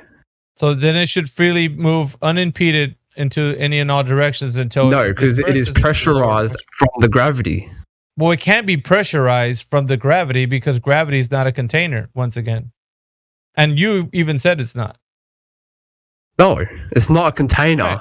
Right. It's not. It can't be. So how do we have gas pressure without a container? Because it pressurizes... It pulls everything down, so there's greater pressure. Cool story. That's a cool story, bro. Like, I can show you a container and I can put air in it and then pressurize it. How can you do that and show me? You cannot pressurize a container; it's too small of an object. No. Sorry, can I just... a tire? I can put air in a tire and it shows pressure in there. How can you? Yes, because the air is the same wherever it is in the container. One sec. Yeah, so sorry, because you're right, mate. Just because you explain something doesn't mean that it is. Like you need. So what we're asking for is demonstration of things to show that these things work. So if there's no demonstration of these things, then you describing something is a description without proof. If you can show a demonstration, then we can say, okay, that works like that. All right, maybe I'll listen to you. No worries, let's talk about it. But the problem is that you're not showing a demonstration of it. Yeah. All right, how about this? We need demonstration. Hold on a second. I've got an example. Right? We need demonstration. You're just going to give us another description, aren't you? No, well, I have an example. Okay, Mars. I don't know if you even think it's real. It again. Yeah, Mars has a less. It's smaller than Earth, and it has less mass. No, Therefore, there is less pressure on Mars, which is why there's less oxygen on the ground. No, man. That's what it is. You're describing something that you cannot confirm. You can't verify that, John. You can't go to Mars and go check to see if that's how it's happening over there. You're just telling me another story. So once again, stories are not what we need. As what Timbo said, we need a demonstration. And telling me another story isn't going to rescue this point. If you don't stand on top of each other's shoulders, that's my demonstration. No. I'm saying if you don't know, John, just say I don't know. That's it's you stand on top of each other's shoulders. No, who's going to weigh most? Or who's going to have to lift the most? No, but you're talking about solids, right? Not gases. And not only that, but you're also giving us a state of matter. You're giving solid, liquid, gas. It's matter. Hey, John, you're giving us a demonstration of weight, though, and what we needed was a demonstration of gravity containing air pressure. Yeah. That's what we want. So that's just demonstrating weight. That's fine. That's great. But that's not what's in question. right? We're wondering why the air is still here if it's uncontained, because there's no demo of gravity being able to actually do that. There's just stories from guys like you about it doing that, but no actual practical demonstration. That's what we need, John. I don't know, because all I can say is Earth's gravity is strong enough to hold onto its atmosphere. That's just a story, bro. So if you don't have a demonstration, we can say you don't know. That's pretty simple, right? If you have a demonstration, then we can look at one. But if you don't have one, then it's another story. They're going to tell us about Mars or Venus or Jupiter or the sky, whatever. It doesn't matter. If you don't have a demonstration, it's really, you don't have an answer. And that's intellectually honest. If you don't have one, it's cool. I don't. Well, I'm going to ask you the same thing. How can you give a demonstration that there's a container? Well, I can show you. I can show you easily right now how we're going to have gas pressure inside of a contained system, and I can point to my car tire. I can point to a balloon. I can point to a bottle. The pounds per square inch is the same all around. No, but you're asking how can we show that we can have pressure with a container? It's like every other thing that you could look at in nature. This is the thing. You're comparing like the air in a tire, which the pound square inch is going to be extremely high, and it's going to be the exact same all the way around. No. It's been shown you that can also have a gas gradient inside a container, and that can be proven just with a normal gas cylinder. If you apply heat to the bottom of the cylinder, the gas will be more dense in the bottom than the top due to the heat until it equally disperses through the container. Yeah. You can get a closed container with a gradient in it, so a gradient isn't going to tell you that you don't have a closed container for the system. Yeah, you still need a container for gradient. Yeah, you need a container for the pressure, and you need the pressure for the gradient. So gradient is just an indirect way of saying container. So if you listen to the wording, gas pressure requires a container, and we have a pressure gradient. So to obtain a pressure gradient, you first have to obtain pressure, and to obtain pressure, you first need containment for the particles. Go on, Timbo. No, I was just going to say, I think he's getting kind of lost in the whole kind of. There's like 50 people talking. Some people get cut out. You're fine. I can bring it back. I can bring it back to a concise point. So the thing that we need right now, is a demonstration of gas pressure without a container. Well, I can't give a demonstration because you don't believe in Mars, you don't believe in the gravity. So what else am I going to do? Because that's the two that I can give. Well, here's the thing, though. If it's a story that you can provide evidence for, can you guys just give me 1 second? I just got to let my dog out. Yeah, don't worry. And feed him. No, take your time, man. Yeah. Well, not too much because I got to get going here in a little bit. Hey, you're all right. I'm about finished work, so I'll jump in for an hour or so as well. So he's actually been pretty chill, man. Yeah, I like him. He's all right. He's also forgetting though that the air that we breathe and the pressure is generated from the ground and the oceans. It rises up from there. It's not being created up there and pulled down. It's created from below and expands out in all directions. Yeah, we covered that. He's we've been through that. So it's been going for a couple of hours now. I think. Did you just jump in? Yeah, sorry guys, it's one deck. Nah, you're all right. Hey, Mickey, have you met One Deck? He's from FED server. Yeah, actually earlier today, I think. Oh, cool. At first, I keep thinking that you're Wolfgang. You sort of sound like. He sounds like Wolfgang. Sorry, I thought I was speaking. I had to look at the Discord. No, I jumped in yesterday. Met a few guys. Met Wolfgang. I was on last night with Eli. Read a few poems out and all that. So yeah, I heard the poems. Yeah. Well, what's his name was in here when you were doing it? Conspiracy Music Guru. Yeah, man, that's right. For some reason, dude, I usually take people's heads off in this chat, but I don't know. John just struck me as someone that I didn't want to do that with. I don't know why. He came in a bit fiery.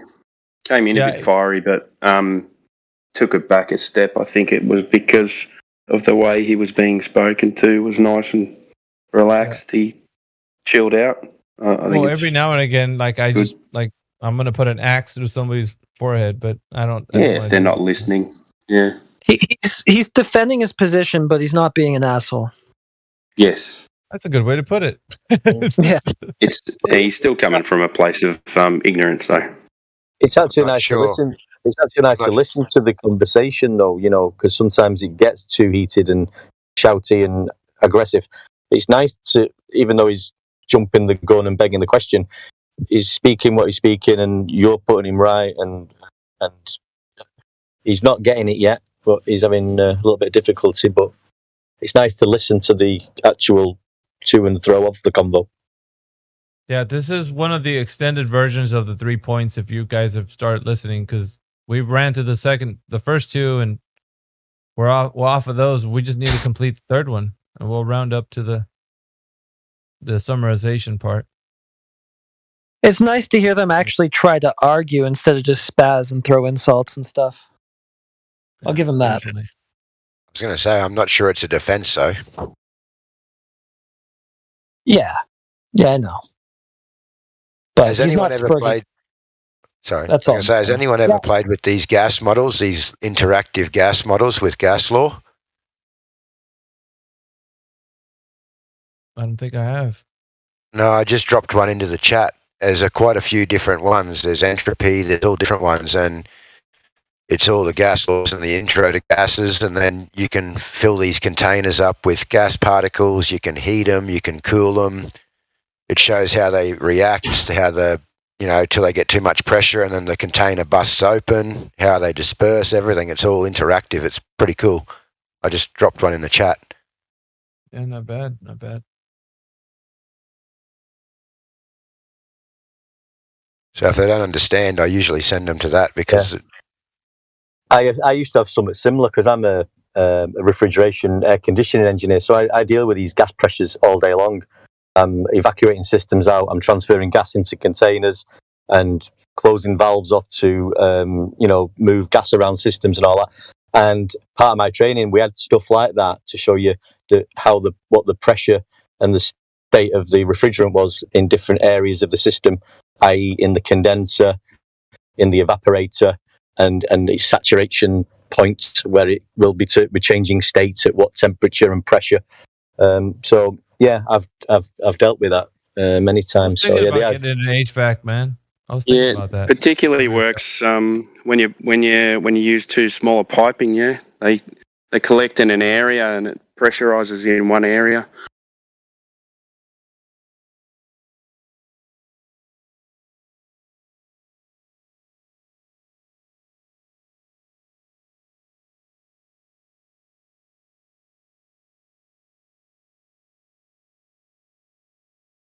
My Facebook argument's still going. What'd you say, Flying? I say my Facebook argument from earlier with that dude's still going. I've sent him an invite here. I've told him to come here. He said, no, I was banned. I said, that's cool. I can get you unbanned. Well, he's already been here. He's already been in here? Well, he claims to have been in here a while ago and that he was banned a while ago while he was trying to have a civil discussion. And I said, that's cool. Come back. We can unban you and have a chat and see what happens. But he just won't do it. Yeah, doors always must have open, been Miggy. Yeah. They like to use the ban as a defense against having to come here, though. Well, he gave up in the end. I asked him for his citation. I posted it in here earlier, but I'll tell you what I responded with. Must have been the times I was feeling a bit frisky. When are you not? Well, I don't know. I was kind of feeling relaxed today. I don't know why. I guess after the astrophysicist, I'm still full from that conversation, man. Like, I can't believe that PhD fell by the wayside like that. It is what it is, It just goes to show, man. Even they are not susceptible to the 3 point. Like they can all fall, So as I say, guys, I just jumped. What was the 3 points you're going through? I only just jumped in on this last where did we start? What 3 points are you going through with the guy? I've been doing this for like 3 years now, and it's curvature, axial rotation, and the vacuum of space. Or really, the question would be, how do we have gas pressure without a container? That's the third one. So there's only 3. First one, if I'm going to do it right, it's directly measuring the curvature of Earth. The second one is axial rotation. How do we measure that? How has it been measured? And the third one is, vacuum of space being adjacent to the pressure air that we breathe. So I tell this to everybody, and I told the astrophysicist this, and he didn't know the first 2, and the last one, he kind of fought back a little bit, and he was saying gravity the same. And really, it was kind of crazy because John's actually doing the same thing he was with it. Yeah, eerily strange that he was doing the same thing he was. And pointing to planets, and I was like, well, we don't need to look at planets. We need to look at what's here on Earth, because that's where we're trying to figure out if it's actually being held down by something or not. And so, yeah, he couldn't find it. He's like, well, I have my own model, and the model shows me, well, not my own, but he's like, oh, I have a model that I work with, and it works just fine on the model. I'm like, yeah, but that's the model. That's not reality. We don't want to see it on the model. We want to see it working in reality. Well, he was saying just because you don't understand it, it doesn't mean it doesn't work. That's what he was saying too. Just because you don't understand it, you've got a misconception of what it is. There was actually a guy that came on the after show at FED the other night who came in saying that he was quite upset that flat earthers had this belief, and it was really bothering him due to the fact that he knew it was a globe. And I actually asked him those 3 questions, and he couldn't answer any of them. And the outcome was that it was actually him that came in there with the belief, not us. Oh yeah, I was there on that one, mate. Yeah, I listened to that. I was in that conversation a little bit. Yeah, so that's the same 3 questions. They're great. They can't. I've been saying, man, this is a proven, tried and true method. All people have to. I mean, you could say them any other kind of way, just so long as they're, just like the point describes, in each one. You could phrase them any way that sounds the same, Anyway, John, are you back? Yeah, I'll just go back. All right. See. All right. I must say, there's a lot of people in here. How many? We're all here listening to you, man. Yeah. Well, you're in the hot seat right now. All right, so we're gonna go back to where we said. And listen, man, if you say you don't know, I think, like I say, it's easier to be intellectually honest versus us going through this rigmarole where we have to yank the truth out of you. And so, yeah, no, I honestly if I don't know, I'll be 100% honest and don't know. Like the math questions, I'm not an astrophysicist.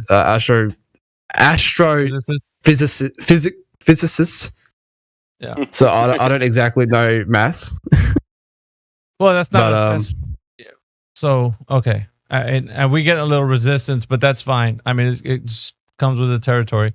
All right, so once again, gas pressure without a container, gravity being the case. Listen, if you think that if you want to just move on and say, look, I don't know, that's fine. If not, we're going to keep going until the cows come home. So it's up to you. Yeah, I don't know about the container, but yeah.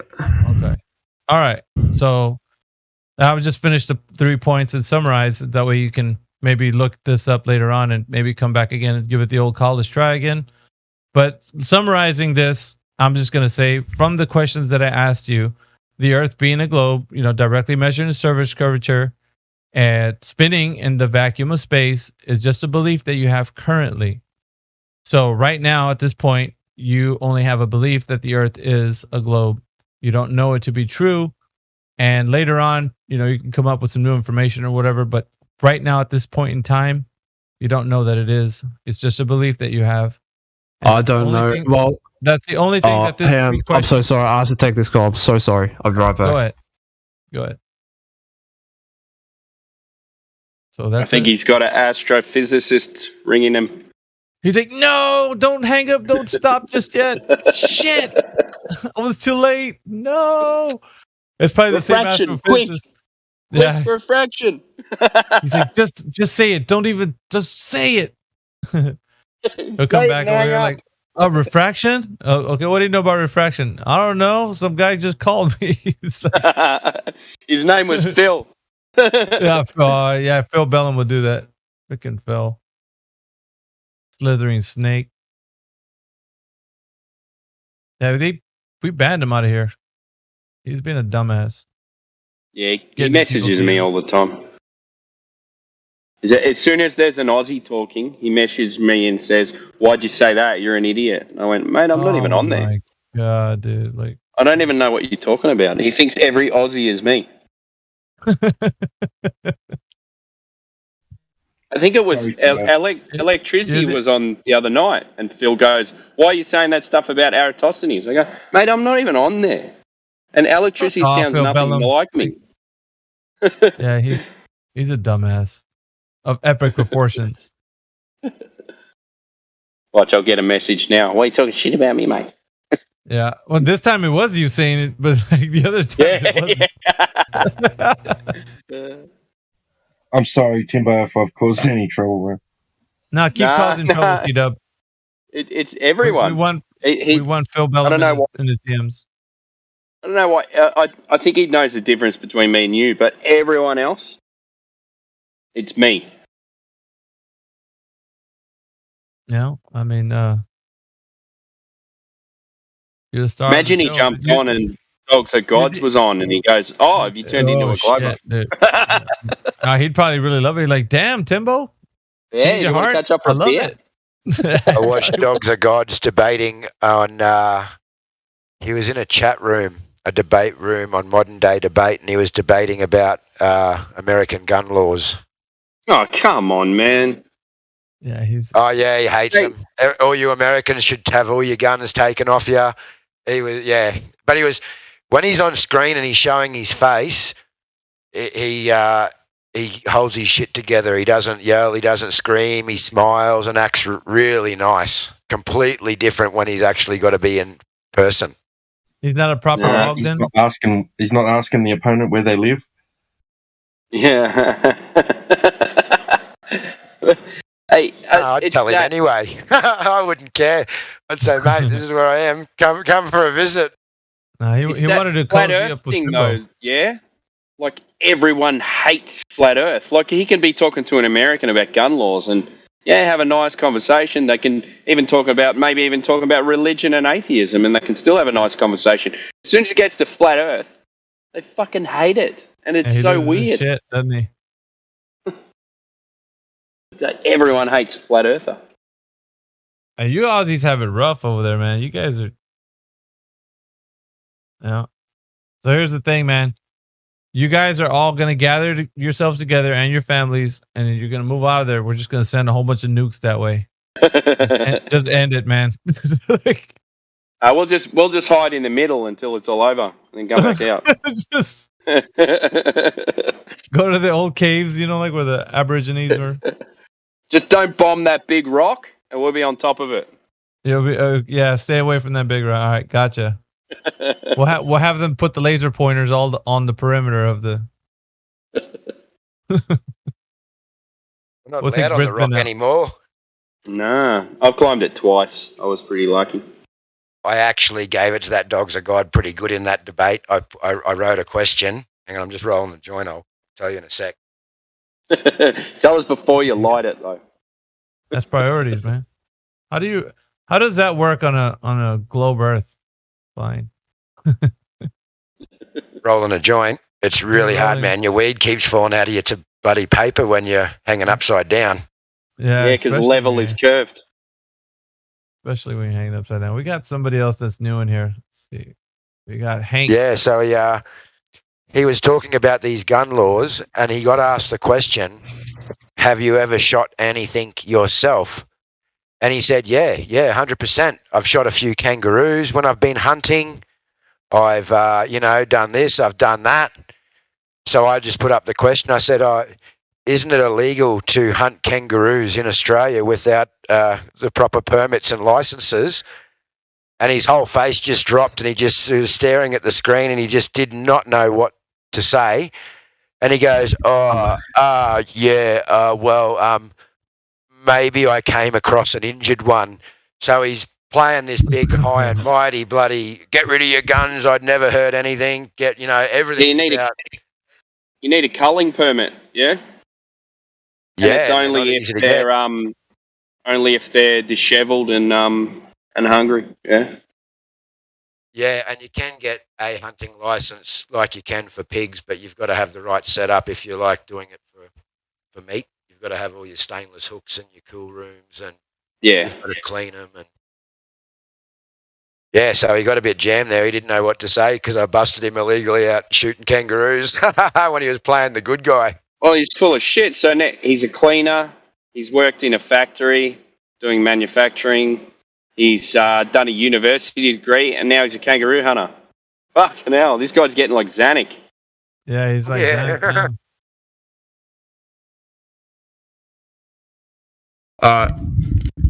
Sorry, I have to speak to someone, yeah. You're all right, mate. Taking care of business. What were we up to? I think Mayhem wanted to finish off. Yeah, I was just summarizing, man. Oh, yeah, yeah. So summarization was just, you pretty much heard it all already. It's just a belief that you have that the Earth is curved, spinning in the vacuum of space. Like currently, right now, anyway.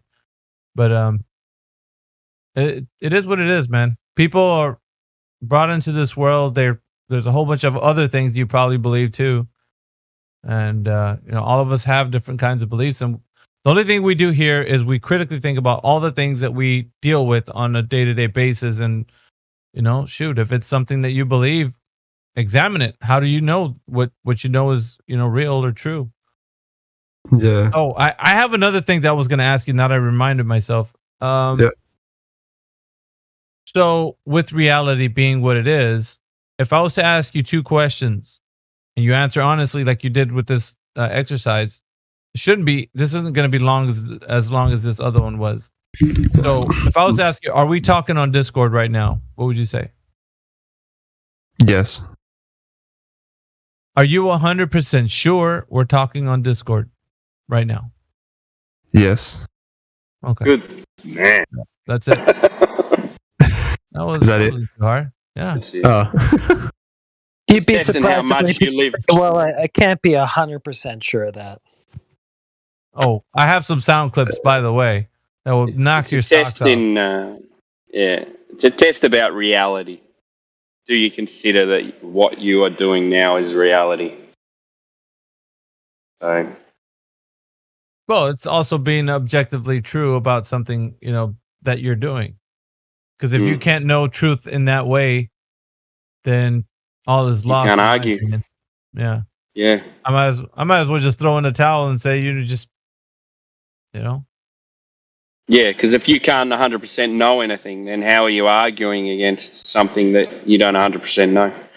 You know what? To be brutally honest, don't say it. Don't freak. I was gonna say, don't go back on your word and say now that you just like. Don't now that I think about it, stimulation either. What? Now say don't go back on your word, and then now say that you are thinking about it. I am 99.9% because I'm gonna play a clip. No. I'm saying after this chat, it actually puts a different view on everything. Do you know what I mean? I hope so, John. It actually puts a different view on everything. So what this does, right, is it makes you question what you're being told, but it also makes you think critically. So that's what I'm trying to say. Everything you're told. So now you need to go out and look for yourself and find out things that you've been told that actually haven't been proven yet. They're just theories, and find out where they come from, who came up with them, and whether they're actually proven or not. And if they say they're proven, have a look at how they proved it. And if it's not directly, then it's not real. Yeah. What you'll find is again and again, they seem to be starting from their conclusion and working backwards from that. Like with the Eratosthenes thing, they start with the conclusion in the first place, right? Their premise being that the Earth is a ball, and that the reason that the shadows diverge is because of its curved surface, and the sun's parallel light rays. None of that's proven in the first instance. It's all just taken as a given, and then they work backwards from that to say, okay, here's the circumference. Yeah. And let me play this clip because it's new to me. So Clipcore just made this, it looks like.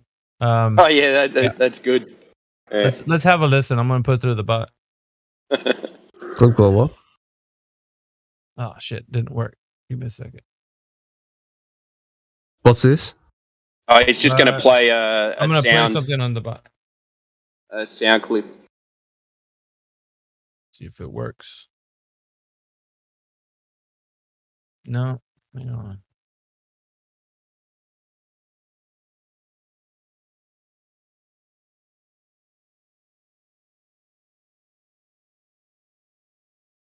Who's Mitch?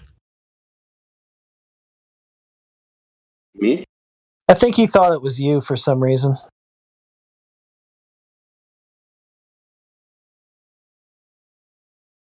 And I'm gonna keep trying this.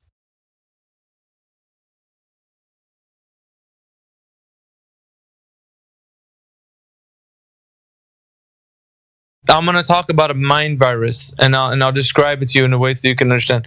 So I'm going to ask you two questions. If you can just respond to me in the most honest way possible, and we'll see if you can understand what I'm talking about here. So first question would be Flat Fact 64.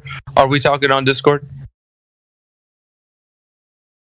To my knowledge, we are, yes. Okay. Are you 100% sure we're talking on Discord? With the reality of this world, no, I'm not 100%. We could be talking on flaming goo for all I know. I mean, the reality. I don't know. No, I mean, I cannot. I don't know. I cannot definitively say to anything 100%. Okay, so the mind virus has reached you. Let me explain. I'm gonna now that you said what you said, you answered honestly, and I appreciate that.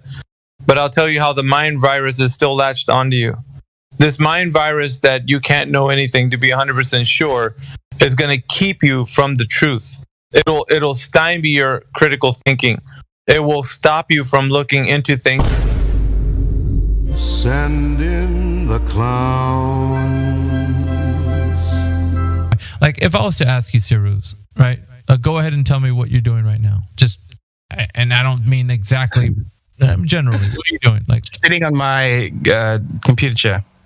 Okay, if I was to say you're 100% sure of that, what would you answer? No.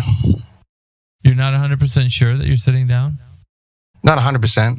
Like 99.99999999999%. Oh, okay. Bomb has been planted. Let me get a question in for Riverboat. Hey, welcome to the server, by the way. Can you for 100% guarantee that you're sitting down in a chair talking on Discord? Nothing's 100%, man. That's all I needed to know. Yeah. What kind of shit? So let's go to the second follow-up question, which is only two. Sorry. There's nothing really big. Are you 100% sure you're talking on Discord? I know that's redundant, but please answer the question. Am I 100% sure? No. There you go. Audience, that is it. Mr. Sensible, your goose is cooked. What are you doing right now? Just tell me what you're doing. That's as simple as that. What are you doing right now? Be honest. Like I don't have to know, but I believe I'm sitting down on my chair, and I'd say that's But just, sir, you're not going to tell me, and that's, I believe. Okay. He just said he believes he's sitting in a chair. Yeah, you said that. Can I defend myself here? Is that okay? Please. So I don't use prediction a lot. So I don't interact with the world in absolute facts. It's all based off assumption. Those assumptions have a degree of probability as to whether they're correct or not. So I assume I'm on Discord talking to you guys right now. I can't 100% say that's a fact because I might not exist at all. I'm that type of person, but I can pretty much say it's 99.999% sure that I am here talking to you guys. That's what I mean by nothing's a fact, things are a presumption, but they have a degree of probability attached. if that makes sense. We get that. We get How that. long does You're it not go for? 100% sure of anything. Correct. 99.999999999%. Let's find out real quick. Let me just ask this. Punjab, what are you doing right now? You can tell me. If you're not, we'll use another example. What are you doing right now, Punjab? I assume I'm laying in my bed. Okay. What? I was just going to ask you if you're sure you're laying on your bed. He assumes it. He's assuming just assume. But wait! There's more! Listen, did you or did you not say you can't be absolutely sure of anything? Did you say that? Okay. Are you absolutely sure of that? No. Got him. Ladies and gentlemen, we got him. You can get really close. Like I can be like 99.99%. Well, yeah, we're not saying about any Let me ask you a question. Have you ever eaten food before? Very likely, yes. You can't say I'm not consistent. Bruh. Also, like whatever you're doing right now, are you sitting down, standing up? I mean, what are you doing? I'm sitting down. Okay. Are you 100% sure you're sitting down? I hope so, yeah.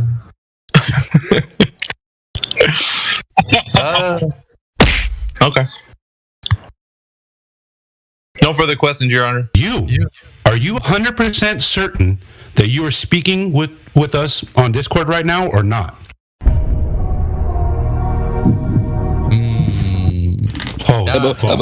Tough one. No, it's not. It's not tough.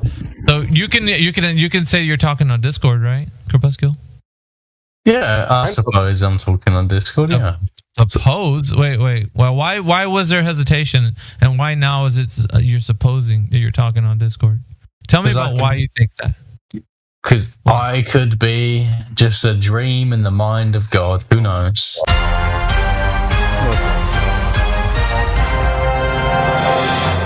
You're doing something like if okay. I'll ask you this: what are you doing right now, Corpuscle? Standing up, sitting down, laying down? What is it? I'm sitting down and I'm about to eat some bread. Okay. Can you tell me that you're doing that 100%? With all certainty. No. Hello? What did you say? No. I said no. Why? Because I know that I can't fully trust my senses because I'm somebody who's literally delusional. Okay. I've literally had false memories. So you're the wrong person to ask that. Shut up, bitch! I'm not 100% on anything. Right, but I am more than 99% sure. Excuse me. You're not 100% that the Earth is a globe? I'll tell you nothing's 100%. Nothing's 100%. What? Nothing's 100%. What are you talking about? Okay, so let me ask you a question. Just because you said that, you need to answer this question. This next one I'm going to ask you. Have you ever eaten anything? Oh yeah.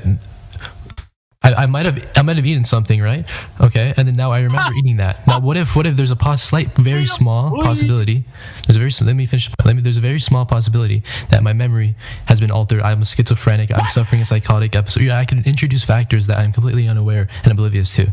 So, if I ate something, there's a high probability that I'm correct that I ate something, but it's not 100%. Nothing's 100%. Right? Bro, what are you talking about, man? But let me finish the point here. Quantum mechanics, the most technical field of science currently, is not 100%. They use probability. Why would I talk to a psychopath? You just finished saying you could be schizophrenic. Why would I want to have a conversation with a schizophrenic? I was making a hypothetical situation. No. You just said I could be schizophrenic. It's not. Yeah. To tell you, are you 100% sure that you're sitting down watching your screen? Well, nobody knows what's outside their perception. No, that's not what I asked. What I'm asking is exactly what you told me. I'm just repeating it back to you as in, are you 100% sure that what you told me is exactly what's going on? No, because you don't know what's going on outside of your taste, your smell, your hearing, your sight. Okay, so this is the issue that we have. Are you swimming in an ocean? Probably not. Probably not. Well, that's He's that not guy. even sure of that. He's whispering in your ear again. That professor. You would have to define what an ocean is and what. No. You know. Like, no, we don't have to get into semantics. So for the reason of this conversation, we both understand each other in a way we know what we're saying. So you know what I mean when I say ocean, right? Excuse me. You can roast me for saying this, but I don't think I can touch a ball before, so. He probably is. Hey, man, are you talking on Discord right now? Yeah, I think so. I didn't even get the second one. You're already caving. What the hell, bro? How long does this go for? I think so. I think it's about 11 minutes. This is madness, man. Yeah, all you guys, you live in your own fantasy. Have you ever eaten before? Yeah, I think so. Look at this guy. I don't think he remembers his last meal. No, you don't remember when he's eaten, or if he has. What? Yeah, I paused it. Bro, was that all the people that no arguing? Oh yeah. That makes me laugh. Why is it? Why do they? I don't understand that. Why do they? Why would they answer like that? It's a mind virus, like Mayhem was saying. So they have this thing where they nothing is 100% real. They live in a weird fucking world. Except for the globe. Even I don't understand that. Yeah, they say that all of their even like having breakfast this morning could have just been a planted memory, and maybe they're just having some kind of psychotic episode, just remembering these false things that didn't happen. So why should we take anything they say seriously? Maybe the globe is just a psychotic episode that they're having. Okay. It's crazy, man. It is crazy. Hey, Tim, if you don't mind me asking, whereabouts in Australia do you live? I'm in Melbourne. Oh, bullshit, same. Everybody asks him that. You know what's weird, John? Everybody asks him that question. Even all the Aussies that come in here, like they're from the globe side. Yeah, I don't know why. I just like to know where Australians live. No, but it's weird because they only specifically ask Timbo. Like we have a couple of Aussies in here. They ask him. Oh well, I've pretty much only heard Timbo talk. I know there's another one, but I don't know his name. T-Dub's in here as well. Flying Effie Batman. He's got like a deeper voice. Yeah, that's Flying He was talking High. about kangaroos, yeah. And then Kotsura, he's an Aussie too. Whoa! Yeah, there's Batman. Right there. Yeah, AU. Yeah. Are you a tradie by any chance? You a tradie? No, I work on the roads. Oh, okay. Yeah. So you're in construction, yeah? Yeah. Well, yeah. So you use levels. Yeah. Oh no! I don't use. I actually don't use levels. I use You use laser levels? Nope. We theodolite. Well, actually, when I think of it, we have to make the roads at a slope because of the water. Yeah. So you can only get a slope from a level, yeah. Yeah. But Welcome to Flat Earth. Where's Gangus, man? You outdid yourself with that compilation, bro. I just gotta say, we're gonna have to do. How long was that gonna go for? I think it's 11 minutes. What was it? I paused it. No, there's a whole bunch of stuff, man. We you know how much content we have, John? Oh my god, bro, we got content up the yin yang. What's your YouTube? Hang on. I want to watch it because that's actually funny. I'm going to check out in a minute. So I just wanted to say to John, like, you know, it's okay for you to be a glober, but you just need to look at where all this information comes from. We're not trying to convince you to be a flat earther.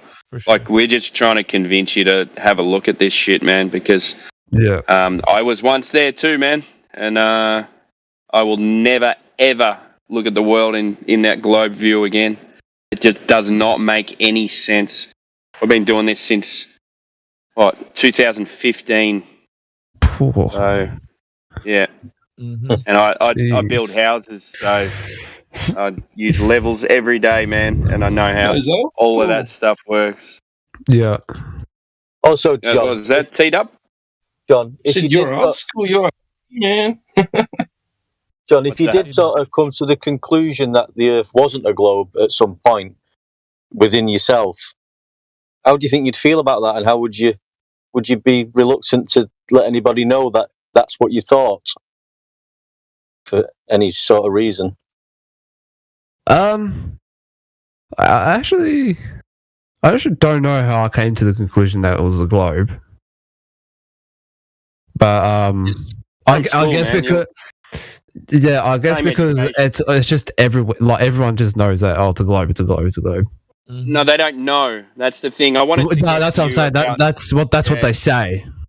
Yeah, I also wanted to speak to you about the words knowledge and belief as well. So. Yeah. I think I got that halfway as well. Yeah, a lot of people think they're interchangeable, but they're not. So once you know something, you have knowledge. When you think or when you believe in something, you don't have knowledge. You just have it's hard to explain, a belief without proof. So it's just a belief. Like you got no proof of it, but that's what you think it is. When you know something, you have knowledge of that it is true. So all this thing, that whole exercise with mayhem that you went through was solely to point out that everyone who believes in the globe, it's simply a belief. They don't have any knowledge about the whole subject, and they can't. That's the whole thing. What I also like to point out too, John, if you get a chance, come in here and just sit here and listen. There's going to be a bunch of people who are globers, and you'll hear the most obscure shit coming out of their mouths. So just you don't have to say nothing. You can stay on mute. Just listen. You can keep it in the background, like while you're doing something, and just listen to what they say in here. It's gonna blow your mind. Like honestly, I couldn't put words to it. To be honest, how often do people actually come in here? Every day. Every day, man. Yeah, I just when you were feeding your dog. I was talking about the PhD that I had spoken to. I ran him through the 3 points, and he did astrophysicist, John. He did not even know the first two, how the Earth is measured to have curvature directly. Mm-hmm. I'm telling you, the guy that's supposed to know in academia should give you guys, like, he should be the, like some people say, well, I'm not an expert. Go to the expert. And well, he came to this server. He was great in papers when I talked to him, and he does not have any answer to those 3 questions. Hey, he struggled a little bit at the end, but he didn't know. Wow. Hey, so they're operating on a basis of assumption there, because that's the whole foundation of everything that they're working with, is the idea that the Earth is a spinning ball in a vacuum, and it's just taken as a given, for granted by them. It's not verified, and they don't bother to verify it. They just think, oh, some other expert already did it, and I don't have to, and I'm just going to continue on. And Timbo, I think I just rumpused you, so go ahead. You're all right. I was just saying, because I'm going to jump out. Hey, John, I'm going to put a video in the live stream voice text. It's the short version of it. I think it's about 45 minutes long. It's about some laser tests. So even if you got to spare 45 minutes, just have a watch of that. Go through all the data, and it explains how they did the laser tests and what the results they came up with. But you're talking about over. What was 120? This isn't the 121. This is a different one, but it's still a significant. It's still a significant distance. They do. I think there's 4 or 5 different tests that they do. But I'm going to jump out, guys. I'll watch it. It's been a pleasure. I'll post it in the live stream. See you guys. All right. Thanks, Tim. Check you later, brother. Yeah, that's just crazy. Oh yeah, here it is. Just click on that, and it'll save into your YouTube, and then you can go back to your history and just grab it out of there. All right, see you guys. Too easy. Thank you. All right, Timbo. Thank you, man. I think I'm gonna be checking out too, because it's like 4 a.m, and I got off at work at 1:30. Yeah, I'm gonna get off as well. Nah, but All right. Fuck off. I like how all of you are professional. Like you weren't, shoving it down my throat. You actually listened, and something's I like that about you, man. That's why I usually put an axe through people's foreheads when I don't like them. But for some reason, I don't know why it didn't matter what you said. You didn't rub me the wrong way. I don't know why. Yeah, maybe it's fate. I don't know. But I don't tolerate people. My name is Mayhem for a reason. Like I'm just No, you did all right, man. No, I should definitely check in here a bit more often, especially after hearing that clip. Oh, God. Yeah. Do you always ask that at the end? Yeah, I do. You'll see. But like every single time, it's a different outcome. So you'll see. Just come in here. You don't even have to say nothing. Just pop in there. Like somebody says, "Hey, John, what's up?" or whatever. Be like, "Hey, no, I spoke to Mayhem or whatever. I'm just gonna sit here and chill." Or whatever. Like if you just want to be in here, listen, and yeah, they would just. No, I'll definitely do that. Clip though, that's what we're dealing with, man. That's the mentality of the Glober for the most part. I mean, other than you're an exception, but most of them they go that way. No, that's yeah. I don't know. It's just weird how they just say 99% and not 100% certainty, but that's what they think. Well, I'm gonna head out, but I appreciate all of you. Yeah, thanks for sticking around, man. Yeah, man. Thanks for the conversation. Thank you very much. See ya. Later, bro. Don't let the motionless Earth spook you. He even agreed that Newton's laws of motion would not work in the rotating reference frame, and he's like, "Yeah, but we use them here." And he's like, "Oh." We should probably clip that. That was a real great discussion, I think. The outcome and everything, like how it all turned out. He's a good guy. I think that a lot of the stuff actually got through to him, and that he did kind of come in with an open mind instead of just, no, it's a globe, and I'm going to show these guys no matter what. That's not what it sounded like, though, in the check-in, the VC check-in. Yeah. Static, so that's why I was like, oh, we're going to have a real bad time with this. I think, I don't know, Spake was giving him a lot of stuff, and I think he didn't have much room to speak, and he was probably getting a little bit annoyed or something, maybe. Yeah. Jedi, what's up, bro? Yeah, morning, gents. How you doing? You good? Sounds like another victory. I didn't catch any of that conversation, but you guys are speaking about it well, so I'm assuming it went good. I think Big Root, did you hear any of that? I didn't even see you creep in here, man. Yeah, I was in and out. I had to jump out, but yeah, it was a really good chat. He seems like a really nice guy. Yeah. Better than any of the conversations I tried to attempt to have on the lo-fi server yesterday or a few hours ago. Oh, man, I heard about that. Like, we got to... me. I know. Dude, I tell you what, man, you've been getting duds. Like, you've been getting the scrubs for some reason. Like, why are you dealing... Freaking 2 scrubs yesterday, lo-fi server scrubs. Like, damn, bro. You got the hard mission. Like, it's like... I don't know, man.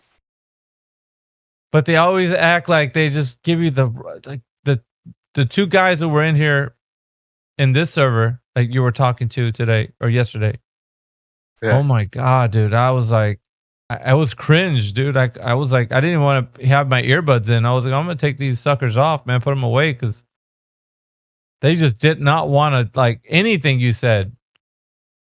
No.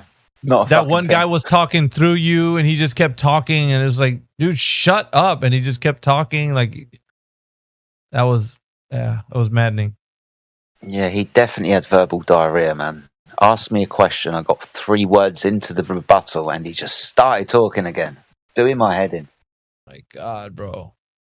I'm surprised you didn't get your keyboard and just start bashing your screen with it. Some damage. It's frustrating, bro. Yeah.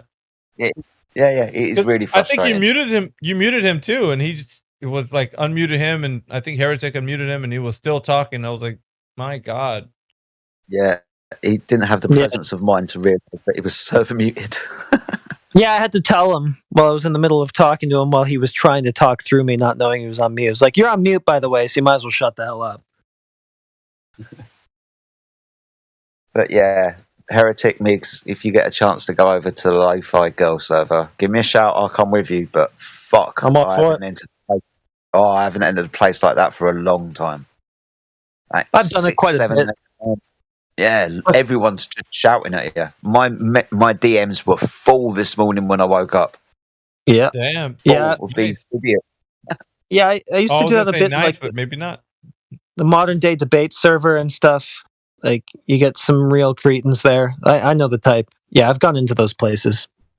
It's fun. Assemble like an away team or something. Like have a group of us who are dedicated to like going to different servers and just hanging out with other people. Not like I don't want to think of it like a raid or anything. Like we're invited to these places, so we'd go and kind of hang out. And call it the hit squad. Yeah, I did ask. Cool. I did ask Lo-Fi to on that server if he could arrange a time and a date and a room that maybe a couple of us will go over there and have a conversation with people who actually want to talk about it instead of people who are just in the room shouting and screaming through it. So I'd be like the old days, bro. Yeah, exactly. That's what may happen. So, yeah, we might get a room, we might get a time. Keep in contact with Lo-Fi, and like you said, we'll go to places that we're invited to go to for sure.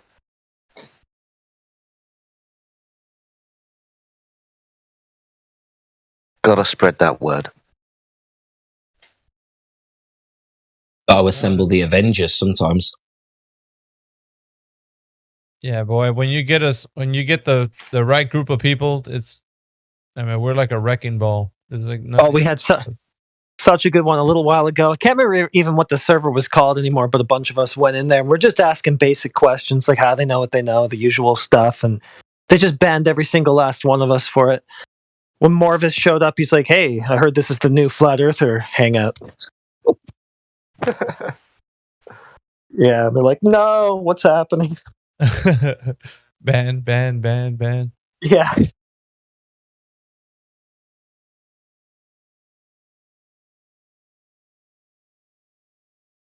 I see a Lo-Fi Life is still in here. Mate, are you awake? You anywhere near your microphone? Do you want to unmute yourself for a moment?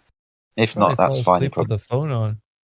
Yeah. I'm surprised to even see you up, Migs. It's 10:30 in the morning here. What time is it for you? The conversation was just that good, man. I gotta say. Well, I understand that, man, for sure. You know what that feels like? Like, yeah, it is. Like, oh shit! Look at the time. Like, yeah. Way past. The wifey's already getting ready to go to work, and I'm about to head to bed. You know what I mean? Oh, dear. Yeah, go and get some sleep, mate. I'll ram them up for you, and when you wake up in a few hours, hopefully there'll be some people in here waiting for you. I'll spread word. Don't do nothing interesting, man, until I get back, man. Like, I'll keep them quiet. Yeah, we'll do.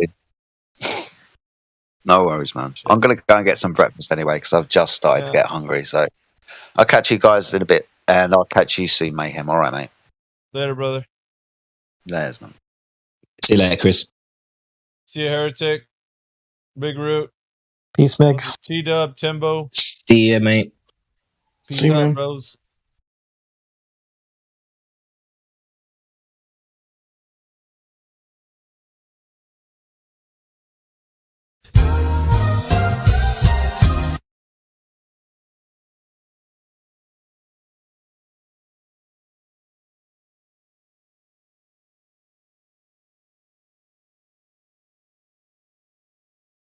Good times. Yeah. Been a good few days, man. I think there's been some great conversations last couple of days. There's been some good ones. There's been a few more people just kind of opening up to it, I noticed. Like, they're not as defensive. Now some of them are starting to go, okay, what is this actually about, you know? I don't know. I'm not sure if it's a trend or just a, random thing. Wave. Yeah, could be. Could be the next stage of things. Yeah, just a new wave, next wave. Yeah, because initially, especially in the real early OG days, like everybody's initial response, other than the ones who saw it somehow right away, was like, this is insane, this is crazy, I won't even give it consideration. But now I feel like some people are starting to go, okay, I gotta just see what this is about, you know? Well, it's not going away. No, not at all. The globe is. Slowly. I don't think it'll happen today, but It's in progress. Do you think a lot of this is happening on TikTok? Because I don't really see much different on YouTube, but I do see a lot on TikTok. I'm wondering if it's that. YouTube is so censored and stuff, you can't tell. But TikTok, yeah, I heard it was blowing up there. I don't use it though. Well, what I see happening, like if you look at it like a war, right?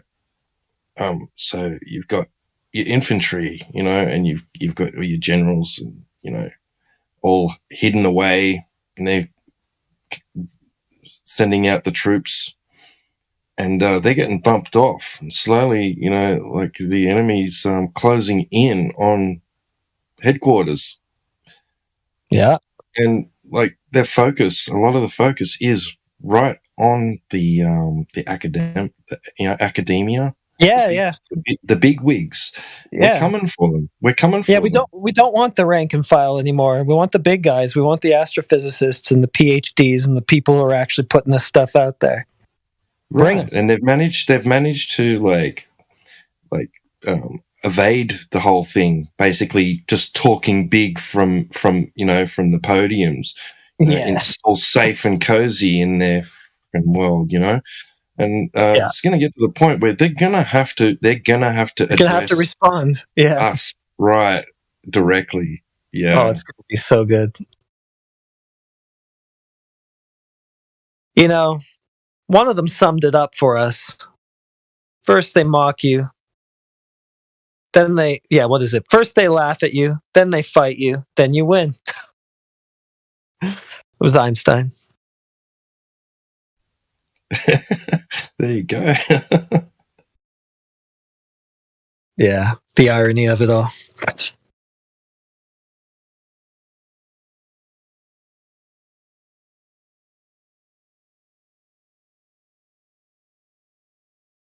I think that he is what we'd be fighting. Well, thanks for summing it up.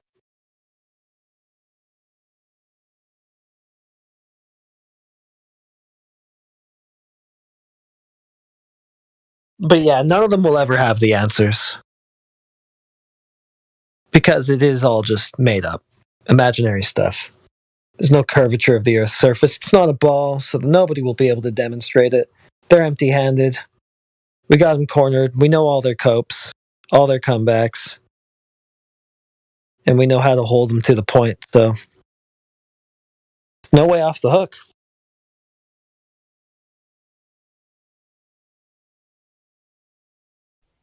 Yeah, that's right. Yeah. The math is failing. Every day it just gets worse, too.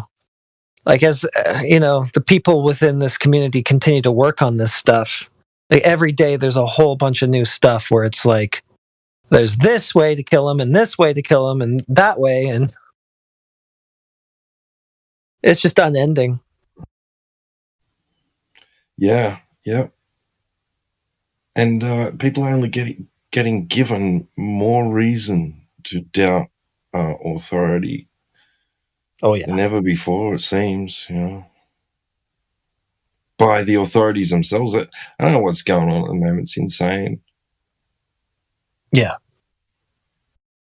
I don't know. Yeah, I mean, if Flat Earth has taught me anything, it's how to be empirical and how to kind of know when I can't know. So as far as why they're doing what they do in the grand scheme, can't know. Yeah. I was saying to my wife earlier, I don't understand why they're driving people into poverty. Like, it's literally getting that way. Like, oh yeah, hearing reports like we're lucky that we got our rent bumped up. We got our rent bumped up like, I don't know, $30 extra a week or something. And that's like just manageable. But then on top of everything else, like with increased costs of electricity and water. Like an extra food. Ice cream cone a week in this economy. Yeah. And then now we're hearing reports of people like going for rentals for $600 a week. Like if that was us, if we, we were looking, there's pretty much nothing cheaper. I don't know how people can even afford that. Like, we're struggling as it is. You know, it's crazy. It's just like a single room with a mattress in it or something stupid, probably. Like, yeah, yes, sometimes, yeah. They're going for basic income here. Right. That's to be what's on the table. Hey, T-Dub, I work in recruitment. One thing I've noticed at the minute is all of the jobs that were above 30k are going up. So if you were earning 30k 3-4 years ago, you're probably on about 40 to 45 now. But I've noticed everybody who was earning less than that 30k mark are not earning any more. If anything, those jobs are disappearing. Right. So it's really weird. There's like a big split coming. It's crazy.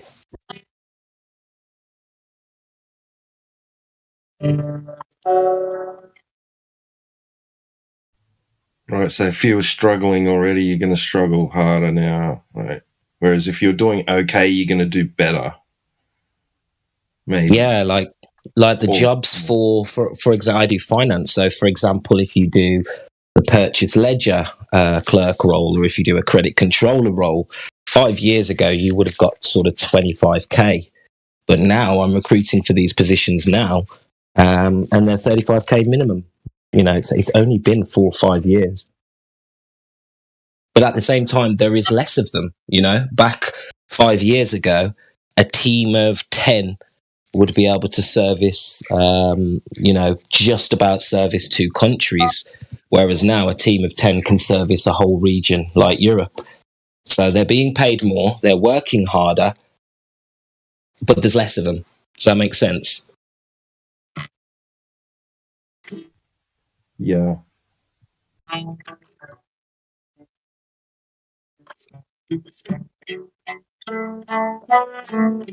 I don't really know what insight I was trying to give you there.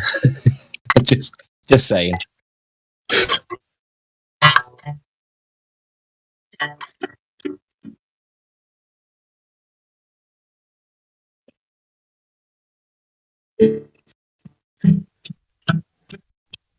Yeah, I just don't understand why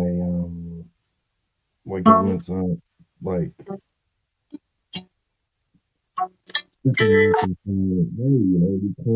you can't charge that much for things. You know, you can't increase prices of essential goods by that much that quickly.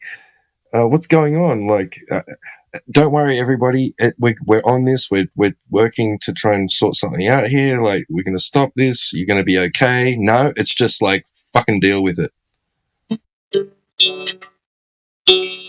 Yeah, it's like a test, isn't it? It's like they're pushing us until something gives.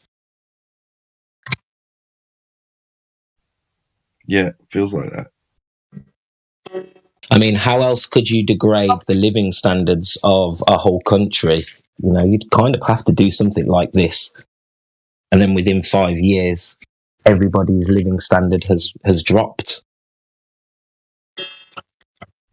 Right, yeah. Exactly. Well, our government's just got their, done their budget, and then they've actually got a surplus in something like 10 years. They've like actually got they got some to spend, but they're not saying that they're going to spend it all on us, and help us out. It's going to pay back debt, and things are probably going to get dearer for us. It's just insane. Yeah. The house prices. We didn't fix our mortgage because we just kept assuming that the mortgage would come down. And for the last 2 years, every time it went up, we said, this has got to be the last one because this is unbelievable. And here we are a year later, and we've had 3 more rises. Like, it's unbelievable. But now to fix our mortgage now would just be suicide for the next 5 years. So it's like you're just caught between a rock and a hard place now, and it's just like, who knows what the fuck's going to happen, but it's crazy. I mean, our mortgage payments have increased by probably £200 in the last year or something, maybe £150. But, you know, it's just unsustainable. Right.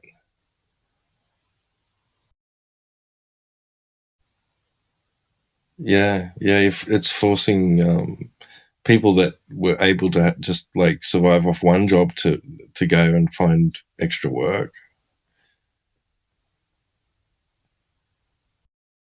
Yeah, and working longer and just basically losing out on basics. You know, if you go a couple of years of cutting out basics, it becomes the norm. Do you know what I mean? Yeah, we don't go out for meals anymore. You know, we didn't go on holiday last year, and I can't see it happening this year. And you go a few years, and all of a sudden, it's the norm. You know what I mean? Right. Yeah. That's a dream. It becomes yeah. Something for the privileged. Yeah.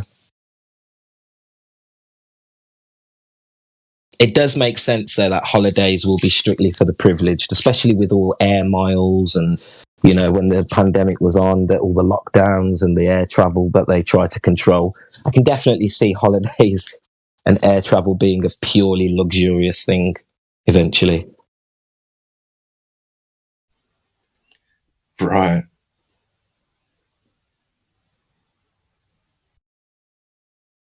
I mean, imagine if we still had Concorde and then we, you know, improved on the technology, how quick and fast and cheap it would be to get people around.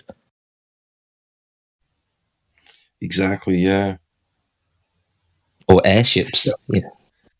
Oh, I was going to say, there was a conversation going on was it yesterday?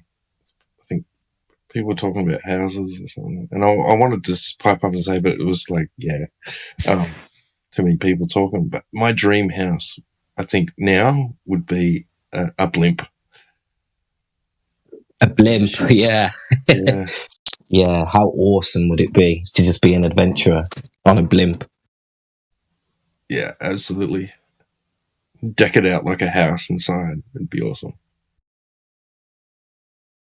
I don't know how old you are, dude, but these are the kind of dreams that our generation still have. I don't think the kids would ever imagine having these sorts of, you know, adventures and dreams.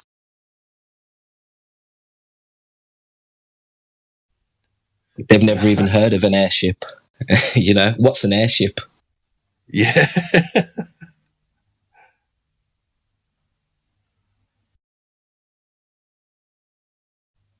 Yeah, books are great. And I encourage children to read books from all eras, you know, like, because it can educate you on things that were once, you know, that once were. Yeah. Different times, different, you know. I find letters fascinating. Yeah. You know, old letters written and sent during war times and things like that. I think they're great when you're doing a bit of research and you can try and use them as sources. Because I think letters they really capture the moment, don't they? Yeah. And there was a lot of them written.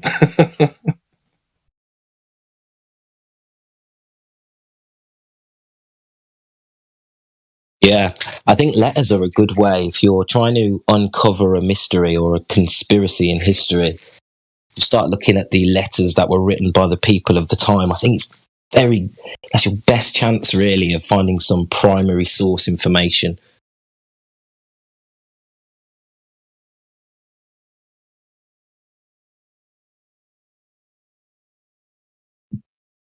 Otherwise, it's just secondhand, isn't it? If it's not directly from a letter or a memoir. So how long have you been a flat earther, T-Dub? A couple of years. Oh, well, this is, so 2020.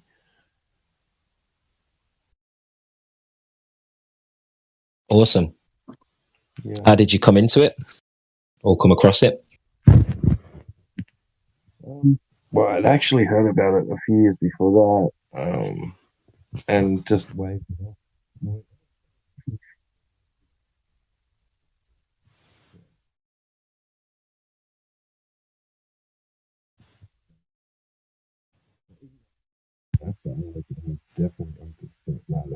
Oh, mate, I can't hear you. Oh, sorry. Yeah, it was a few years before that though that I like heard about it. But can you hear me now? Yes, I can hear you, mate. Yeah, yeah. So on the internet, you saw it. Actually, I think one of the kids said something to me about, people saying the Earth's flat. And I'm like, what?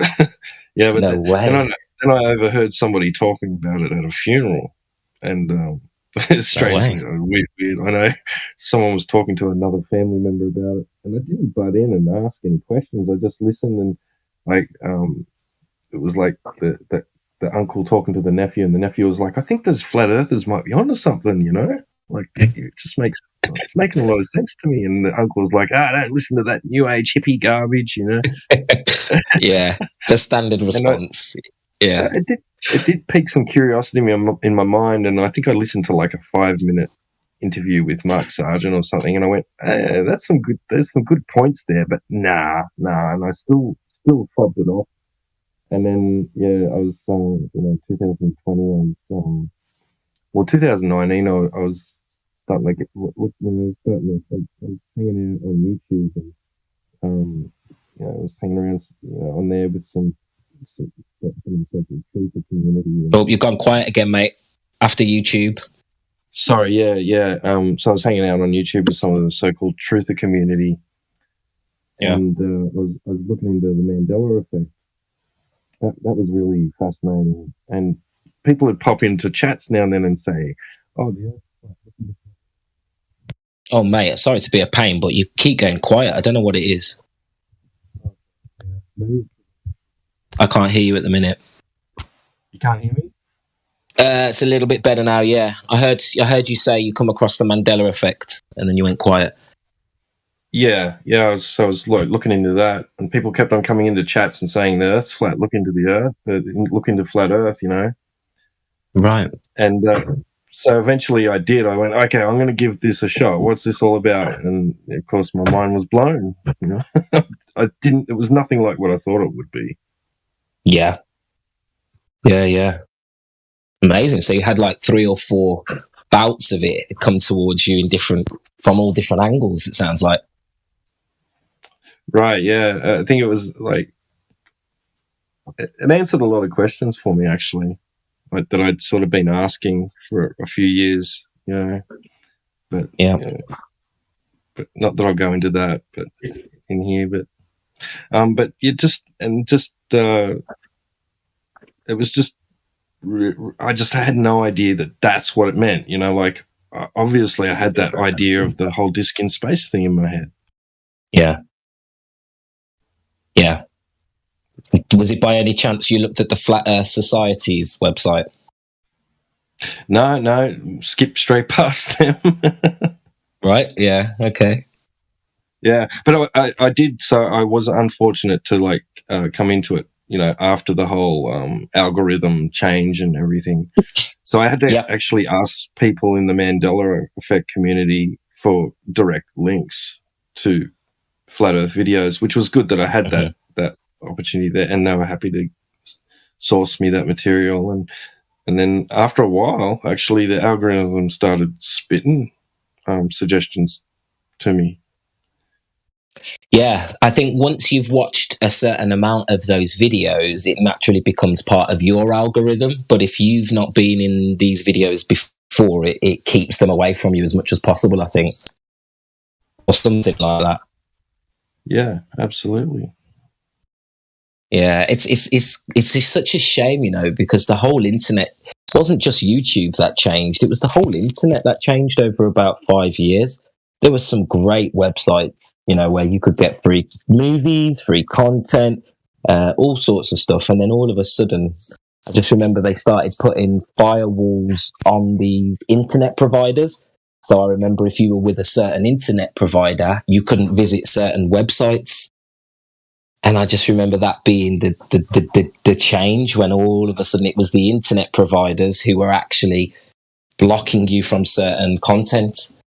But man, the internet has changed so much. I don't know how anybody can wake up without someone in real life, pointing the way for them, or someone from like a Discord or something. Because if you're on your own, I mean, if I was to try and research Flat Earth now the way I did before, I would have been turned off because I would have ended up consuming all the anti-Flat Earther content. So I don't know how people do it now. It's crazy. Right. Yeah. Yeah. It's a shame. A real shame.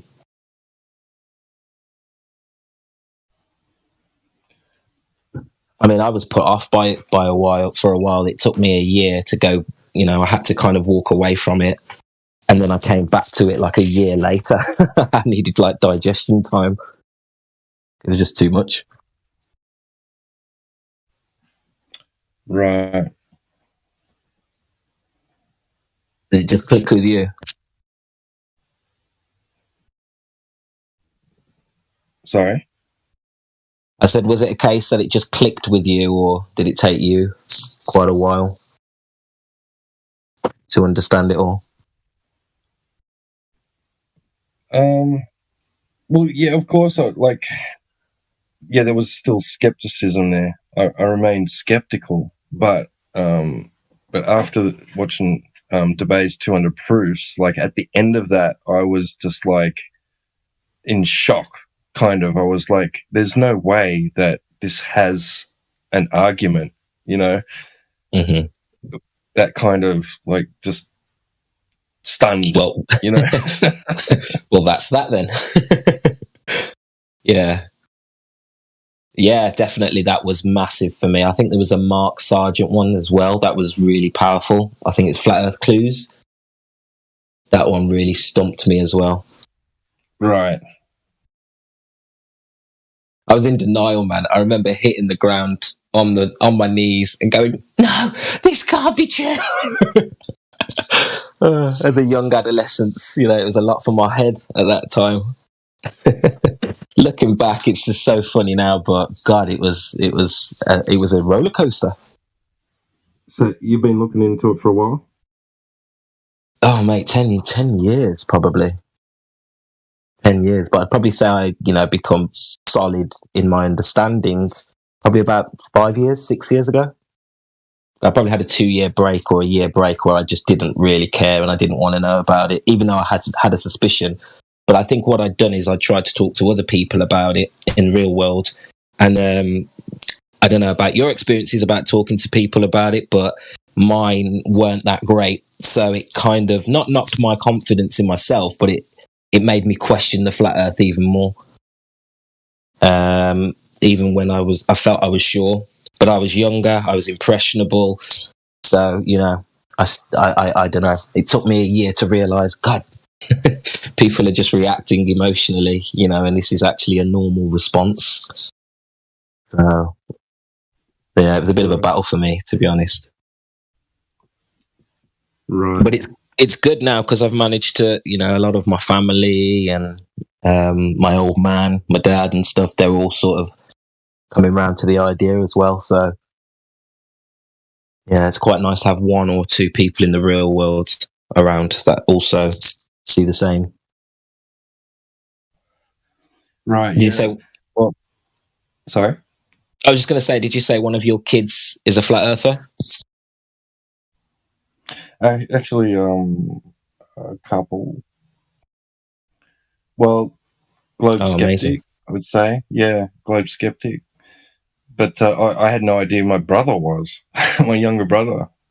Yeah, because I immediately wanted to talk to my siblings. So I rarely speak to in later life now, but I had to talk to them about it, and I was surprised to find out my brother was really right on board. It's amazing, yeah. That's great. Yeah, I was like, why the fuck didn't you tell me?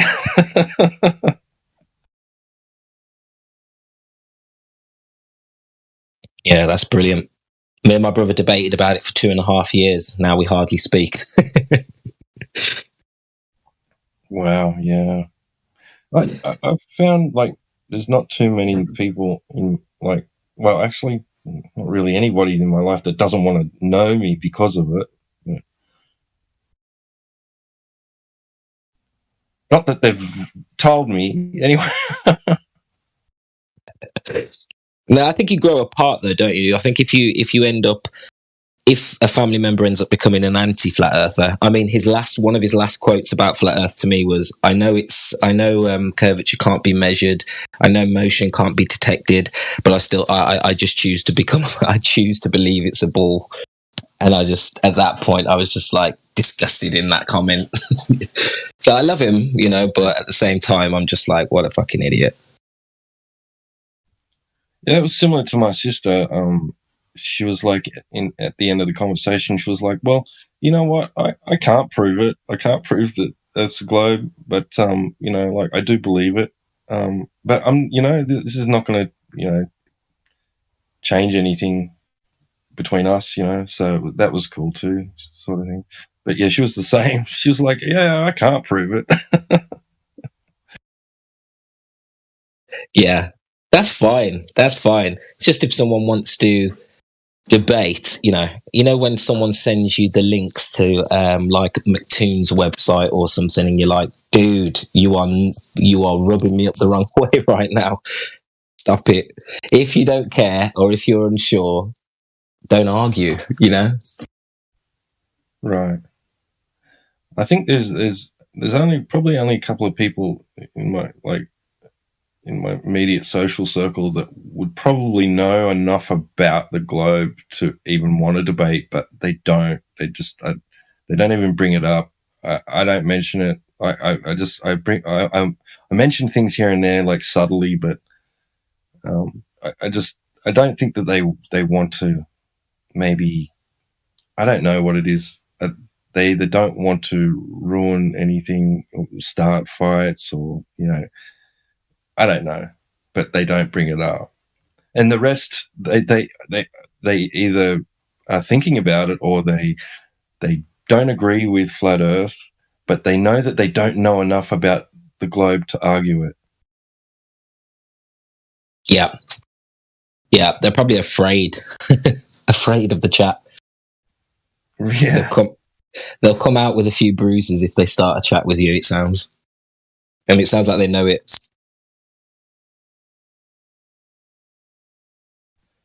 Right.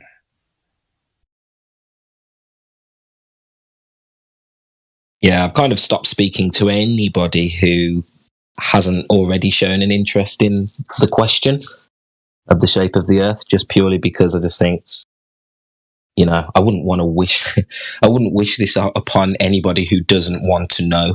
Do you know what I mean? Right. Yeah, it seems like it if you're not looking into things already, then you're pretty happy where you are, right? Yeah, if I'm pretty sure everybody has heard that this is a discussion and that this is a debate, and I think if you haven't looked into it yet, it's a choice, probably, unless you're very young or you just stayed away from the internet.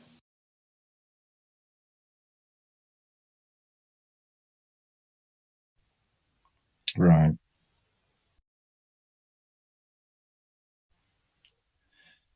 Yeah, well, I think it's going to get fueled too. I think in the future, like by newer generations that they're not going to be that stupid, right? I don't think there's going to be some smart cookies in future generations, and they are going to question things like, okay, so why don't we have a orbiting space motel yet? Why isn't there? Why can't we take trips to the moon?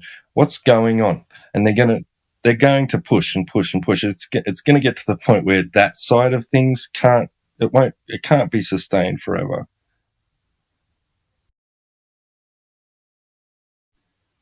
Yeah, people, and like I was saying earlier, academia is in the process right now of actually being confronted head on and challenged.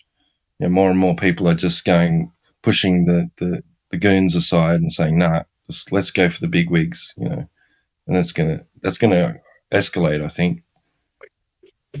I hope you're right, brother. I hope you're right. I see a little bit of swell online, new flat earthers and stuff. Yeah, I don't really see any direct challenges to the establishment, though, or scientists in general. You know what I mean? I don't really see anything that I'm excited about. I mean, I don't know if you've seen stuff going on. Well, even a few years back, there was some serious discussions between flat earthers and you know, astronomers, you know, PhD level astronomers, sitting in like a group discussion, talking about it. But the flat earthers at that stage weren't as clued on as like some of us are now. Like, not that I'm, you know, king shit or anything, but there's some people that really know their stuff in this community and elsewhere. Yeah, and I think if it'd be a different talk now, it'd definitely be a different discussion. Yeah, I think I saw that video. It was quite a professionally filmed video in a studio, I think, a few years ago. But I just remember, yeah, like you just said, I just remember the flat earthers not really being any sort of top tier flat earthers, what I call top tier, you know, because I just feel like they was very basic on there. And I just felt like the whole show was almost just entertaining them to make a bit of entertainment. It didn't seem like any of those experts were taking it seriously, even though they were appearing to. Right. But yeah, you know, that's my opinion. Maybe I'm a little bit more skeptical because of my mentality. But yeah, I just saw that and I was a bit like, ugh. I don't know. I wasn't excited. I've never watched it back. Put it that way, a second time. Right. Because like what we're seeing now is things like, so you know, the fodder comes in to places like this and gets hammered. And they go away and cry to the big wigs, and the big wigs then will, you know, like USA Today, make a whole series of flat Earth debunking articles, right, where the flat earther doesn't get to rebut anything that's said by the experts, the so-called experts. Yeah. And it's really just, it's kind of for us, I think, too, but it's really just to satiate those that have been in places like this and have gone crying, you know. The flat earther said this and that, you know. Yeah. I love that. I mean, yeah, I've never seen a glober. I have genuinely, in all of my lifetime, I have never seen a glober win a debate with their arguments. I mean, I've seen Professor Dave win debates, but never with his arguments. So, I mean, like, you know, that's just a regular occurrence. You know, any debate, any decent flat earther will always at least prove that the heliocentric model is kaput. You know what I mean? That always happens, but then you get extra confident, arrogant people like Professor Dave, or you might get the odd, you know, anti-flurf who, like Curved, or someone who just has extreme confidence in their bullshit. And I think you can win debates with confidence, you know. Right. I've never seen anyone with the arguments win the debate.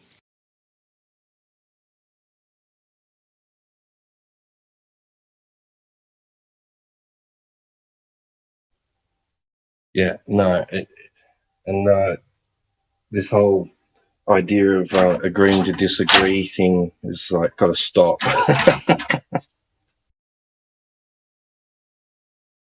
Yeah, there was a guy here yesterday. He was talking with Mayhem and Chris, and he was doing so well.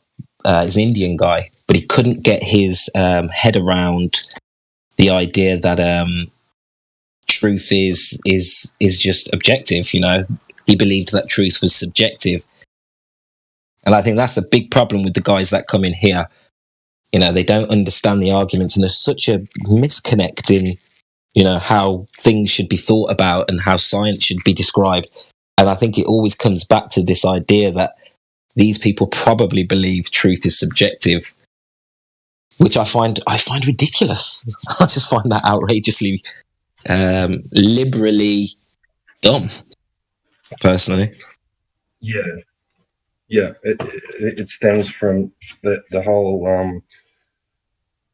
the whole idea that if we can't know something, we've at least got to try and come up with something, right? Quasi explanation, quasi proofs.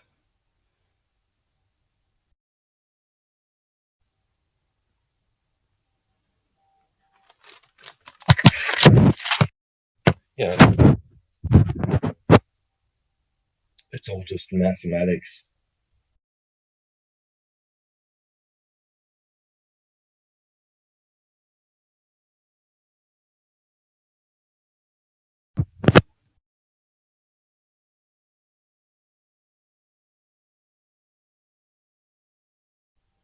Like you've got them literally telling us blatantly that it's just our best guess. But that makes us smart, and you should listen to us. Yeah.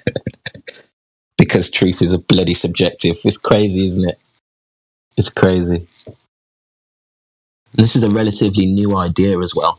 If you go back to sort of Aristotle and, some of the Greek philosophers and stuff, like, truth isn't subjective, man. Like, it's pretty well understood that we can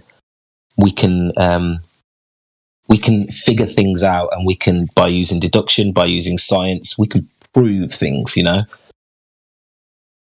I think that's right. It's pretty obvious. Like, I don't know why people struggle with it so much. Like, people want to say, Mayhem was talking to someone earlier, and he was saying, do you know you're on Discord? I think it might have been a recording, but he was like, do you know you're on Discord? And he's like, well, I believe I'm on Discord. It's like, dude, like, how can you believe you either are or you aren't, It's not I believe I am. Because if you believe something, then how can you know it? Do you know what I mean? Right. Yeah. Yeah, there's some huge misconceptions about science. Like that and like you said about proving things.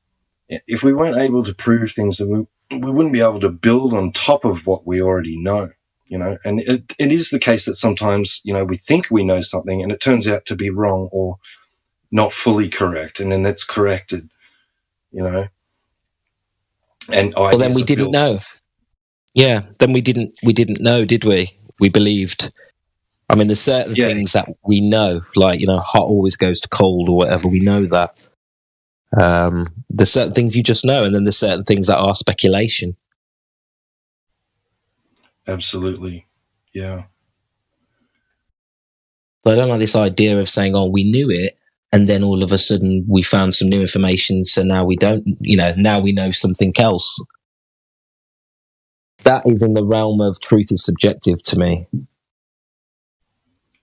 Yeah, well, a lot of these fields of so-called science, of like they'll take something that's known to be a fact, and then they'll build on top of it with ideology or philosophy and theories, and interpretations extra on top of that, and that's where they come undone. That's they've got to go back once they realize that they instead of trying to fix or to mend what all these things that they've built on top of it with extra things, scrap all of that and go back to what was fact and start again. Go back to the drawing board. That's where they make the mistake, in my opinion. Yeah, and I feel for them. I think it takes balls. Unless you're academically minded to begin with, I think it takes some serious balls to say, do you know what? I'm going to try and figure this shit out. These big numbers, you know what I mean? These theories, these long words.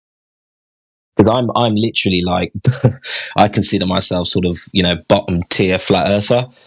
But when I talk to my friends, man, you know, they make me feel intelligent. They make me feel like, you know, it's just like such a mismatch. There is such a big gap between, you know, the guys in here compared to the people in the real world. It's remarkable, really. Yeah.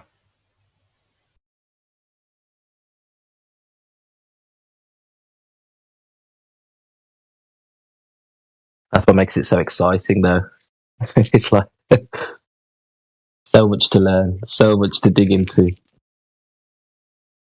I don't know about you, but I go into bouts of research, man. I can sometimes, if I'm in that mode, I could do it all day and all night, looking into this, reading this book, jumping onto this podcast, YouTube, websites, and then I do a week.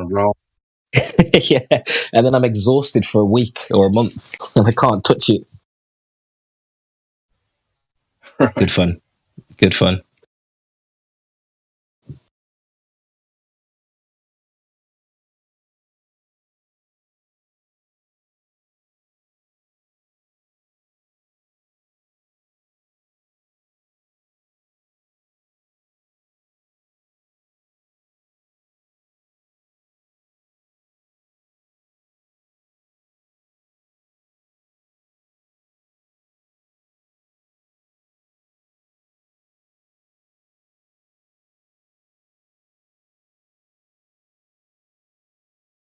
Yeah, like I kind of envy you that, having, you know, looked into it so long ago, and having been able to watch how the whole thing's evolved in that time. You know, I've come into it late, but you know, I can sort of get an idea, but you know, like, because there's still a lot of content made from back then, and you know, I can sort of get a gist of it. But you lived through it, kind of thing. You know, like, that's cool.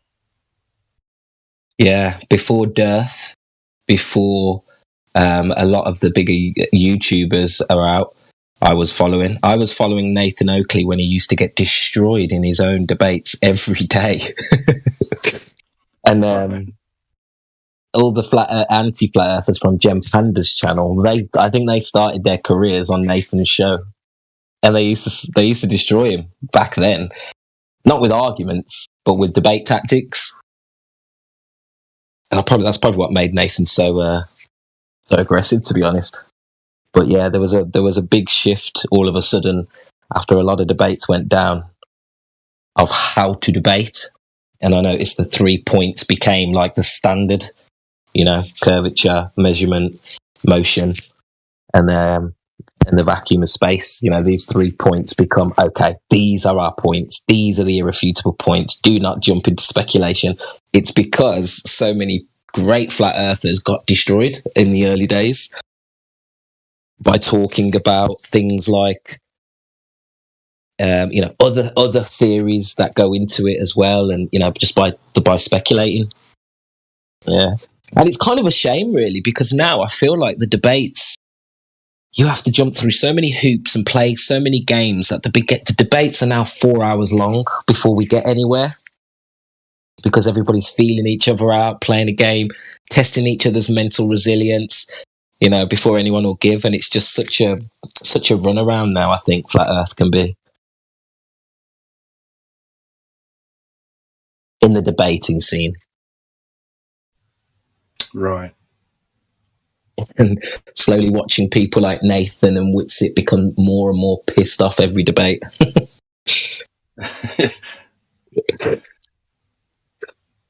Yeah, I've said before, you know, like I'd like to see an actual formal debate where, you know, where the use of a logical fallacy pointed out, it can't be ignored. You know, they can't move on. The moderator is like basically going to force the opponent to deal with, you know, the logical fallacy they've used, and to address it, and either to explain how it's not, or concede to that point and remove that argument.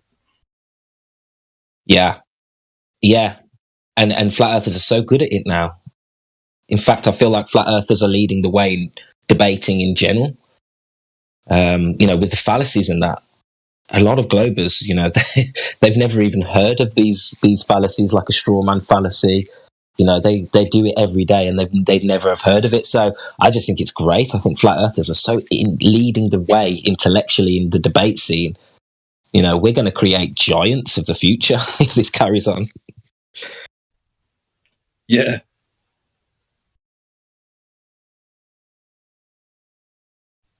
Yeah, I'd heard about logical fallacies, but I didn't understand it.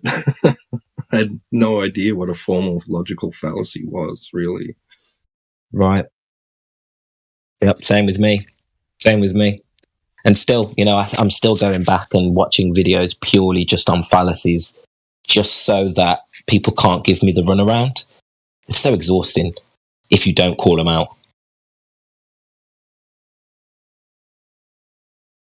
It's almost mandatory if you're going to talk to somebody about flat Earth, you have to call out the fallacies, or you're just wasting your time.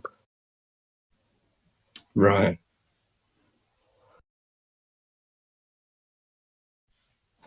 Yeah, Elijah? Yeah, Sorry, mate. No, you're right. I didn't even understand what the term formal meant in that respect, that it actually, they mean that it has form. It has a format, like logical, yeah. logical steps to it, laid out. Yeah. It really puts things into perspective, doesn't it? Everybody's on the same shit. Right. Yeah. Well, I'd hear the word formal and think of people in suits and ties.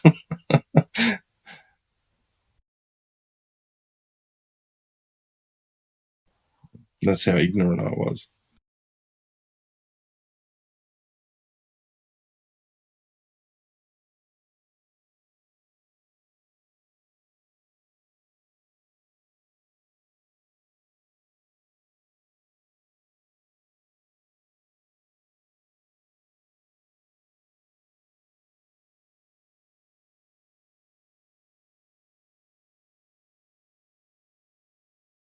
Yeah, it's good. It's really good. Now I find education exciting and fun again. And I don't consider astrology science anymore. It's great. Yeah.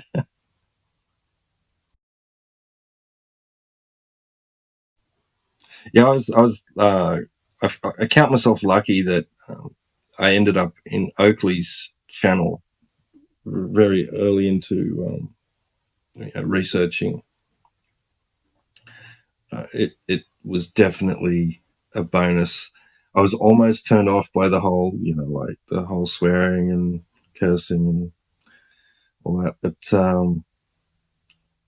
I just stayed and listened because I knew that the content, besides all that, the delivery, despite the delivery, I knew the content. I just knew the content was good, and I actually did hear some of the info wasn't new to me. Yeah, I'd encountered the whole scientific method argument a few years prior. Right. I think it had come up in the whole evolution versus creation debate. So, and I'd looked into that, and I'm sure that had popped up then. But I do remember the scientific method being explained to me from high school. That it was also a trigger for that, it triggered my memory back to that far. I went, hang on, yeah, I remember something about this. Yeah. So exactly the same. Do they still teach the scientific method the same like they used to in school? They have to in certain field of what they call fields of science. They have to in those particular fields. It's probably the chemistry only way. Yeah, right. Chemistry and areas of biology. They have to. There's no other way to come to draw any conclusions. Yeah, right. That was going to be my next point. Because if not, then how are they teaching the kids to, to deduce, to rule out causes? How can you do it without it? How can you do science without the method? Yeah, exactly.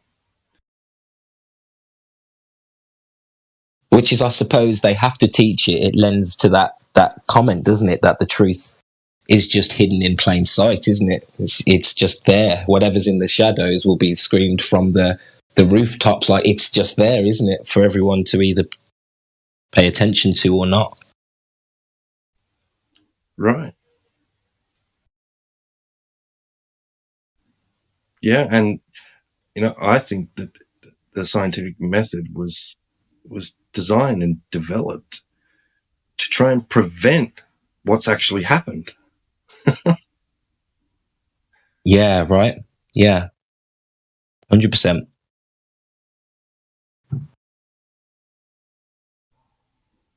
Yeah, it works so well that that it became the term science, right?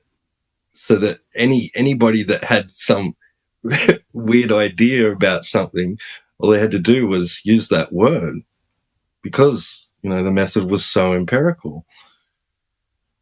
And then when you just have to use tag that word onto any crazy idea that you have, as long as you've got a degree and you're wearing the suit, and people will go, "Oh, science! Oh, it must be true."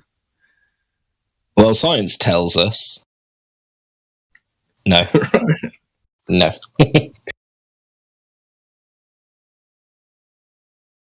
It's scary, isn't it? It's scary that so few people pick up on it and pull away from it. It's just a shame. We're to blame. I blame everybody for being fucking gullible and scared. You know what I mean? Like, fucking, it's our fault, man. Because if we all kind of questioned what we learned in science, the scientific method, if we started questioning these basic things earlier, it would never have got to this point. But we allowed it.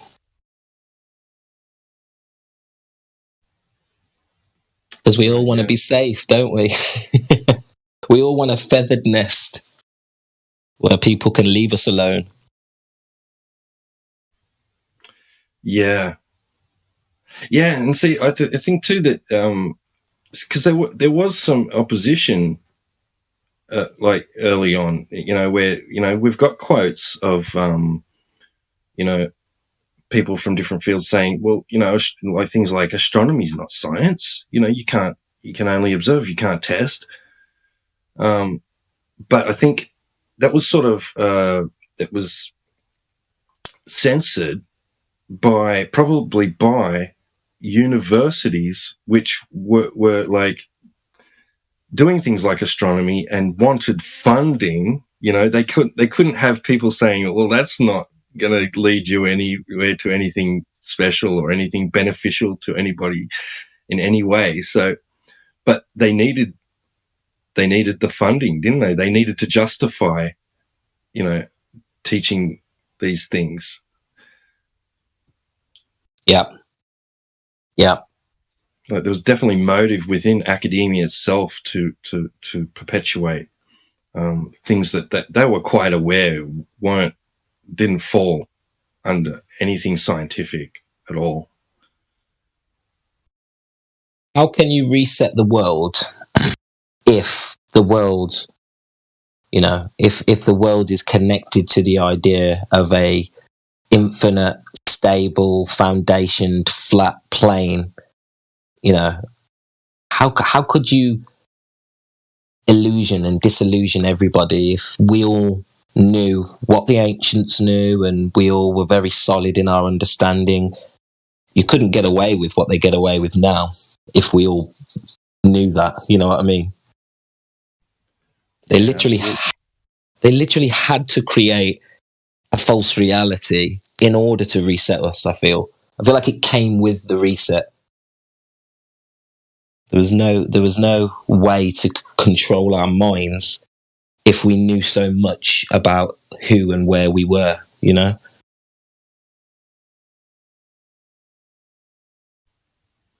Right. Yeah, it's definitely complex, and like there's just so many facets. It's multifaceted. That's what I say to people. It's multifaceted. You know, there's so many people. Well, so many. I don't know if you say groups. You know, there's so many. Well, yeah, people with that they saw the opportunity to put their hand in this cookie jar for whatever gain they thought it might. You know, bring them. All different areas, you know, of society, academia, media, government.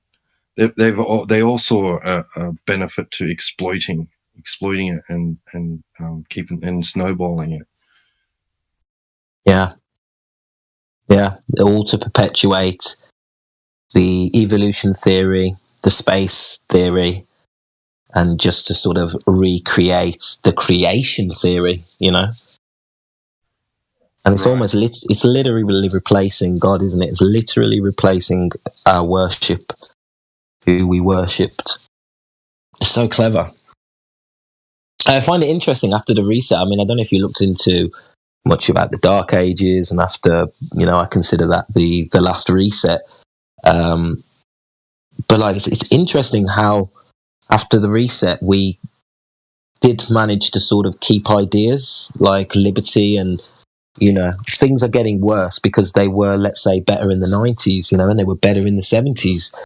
And so how did we manage to keep such freedom after the reset, you know?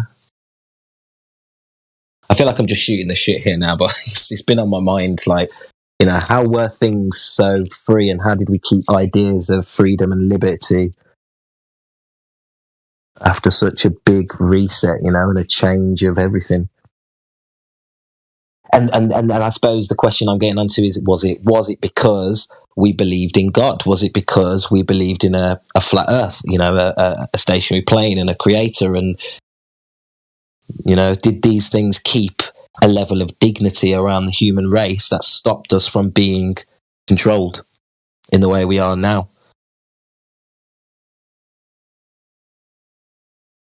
Probably a bit philosophical for a Thursday.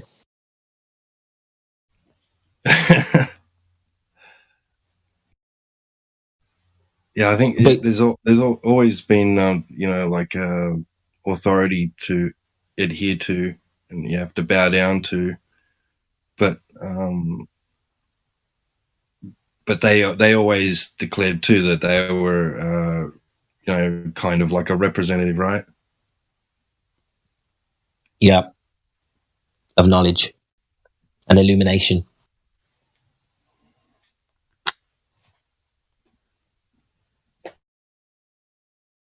You are talking about the powers that be, right?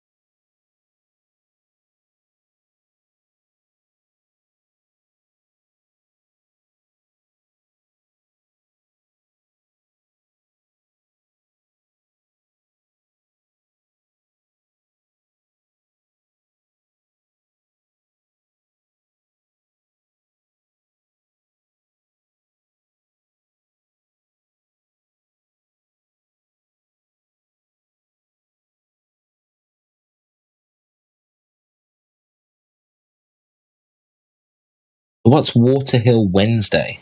Does anybody know?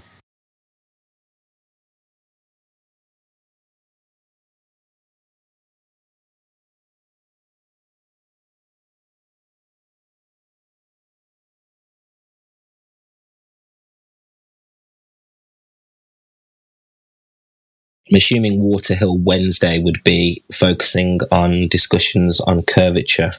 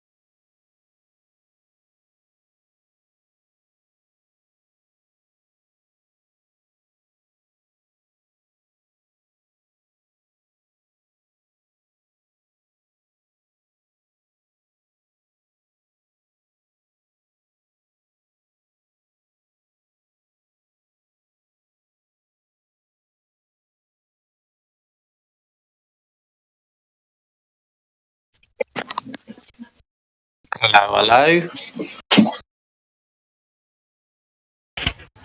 Hello. Hey, how you doing, Stacey? I'm good. I just thought I'd tune in, but I hear nothing's really happening here. So I thought in the background I'd look up what drones to buy, because part of the volunteering society I'm in, they're looking at getting a drone. So doing some homework.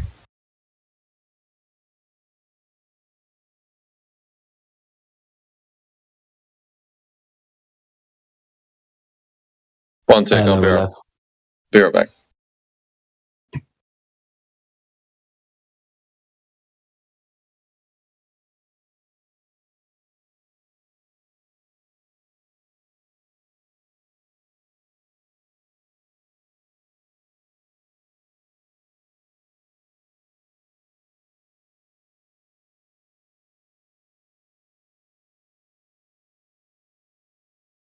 Did you say you were buying a drone, Stacey? One of the places I'm helping with volunteering, they're looking for a drone. So not for myself, but for the society. Ah.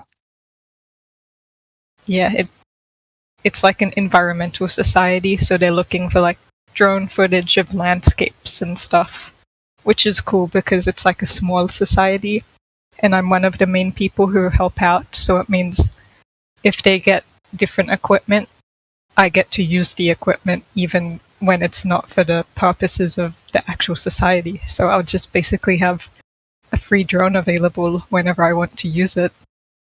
Awesome. Yeah, you can capture some footage and stuff for free. That's great. Yeah. Do you have any drone knowledge? I don't, sorry. I bought one for my son for £50 and it was the biggest waste of money ever. Yeah, that's like my uncle. One time he bought me a drone for my birthday ages ago, and it was the most disappointing thing and just terrible. Made me not even want it. So yeah, you have to get a good quality thing. Yeah, they're impossible to use on a windy day, the cheap ones. Yeah. What's their budget that they've got for the drone then? Well, I'm speaking in Australian dollars, so however you convert it to US dollars, I don't know, but from $800 around about.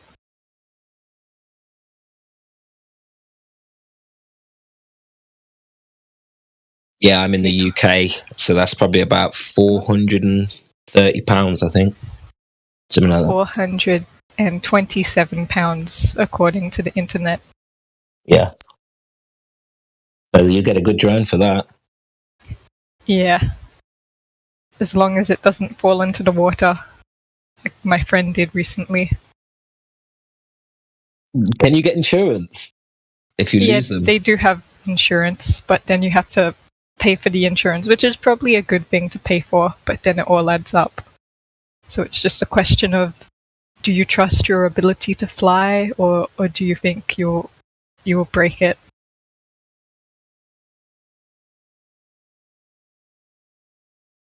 Yeah, I don't trust my ability to fly them.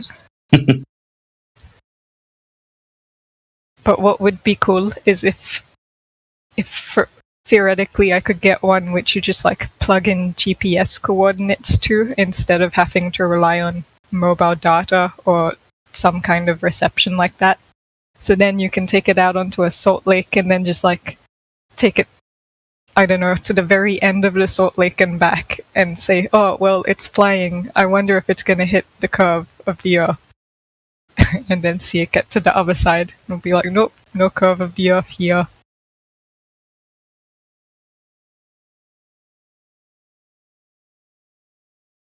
I know, you can get all the verification you need. You're quite lucky. I wish I had access to a good drone right now. Welcome, Brandon W.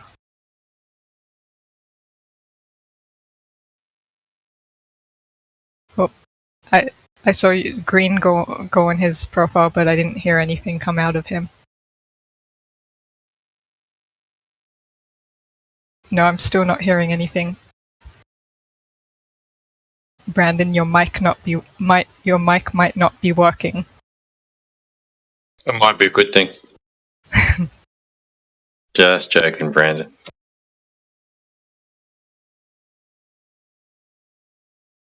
Morning, system. How you doing, Big Rip? All good, mate. All good. Working away. Twerking. Yeah, twerking away.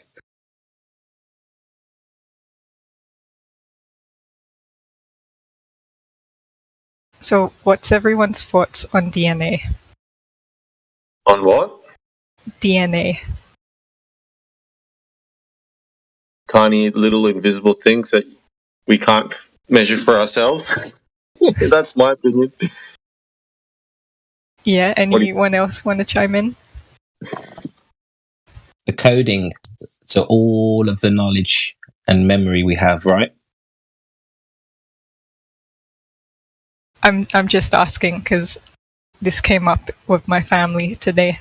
My mum was like, "Oh, I found out I'm gluten intolerant because I had this had a online meeting with some medical doctor who was like looking at my ancestry DNA and working out my food stuff from my ancestry DNA, and it told me I can't eat gluten." And then she had like a list of things she wants me to stop putting in her food because like we cook for the family. And then I was looking at it and I was kind of smiling cheekily and saying, "Oh, Mom, I need to believe in DNA to actually believe to see like all of this newfound knowledge that you're gluten intolerant has any merit." And so she got a bit how's annoyed. that? How's that?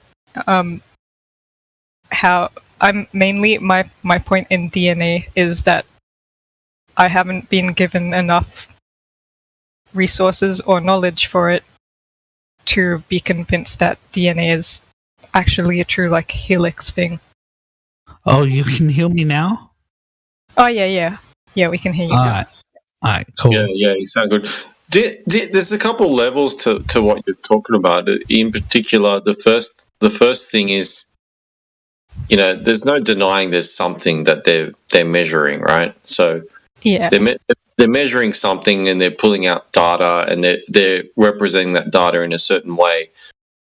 But that's that's one statement that we can make. The next statement, the next sort of point to talk about is the fact that they're mapping, in your instance, your mother's DNA to a database or history that says she comes from this part of the world and this is the history and this is the ancestry and these are all the issues that they used to have. That's the side where I think it's just a bunch of bullshittery. Like they're making a lot of assumptions and they're essentially making shit up. It's kind of like going to a fortune teller and your posture and how nervous you are is giving off certain vibes, and they just make shit up, basically, in my opinion. They can infer certain things based on the data that they've been given. Has she eaten bread before, and does she feel like shit after she eats bread? Would be my first question. Yeah. I mean, she's been eating bread her whole life. Yeah, and has it ever made her feel extremely drowsy and very sick and ill in the stomach? Not that I'm aware of. Yeah, so just based on that alone, the fortune teller was wrong, unfortunately.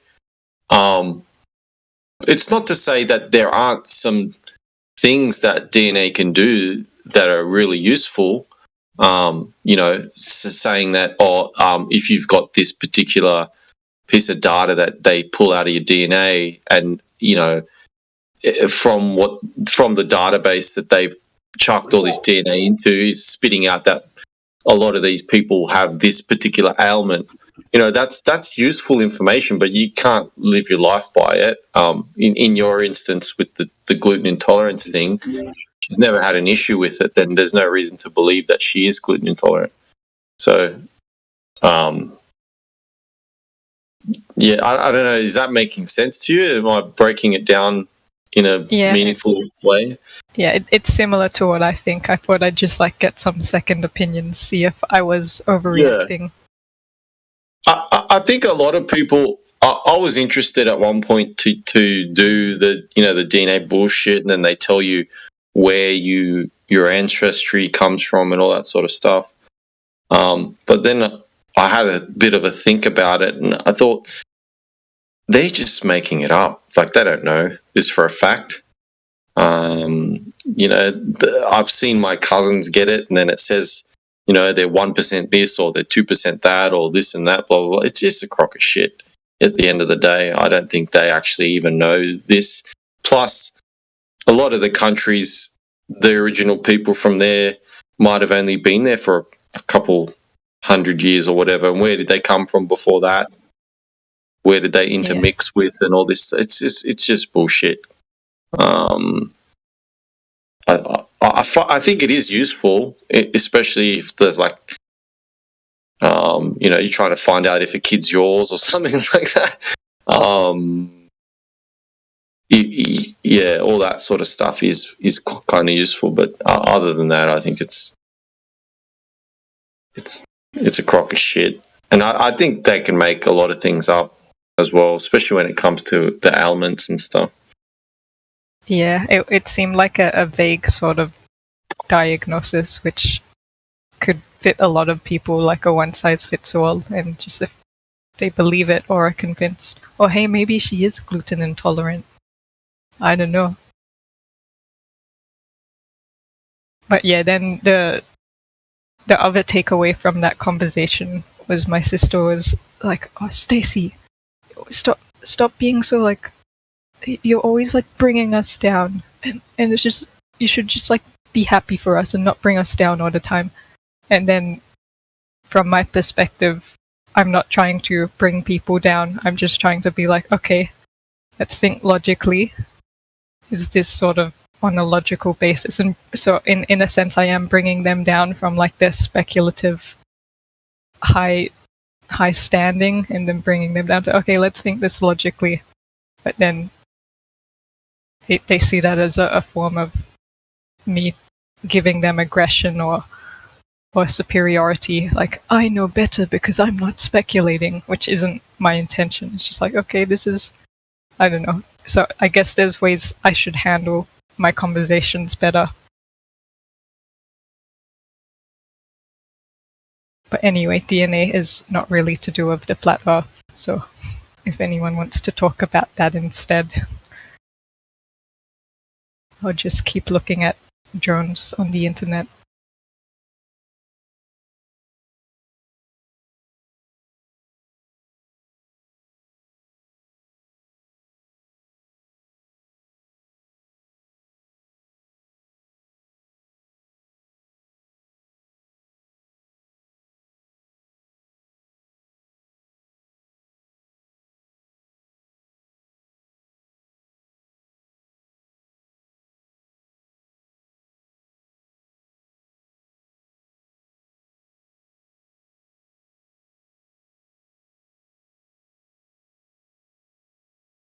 Morning, Ether.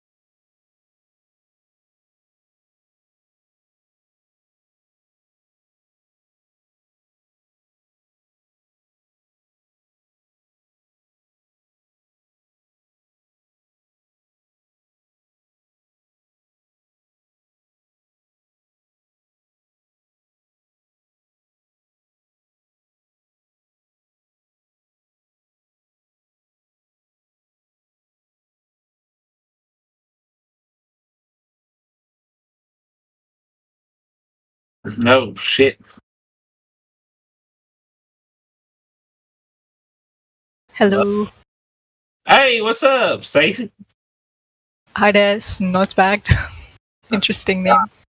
I was like, oh, everybody here is muted. Bad It's choice. Quiet here. I'm just on the internet looking for drones because one of my tasks is to find a drone for someone. A drone? Like a... Yeah, one of those things which fly and take pictures, that sort of a thing. And you're looking for it on Discord? Oh no, not on Discord. I'm on Discord, but that's what I'm doing in the background. Oh, like are you gonna buy it for him? Wait, what did you say? Are you gonna like buy it for him as like a gift? Oh yeah. Oh, as in it's part of the society I volunteer at. They're looking for the equipment. So, as the young person, I'm tasked with the young techie research. That's a lot of responsibility. Well, it will give me a new toy because like I'll be able to use the drone. So I can't complain. You're buying it for yourself? Oh no, it's for the society, but I'll be able to take advantage of the equipment they get because it's like a small town, and the people in the society get to access the equipment the society has in exchange for the volunteer stuff. Yeah, I got a friend who makes a living off of drones. Like he just goes to like real estates and like takes like aerial video and shit, and he makes a lot of money doing it. Wow, that would be a pretty easy way to get money, I guess. But a big investment to get. Yeah, I mean, as well. Yeah, don't buy it off of Walmart. I'll tell you that right now. You want to put at least like $600 to $1,000 at the minimum. Yeah, it's definitely a bit pricey, but it goes a long way. Yeah, they trick you though sometimes because they're like, oh, for $48 you can buy this drone that has a camera and it's HD and it has GPS, but it doesn't do shit. Yeah. Welcome, Slivers. She just joined the chat. So, what's up with you, Snoz? Do I call you Snoz? Yeah, that's fine. Just been drinking a little bit. Chatty. Okay. Well, now's not the best time to be chatty because it seems like there's not many people here who are talking. It's causing you immense social anxiety right now. I can feel it.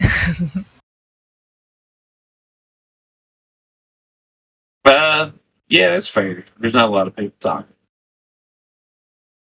But it was very interesting hearing about the drones, though. You did a good job keeping me entertained for it.